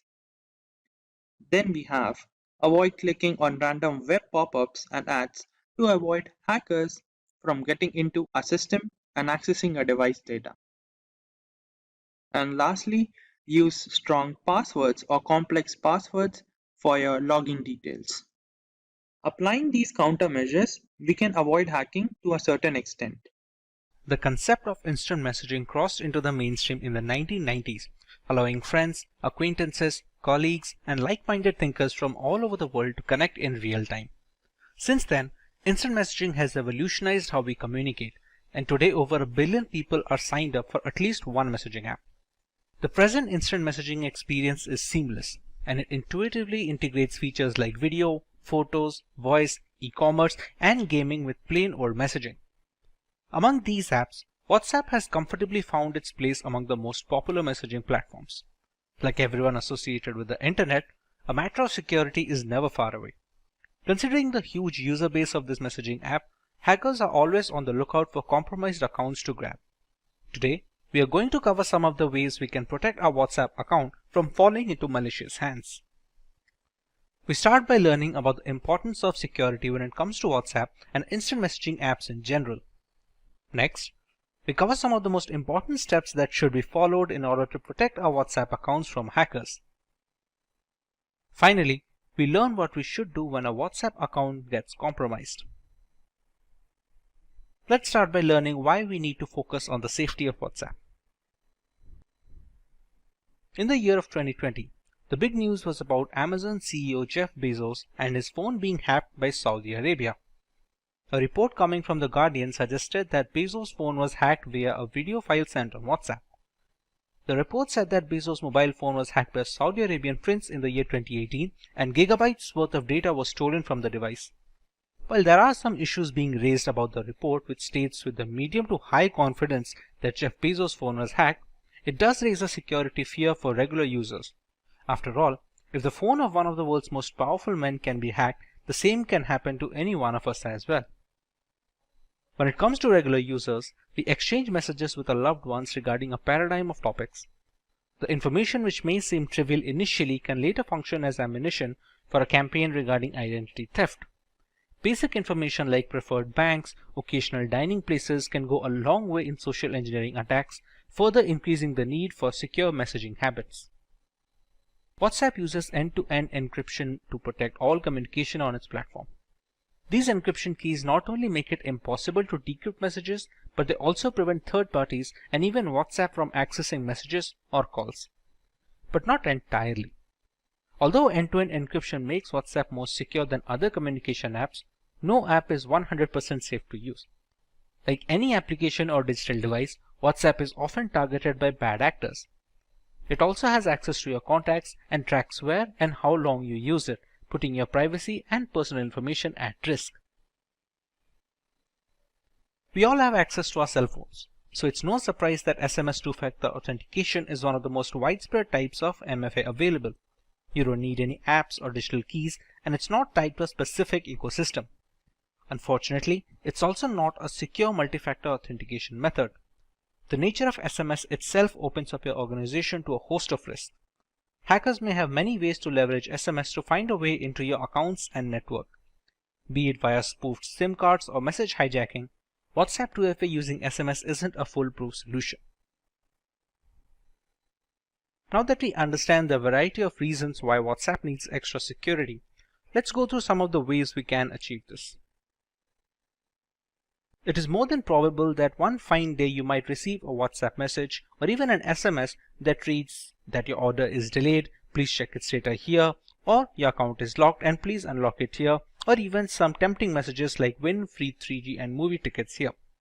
Some of them may sound intimidating and some of them may be lucrative, but they all have one purpose: to trick you into clicking that link, and once you do that, it's already over.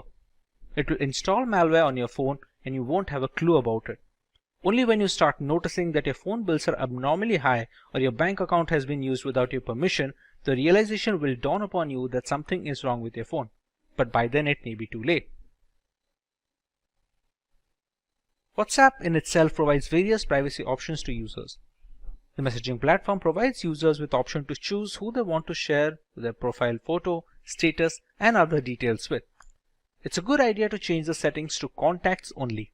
This means only phone numbers that are saved on your smartphone will be able to see your profile photo, status, phone number, and auto-delete status as well.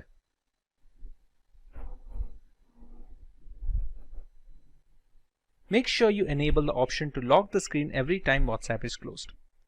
This will ensure no one else but you can open your WhatsApp account.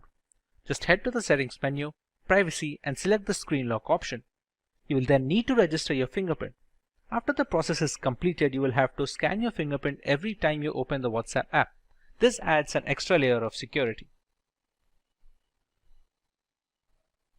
The two-step verification works as an extra layer of security and helps WhatsApp users to protect their OTPs and documents shared through WhatsApp.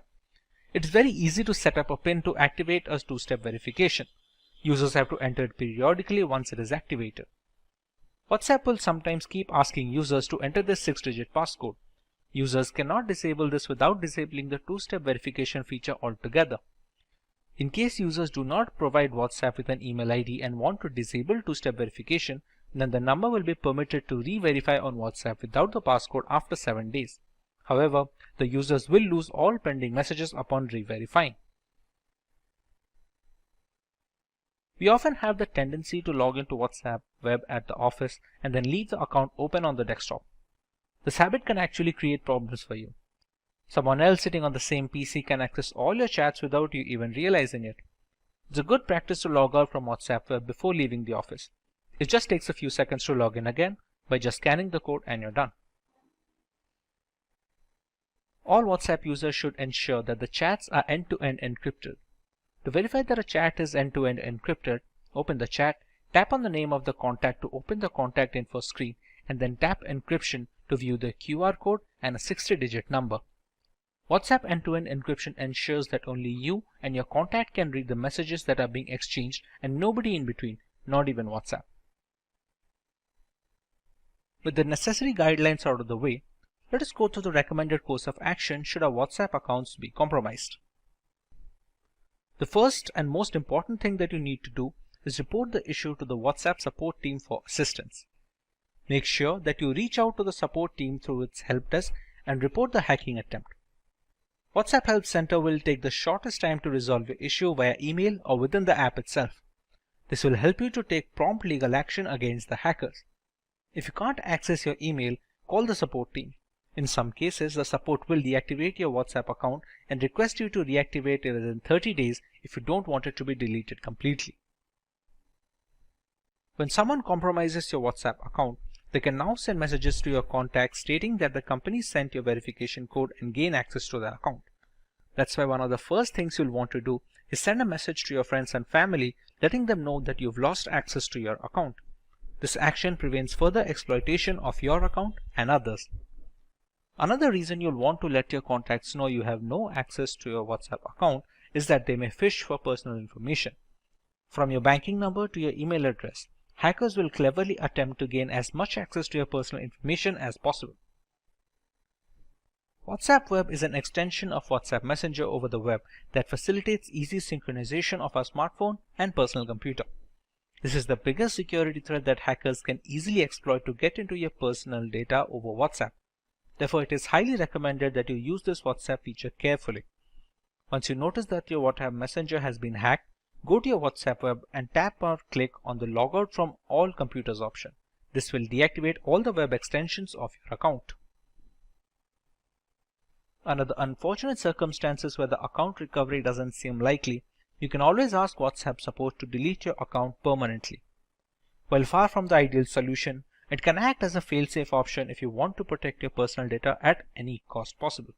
You can always open a new account later with the security issues mitigated. And before we begin, if you are someone who is interested in building a career in cybersecurity or to become an ethical hacker by graduating from the best universities, or a professional who elicits to switch career with cybersecurity or ethical hacker by learning from the experts, then try giving a shot to Simplilearn's postgraduate program in cybersecurity with modules from MIT Schwarzman College of Computing. The course link is mentioned in the description box below that will navigate you to the course page, where you can find a complete overview of the program being offered.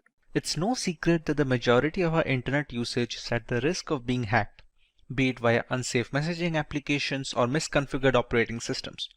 To counteract this void of digital security, penetration testing has become the norm when it comes to vulnerability assessment.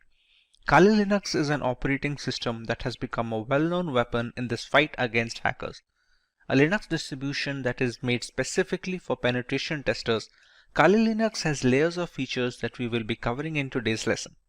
Let's take a look at the topics to be covered in this video. We start by learning about Kali Linux and a basic explanation of its purpose. We take a look at the history of Kali Linux from the story of its origin to its current day exploits. Next, we learn a few distinct features of Kali that make it an attractive choice for penetration testers worldwide. Finally, we take a look at the multiple ways we can install Kali Linux to start our journey in the world of penetration testing. Let's start by learning about Kali Linux in general. Kali Linux, which is formerly known as Backtrack Linux, is an open source Linux distribution aimed at advanced penetration testing and security auditing. It contains several hundred tools that are targeted towards various information security tasks such as penetration testing, security research, computer forensics, and reverse engineering. Kali Linux is a multiple platform solution accessible and freely available to information security professionals and hobbyists. Among all the Linux distributions, Kali Linux takes its roots from the Debian operating system. Debian has been a highly dependable and stable distribution for many years, providing a similarly strong foundation to the Kali desktop. While the operating system is capable of practically modifying every single part of our installation, the networking components of Kali become disabled by default. This is done to prevent any external factors from affecting the installation procedure, which may pose a risk in critical environments. Apart from boosting security, it allows a deeper element of control to the most enthusiastic of users. We did not get Kali Linux since the first day. How did it come into existence? Let's take a look at some of its history. Kali Linux is based on years of knowledge and experience in building penetration testing and operating systems. During all these project lifelines, there have been only a few different developers, as the team has always been small. The first project was called WOPEX, which stands for White Hat Knopex. As can be inferred from the name, it was based on the Knopex operating system as its underlying OS. WOPEX had releases ranging from version 2.0 to 2.7. This made way for the next project, which was known as WAX, or the longhand being White Hat Slacks. The name change was because the base OS was changed from Knopex to Slacks. WAX started at version 3 as a nod, it carrying on from WOPEX. There was a similar OS being produced at the same time, Auditor Security Collection, often being shortened to just Auditor, which was once again using Knopex. Its efforts were combined with WAX to produce Backtrack. Backtrack was based on Slackware from version 1 to version 3, but switched to Ubuntu later on with version 4 to version 5. Using the experience gained from all of this, Kali Linux came after Backtrack in 2013. Kali started off using Debian stable as the engine under the hood before moving to Debian testing when Kali Linux became a rolling operating system. Now that we understand the history and the purpose of Kali Linux, let us learn a little more about its distinct features. The latest version of Kali comes with more than 600 penetration tools pre-installed. After reviewing every tool that was included in Backtrack, developers have eliminated a great number of tools that either simply did not work or which duplicated other tools that provided the same or similar functionality. The Kali Linux team is made up of a small group of individuals who are the only ones trusted to commit packages and interact with the repositories, all of which is done using multiple secure protocols. Restricting access of critical code bases to external assets greatly reduces the risk of source contamination, which can cause Kali Linux users worldwide a great deal of damage as a direct victim of cybercrime. Although penetration tools tend to be written in English, the developers have ensured that Kali includes true multilingual support, allowing more users to operate in their native language and locate the tools they need for the job. The more comfortable a user feels with the intricacies of the operating system, the easier it is to maintain a stronghold over the configuration and the device in general. Since ARM-based single-board systems like the Raspberry Pi are becoming more and more prevalent and inexpensive, the development team knew that Kali's ARM support would need to be as robust as they could manage with fully working installations.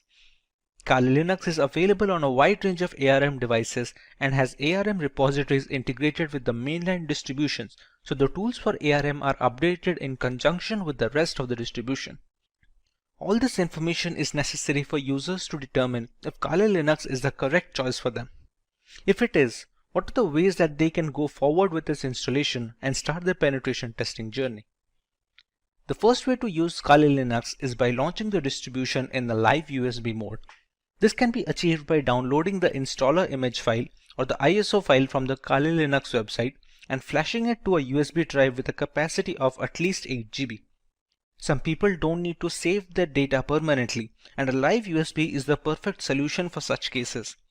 After the ISO image is flashed, the thumb drive can be used to boot a fully working installation of the operating system, with the caveat that any changes made to the OS in this mode are not written permanently.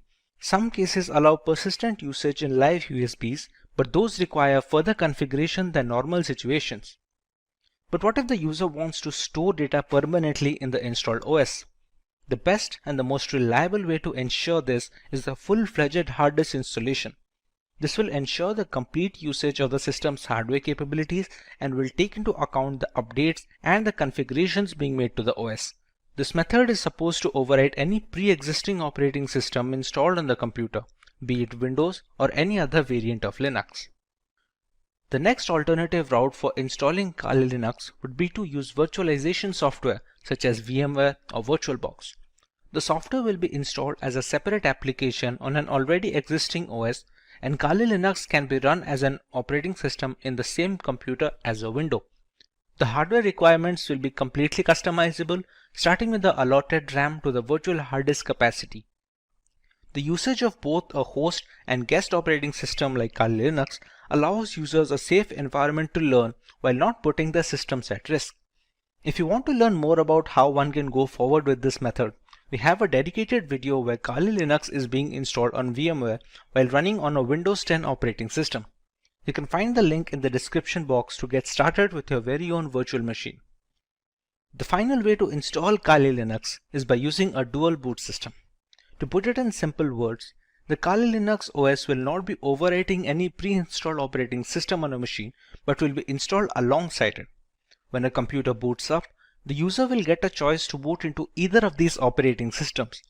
Many people prefer to keep both the Windows and Kali Linux installed, so the distribution of work and recreational activities is also allotted effectively. It gives users a safety valve should their custom Linux installation run into any bugs that cannot be fixed from within the operating system. Now, for the convenience of explanation, we're going to install Kali Linux today on a virtual machine software known as VMware. VMware is able to run multiple operating systems on a single host machine, which in our case is a Windows 10 system. To get started with Kali Linux installation, we have to go to the website to download an image file. We go to Get Kali, and as you can see, there are multiple platforms on which this operating system can be inverted. As per our requirement, we're going to go with the virtual machine section. As you can see, it is already recommended by the developers. This is the download button, which will download a 64-bit ISO file. We can download 32-bit, but that is more necessary for hard metal machines, or if you're going to use it for older devices which do not support 64-bit operating systems yet.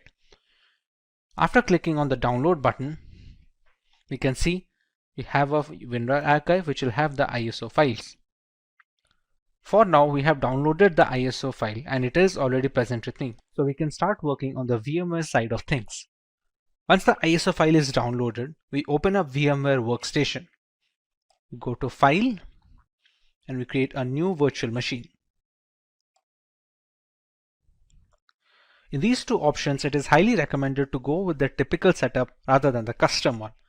The custom is much more advanced and requires much more information from the user, which is beneficial for developers and people who are well versed with virtualization software, but for 90% of the cases, typical setup will be enough. Here, we can select the third option, which will be I will install the operating system later. In some operating systems, we can use the ISO file here directly and VMware will install it for us. But for right now, in the case of Kali Linux, the third option is always the safest. Kali Linux is a Linux distribution, so we can select Linux over here, and the version, as you can see here, have multiple versions such as the multiple kernels. Every distribution has a parent distribution. For example, Kali Linux has Debian, and there are other distributions which are based or forked from some parent distribution. Kali Linux is based off Debian, so we can go with the highest version of Debian, which is the Debian 10.x 64-bit. Go on next. We can write any such name. We can write Kali Linux so that it will be easier to recognize the virtual machine among this list of virtual machine instances. The location can be any location you decide to put. By default, it should be the documents folder, but anywhere you put, it will hold up all the information of the operating system. All the files you download, all the configurations you store, everything will be stored in this particular location that you provide. When we go next, we are asked about the disk capacity. This disk capacity will be all the storage that will be provided to your virtual machine of Kali Linux. Think of your Windows device. If you have a 1 terabyte of hard drive, you have the entirety of the hard disk to store data on. How much data you give here, you can only store up to that amount of data. Not to mention, some amount of capacity will be taken up by the operating system itself to store its programs and applications. For now, we can give around, let's say, 15 GB of information. Or if its recommended size for Debian is 20, you can just go ahead at 20. It depends all on the user case. If you are going to use it extensively, you can even go as high as 50 or 60 GB if you have plans to download many more applications and perform multiple different tests. Another option we get over here is storing virtual disks as a single file or storing them into multiple files.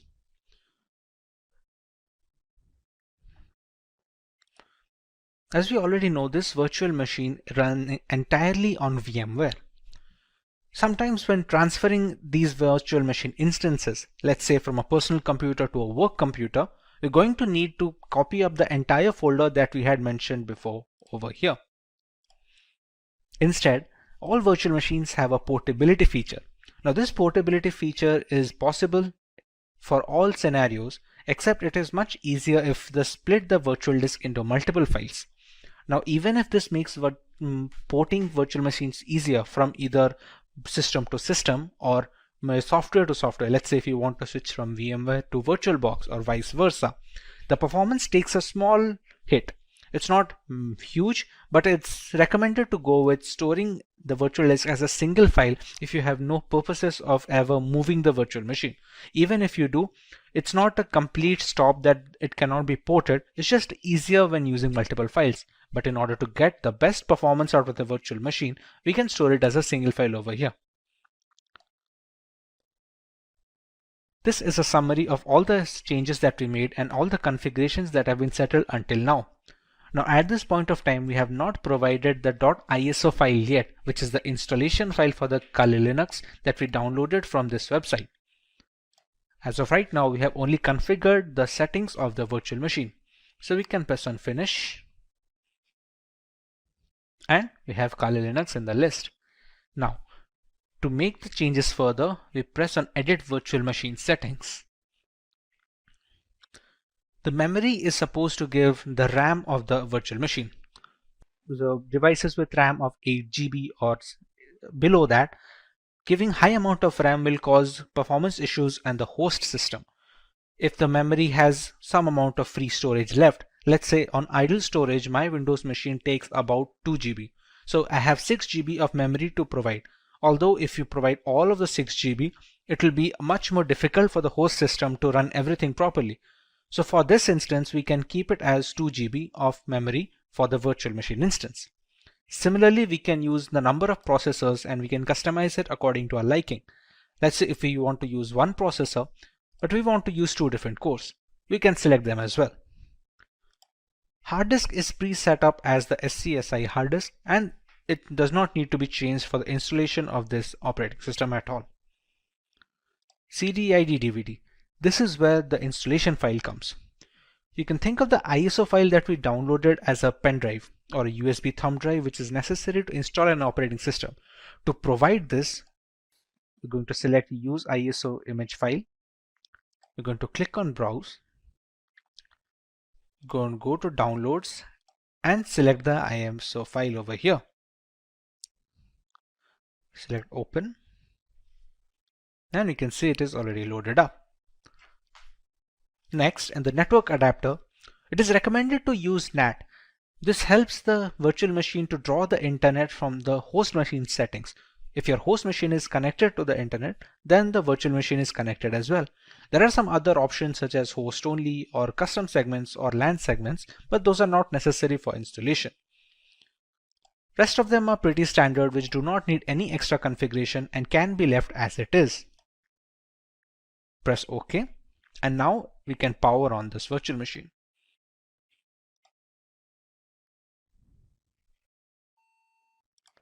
In this screen, we can choose how we want to proceed with the installation. We have a Start Installer option over here. So we're going to press Enter on that.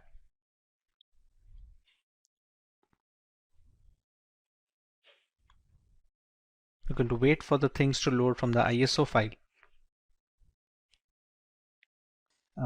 The first step in the installation is choosing the language of the operating system. For this, we can go with English as standard. This is a location. This will be used for setting up the time and some of the internal settings which depend entirely on the location of the user. So for this, we're going to go with India. Configuring the keyboard, it's always recommended to go with the American English first. Many people make a mistake of going with the Indian keyboard if it is possible, and it provides a lot of issues later on. So it's always preferred to go with the American English, and if later we see some necessity of another keyboard dialect that is required, we can install it later. But for now, we should always stick with American English as a basic. At this point, it's going to load the installation components from the .iso file. It is a big file of 3.6 GB, so it has a lot of components that need to be put into the virtual machine, which can also be used to detect hardware.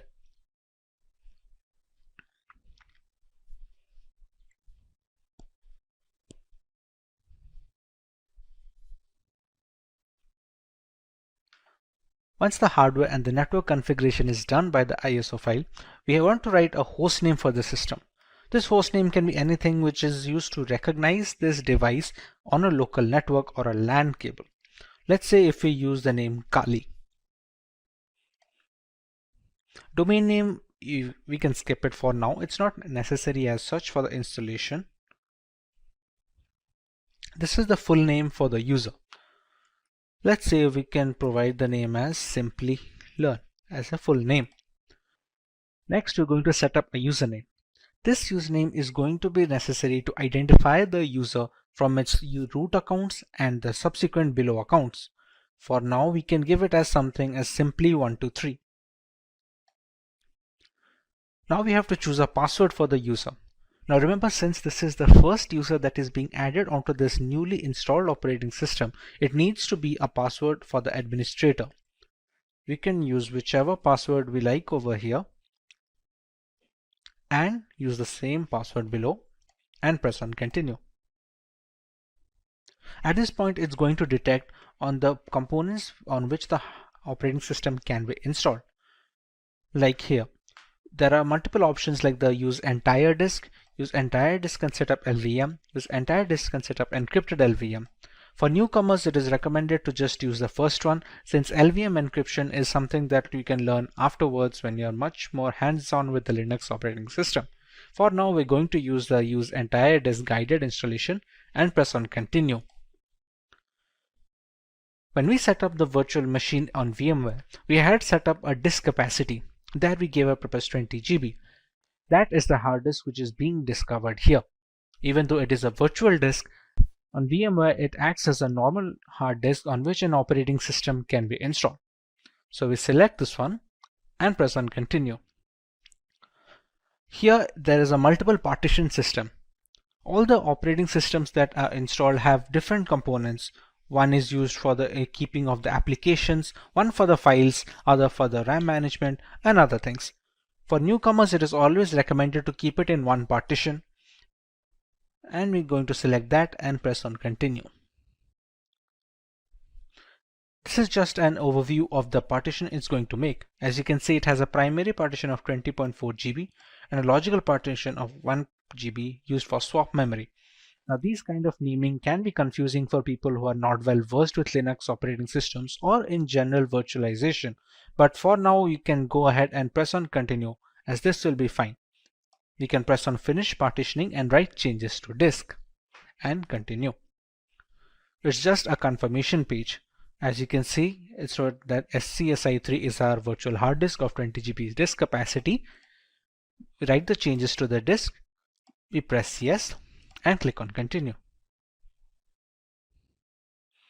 At this point, the installation has started. Now this installation will take a while depending on the amount of RAM provided, the processors provided, and how quickly the performance of the system is being hampered by the host machine. On quicker systems, this will be rather quick, while on the smaller ones, this will take a while. Since this is going to take some time to install as it is being run on a virtual machine with only 2 GB of RAM, we're going to speed up this part of the video so we don't have to waste any more time just watching the progress bar.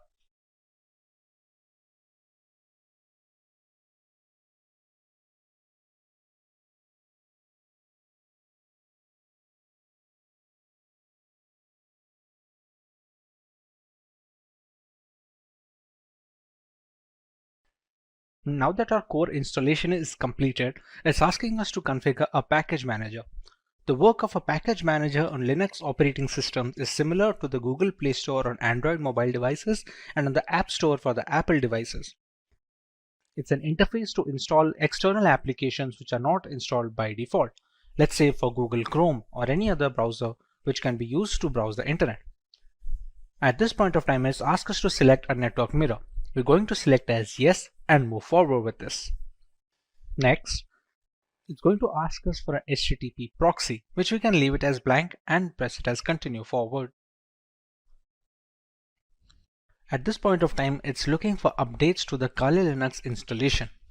This will fetch the new builds from the Kali server, so the installation is always updated to the latest version. Now that the package manager is configured, we have the grub bootloader.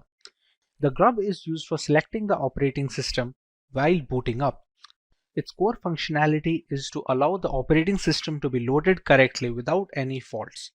So at this point of time, if it asks install the grub bootloader to your primary drive, we can select it as yes and press continue. Remember, the installation was conducted on dev SDA. So we're going to select installation of the grub loader on the same hard disk that we have configured. We press this one and press continue. So now the grub bootloader is being installed. The grub is highly essential because it shows the motherboard where to start the operating system from. Even if the operating system is installed correctly and all the files are in correct order, the absence of a bootloader will not be able to launch the OS properly. As you can see, the installation is finally complete. So now we can press on continue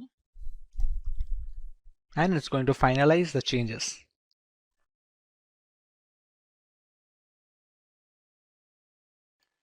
Now you can see Kali Linux being booted up straight away.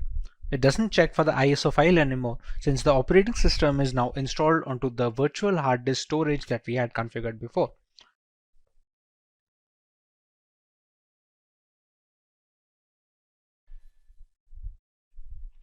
Here we're going to enter our username and password that we had set up before.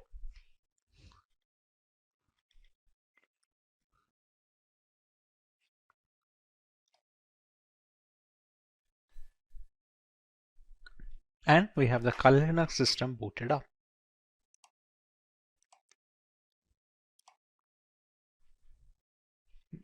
And this is your homepage.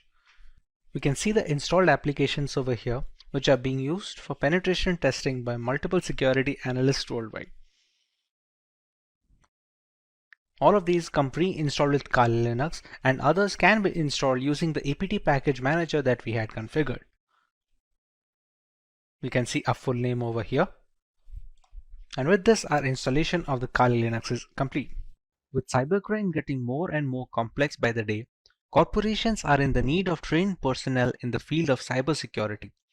Ethical hacking and penetration testing had always been necessary for organizations and the general public to protect the system against malicious attackers. However, with the exponential growth in cyber attacks, the necessity of being trained in ethical hacking is at an all-time high. Many such professionals tend to use Linux distributions for their penetration testing activities. There are specific operating systems which are catered to ethical hackers. These operating systems come pre-installed with the necessary tools and scripts required for ethical hacking. Probably the most famous operating system in this bracket is Kali Linux. For today's video, we will learn about this distribution made by and for hackers. We take you through the intricacies of its hardware and software specifications.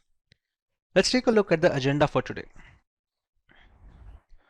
We start by learning about Kali Linux and a basic explanation of its purpose. We take a look at the history of Kali Linux from the story of its origin to its current day exploits. Next, we learn a few distinct features of Kali Linux that make it an attractive choice for penetration testers worldwide. Moving on, we take a look at the multiple ways we can install Kali Linux to start our journey in the world of penetration testing. In the next few sections, we compare it to an industry rival operating system by the name of Parrot Security Operating System. We take a look at the OS on a grassroots level. Next, we learn about the standout features of Kali Linux and Parrot Security with their unique offerings. We make a direct comparison between Kali and Parrot Security OS as far as their hardware specifications and all-around usability is concerned. We make a conclusion as to which operating system caters to which category of user. In the next topic, we take a detailed look at how we can install Kali Linux on a Windows 10 system using the VMware virtualization software. Moving on, we go through some of the reasons why people should choose Kali Linux as their primary operating system when it comes to ethical hacking and penetration testing. In the next section, we cover the 5 different phases of penetration testing, where each stage is a crucial segment in the entire cycle of an ethical hacking campaign.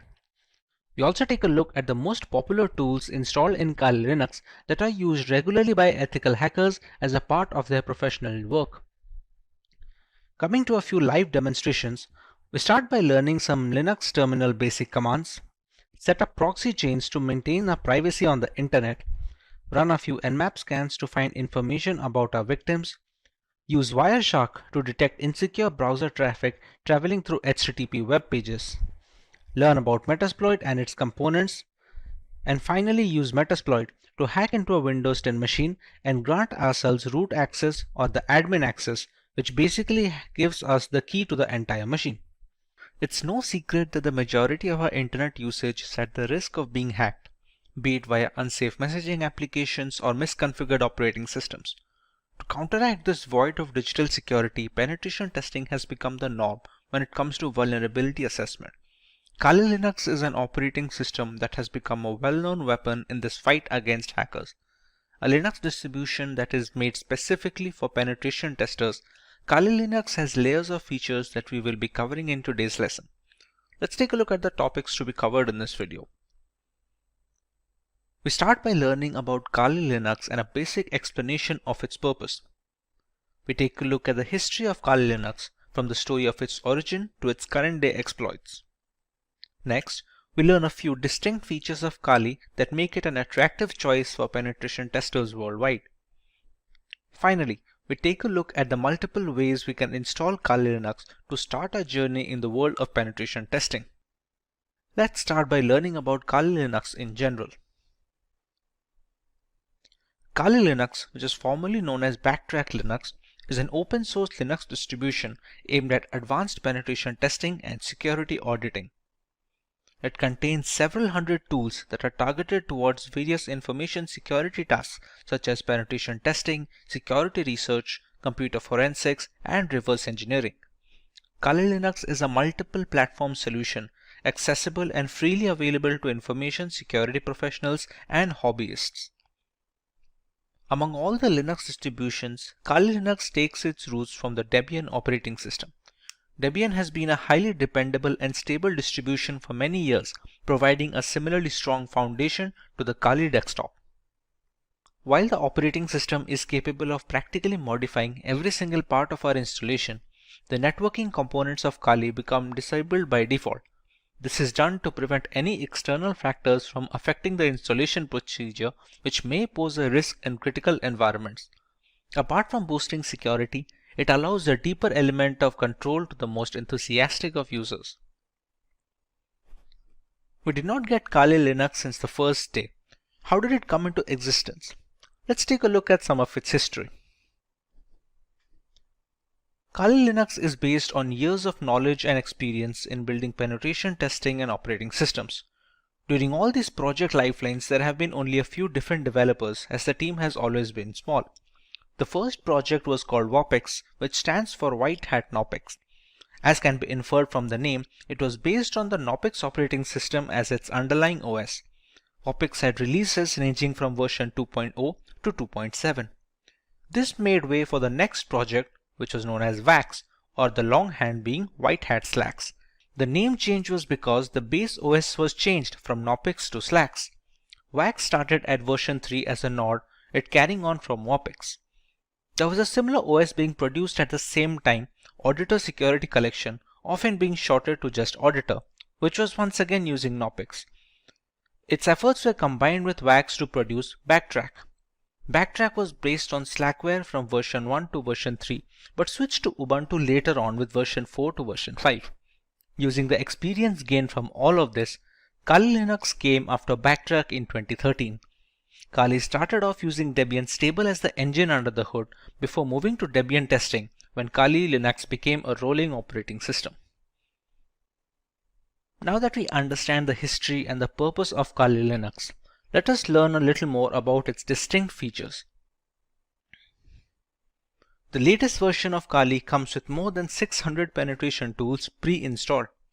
After reviewing every tool that was included in Backtrack, developers have eliminated a great number of tools that either simply did not work or which duplicated other tools that provided the same or similar functionality. The Kali Linux team is made up of a small group of individuals who are the only ones trusted to commit packages and interact with the repositories, all of which is done using multiple secure protocols. Restricting access of critical code bases to external assets greatly reduces the risk of source contamination, which can cause Kali Linux users worldwide a great deal of damage as a direct victim of cybercrime. Although penetration tools tend to be written in English, the developers have ensured that Kali includes true multilingual support, allowing more users to operate in their native language and locate the tools they need for the job. The more comfortable a user feels with the intricacies of the operating system, the easier it is to maintain a stronghold over the configuration and the device in general.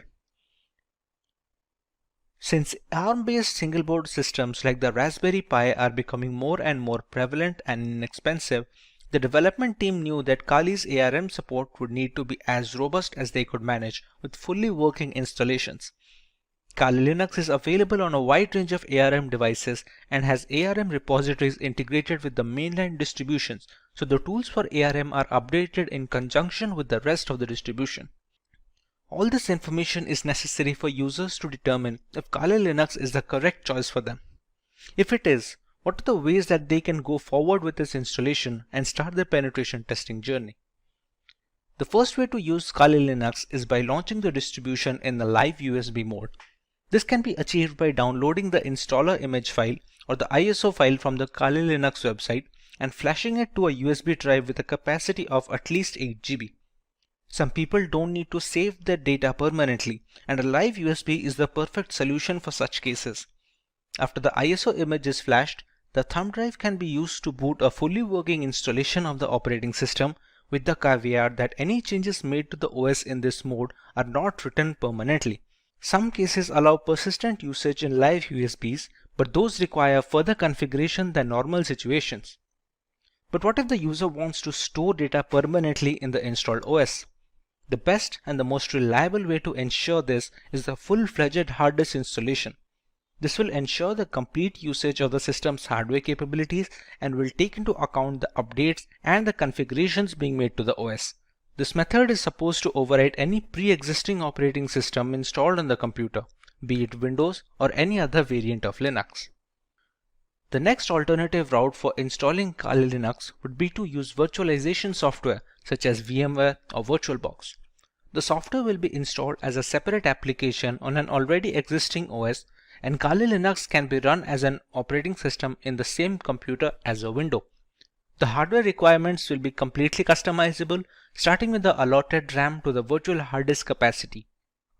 The usage of both a host and guest operating system like Kali Linux allows users a safe environment to learn while not putting their systems at risk. If you want to learn more about how one can go forward with this method, we have a dedicated video where Kali Linux is being installed on VMware while running on a Windows 10 operating system. You can find the link in the description box to get started with your very own virtual machine. The final way to install Kali Linux is by using a dual boot system.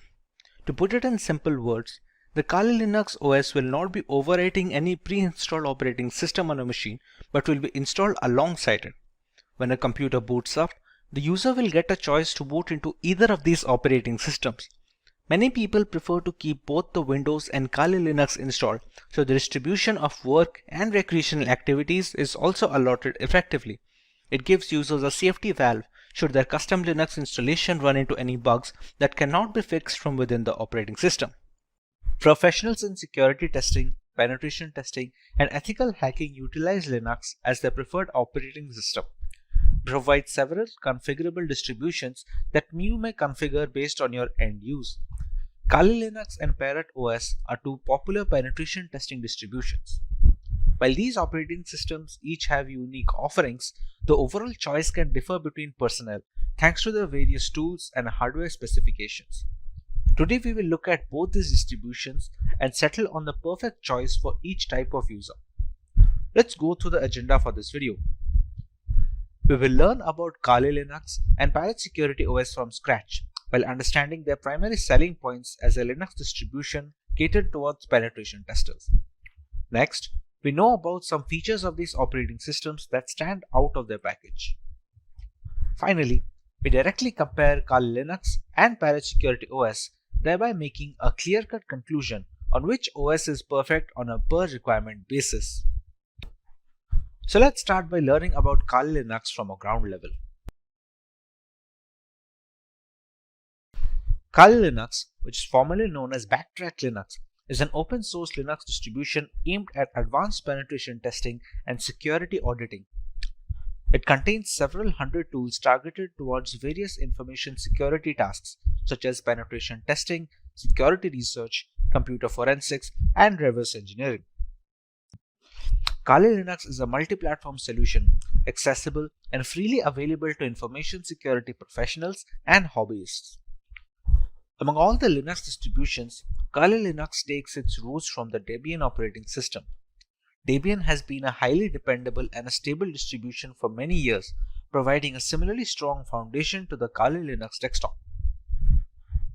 While the operating system can practically modify every single part of our installation, the networking components of Kali Linux come disabled by default.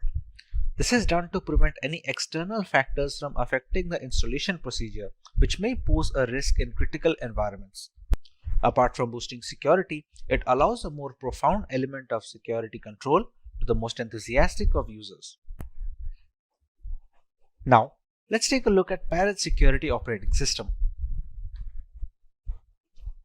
Parrot Security OS is a Debian-based Linux distribution with an emphasis on security, privacy, and development. It is built on the Debian's testing branch and uses a custom hardened Linux kernel. Parrot Security contains several hundred tools targeted towards tasks such as penetration testing, computer forensics, reverse engineering, and security research. It is seen as a generally lightweight distribution that can work under rigorous hardware and software specifications. It features a distinct forensics mode that does not mount any of the system's hard disks or partitions and has no influence on the host system, making it much more stealthy than its regular occurrence. This mode is used on the host system to execute forensic procedures.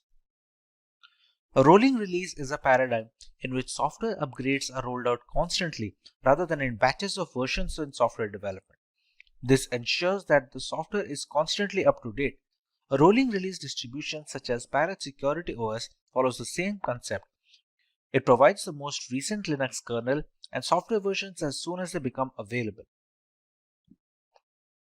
With the basic introduction to the operating systems out of the way, let us take a look at the unique features of both Kali Linux and Parrot Security OS.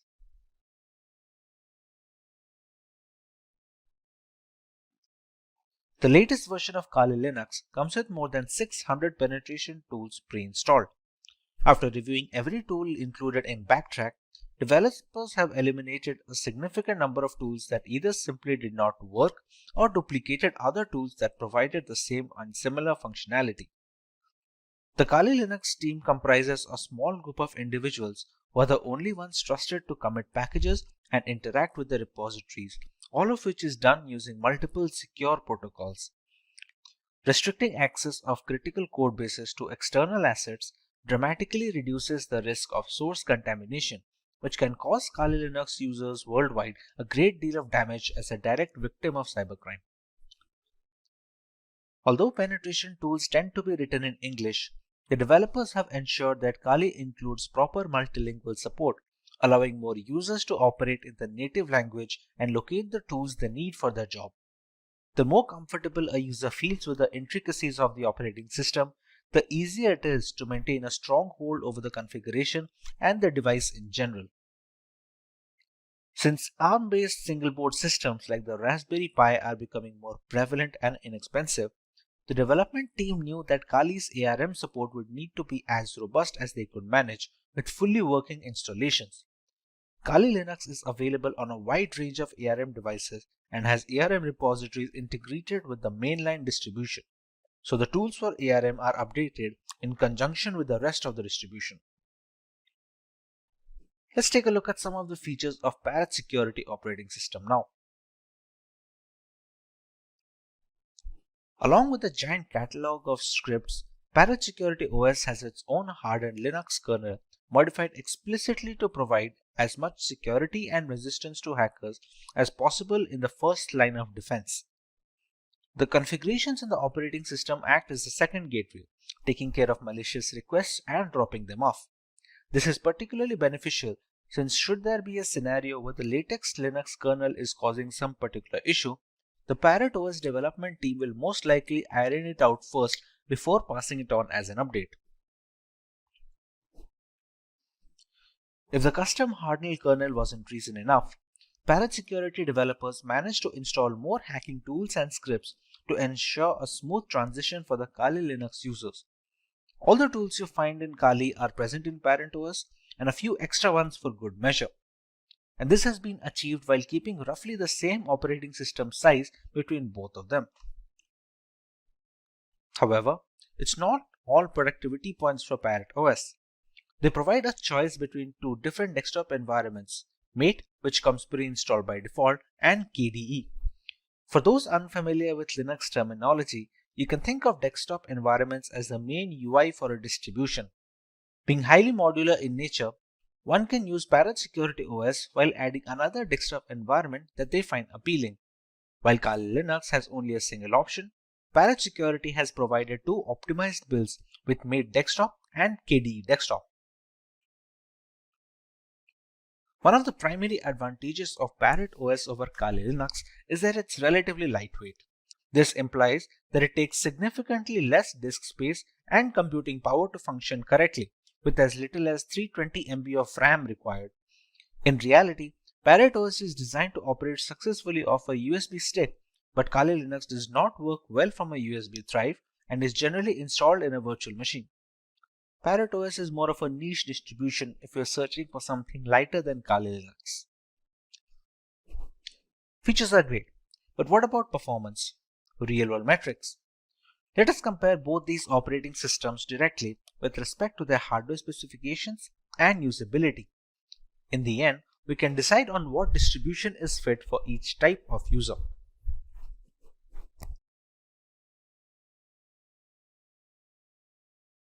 For our first point of comparison, let's take a look at the RAM required. For optimum performance of the operating system, which is highly essential when trying to crack hashes or something of similar nature, RAM usage is a very important facet. While Kali Linux demands at least 1 GB of RAM, Parrot Security can operate optimally with a minimum of 320 MB of RAM.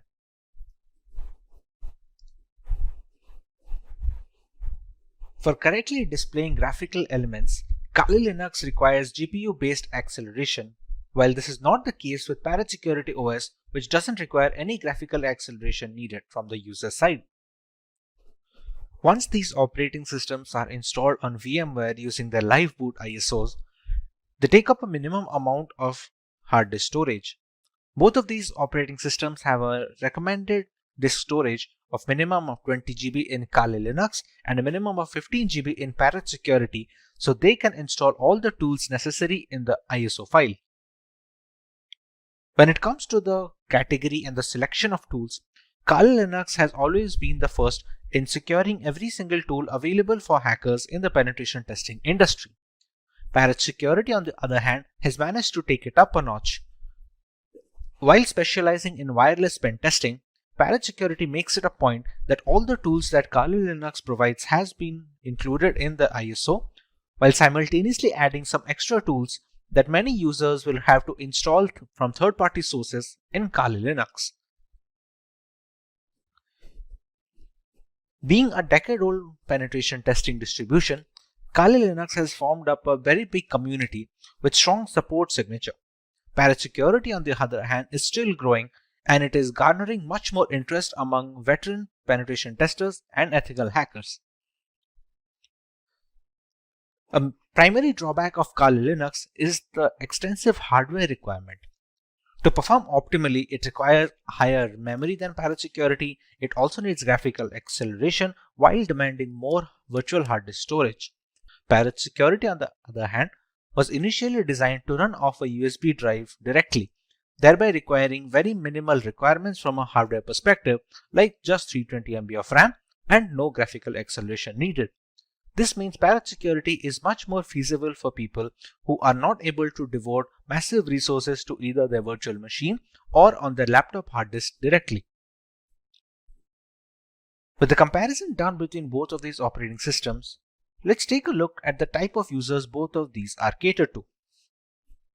One can go with Kali Linux if they want the extensive community support offered by its users, if they want to go with a trusted development team that have been working on this distribution since many years, if they have a powerful system which can run Kali Linux optimally without having to bottleneck performance, and if they are comfortable with a semi-professional environment which may or may not be very useful for new beginners.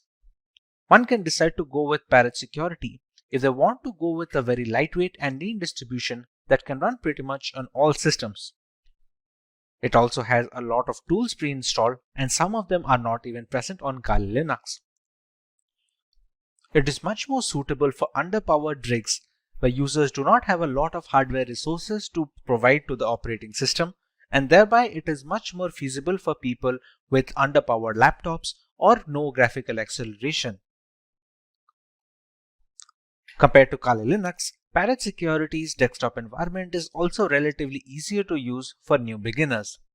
For people who are just getting into ethical hacking, Security does a relatively better job of introducing them to the operating system and to the various tools without having to dump them into the entire intricacies.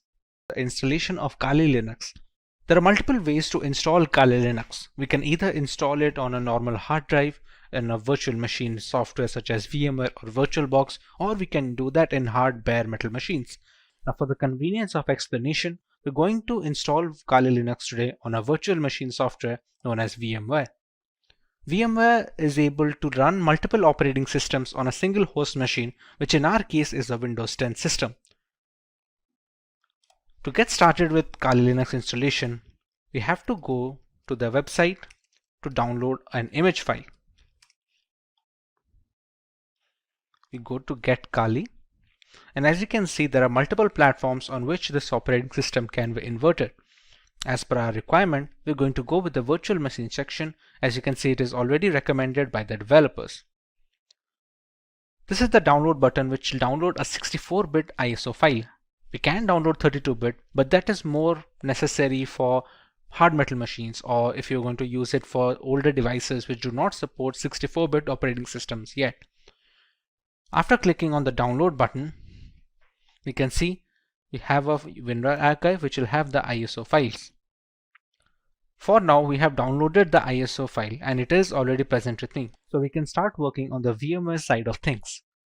Once the ISO file is downloaded, we open up VMware Workstation. We go to File and we create a new virtual machine. In these two options, it is highly recommended to go with the typical setup rather than the custom one.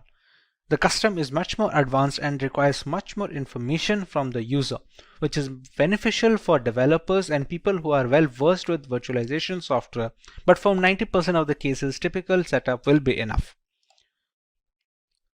Here, we can select the third option, which will be I will install the operating system later. In some operating systems, we can use the ISO file here directly and VMware will install it for us. But for right now, in the case of Kali Linux, the third option is always the safest. Kali Linux is a Linux distribution. So we can select Linux over here, and the version, as you can see here, it have multiple versions such as the multiple kernels. Every distribution has a parent distribution. For example, Kali Linux has Debian, and there are other distributions which are based or forked from some parent distribution. Kali Linux is based off Debian, so we can go with the highest version of Debian, which is the Debian 10.x 64-bit. Go on next. We can write any such name. We can write Kali Linux so that it will be easier to recognize the virtual machine among this list of virtual machine instances. The location can be any location you decide to put. By default, it should be the documents folder, but anywhere you put, it will hold up all the information of the operating system, all the files you download, all the configurations you store. Everything will be stored in this particular location that you provide.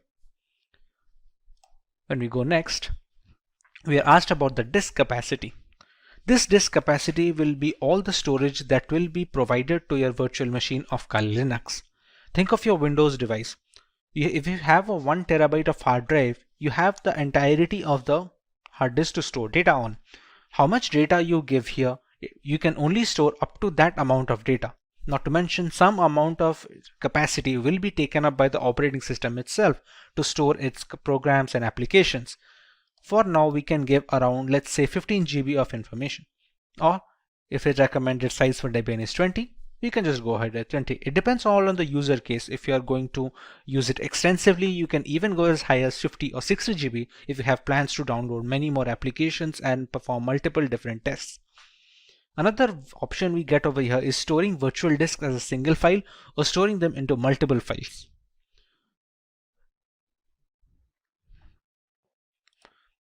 As we already know, this virtual machine runs entirely on VMware. Sometimes when transferring these virtual machine instances, let's say from a personal computer to a work computer, we're going to need to copy up the entire folder that we had mentioned before over here. Instead, all virtual machines have a portability feature.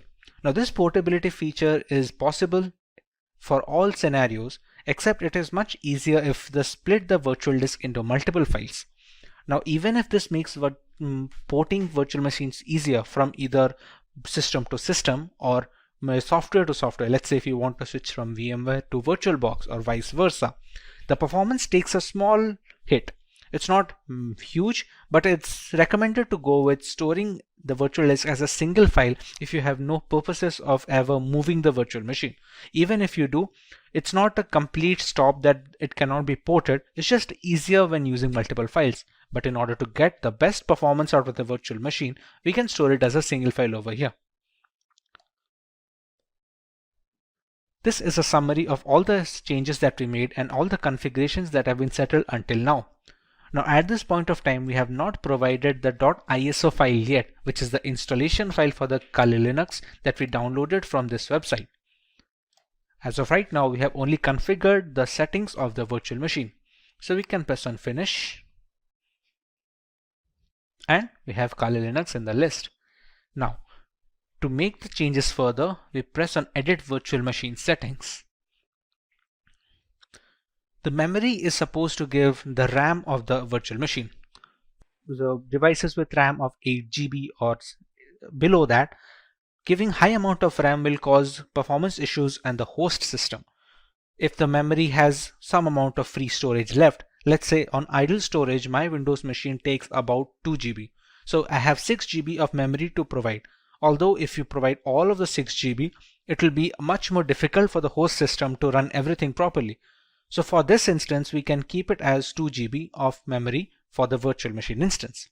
Similarly, we can use the number of processors and we can customize it according to our liking. Let's say if we want to use one processor, but we want to use 2 different cores, we can select them as well.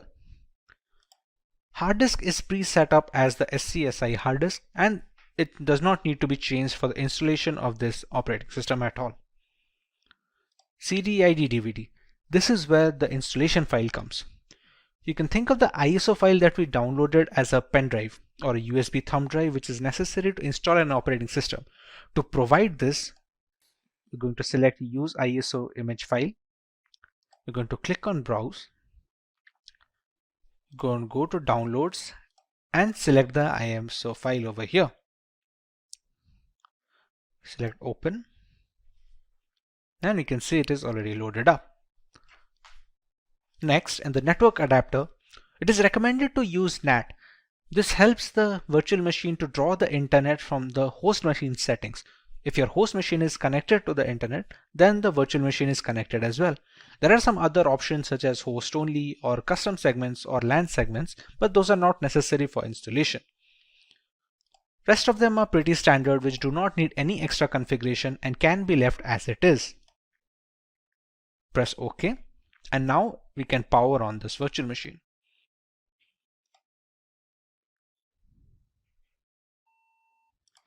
In this screen, we can choose how we want to proceed with the installation. We have a Start Installer option over here. So we're going to press Enter on that.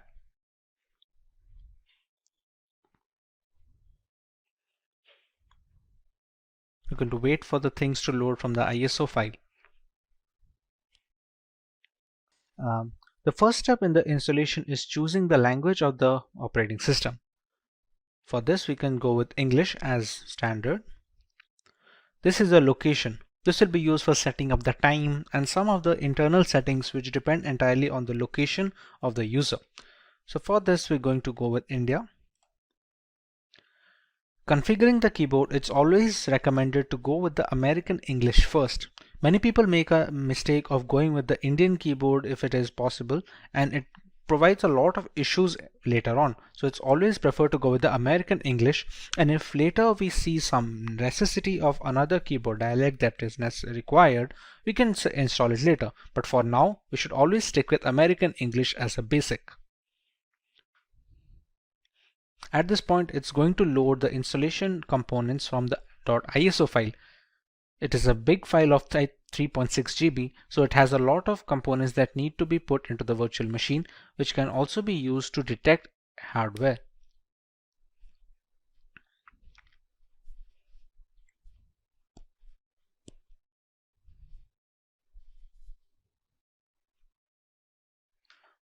Once the hardware and the network configuration is done by the ISO file, we want to write a host name for the system. This host name can be anything which is used to recognize this device on a local network or a LAN cable. Let's say if we use the name Kali.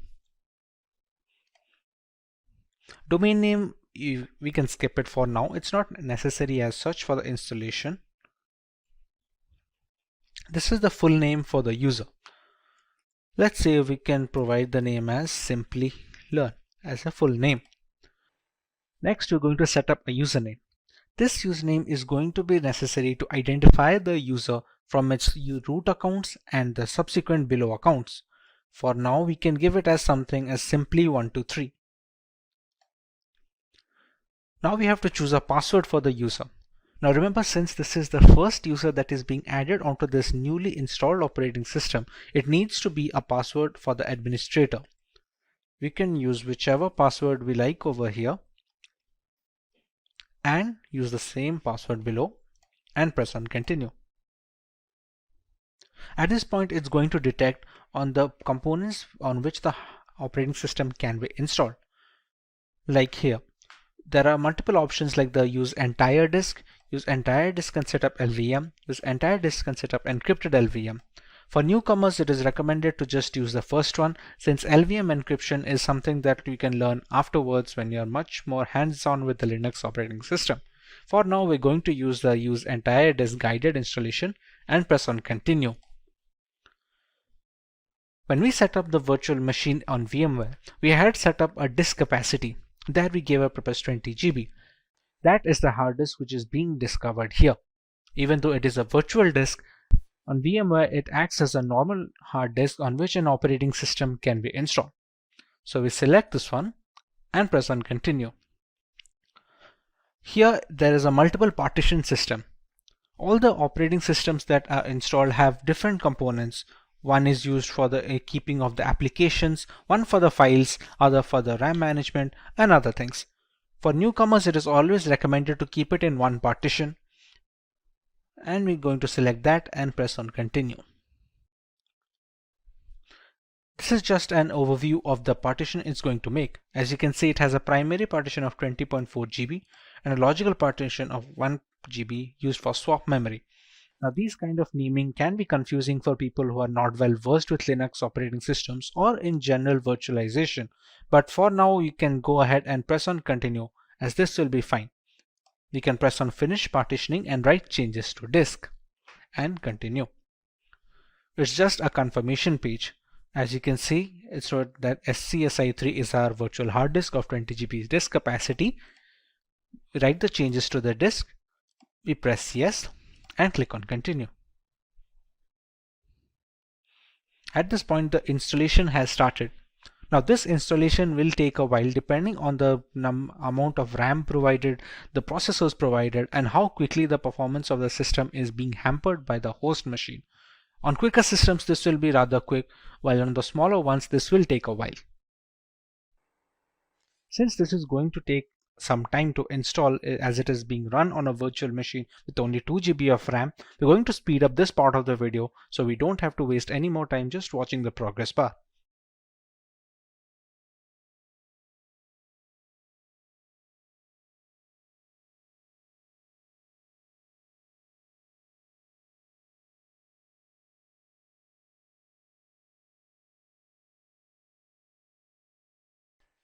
Now that our core installation is completed, it's asking us to configure a package manager.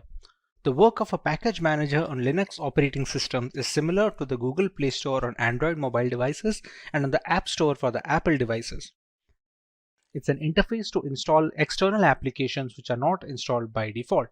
Let's say for Google Chrome or any other browser which can be used to browse the internet. At this point of time, it's asked us to select a network mirror.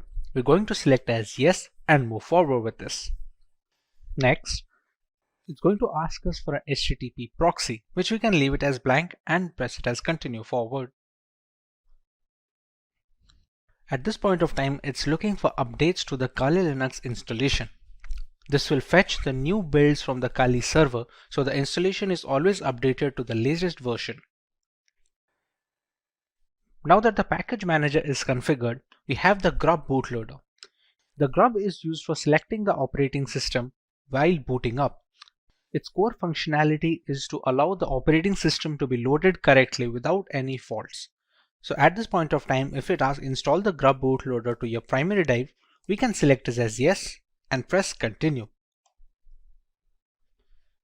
Remember, the installation was conducted on dev SDA. So we're going to select installation of the grub loader on the same hard disk that we have configured. We press this one and press continue. So now the grub bootloader is being installed. The grub is highly essential because it shows the motherboard where to start the operating system from. Even if the operating system is installed correctly and all the files are in correct order, the absence of a bootloader will not be able to launch the OS properly. As you can see, the installation is finally complete. So now we can press on continue and it's going to finalize the changes.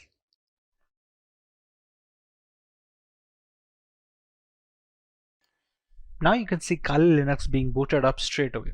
It doesn't check for the ISO file anymore since the operating system is now installed onto the virtual hard disk storage that we had configured before.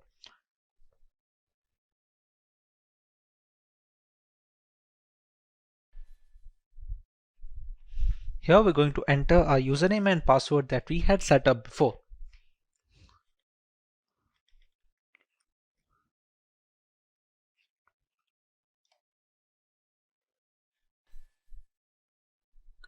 And we have the Kali Linux system booted up.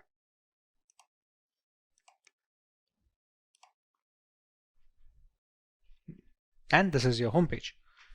We can see the installed applications over here, which are being used for penetration testing by multiple security analysts worldwide.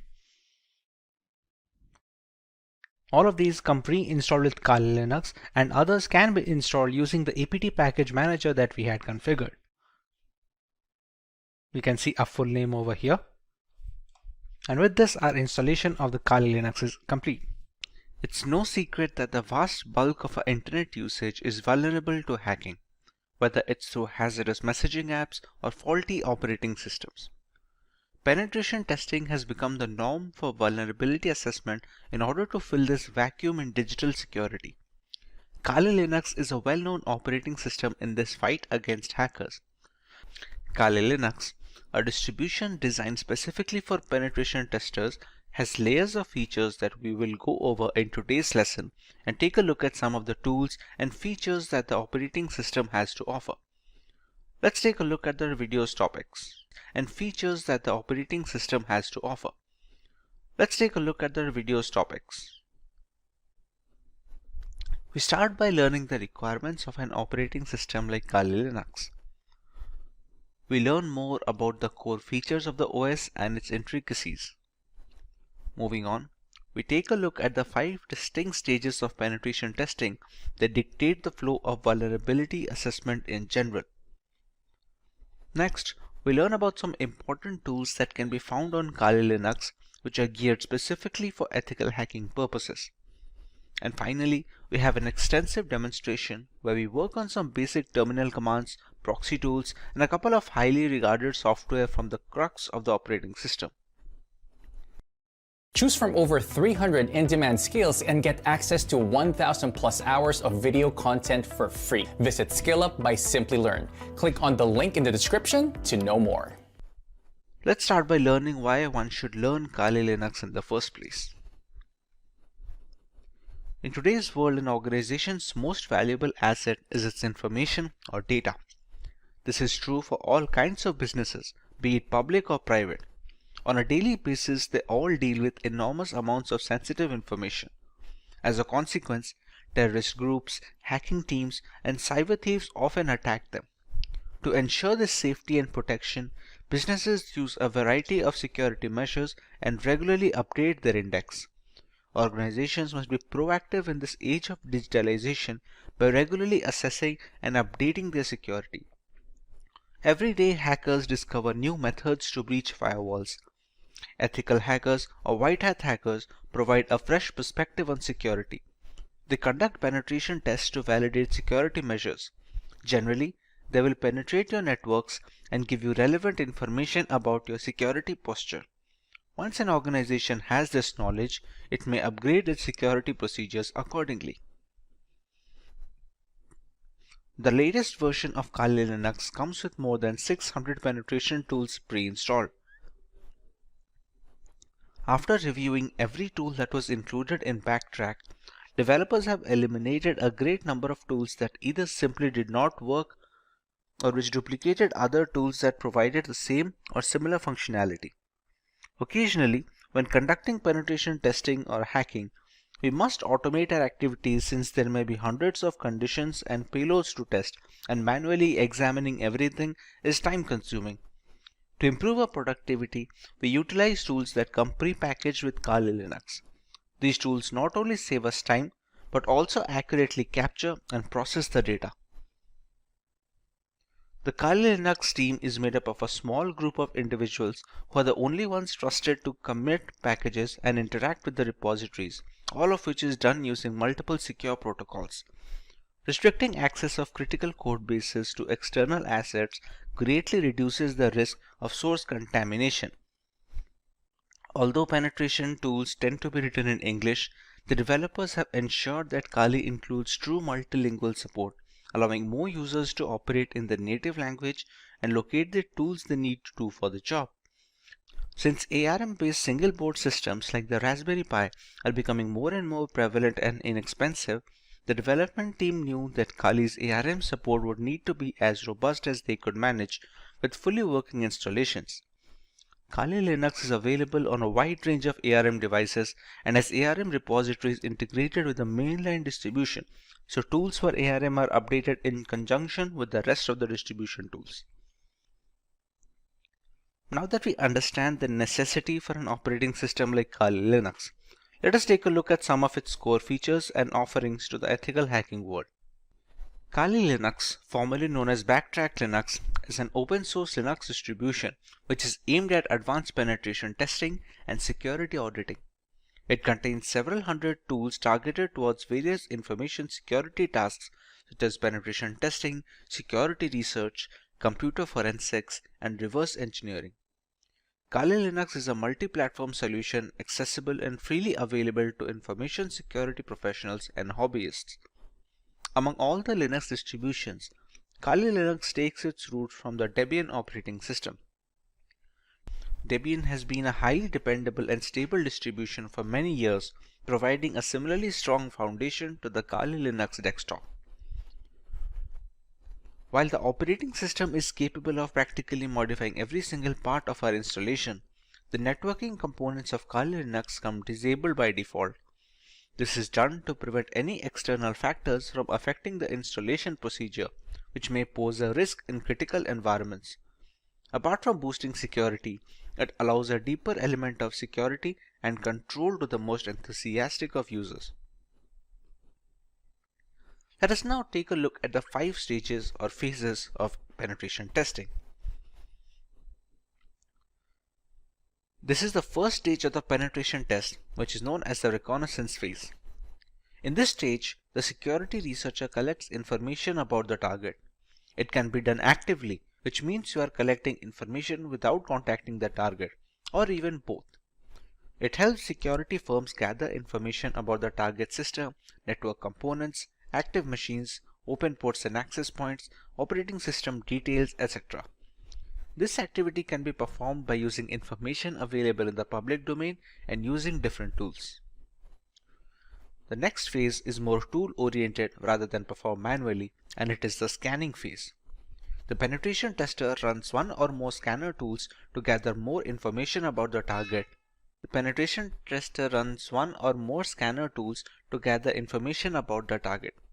By using various scanners such as war dialers, port scanners, network mappers, and vulnerability scanners, the tester collects as many vulnerabilities which help to turn an attack in a more sophisticated way. The next stage is known as the gaining access phase. In this phase, the penetration tester tries to establish a connection with the target and exploit the vulnerabilities found in the previous stage. Exploitation may be buffer overflow attacks, denial of service or DOS attacks, session hijacking, and many more. Basically, penetration tester extracts information and sensitive data from servers by gaining access using different tools. In the maintaining access phase, the penetration tester tries to create a backdoor for himself. It helps him to identify hidden vulnerabilities in the system and can later act as a gateway to retrieve control of the system. In the final phase of covering tracks, the penetration tester tries to remove all logs and footprints which help the administrator identify his presence. This helps the tester to think like a hacker and perform corrective actions to mitigate those activities. Now that we understand the basics of penetration testing and how ethical hackers go about their way, let us take a look at some notable tools which can be used on Kali Linux.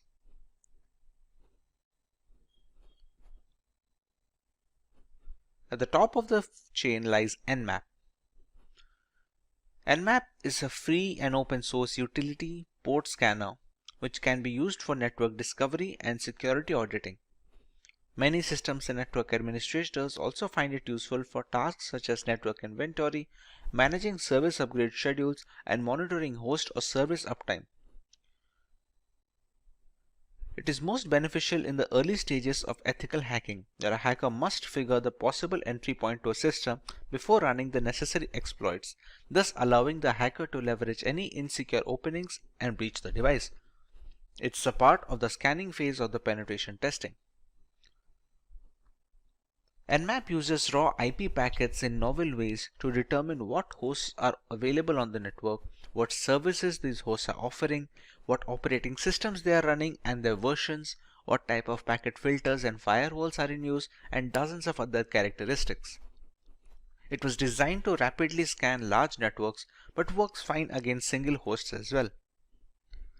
Since every application that connects to a network needs to do so via a port, the wrong port or server configuration can open a can of worms which lead to a thorough breach of the system and ultimately a fully hacked device. Next on the list, we have Metasploit.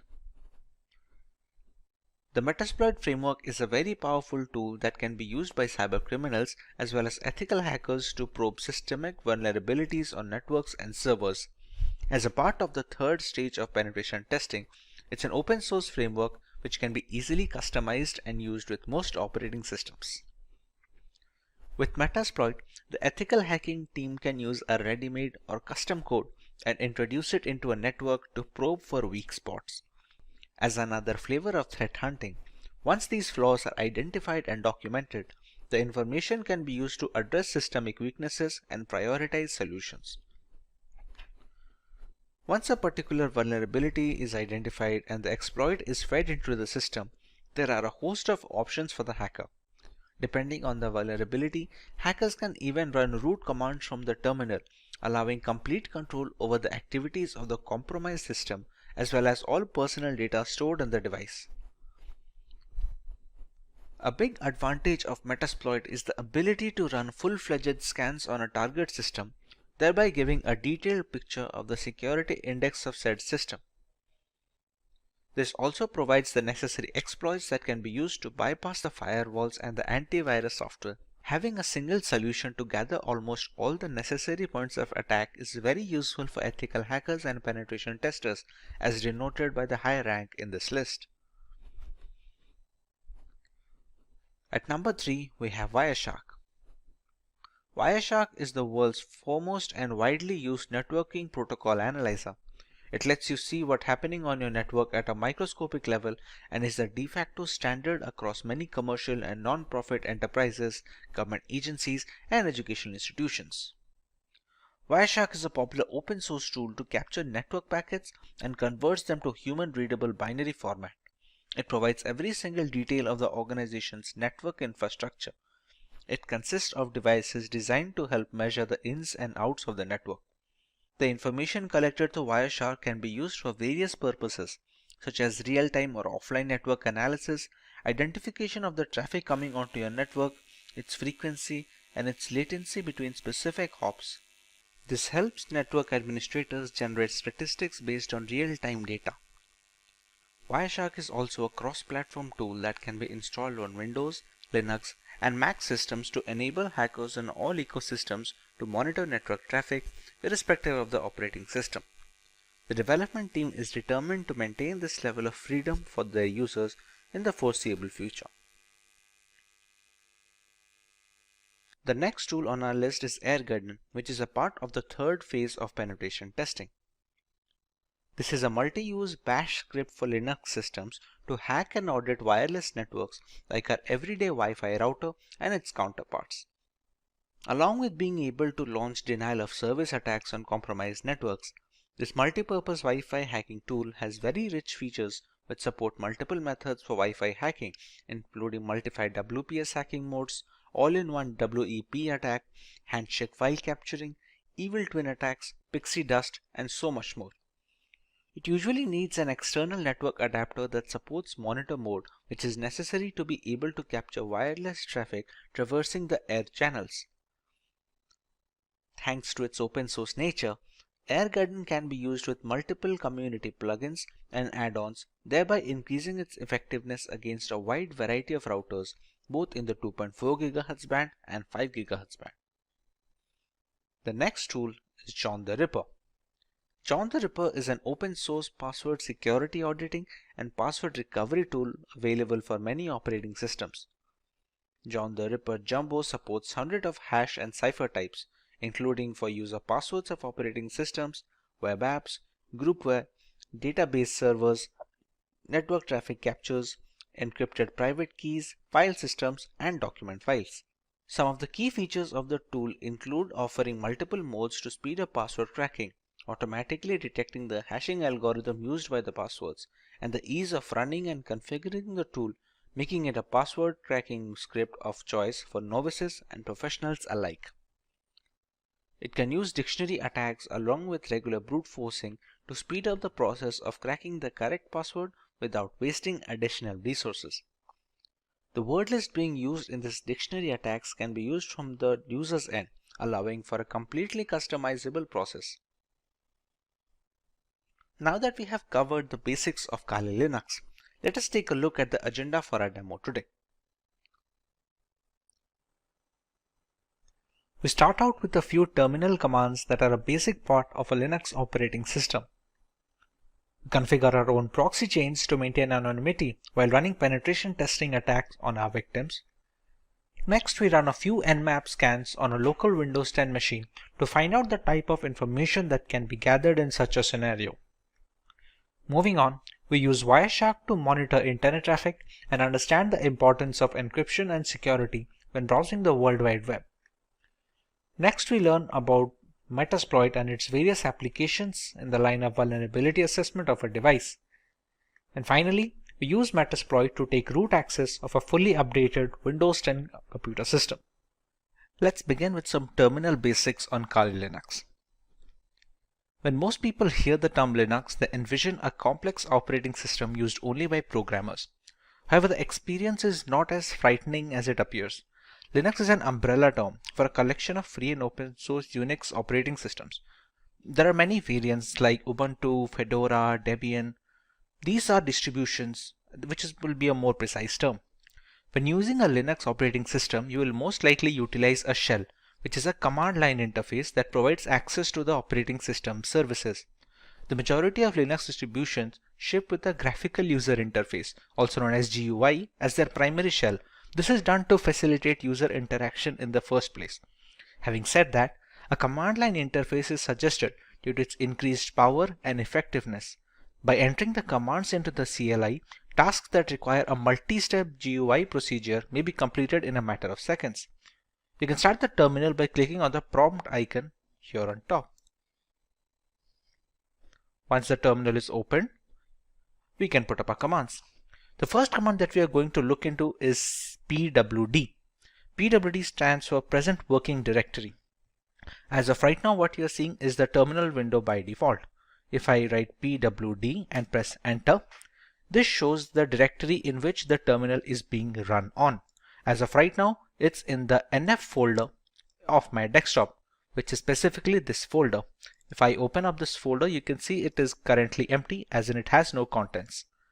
If I use another command known as mkdir, which is supposed to stand for make directory, and I write nf2, shortage for new folder 2. If I open up the nf, you can see the new folder is created.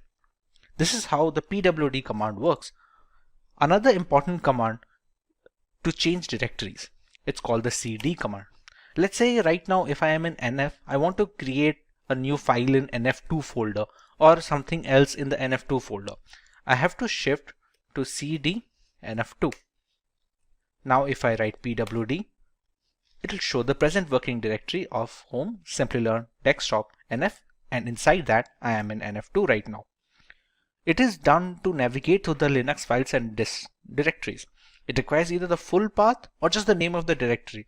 If we have to move a completely different folder on a completely different file, then we can use the entire path like this. For now, cd works. Another few commands is we can write cd ...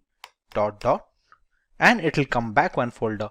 Now the pwd will be just nf and not nf2. Let's say we are in this folder and we want to go a different file. Let's say if we just go for cd home, Simplilearn. That's it. Right now, these are the folders in our current present working directory. We have the desktop, the documents, downloads, etc. From here, we can again go to the desktop using the same cd command, cross-check the changing of directories, and check the files again, and yes, there we go, nf. How do we know this? What are the commands that are used to show the files and folders? That folder is known as the ls command. ls can be used to view the contents of a directory. By default, this command will display the contents of your current working directory. If we add some other parameters, we can find the contents of other directories as well. There are some hidden files as well in Linux which cannot be showed just with ls. For example, if we just go to cd etc, which is a configuration folder for Linux. If we write ls now, these are the files that can be seen. If we want to see the hidden files, we'll have to add one more parameter here like ls-a, and as you can see, the number of files have increased this time around. There are other things as well that we can see with Linux. ls-al will show the hidden files along with some of the parameters and some of the permissions that has been provided for each file. As you can see, many of these files have root access. Some of them can write, some of them can read. It differs file to file, and the ls-al command is used to check each of these files' permission and change them accordingly if needed. The next command that we can look for is the cat command or concatenate. It is one of the most frequently used commands, and it is used to list the contents of a file on the output. For example, let's say if I have a file at the desktop. In this nf2 folder, I will create a document, create an empty file, e5. I'll open up the document and I'll write it as hello Kali. I will save this up. Now, to change the directories from etc to nf2, we have already discussed how to use the cd command using just the folder name. Now, if we want to go to the entire directory, we can write cd home. As you can see, it is already prompting us to complete the name of the directory. At this point, we just have to press tab and it completes it for ourselves. Next, we already know we have to enter the desktop, nf and nf2. And this brings us to the current working directory. Here, if we press ls, we can find a file over here. Now, as discussed for the concatenate, it is used to show the contents of a file. So right now, if we press cat, which stands for concatenate, e-file. As you can see, we have written hello Kali in the text file, and we can see the output right now. We can also use it to create new files. For example, if we write cat, any file name such as e-file2. Here we can write anything. Hello Kali again.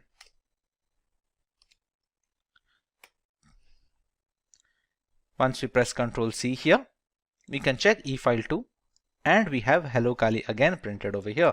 We can see the same using the concatenate command as well. If I press ls, you can see we have two files here, and I can go with cat e-file2 and I have hello Kali again. This is how the concatenate command works. Apart from this, it can be used to copy.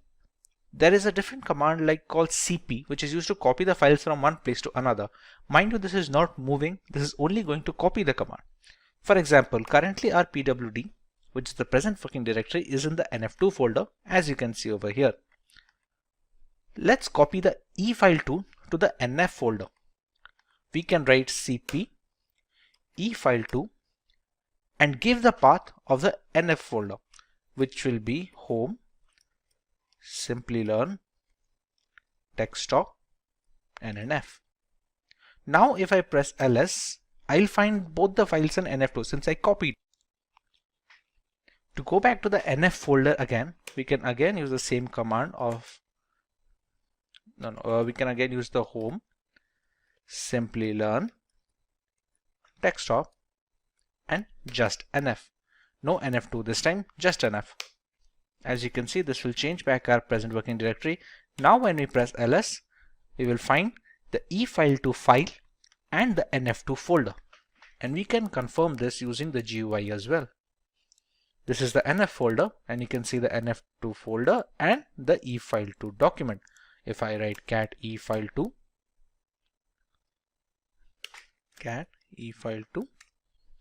we can see the contents of the file. Now this can be done using moving as well. For example, if I go to cd nf2, which is the inside folder, it has both the document files like e-file and e-file2. Let's say I want to move the e-file completely from nf2 to nf1. Instead of writing cp, the command I'm going to use is mv e-file and again give the path of the folder into which I have to copy, which will be again home, Simplilearn, desktop, and NF. As you can see, the contents of the NF2 have appeared here, and E file has been moved from NF2 to NF. This is the NF2, and we don't find E file here anymore. If we press cd dot and we go back to NF ls right now, and we can find both the files, E file that we moved and E file 2 that we copied from the NF2 folder. So this is how copying and moving will work using the terminal. Now this is just a simple one-line statement that might take a couple of clicks when using GUI. This is why the command line interface is considered to be much more streamlined for Linux operating systems. Another very important command for Linux operating system is the sudo command. Sudo is short for super user do. The command enables you to perform tasks that require administrative or root permissions. You can think of it as how we run programs as administrator on Windows systems. It is not advisable to use this command for daily use because it might be easy for an error to occur, and the permissions of root are very intricate. So new beginners are advised to use the sudo command only when absolutely necessary. For example, sudo su. With this command, I am giving this terminal a root permission. This su stands for this user. At this point, it's going to ask for my admin password. Once I enter my password, and I now have root access. Note how the password that I entered did not show up here. This is a security measure to prevent people from snooping on your root password, which is the end game of all this operating system. As you also can see, the symbol changed. If the dollar symbol is showing, it shows as a standard user. When you switch to root, you can easily see a hash symbol.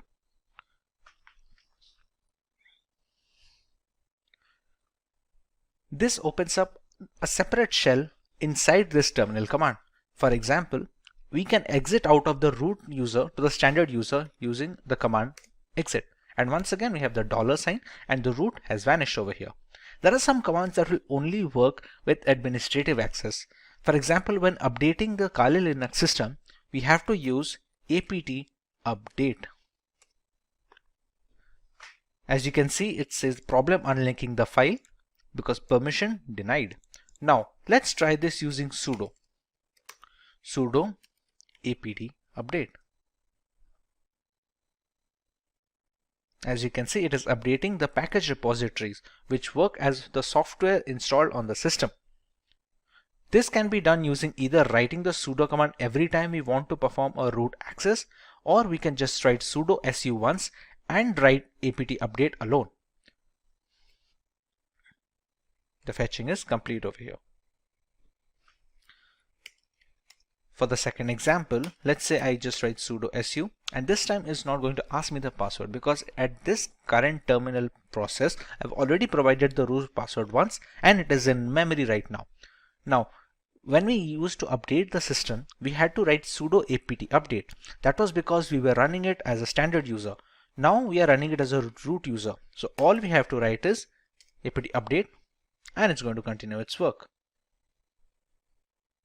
There you go. Another command that can be useful is the ping command.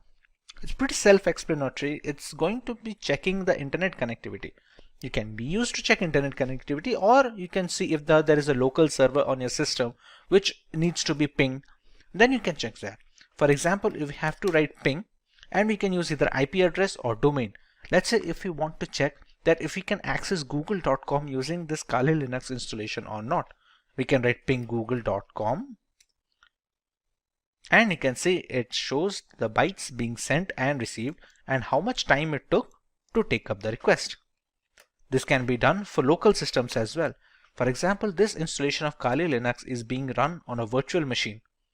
Once this machine is running, I still have my host machine running over here, the IP address of which is 192.168.129.179.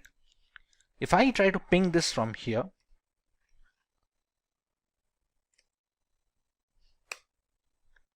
as you can see, the time to complete the request is drastically low compared to a website on the internet, considering this is on the local network.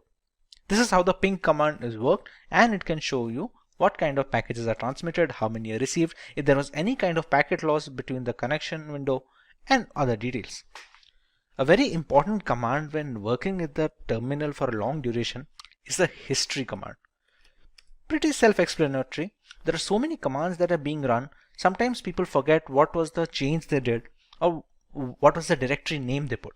A history command helps to recover some of the commands that you have written. It doesn't go all the way back, but it takes up many commands that were inputted in the last few processes. This is how the history command works. These are some of the most commonly used terminal commands. If you want to learn more about this terminal and every other feature of this, please let us know in the comment section, and we'll try to make an in-depth tutorial, especially if you could repeat. If you want to learn more about the terminal, please let us know in the comment section, and we will try to make an in-depth tutorial specifically for terminal commands on Linux. Moving on, we learn how to configure proxy chains on our system. Proxying refers to the technique of bouncing your internet traffic through multiple machines to hide the identity of the original machine. It is a good tool that hackers use to accomplish this goal is proxy chains. Essentially, you can use proxy chains to run any program to a proxy server. This will allow you to access internet from behind a restrictive firewall which hides your IP address. Proxy chains even allows you to use multiple proxies at once by chaining them together. One of the most important reasons that proxy chains is used in a security context is that it's easy to evade detection. Attackers often use proxies to hide their true identities while executing an attack. And when multiple proxies are chained together, it becomes harder and harder for a forensic professional to trace the traffic back to the original machine. When these proxies are located across countries, investigators would have to obtain warranties in the local jurisdictions where every proxy is located. To see how proxy chain works, let's open Firefox first and check our current IP address. Write Firefox, and there we go.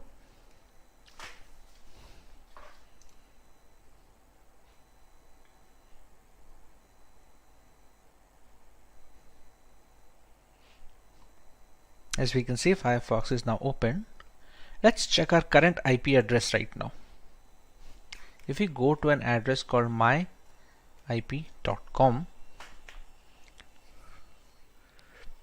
and you can see it easily detects our country is in India, and this is a public IP address. Now, if we move to the terminal again, here we can now write proxy chains -h.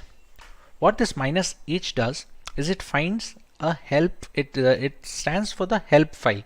This is for help file. What we found out using this is proxy chains has a config file here, etc proxychains4.conf. This is the config file found. Using this config file, we can customize how our proxy chain should work. If we want to open that, we have to use it in a text editor. On Windows, we have Notepad and other things like that, Microsoft Word to edit documents. On Linux, we have a tool called Nano.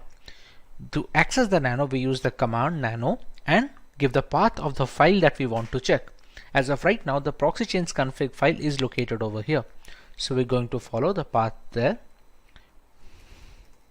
chains4.conf. And here we go. We see the config file. There are three basic types of proxy chaining here.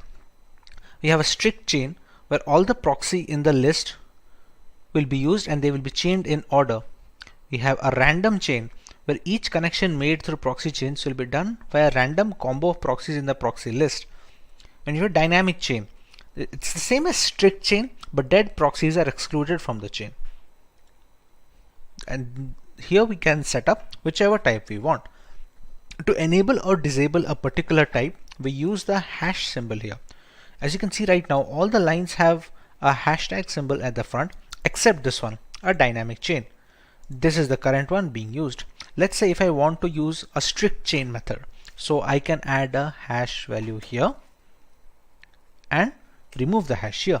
At one point of time, any one of these 3-4 types should be enabled. Let's go for the dynamic chain. We can disable this strict chain by putting the hashtag in front and removing the dynamic chain.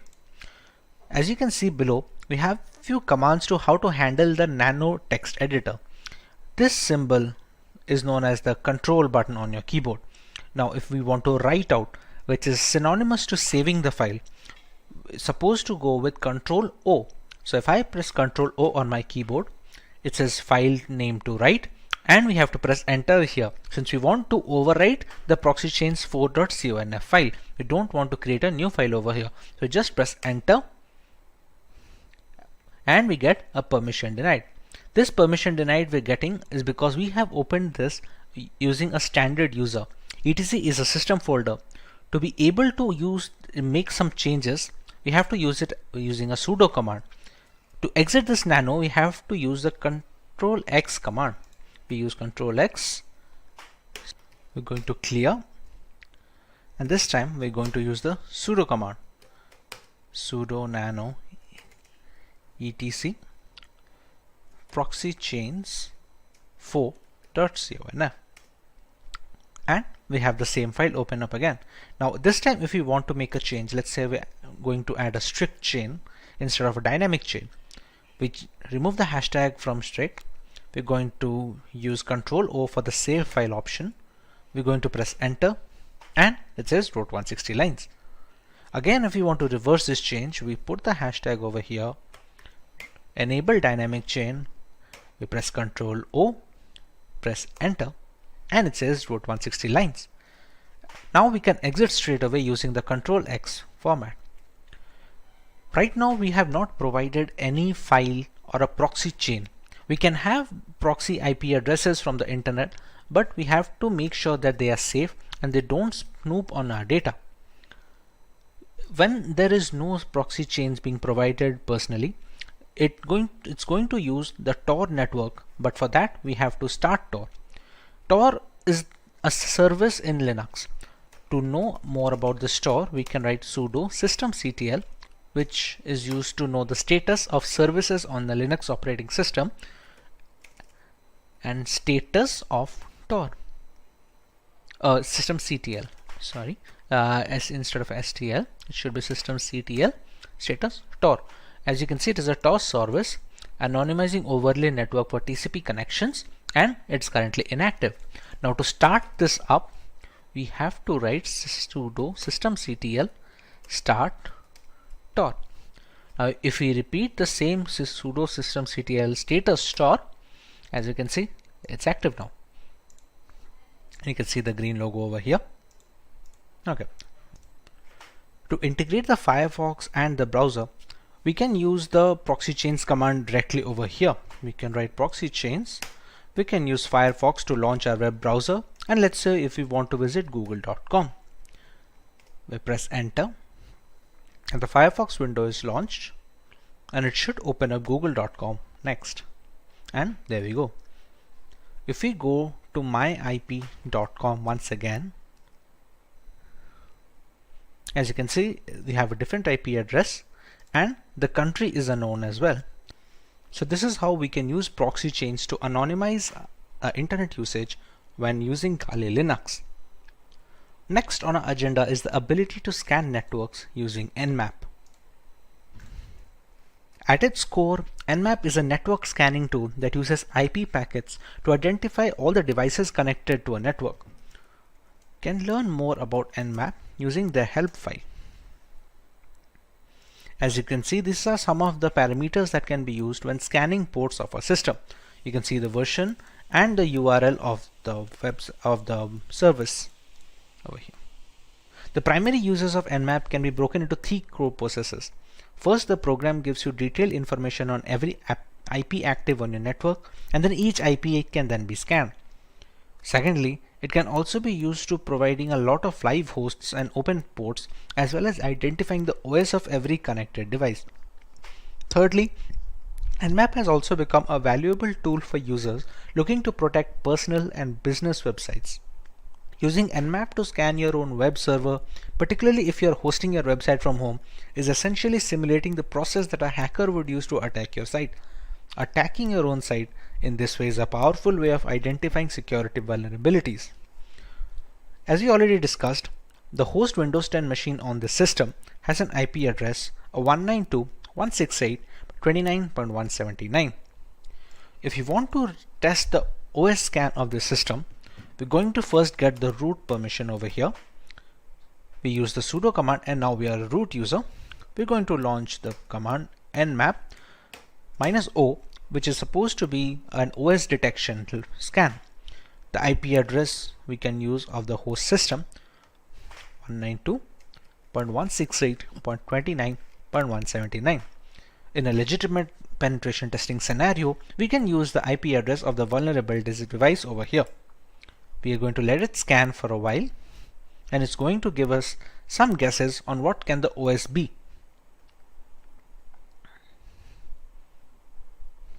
As you can see, the scan is done, and it has shown some of the ports that are open. You can see the MSRPC port open, the HTTPS 443 port open, which is used to connect to the internet, and it has some aggressive OS guesses as well. For example, it thinks there's a 94% chance that it's going to be a Microsoft Windows XP Service Pack 3. That's partly because a lot of the Windows XP update packages are still prevalent on Windows. Now that the OS detection is confirmed, there are multiple more details that we can gather from Nmap. Let's go with the nmap -a command, which is supposed to capture as much data as possible. There is also a speed setting. You can call it a speed setting or a control setting of the -t. -t ranges from T0 to T1 to T2 all the way up to T5. This basically determines how aggressively the victim is being scanned. If you scan slowly, it will take more time to provide the results, but it will also give a less chance for the intrusion detection system on the vulnerable machine firewall to detect that someone is trying to penetrate the network. For now, if we want to go with somewhat of a high speed, we can go with the T4 and provide the same IP address of the local machine I am trying to attack. It's going to take a little bit of time since it's trying to capture a lot of information.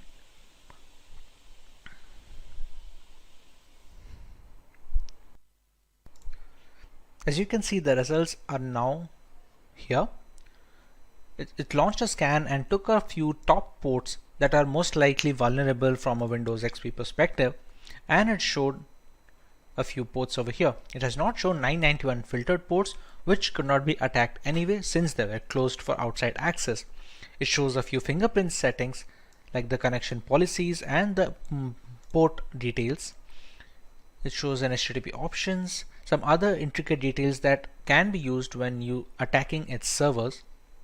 It shows a VMware version that it's running and some few other ports over here.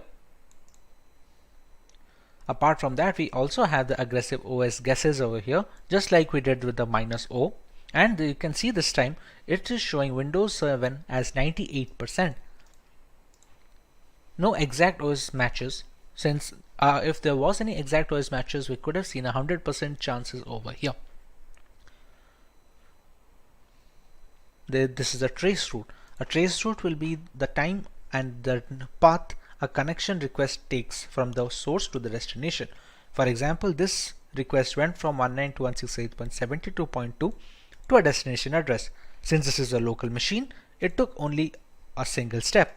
On multiple occasions, if you're trying to access a remote system, it's going to be a number of trace routes when it jumps from firewall to firewall and router to router.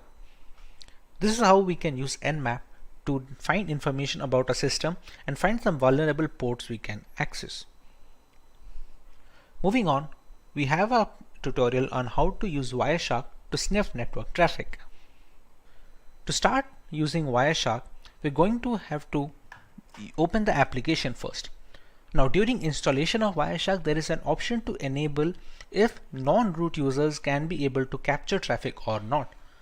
in my installation I have disabled that. So I will be launching Wireshark when using the root user itself. Also, to capture data, we need an external Wi-Fi adapter. You can see it over here in the VM tab, removable devices, RE-Link 802.1 and WLAN. This is an external Wi-Fi adapter which is inserted into my USB system. You can see it over here. If I write iwconfig, this is the one, WLAN 0. This is absolutely necessary because we need to have a monitor mode required. We won't need it for sniffing data on Wireshark right now, but it's going to be necessary later on in this tutorial as well, as we will see. For now, we can just start up Wireshark by writing its name on the command line, and it should start the program. Here we go. Here it's going to check which of the adapters we want to use. For example, right now the ETH0, which is supposed to stand for Ethernet 0 port, you can see data is being transmitted up and down. We're going to select ETH0.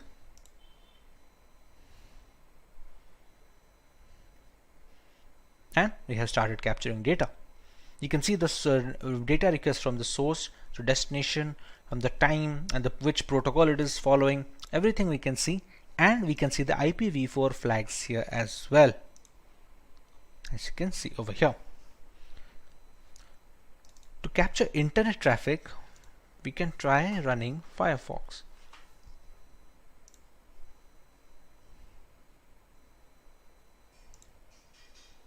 If we just write wikipedia.com,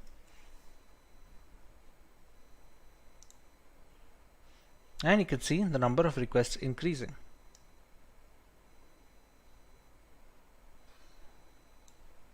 Okay, this is spelling mistake. Wikipedia. Here you can see the application data of all these requests going up, and they're connected to a destination server of 102.166.224. Now even if we check the transmission control protocol flags over here and so many more things, we cannot find anything beneficial. As you can see, the information over here is gibberish, which is supposed to be, since it's supposed to be encrypted. Now this is possible due to this being an HTTPS website, hence you can see the log symbol over here, and connection is supposed to be secure. Now what about HTTP ports? We have seen many people recommend to not visit HTTP ports. Repeat. We have seen many people recommend to not visit HTTP websites, and even if we have to visit, to not provide any critical information. For example, let's go to a random HTTP page over here. As you can see, this is saying connection is not secure, and this is an HTTP page and not HTTPS. Now let's check for some of the information that is passing through this. This is a login form. Let's say I have a legitimate account over here.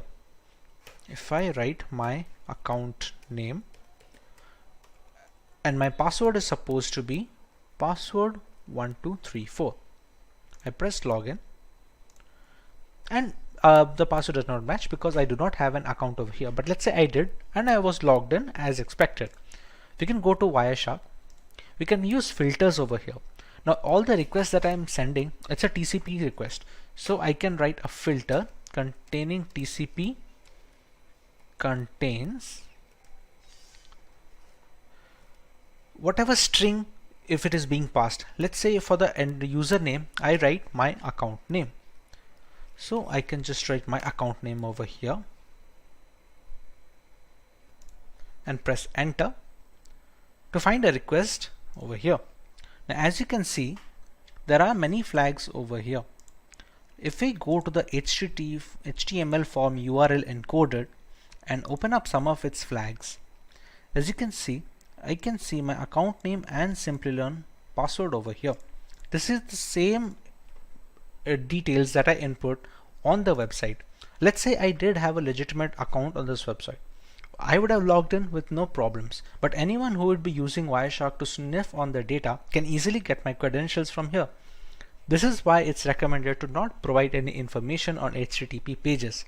The security is not up to the mark, and always look for the lock symbol when visiting any website or making any internet transactions or providing any information.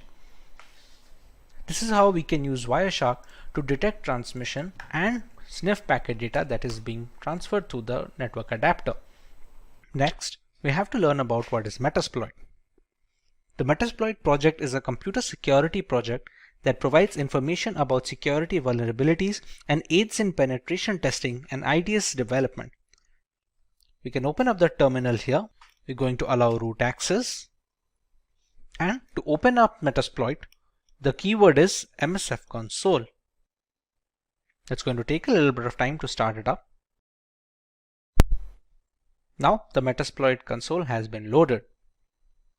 From here, we can decide what type of attack we want to launch and what kind of exploits we can launch against vulnerable targets. For example, like we had already discussed, I'm running this virtual machine on a Windows 10 host machine. So if I open the command prompt from my Windows 10 over here, if I need to check the IP address once, I go with ipconfig. Here you can see the IP address of this local machine. Moving on, if we have to attack that machine, let's say we want to see what kind of exploits are going to work over there. Now we already know that Windows has some common vulnerabilities. One of those vulnerabilities is the HTA server vulnerability. HTA is supposed to be a HTML application, but when passed the right payload, it can be used to open a backdoor into a system. To start off with the Metasploit and accessing such applications, we're going to use the command use exploit, and the name of the reverse HTA server is this Windows MISC for miscellaneous HTA server. As you can see, it already found this one. Alright, now there are some options that we need to set for this exploit to go through. For example, you can see some of the options over here. There is a payload. The payload is supposed to be the malicious file that we are going to send on the HTML application, which allows us to give the backdoor. For example, right now the payload, which is the malicious file, is a Windows Meterpreter reverse TCP. Completely understandable. Now let's set the L host. L host and R host and SRV host should be the one where we are going to launch the attack from. For example, if we launched another tab of this console and we just press ifconfig, the IP address is 192.168.72.130.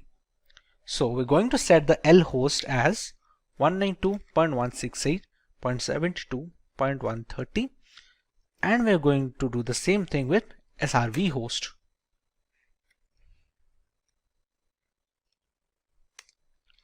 We're going to set a port where we need to capture the backdoor access. Next, the payload has already been set.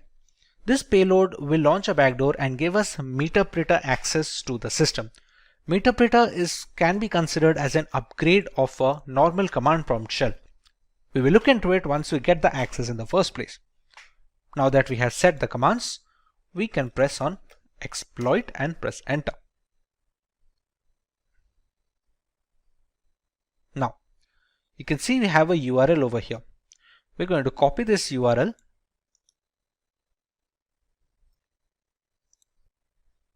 Once the URL is copied, we take it into the browser and paste it. This will ask us to download this file. Now, as per browser security settings, this file should be blocked by default. We can decide to keep it, and with the correct formulation of this malicious package, even the website browser antivirus softwares will not be able to detect good payloads. We're going to save this file and we're going to open it. Publisher could not be verified. If we press run and we go back to our Meterpreter access over here, you can see it has already captured a URL of an HT server and it is writing delivering payload. Just have to wait for a few seconds till the payload is delivered. It has sent this much amount of data. MetaPeter session 1 is opened and we should get the access soon. There we go. Now, to understand where is the session set, we can write sessions -i. As you can see, it has a MetaPeter over here. We're going to write sessions -i. The session ID is 1, so we're going to write 1. And we have the MetaPeter access. Now to get a fair idea of the system, we're going to write sysinfo, and it's going to the computer name, the OS, architecture, all these things. We can write the help command to see what are the things that we can get out of the system. We can take screenshots, we can control the webcam and start a video chat. We can take a lot of things over here. There are other commands as well where we can change the file directory, like the cat command, cd command. There are so many things that work in the normal CMD which we can run on the MetaPeter as well. Now if we want to access this command prompt of the system directly, we can go with this. We have to write shell, and there we go. We are in the downloads folder right now. To see if this is the same computer or not, we're going to write ipconfig. As you can see, it is our victim machine with 192.168.29.171. We can just press exit and we're back with the MetaPeter access. This is how we can use MetaPeter and Metasploit to gain access to a Windows 10 machine. Next, let's take a look at how we can get root access from a Windows 10 system. We just learned how we can get a MetaPeter access from a system. We can background this MetaPeter session by writing background and pressing enter. We can still see the sessions -i. It's still present over here. Now, these kind of access are not administrative access. These are the kind of backdoors that can be created for standard users. But to get a complete access of a system, including the program files, the Windows documents, we need to have root access or administrative access. To do that, we're going to use another exploit. Reminder that the MetaPeter session of the standard access is already present and we're not messing with it right now. We're going to set up another session, albeit with the same machine. That exploit name is use exploit Windows local bypass UAC event viewer. And there we go. Now, if we check the options that we can put in the system, we have to choose an exploit target. We need to put a session as well. Let's say we're going to use the session 1. This is the session that has the MetaPeter access with the standard user. It doesn't have the system user. We're going to write set session 1 and we're going to run exploit. Run a few commands and it opened a second MetaPeter session. As you can see, it is the session 2. If I write sysinfo, you can still see I'm not the system user right now. I'm still just a normal user. How can we check that? If you go to shell, I can still see user Shinabi downloads, all these things. If I press exit, go back to the MetaPeter. There is a command on MetaPeter, get system. It attempts to elevate your privilege to that of the local system, which basically means you get promoted into root access. So if we write get system, and due to pipe impersonation, we now have the system root access. As you can see, now it has become x64 and we are the admin users. Now if I go to shell, I can easily go back, Windows, and I can easily access these things. This kind of control over the Windows folders and the program files folders, these kind of things are not possible if you are not an admin access or the command prompt has not been run with admin permissions. This is how we can use privilege escalation to get into an admin access system. We use the second exploit, which was the bypass UAC event viewer exploit, and essentially used it with the first session. As you can read here, Windows Escalation USA Protection Bypass. It was first disclosed on 2016, but it still works on some systems. Once you dive into the world of cybersecurity, it becomes clear that there are many certifications to choose from. Some of these are relatively easy to obtain, while others are known to be extremely challenging. The difficulty of these exams basically depends on few things, like how much you know, how much time you put into studying, and the hands-on experience you have in the field. Some people breeze through the toughest certification without breaking the sweat, while others might struggle with them. But here's the thing, it's really hard to rank how difficult a certification is because testing organizations don't always share the pass rates for their exams. Despite this, there is plenty of talk in the industry about which certification is the hardest one. So based on the discussions and insight from cybersecurity experts, we have put together a list of 8 most challenging cybersecurity certification. So guys, without further ado, let's get started. So guys, the first certification in our list is, in the decreasing order that we have, is AWS Certified Security Specialty. Our list basically begins with the AWS Certified Security. This specialty certification is a must-have for cloud security professionals. This certification focuses on especially security in the Amazon Web Services cloud environment. In this certification, you will learn about AWS security concepts like the shared responsibility model, data protection, and secure internet protocols. You will also cover topics like identity and access management, incident response, and infrastructure security. The exam itself lasts for 170 minutes and consists of 65 multiple choice and multi-response questions. While there are no official prerequisites for this certification, it's recommended that you have at least 5 years of experience in designing and implementing IT security solutions and 2 years of hands-on experience with AWS. Most candidates who attempt these exams usually have the other AWS certification under their belt, such as the AWS Certified Solutions Architect. AWS Associate also works, and also the AWS Certified Solution Architect Professional. These certifications basically provide a strong foundation in the AWS concepts, making the AWS Certified Security Specialty kind of easier to tackle. But still, it's a tough exam, and passing it will make you a valuable asset to any organization that uses AWS. Now, let us move to the next one. The next one we have is CompTIA Advanced Security Professional Practitioner Certification, or CASP+. So guys, this is one which is aimed at cybersecurity professionals who work at more advanced level. The CASP Plus focuses on enterprise security, risk management, and security operations. The exam itself consists of maximum of 90 questions, and you have 165 minutes to complete it. It covers basically 4 main areas: security architecture, security operations, security engineering, and cryptography. Also, it covers governance, risk, and compliance. Each area requires you to have a deep understanding of complex topics, making these exams quite comprehensive. The CASP Plus is often compared to the Certified Information Systems Security Professional, or CISSP certification exam, and it is an alternative for certain US Department of Defense roles. If you are aiming for a career in the government cybersecurity, then this could be a certification for you. Now let us move on to our next certification. So guys, our next certification is GIAC Certified Incident Handler Certification, or GCIS certification. This is for those candidates who are focused on incident handling and response. The GIAC Certified Incident Handler is a key certification.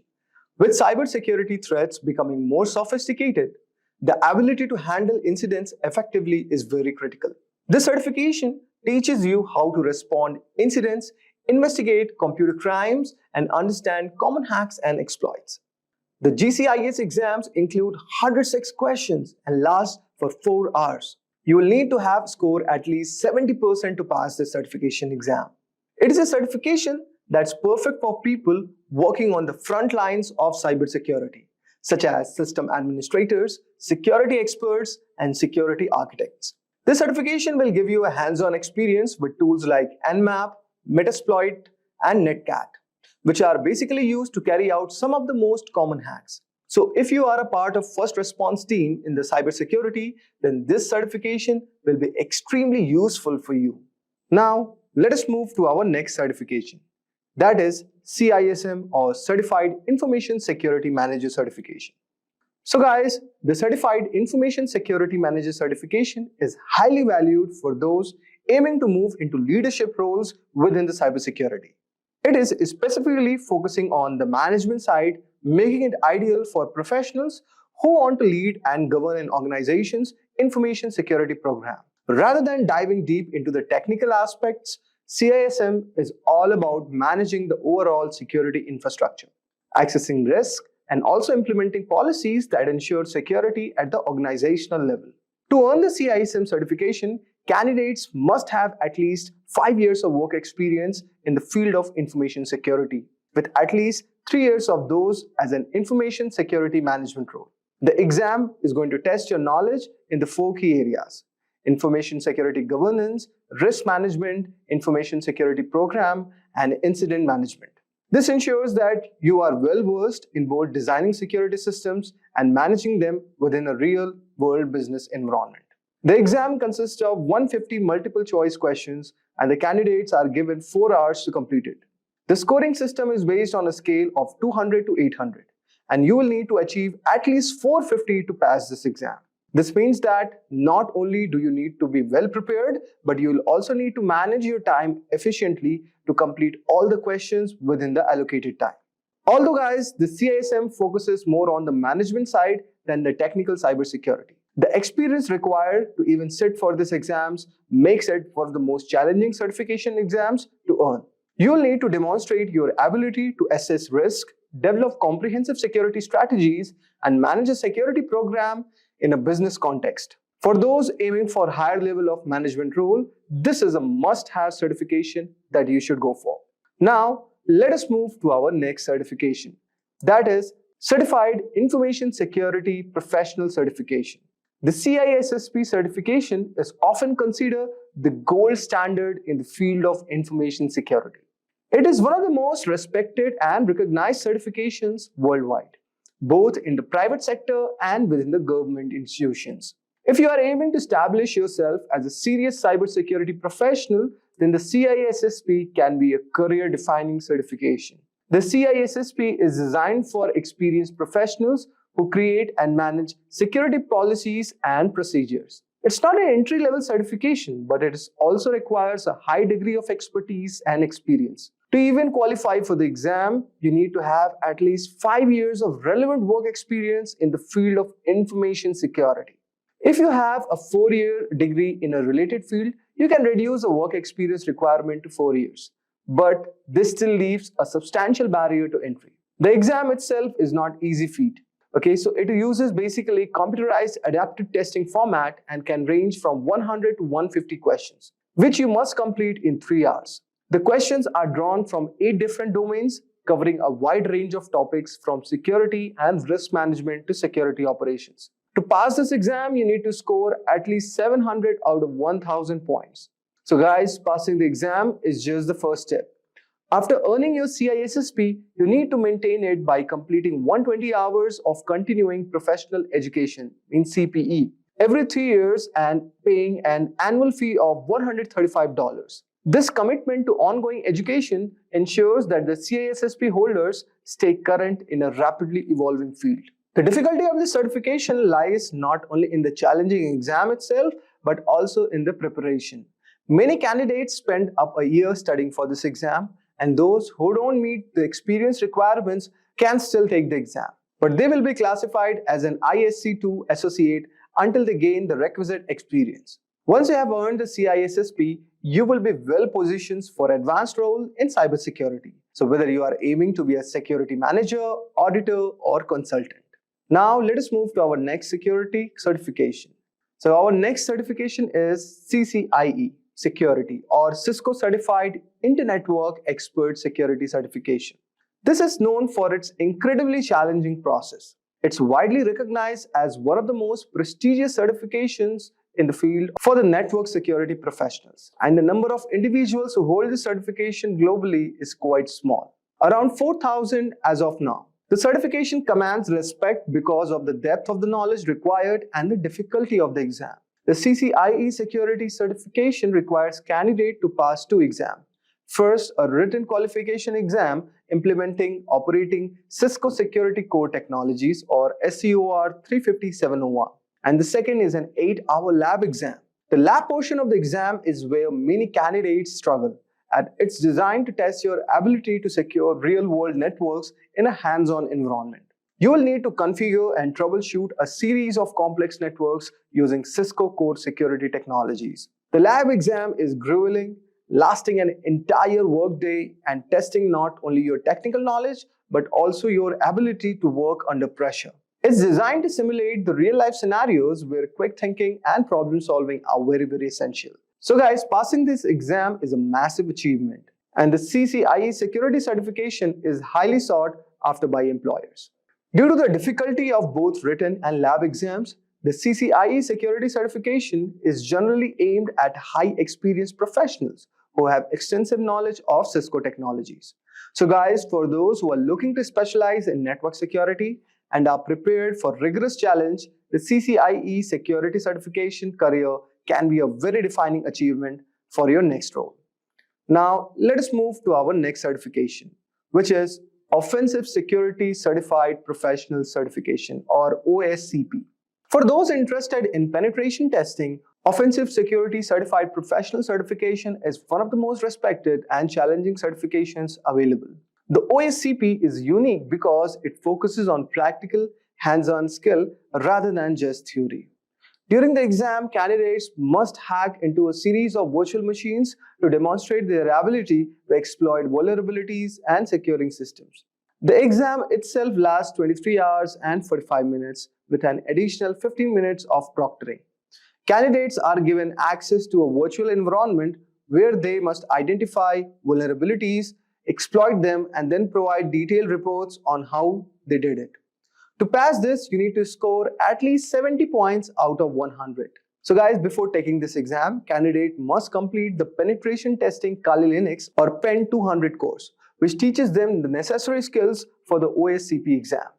This course is intensive, covering topics such as buffer overflows, web application attacks, and privilege escalations. It is designed to prepare candidates for real-world penetration testing scenarios, which makes the OSCP one of the most hands-on certifications available.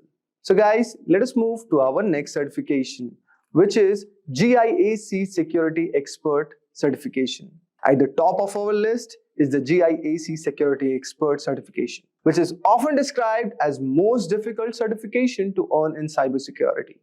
As early of the 2024, fewer than 300 professionals worldwide held the GCAC certification, which speaks to the difficulty and the prestige.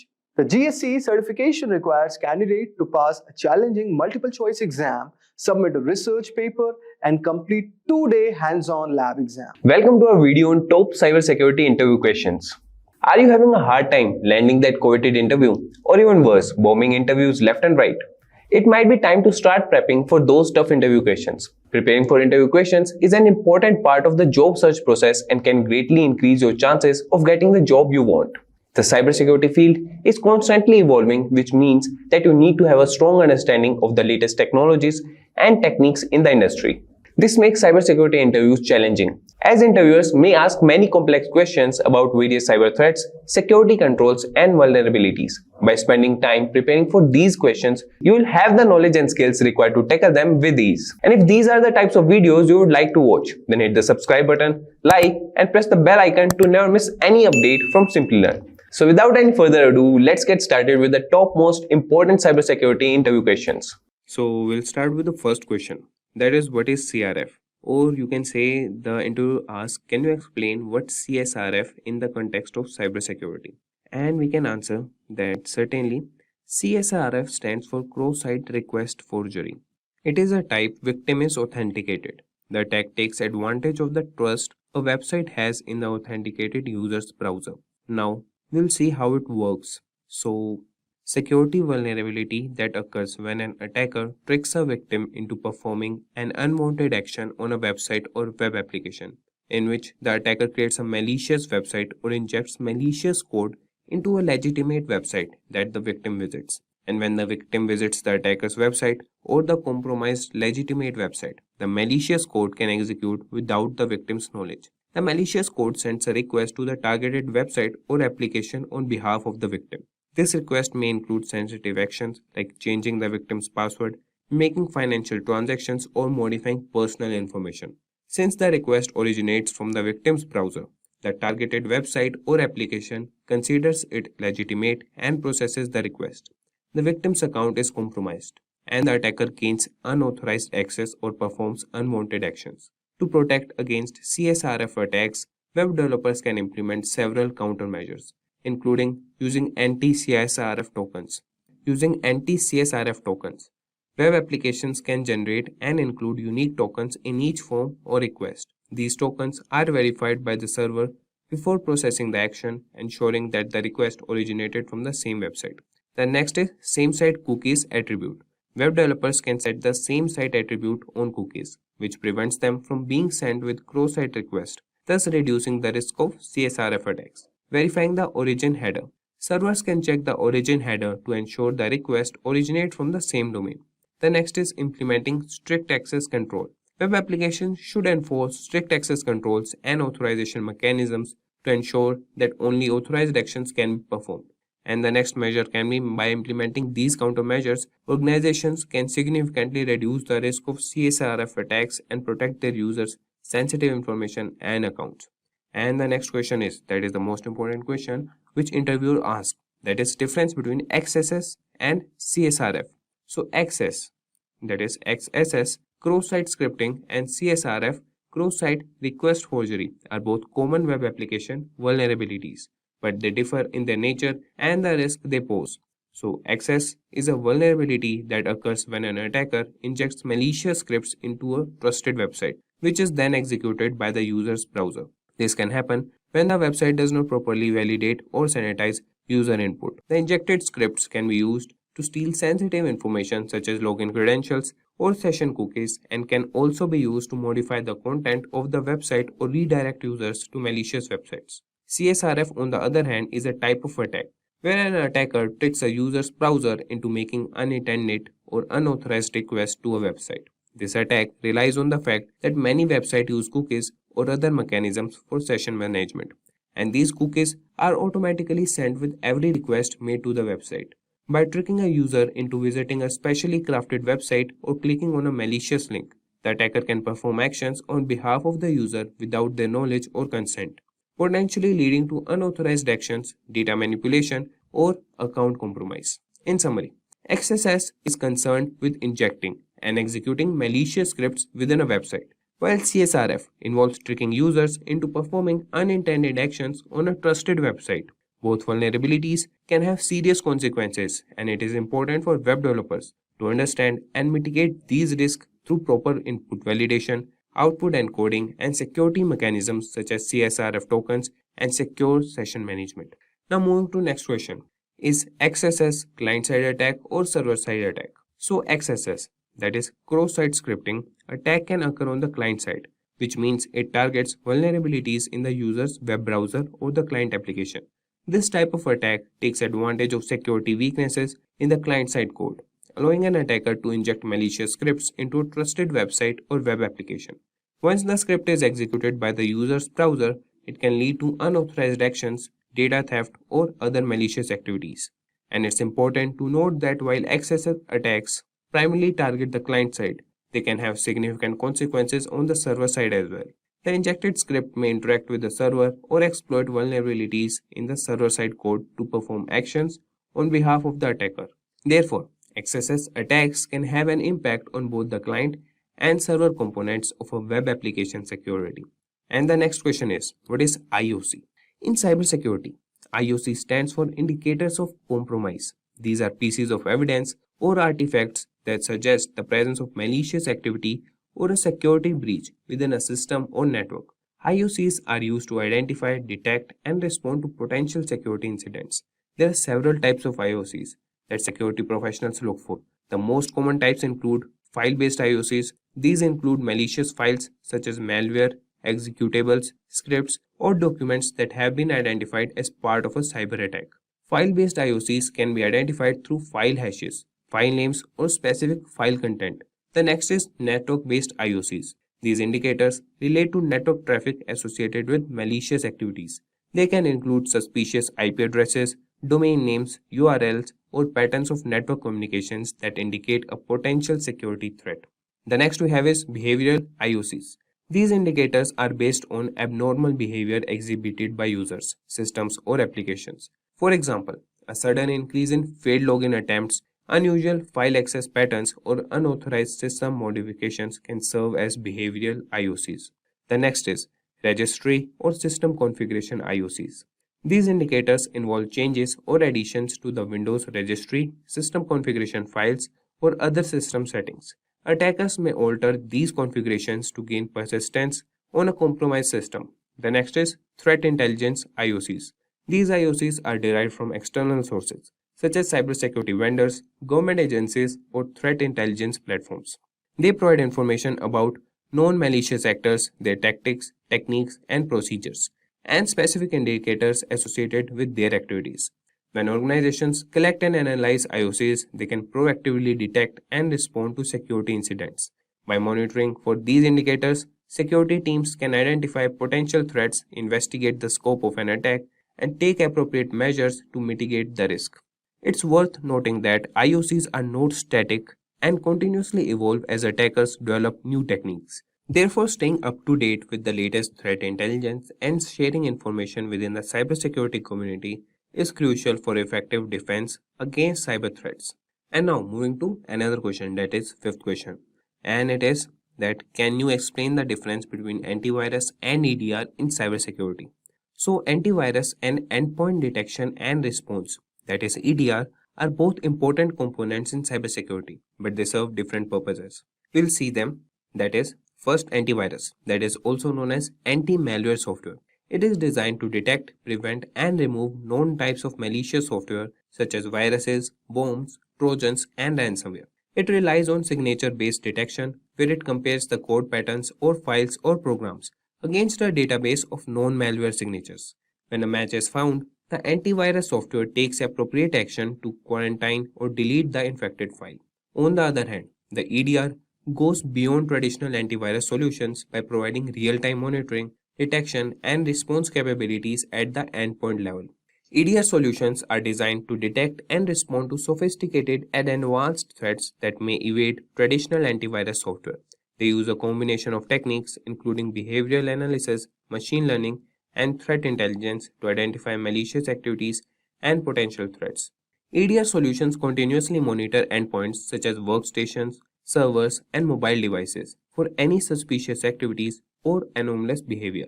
They collect and analyze vast amounts of endpoint data, including process executions, network connections, file changes, and system configurations to identify potential security incidents.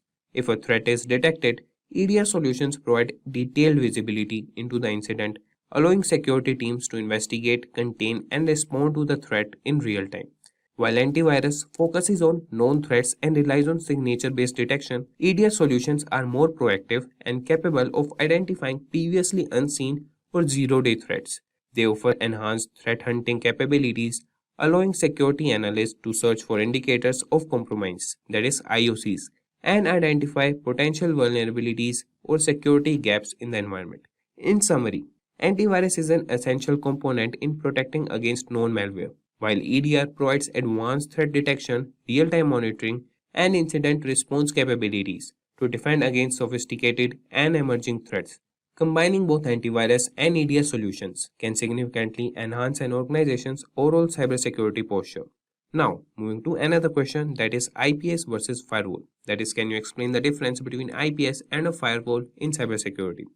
So, an IPS, that is intrusion prevention system, and a firewall are two distinct but complementary security mechanisms. Let's see the differences between them. So a firewall acts as a barrier between an internal network and external network, typically the internet. It examines incoming and outgoing network traffic based on predefined rules or policies. Its primary function is to enforce access controls and permit or deny network traffic based on factors such as IP addresses, ports, protocols, and application types. Firewalls work at the network layer, layer 3, or the transport layer, layer 4 of the network stack. On the other hand, an IPS is designed to detect and prevent network-based attacks. It goes beyond the basic access control functions of a firewall. An IPS monitors network traffic in real time, searching for signs of known attack patterns or suspicious behavior.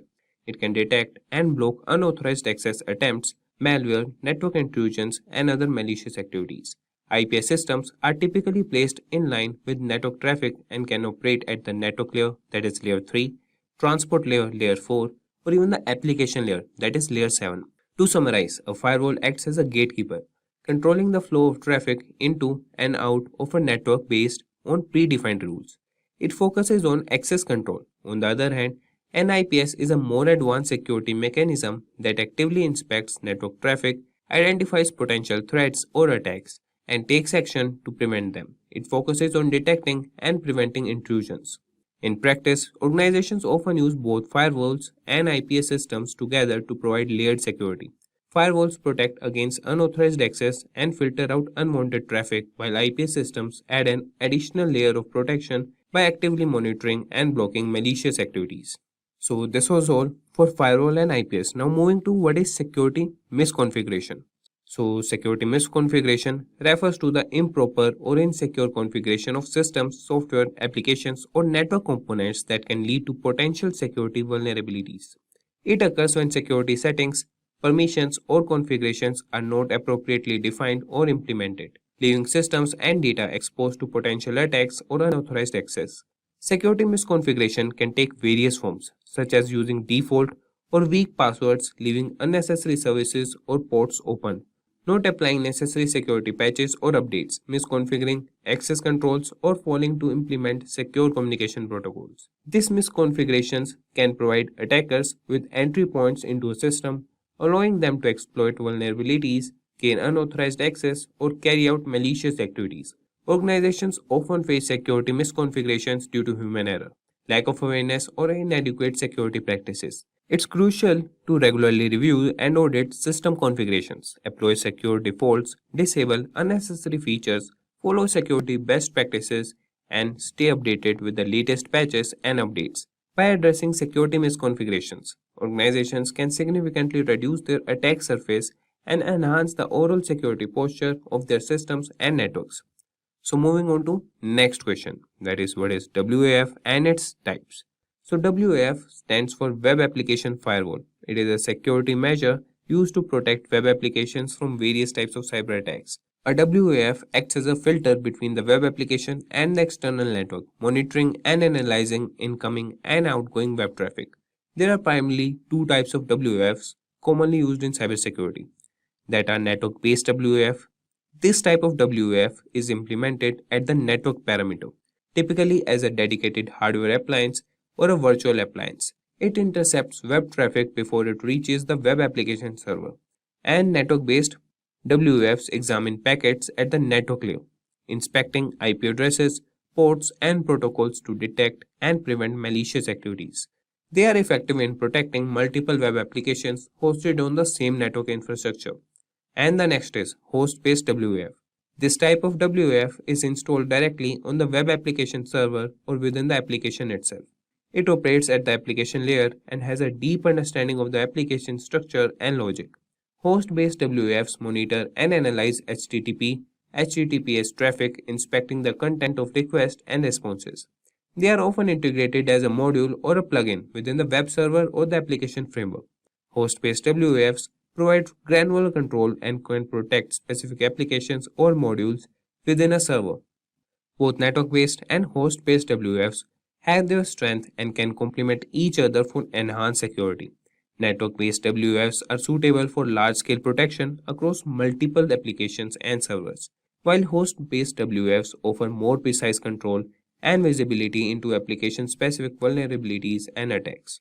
It's important to note that while WAFs are valuable in safeguarding web applications, they should be used in conjunction with other security measures like regular application patching, secure coding practices, and vulnerability assessments to ensure comprehensive protection against evolving cyber threats.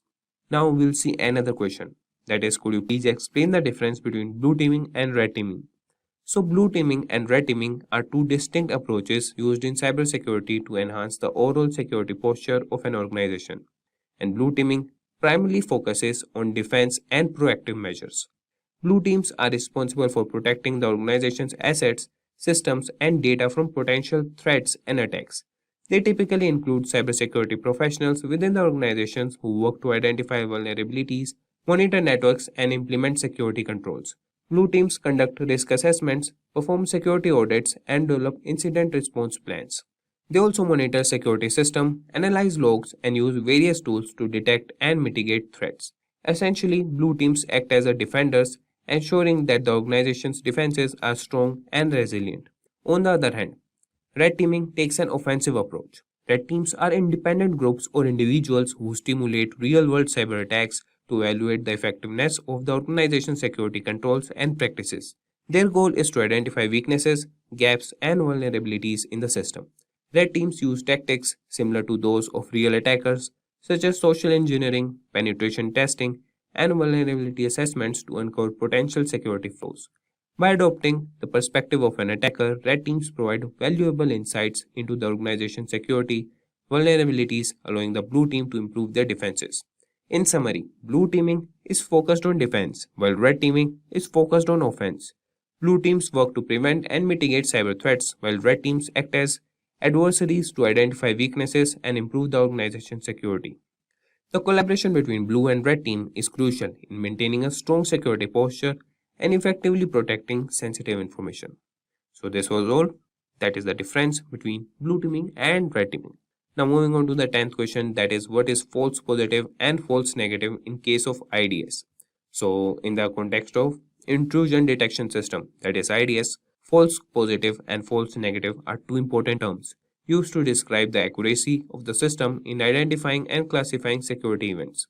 A false positive occurs when an IDS incorrectly identifies a benign activity or event as malicious.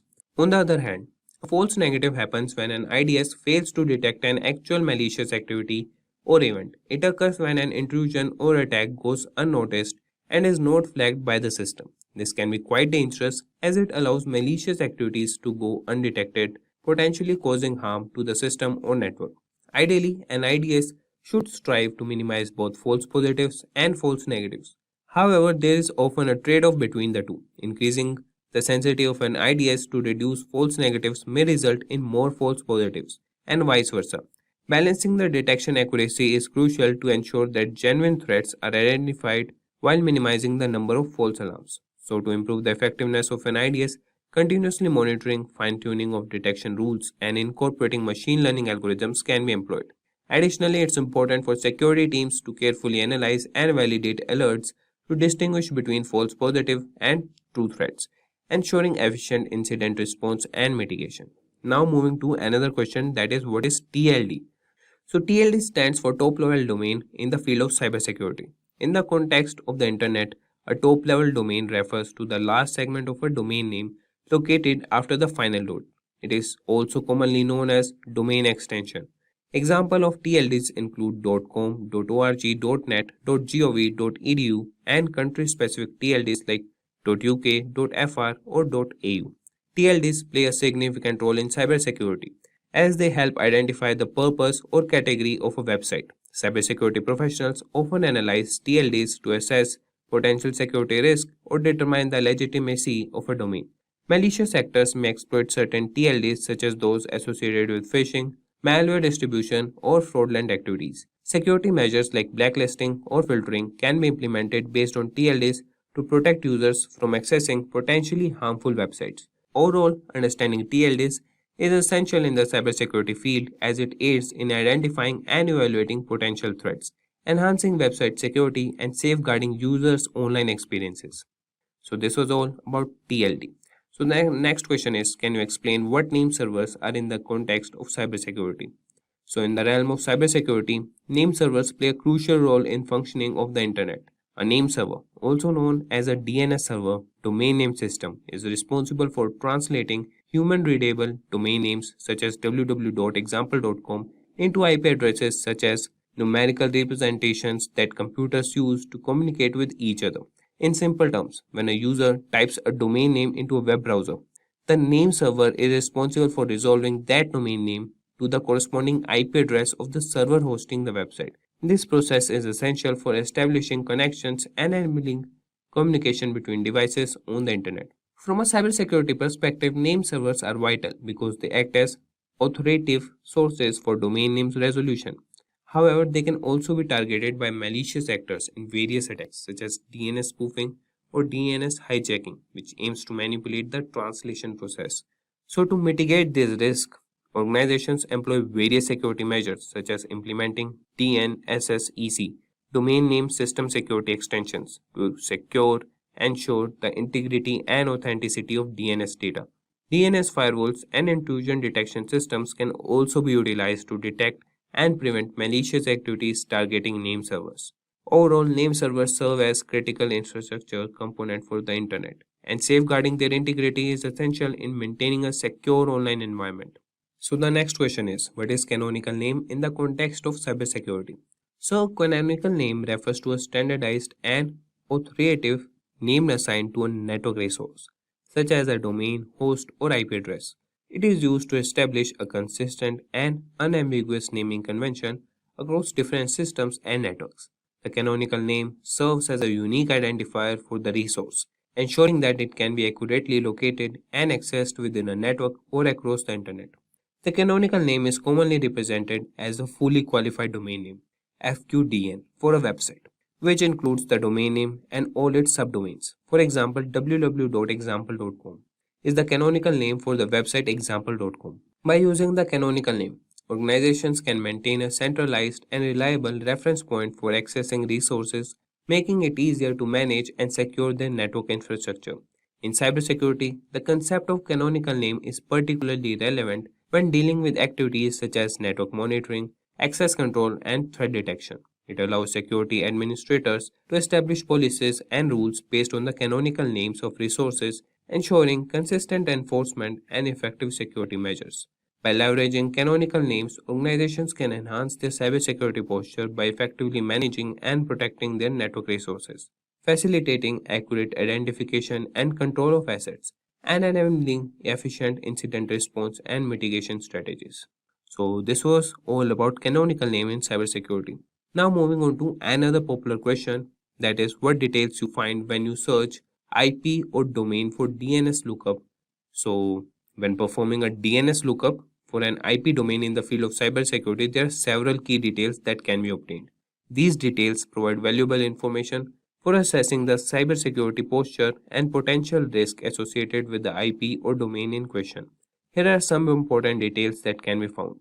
That is, IP or domain ownership. So, the DNS lookup reveals the registered owner of the IP address or domain. This information helps identify the entity responsible for the IP or domain and can be useful in determining its legitimacy. The next is IP or domain reputation.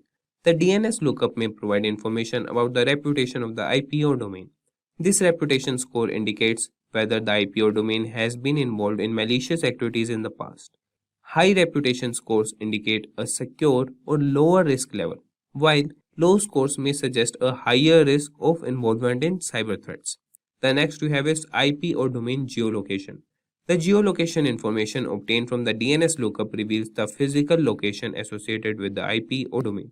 This can be useful in identifying potential jurisdictional issues and determining the origin of suspicious activities. The next we have is IP or domain history. The DNS lookup can uncover historical data related to the IP or domain. This includes information such as previous ownership, changes in IP addresses, or change in domain registration details. Examining the history can help identify any patterns or suspicious behavior or previous involvement in cyber incidents. The next is DNS records. The DNS lookup provides information about the DNS records associated with the IP or domain. This includes details such as the IP addresses associated with the domain, mail server information, subdomains, and other records like TXT records used for various purposes, such as SPF, Sender Policy Framework, or DMARC, Domain-Based Message Authentication, Reporting, and Conformance configurations. The next is IP or domain blacklisting. The DNS lookup can reveal whether the IP or domain is listed on any known blacklist. Blacklisting occurs when an IP or domain is identified as being associated with malicious activities, spamming, or other undesirable behavior. Such listing can indicate a higher risk level. So, by analyzing these details obtained from a DNS lookup, cybersecurity professionals can assess the potential security risk associated with an IP or domain and take appropriate measures to protect the systems and networks. And now moving to next question, that is, what is DHCP? That is, can you explain what DHCP is and its role in cybersecurity? So DHCP stands for Dynamic Host Configuration Protocol. It is a network protocol commonly used in computer networks to automatically assign IP addresses and network configuration settings to devices within a network.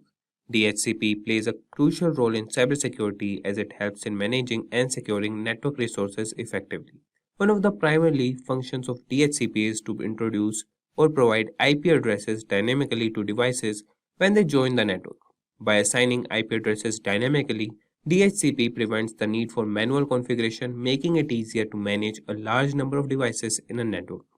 This automated process helps ensure that devices are correctly connected and can communicate with other devices and network services.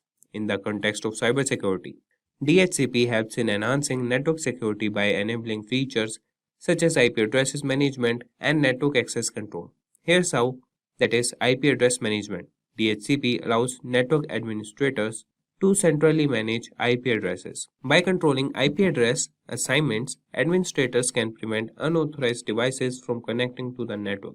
This helps in mitigating the risk of unauthorized access and potential security breaches. The second is network access control. DHCP can be used to enforce network access control policies. For example, an organization can configure DHCP to assign different IP addresses that ranges or provide specific network settings based on user roles or device types. This allows for granular control over network access, ensuring that only authorized devices can connect to specific network segments or services. Additionally, DHCP servers can be configured to provide additional information to connected devices such as DNS server addresses, default gateway settings, and other configuration options. By centrally managing these settings, DHCP reduces the likelihood of misconfigurations that could introduce security vulnerabilities. Moving to next question, that is, what is CVE? Which authority generate CVE? And we'll answer, CVE stands for Common Vulnerabilities and Exposures. It is a system used in the field of cybersecurity to identify and track known vulnerabilities in software and hardware. The purpose of CVE is to provide a standardized way of referencing and discussing security vulnerabilities across different organizations, vendors, and researchers. The authority responsible for generating CVEs is the MITRE Corporation. That is, MITRE is a non-profit organization that operates the CVE program under contract with the National Cybersecurity FFRDC, that is, Federally Funded Research and Development Center. They maintain the official CVE list, assign unique identifiers to vulnerabilities, and facilitate the sharing of vulnerability information among cybersecurity professionals and organizations. By assigning a CVE identifier to a specifically vulnerability, MITRE enables cybersecurity researchers, vendors, and organizations to refer to vulnerabilities consistently, allowing for effective communication and collaboration in addressing and mitigating the identified security issues. So, this was the explanation. So, we can also think of providing an example of a CVE identifier. So, let's take an example of CVE 2021 34567. In this case, CVE 2021 represents the year the vulnerability was assigned or discovered, and 34567 is a unique numerical identifier. By referring to this CVE identifier, security professionals can easily search for information related to the specific vulnerability and access details such as its description, severity, affected software versions, and recommended remediation steps. Now moving to another question, that is, what is a loopback address? So a loopback address refers to a specific network address that allows a device to send and receive data to itself. It is commonly represented by the IP address, that is 127.0.0.1 in IPv4 or ::1 in IPv6. The loopback address is often used for testing and troubleshooting purposes, as it enables a device to simulate network communication without actually sending data or a physical network. When a device communicates with the loopback addresses, the data packets are routed internally within the device's network stack, bypassing the physical network interface. This allows the device to test its own network services or applications without relying on external network connectivity. By sending data to the loopback address, a device can verify the functionality and integrity of its networking protocols, software, or security configurations. From a cybersecurity perspective, the loopback address can be valuable during the development and testing of security measures, such as firewalls, intrusion detection system, or antivirus software.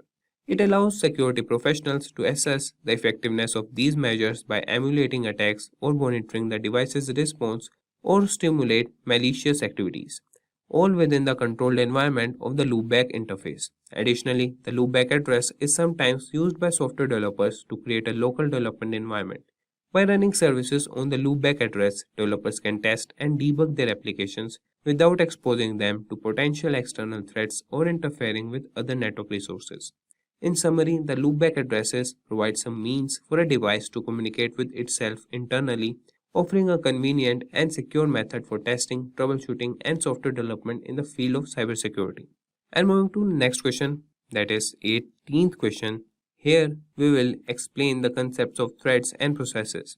So in the context of cybersecurity, threats and processes are important concepts that relate to the execution and management of software and how they can impact the security of a system. So a process can be understood as an instance of a computer program that is being executed. It represents a set of resources such as memory, files, and system state allocated by the operating system to execute the program. Each process runs independently with its own memory space and resources and can perform various tasks. Processes can communicate with each other through their inter-process communication mechanism provided by the operating system. On the other hand, a thread is a unit of execution within a process. A process can have multiple threads, and each thread represents an independent flow of control within the process. Threads within a process share the same memory space, allowing for efficient communication and data sharing. By utilizing threads, a program can execute multiple tasks concurrently, improving performance and responsiveness. From a cybersecurity perspective, understanding threats and processes is crucial. Malicious actors can exploit vulnerabilities in processes or threats to compromise security system. For example, a vulnerability in a process might allow an attacker to execute arbitrary code, gain unauthorized access to sensitive data, or manipulate system resources. Similarly, if a thread is compromised, it could be used to execute malicious code, bypass security mechanisms, or launch attacks on other threads or processes. To enhance cybersecurity, it is important to secure processes and threads by implementing various protective measures. This includes regularly updating software to patch known vulnerabilities, employing secure coding practices to prevent common programming errors, implementing access controls and permissions to limit process privileges, and utilizing robust monitoring and intrusion detection system to detect and respond to potential threats. In summary, processes and threats are fundamental concepts in cybersecurity, as they determine how software is executed and how resources are allocated. Understanding their implications and securing them effectively is essential in maintaining a secure computing environment. So moving to next question, that is 19th question, and it is what is Kerberos. So Kerberos is a widely used network authentication protocol that plays a crucial role in ensuring secure communication in computer network. It was developed by Massachusetts Institute of Technology, that is MIT, and has become a fundamental component of many security infrastructures. At its core, Kerberos provides a framework for mutual authentication between a client and a server, allowing them to establish trust and securely communicate over an untrusted network.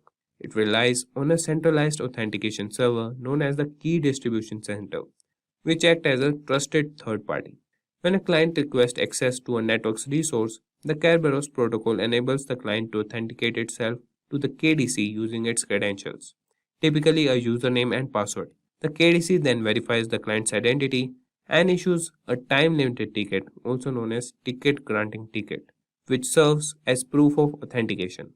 Once the client possesses a valid TGT, it can present it to the desired server to request a service ticket for a specific resource. The server in turn contacts the KDC to verify the TGT's authenticity and grants the client access to the requested resource if the validation succeeds. One of the significant advantages of Kerberos is that it uses symmetric key cryptography, which ensures confidentiality and integrity of the communication between the client and the server. The KDC shares a secret key with each client, and this key is used to encrypt the communication tickets, making it difficult for adversaries to forge and tamper with them. Moreover, Kerberos incorporates the concept of single sign-on, allowing users to authenticate once and obtain multiple tickets for different services without needing to re-enter their credentials. This enhances usability and reduces the burden of remembering and managing numerous passwords. Overall, Kerberos is a robust authentication protocol that addresses many security challenges in network environments. Its widespread adoption in various systems and its proven track record make it a valuable asset in safeguarding sensitive information and preventing unauthorized access. Now, moving to the next question, that is, can you explain the significance of 018 and 012 in Kerberos authentication? So, in Kerberos authentication, the value 0x18 and 0x12 represent specific message types within the Kerberos protocol. The Kerberos protocol is a widely used authentication protocol designed to provide secure authentication for network services. In Kerberos, each message exchanged between the client and the key distribution center has a special message or a specific message type associated with it. These message types are represented by hexadecimal values. So 0x18 corresponds to the message type KRB_AS_REQ, which stands for Kerberos Authentication Service Request. This message is sent by the client to request a ticket granting ticket from the KDC. The TGT is then used to request service tickets for specific services. 0x12 represents the message type, that is KRBTGSREQ, which stands for Kerberos Ticket Granting Service Request. This message is sent by the client to the KDC to request a service ticket for a particular service. The client includes the TGT obtained from the KRB_AS_REQ message and specifies the desired service. These message types are essential in the Kerberos authentication process as they allow the client and the KDC to exchange the necessary information for authentication and authorization. The Kerberos protocol uses the message types to ensure secure communication and prevent unauthorized access to network services. Overall, the values 0x18 and 0x12 in Kerberos authentication represent specific message types within the Kerberos protocol, enabling the secure exchange of authentication and authorization information between the client and the KDC. And the next question we have is, define unicasting, multicasting, and broadcasting. So unicast, multicast, and broadcast are the three methods by which we transmit data over a network. So unicast, it sends the information from a single user to a single receiver. We use this for point-to-point communications. And multicast, here data is sent from one or more sources to multiple destinations. Then we have broadcast, that is known as one-to-all, that is the communication is between a single user and several receivers. And the next question is, explain SSL encryption. Secure Sockets Layer SSL is the standard followed in the security knowledge industry to develop encrypted connections between the browser as well as the web server. This standard ensures that data privacy is maintained and that online transactions are protected from external attacks. The following steps have to be followed to establish an SSL connection. The browser will connect to the web server, which is secured by SSL. The browser will send a copy of the SSL certificate. The browser verifies if the SSL certificate is trustworthy. If trustworthy, the browser will send a message to the server requesting to establish an encrypted connection. The web server acknowledges and starts to build an SSL encrypted connection. The encrypted SSL communication begins between the browser and the web server. And now we have the 23rd question, that is, what steps will you take to secure a server? So the Secure Socket Layer SSL is a protocol where data encrypting and decrypting will protect it from being intercepted by authorized users. The simple ways to secure the server are as follows. Ensure that the password for root and administrative users is secured. New users can be included in the system now. They will manage the system as per the policies established.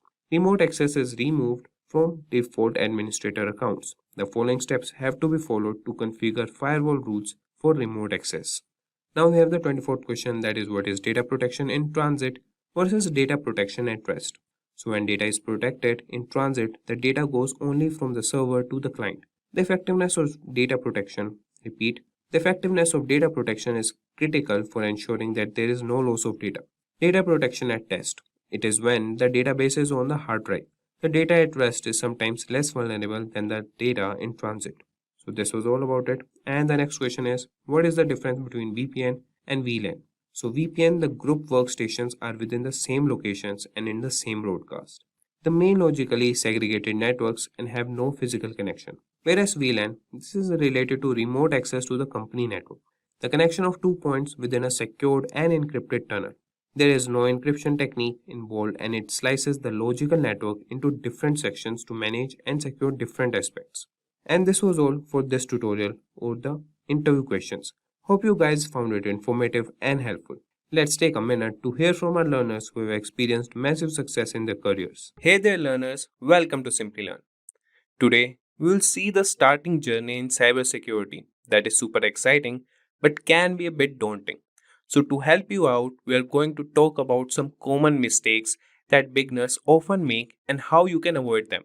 If you're just getting started or looking to improve your skills, this guide will set you on the right path. So let's dive in and make sure your cybersecurity career gets off to a strong start. So let's get started.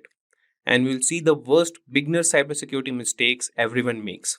And we'll start with the number 1 point, that is ignoring basics. So many beginners rush into advanced topics without mastering the basics, which can lead to confusion and frustration later on. It's essential to build a strong foundation before diving into complex subjects. If we talk about number 1 is understanding networking. Networking is the backbone of cybersecurity. Learn how data travels across networks, different types of networks like LAN and WAN, and basic networking protocols. Knowing how network protocol functions help you understand how attacks occur and how to defend against them. Then comes mastering operating systems. So operating systems are another critical area. Whether it's Windows, Linux or Mac OS, you need to know how different OS work and learn about file systems, user management, and basic command line skills. So this knowledge is crucial for tasks like malware analysis and system hardening. Then comes the basic coding skills. So coding is an invaluable skill in cybersecurity. You can start with a simple language like Python and learn how to write scripts to automate tasks, analyze data, and understand the logic behind software vulnerabilities. So basic coding skills will help you comprehend how attacks are carried out and how to develop countermeasures. So taking the time to master these basics will make advanced topics much easier to understand and will set a solid foundation for your career in cybersecurity. So remember, it's a journey and starting with the basics will ensure you build strong, lasting knowledge. Now we'll come to number 2 point, that is skipping hands-on practice. So this is also one of the cybersecurity mistakes that beginners make. Cybersecurity isn't just about theory. Practical experience is crucial, and many beginners focus too much on reading and studying without applying what they have learned. This creates a gap between knowledge and real world skills. So, the number 1 point here is setting up a home lab. So, create a home lab with an old computer or virtual machine to practice what you learn. Install different operating systems, set up networks, and simulate attacks in a controlled environment. Then comes real world scenarios. So use your home lab to practice real world scenarios like configuring firewalls and detecting intrusions. Platforms like Hack the Box and Try Hack Me offer cybersecurity challenges that mimic real life networks and systems. Then comes building confidence. So hands on practice builds confidence. So solving real problems and seeing the results of your actions make you more comfortable with cybersecurity tools and techniques. And this confidence is crucial when making quick, informed decisions in this field. So gaining practical experience bridges the gap between theory and practice, making you a more effective and confident cybersecurity professional. So now we'll see the third mistake that cybersecurity beginners make. That is lack of documentation. So documenting your work is a crucial yet often overlooked aspect of cybersecurity. Many beginners focus solely on learning new skills and solving problems without keeping track of their progress. However, good documentation practices can significantly enhance your learning experience. And by keeping detailed notes on what you learn, the tools you use, and the methods you apply, you create a valuable resource for future reference. And this habit helps you review and reinforce your knowledge, making it easier to remember complex concepts. Additionally, well documented work allows you to share your insights and solutions with others, whether through blogs, presentations, or team collaborations. It also helps in troubleshooting, as you can quickly revisit your steps to identify where something might have gone wrong.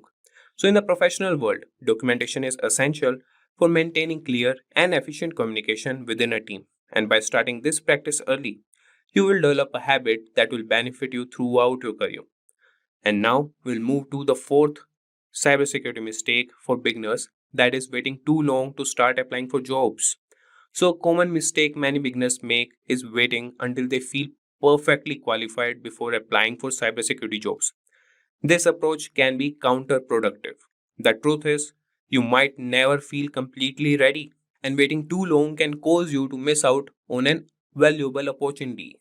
So, start applying for jobs early in your learning journey. The process of applying and interviewing is a learning experience in itself. It helps you understand what employers are looking for, and it can highlight areas where you need to improve. So, early job applications also provide you with real world feedback and networking opportunities. Remember, many entry level positions are designed for people who are still learning and growing in this field. So, employers often value enthusiasm, willingness to learn, and problem solving skills as much as they do technical knowledge. So, by starting early, you can gain experience and build confidence, even if you are not yet perfectly qualified. And then comes the next mistake, that is trying to qualify for all jobs. So, in the vast field of cybersecurity, trying to qualify for every job out, there is a common but misguided approach. Cybersecurity encompasses a wide range of specialties, from network security and ethical hacking to incident response and security analysis. Instead of spreading yourself thin trying to learn everything, focus on a key few areas and become proficient in them. Specializing in special fields make you more valuable to potential employers. It's better to be an expert in one or two areas than to have superficial knowledge in many. So by focusing on specific skills, you can develop a better understanding and expertise that sets you apart from others. So this focused approach also makes it easier to stay updated with the latest trends and advancements in your chosen areas. Remember, depth of knowledge often outweighs breadth when it comes to career advancement and job satisfaction. So, this was all about trying to qualify for all jobs. Now, we'll see the biggest mistake, that is IT foundation fallacy. So, many aspiring cybersecurity professionals believe they need a deep IT background to start their career. This is same as the number one point, but this is a misconception. While having a solid foundation in IT can be beneficial, it's not a prerequisite for success in cybersecurity. What you need are the specific skills and practical experience. Focus on learning about networks, operating system, and security tools. Engage in hands-on practice through labs and simulations to build real-world skills. Cybersecurity is a field where practical knowledge and the ability to apply concepts matter more than theoretical IT knowledge. And many successful cybersecurity professionals come from diverse backgrounds, including those with minimal IT experience. So they succeed by continuing learning and adapting to new challenges. So don't let the lack of deep IT foundation hold you back. Concentrate on gaining the skills and experience that are directly relevant to the cybersecurity roles you are interested in. Now moving to number 7, that is not attending cybersecurity events. So attending cybersecurity events is one of the best ways to stay updated and connected in the field. These events, including conferences, webinars, and meetups, offer a wealth of information on the latest trends, tools, and threats in cybersecurity. They provide a platform to learn from experts, gain insights into industry developments, and discover new technologies. Additionally, these events are excellent networking opportunities, meeting other professionals that can lead to job opportunities, collaborations, and mentorship. Building a network within the cybersecurity community can provide support and guidance throughout your career. And many events also offer hands on workshops and training sessions that can enhance your practical skills. So, by actively participating in these events, you can demonstrate your commitment to continuous learning and professional development. Make it a habit to attend cybersecurity events regularly to stay engaged and informed. So, this was all about number 7 point, that is not attending cybersecurity events. Now, moving to number 8, that is obsessing over which specialization to choose. So, when starting a career in cybersecurity, many beginners obsess over which specialization to choose. This can be overwhelming and counterproductive. Instead of stressing about making the perfect choice, allow yourself the freedom to explore different areas of cybersecurity. The field is diverse, with specializations like penetration testing, incident response, security analysis, and more. Take the time to experiment with various topics and see what interests you the most. This exploration phase is valuable for gaining a broad understanding of this field. So, over time, you will naturally gravitate toward areas that align with your strengths and interests. So remember, your specialization can evolve as you gain more experience and insights. Early in your career, focus on building a solid foundation and gaining exposure to different aspects of cybersecurity. This approach allows you to make an informed decision about your specialization when the time comes, ensuring you choose a path that truly excites and motivates you. So that's a wrap on our full course. If you have any doubts or questions, you can ask them in the comment section below. Our team of experts will reply you as soon as possible. Thank you and keep learning with Simplilearn.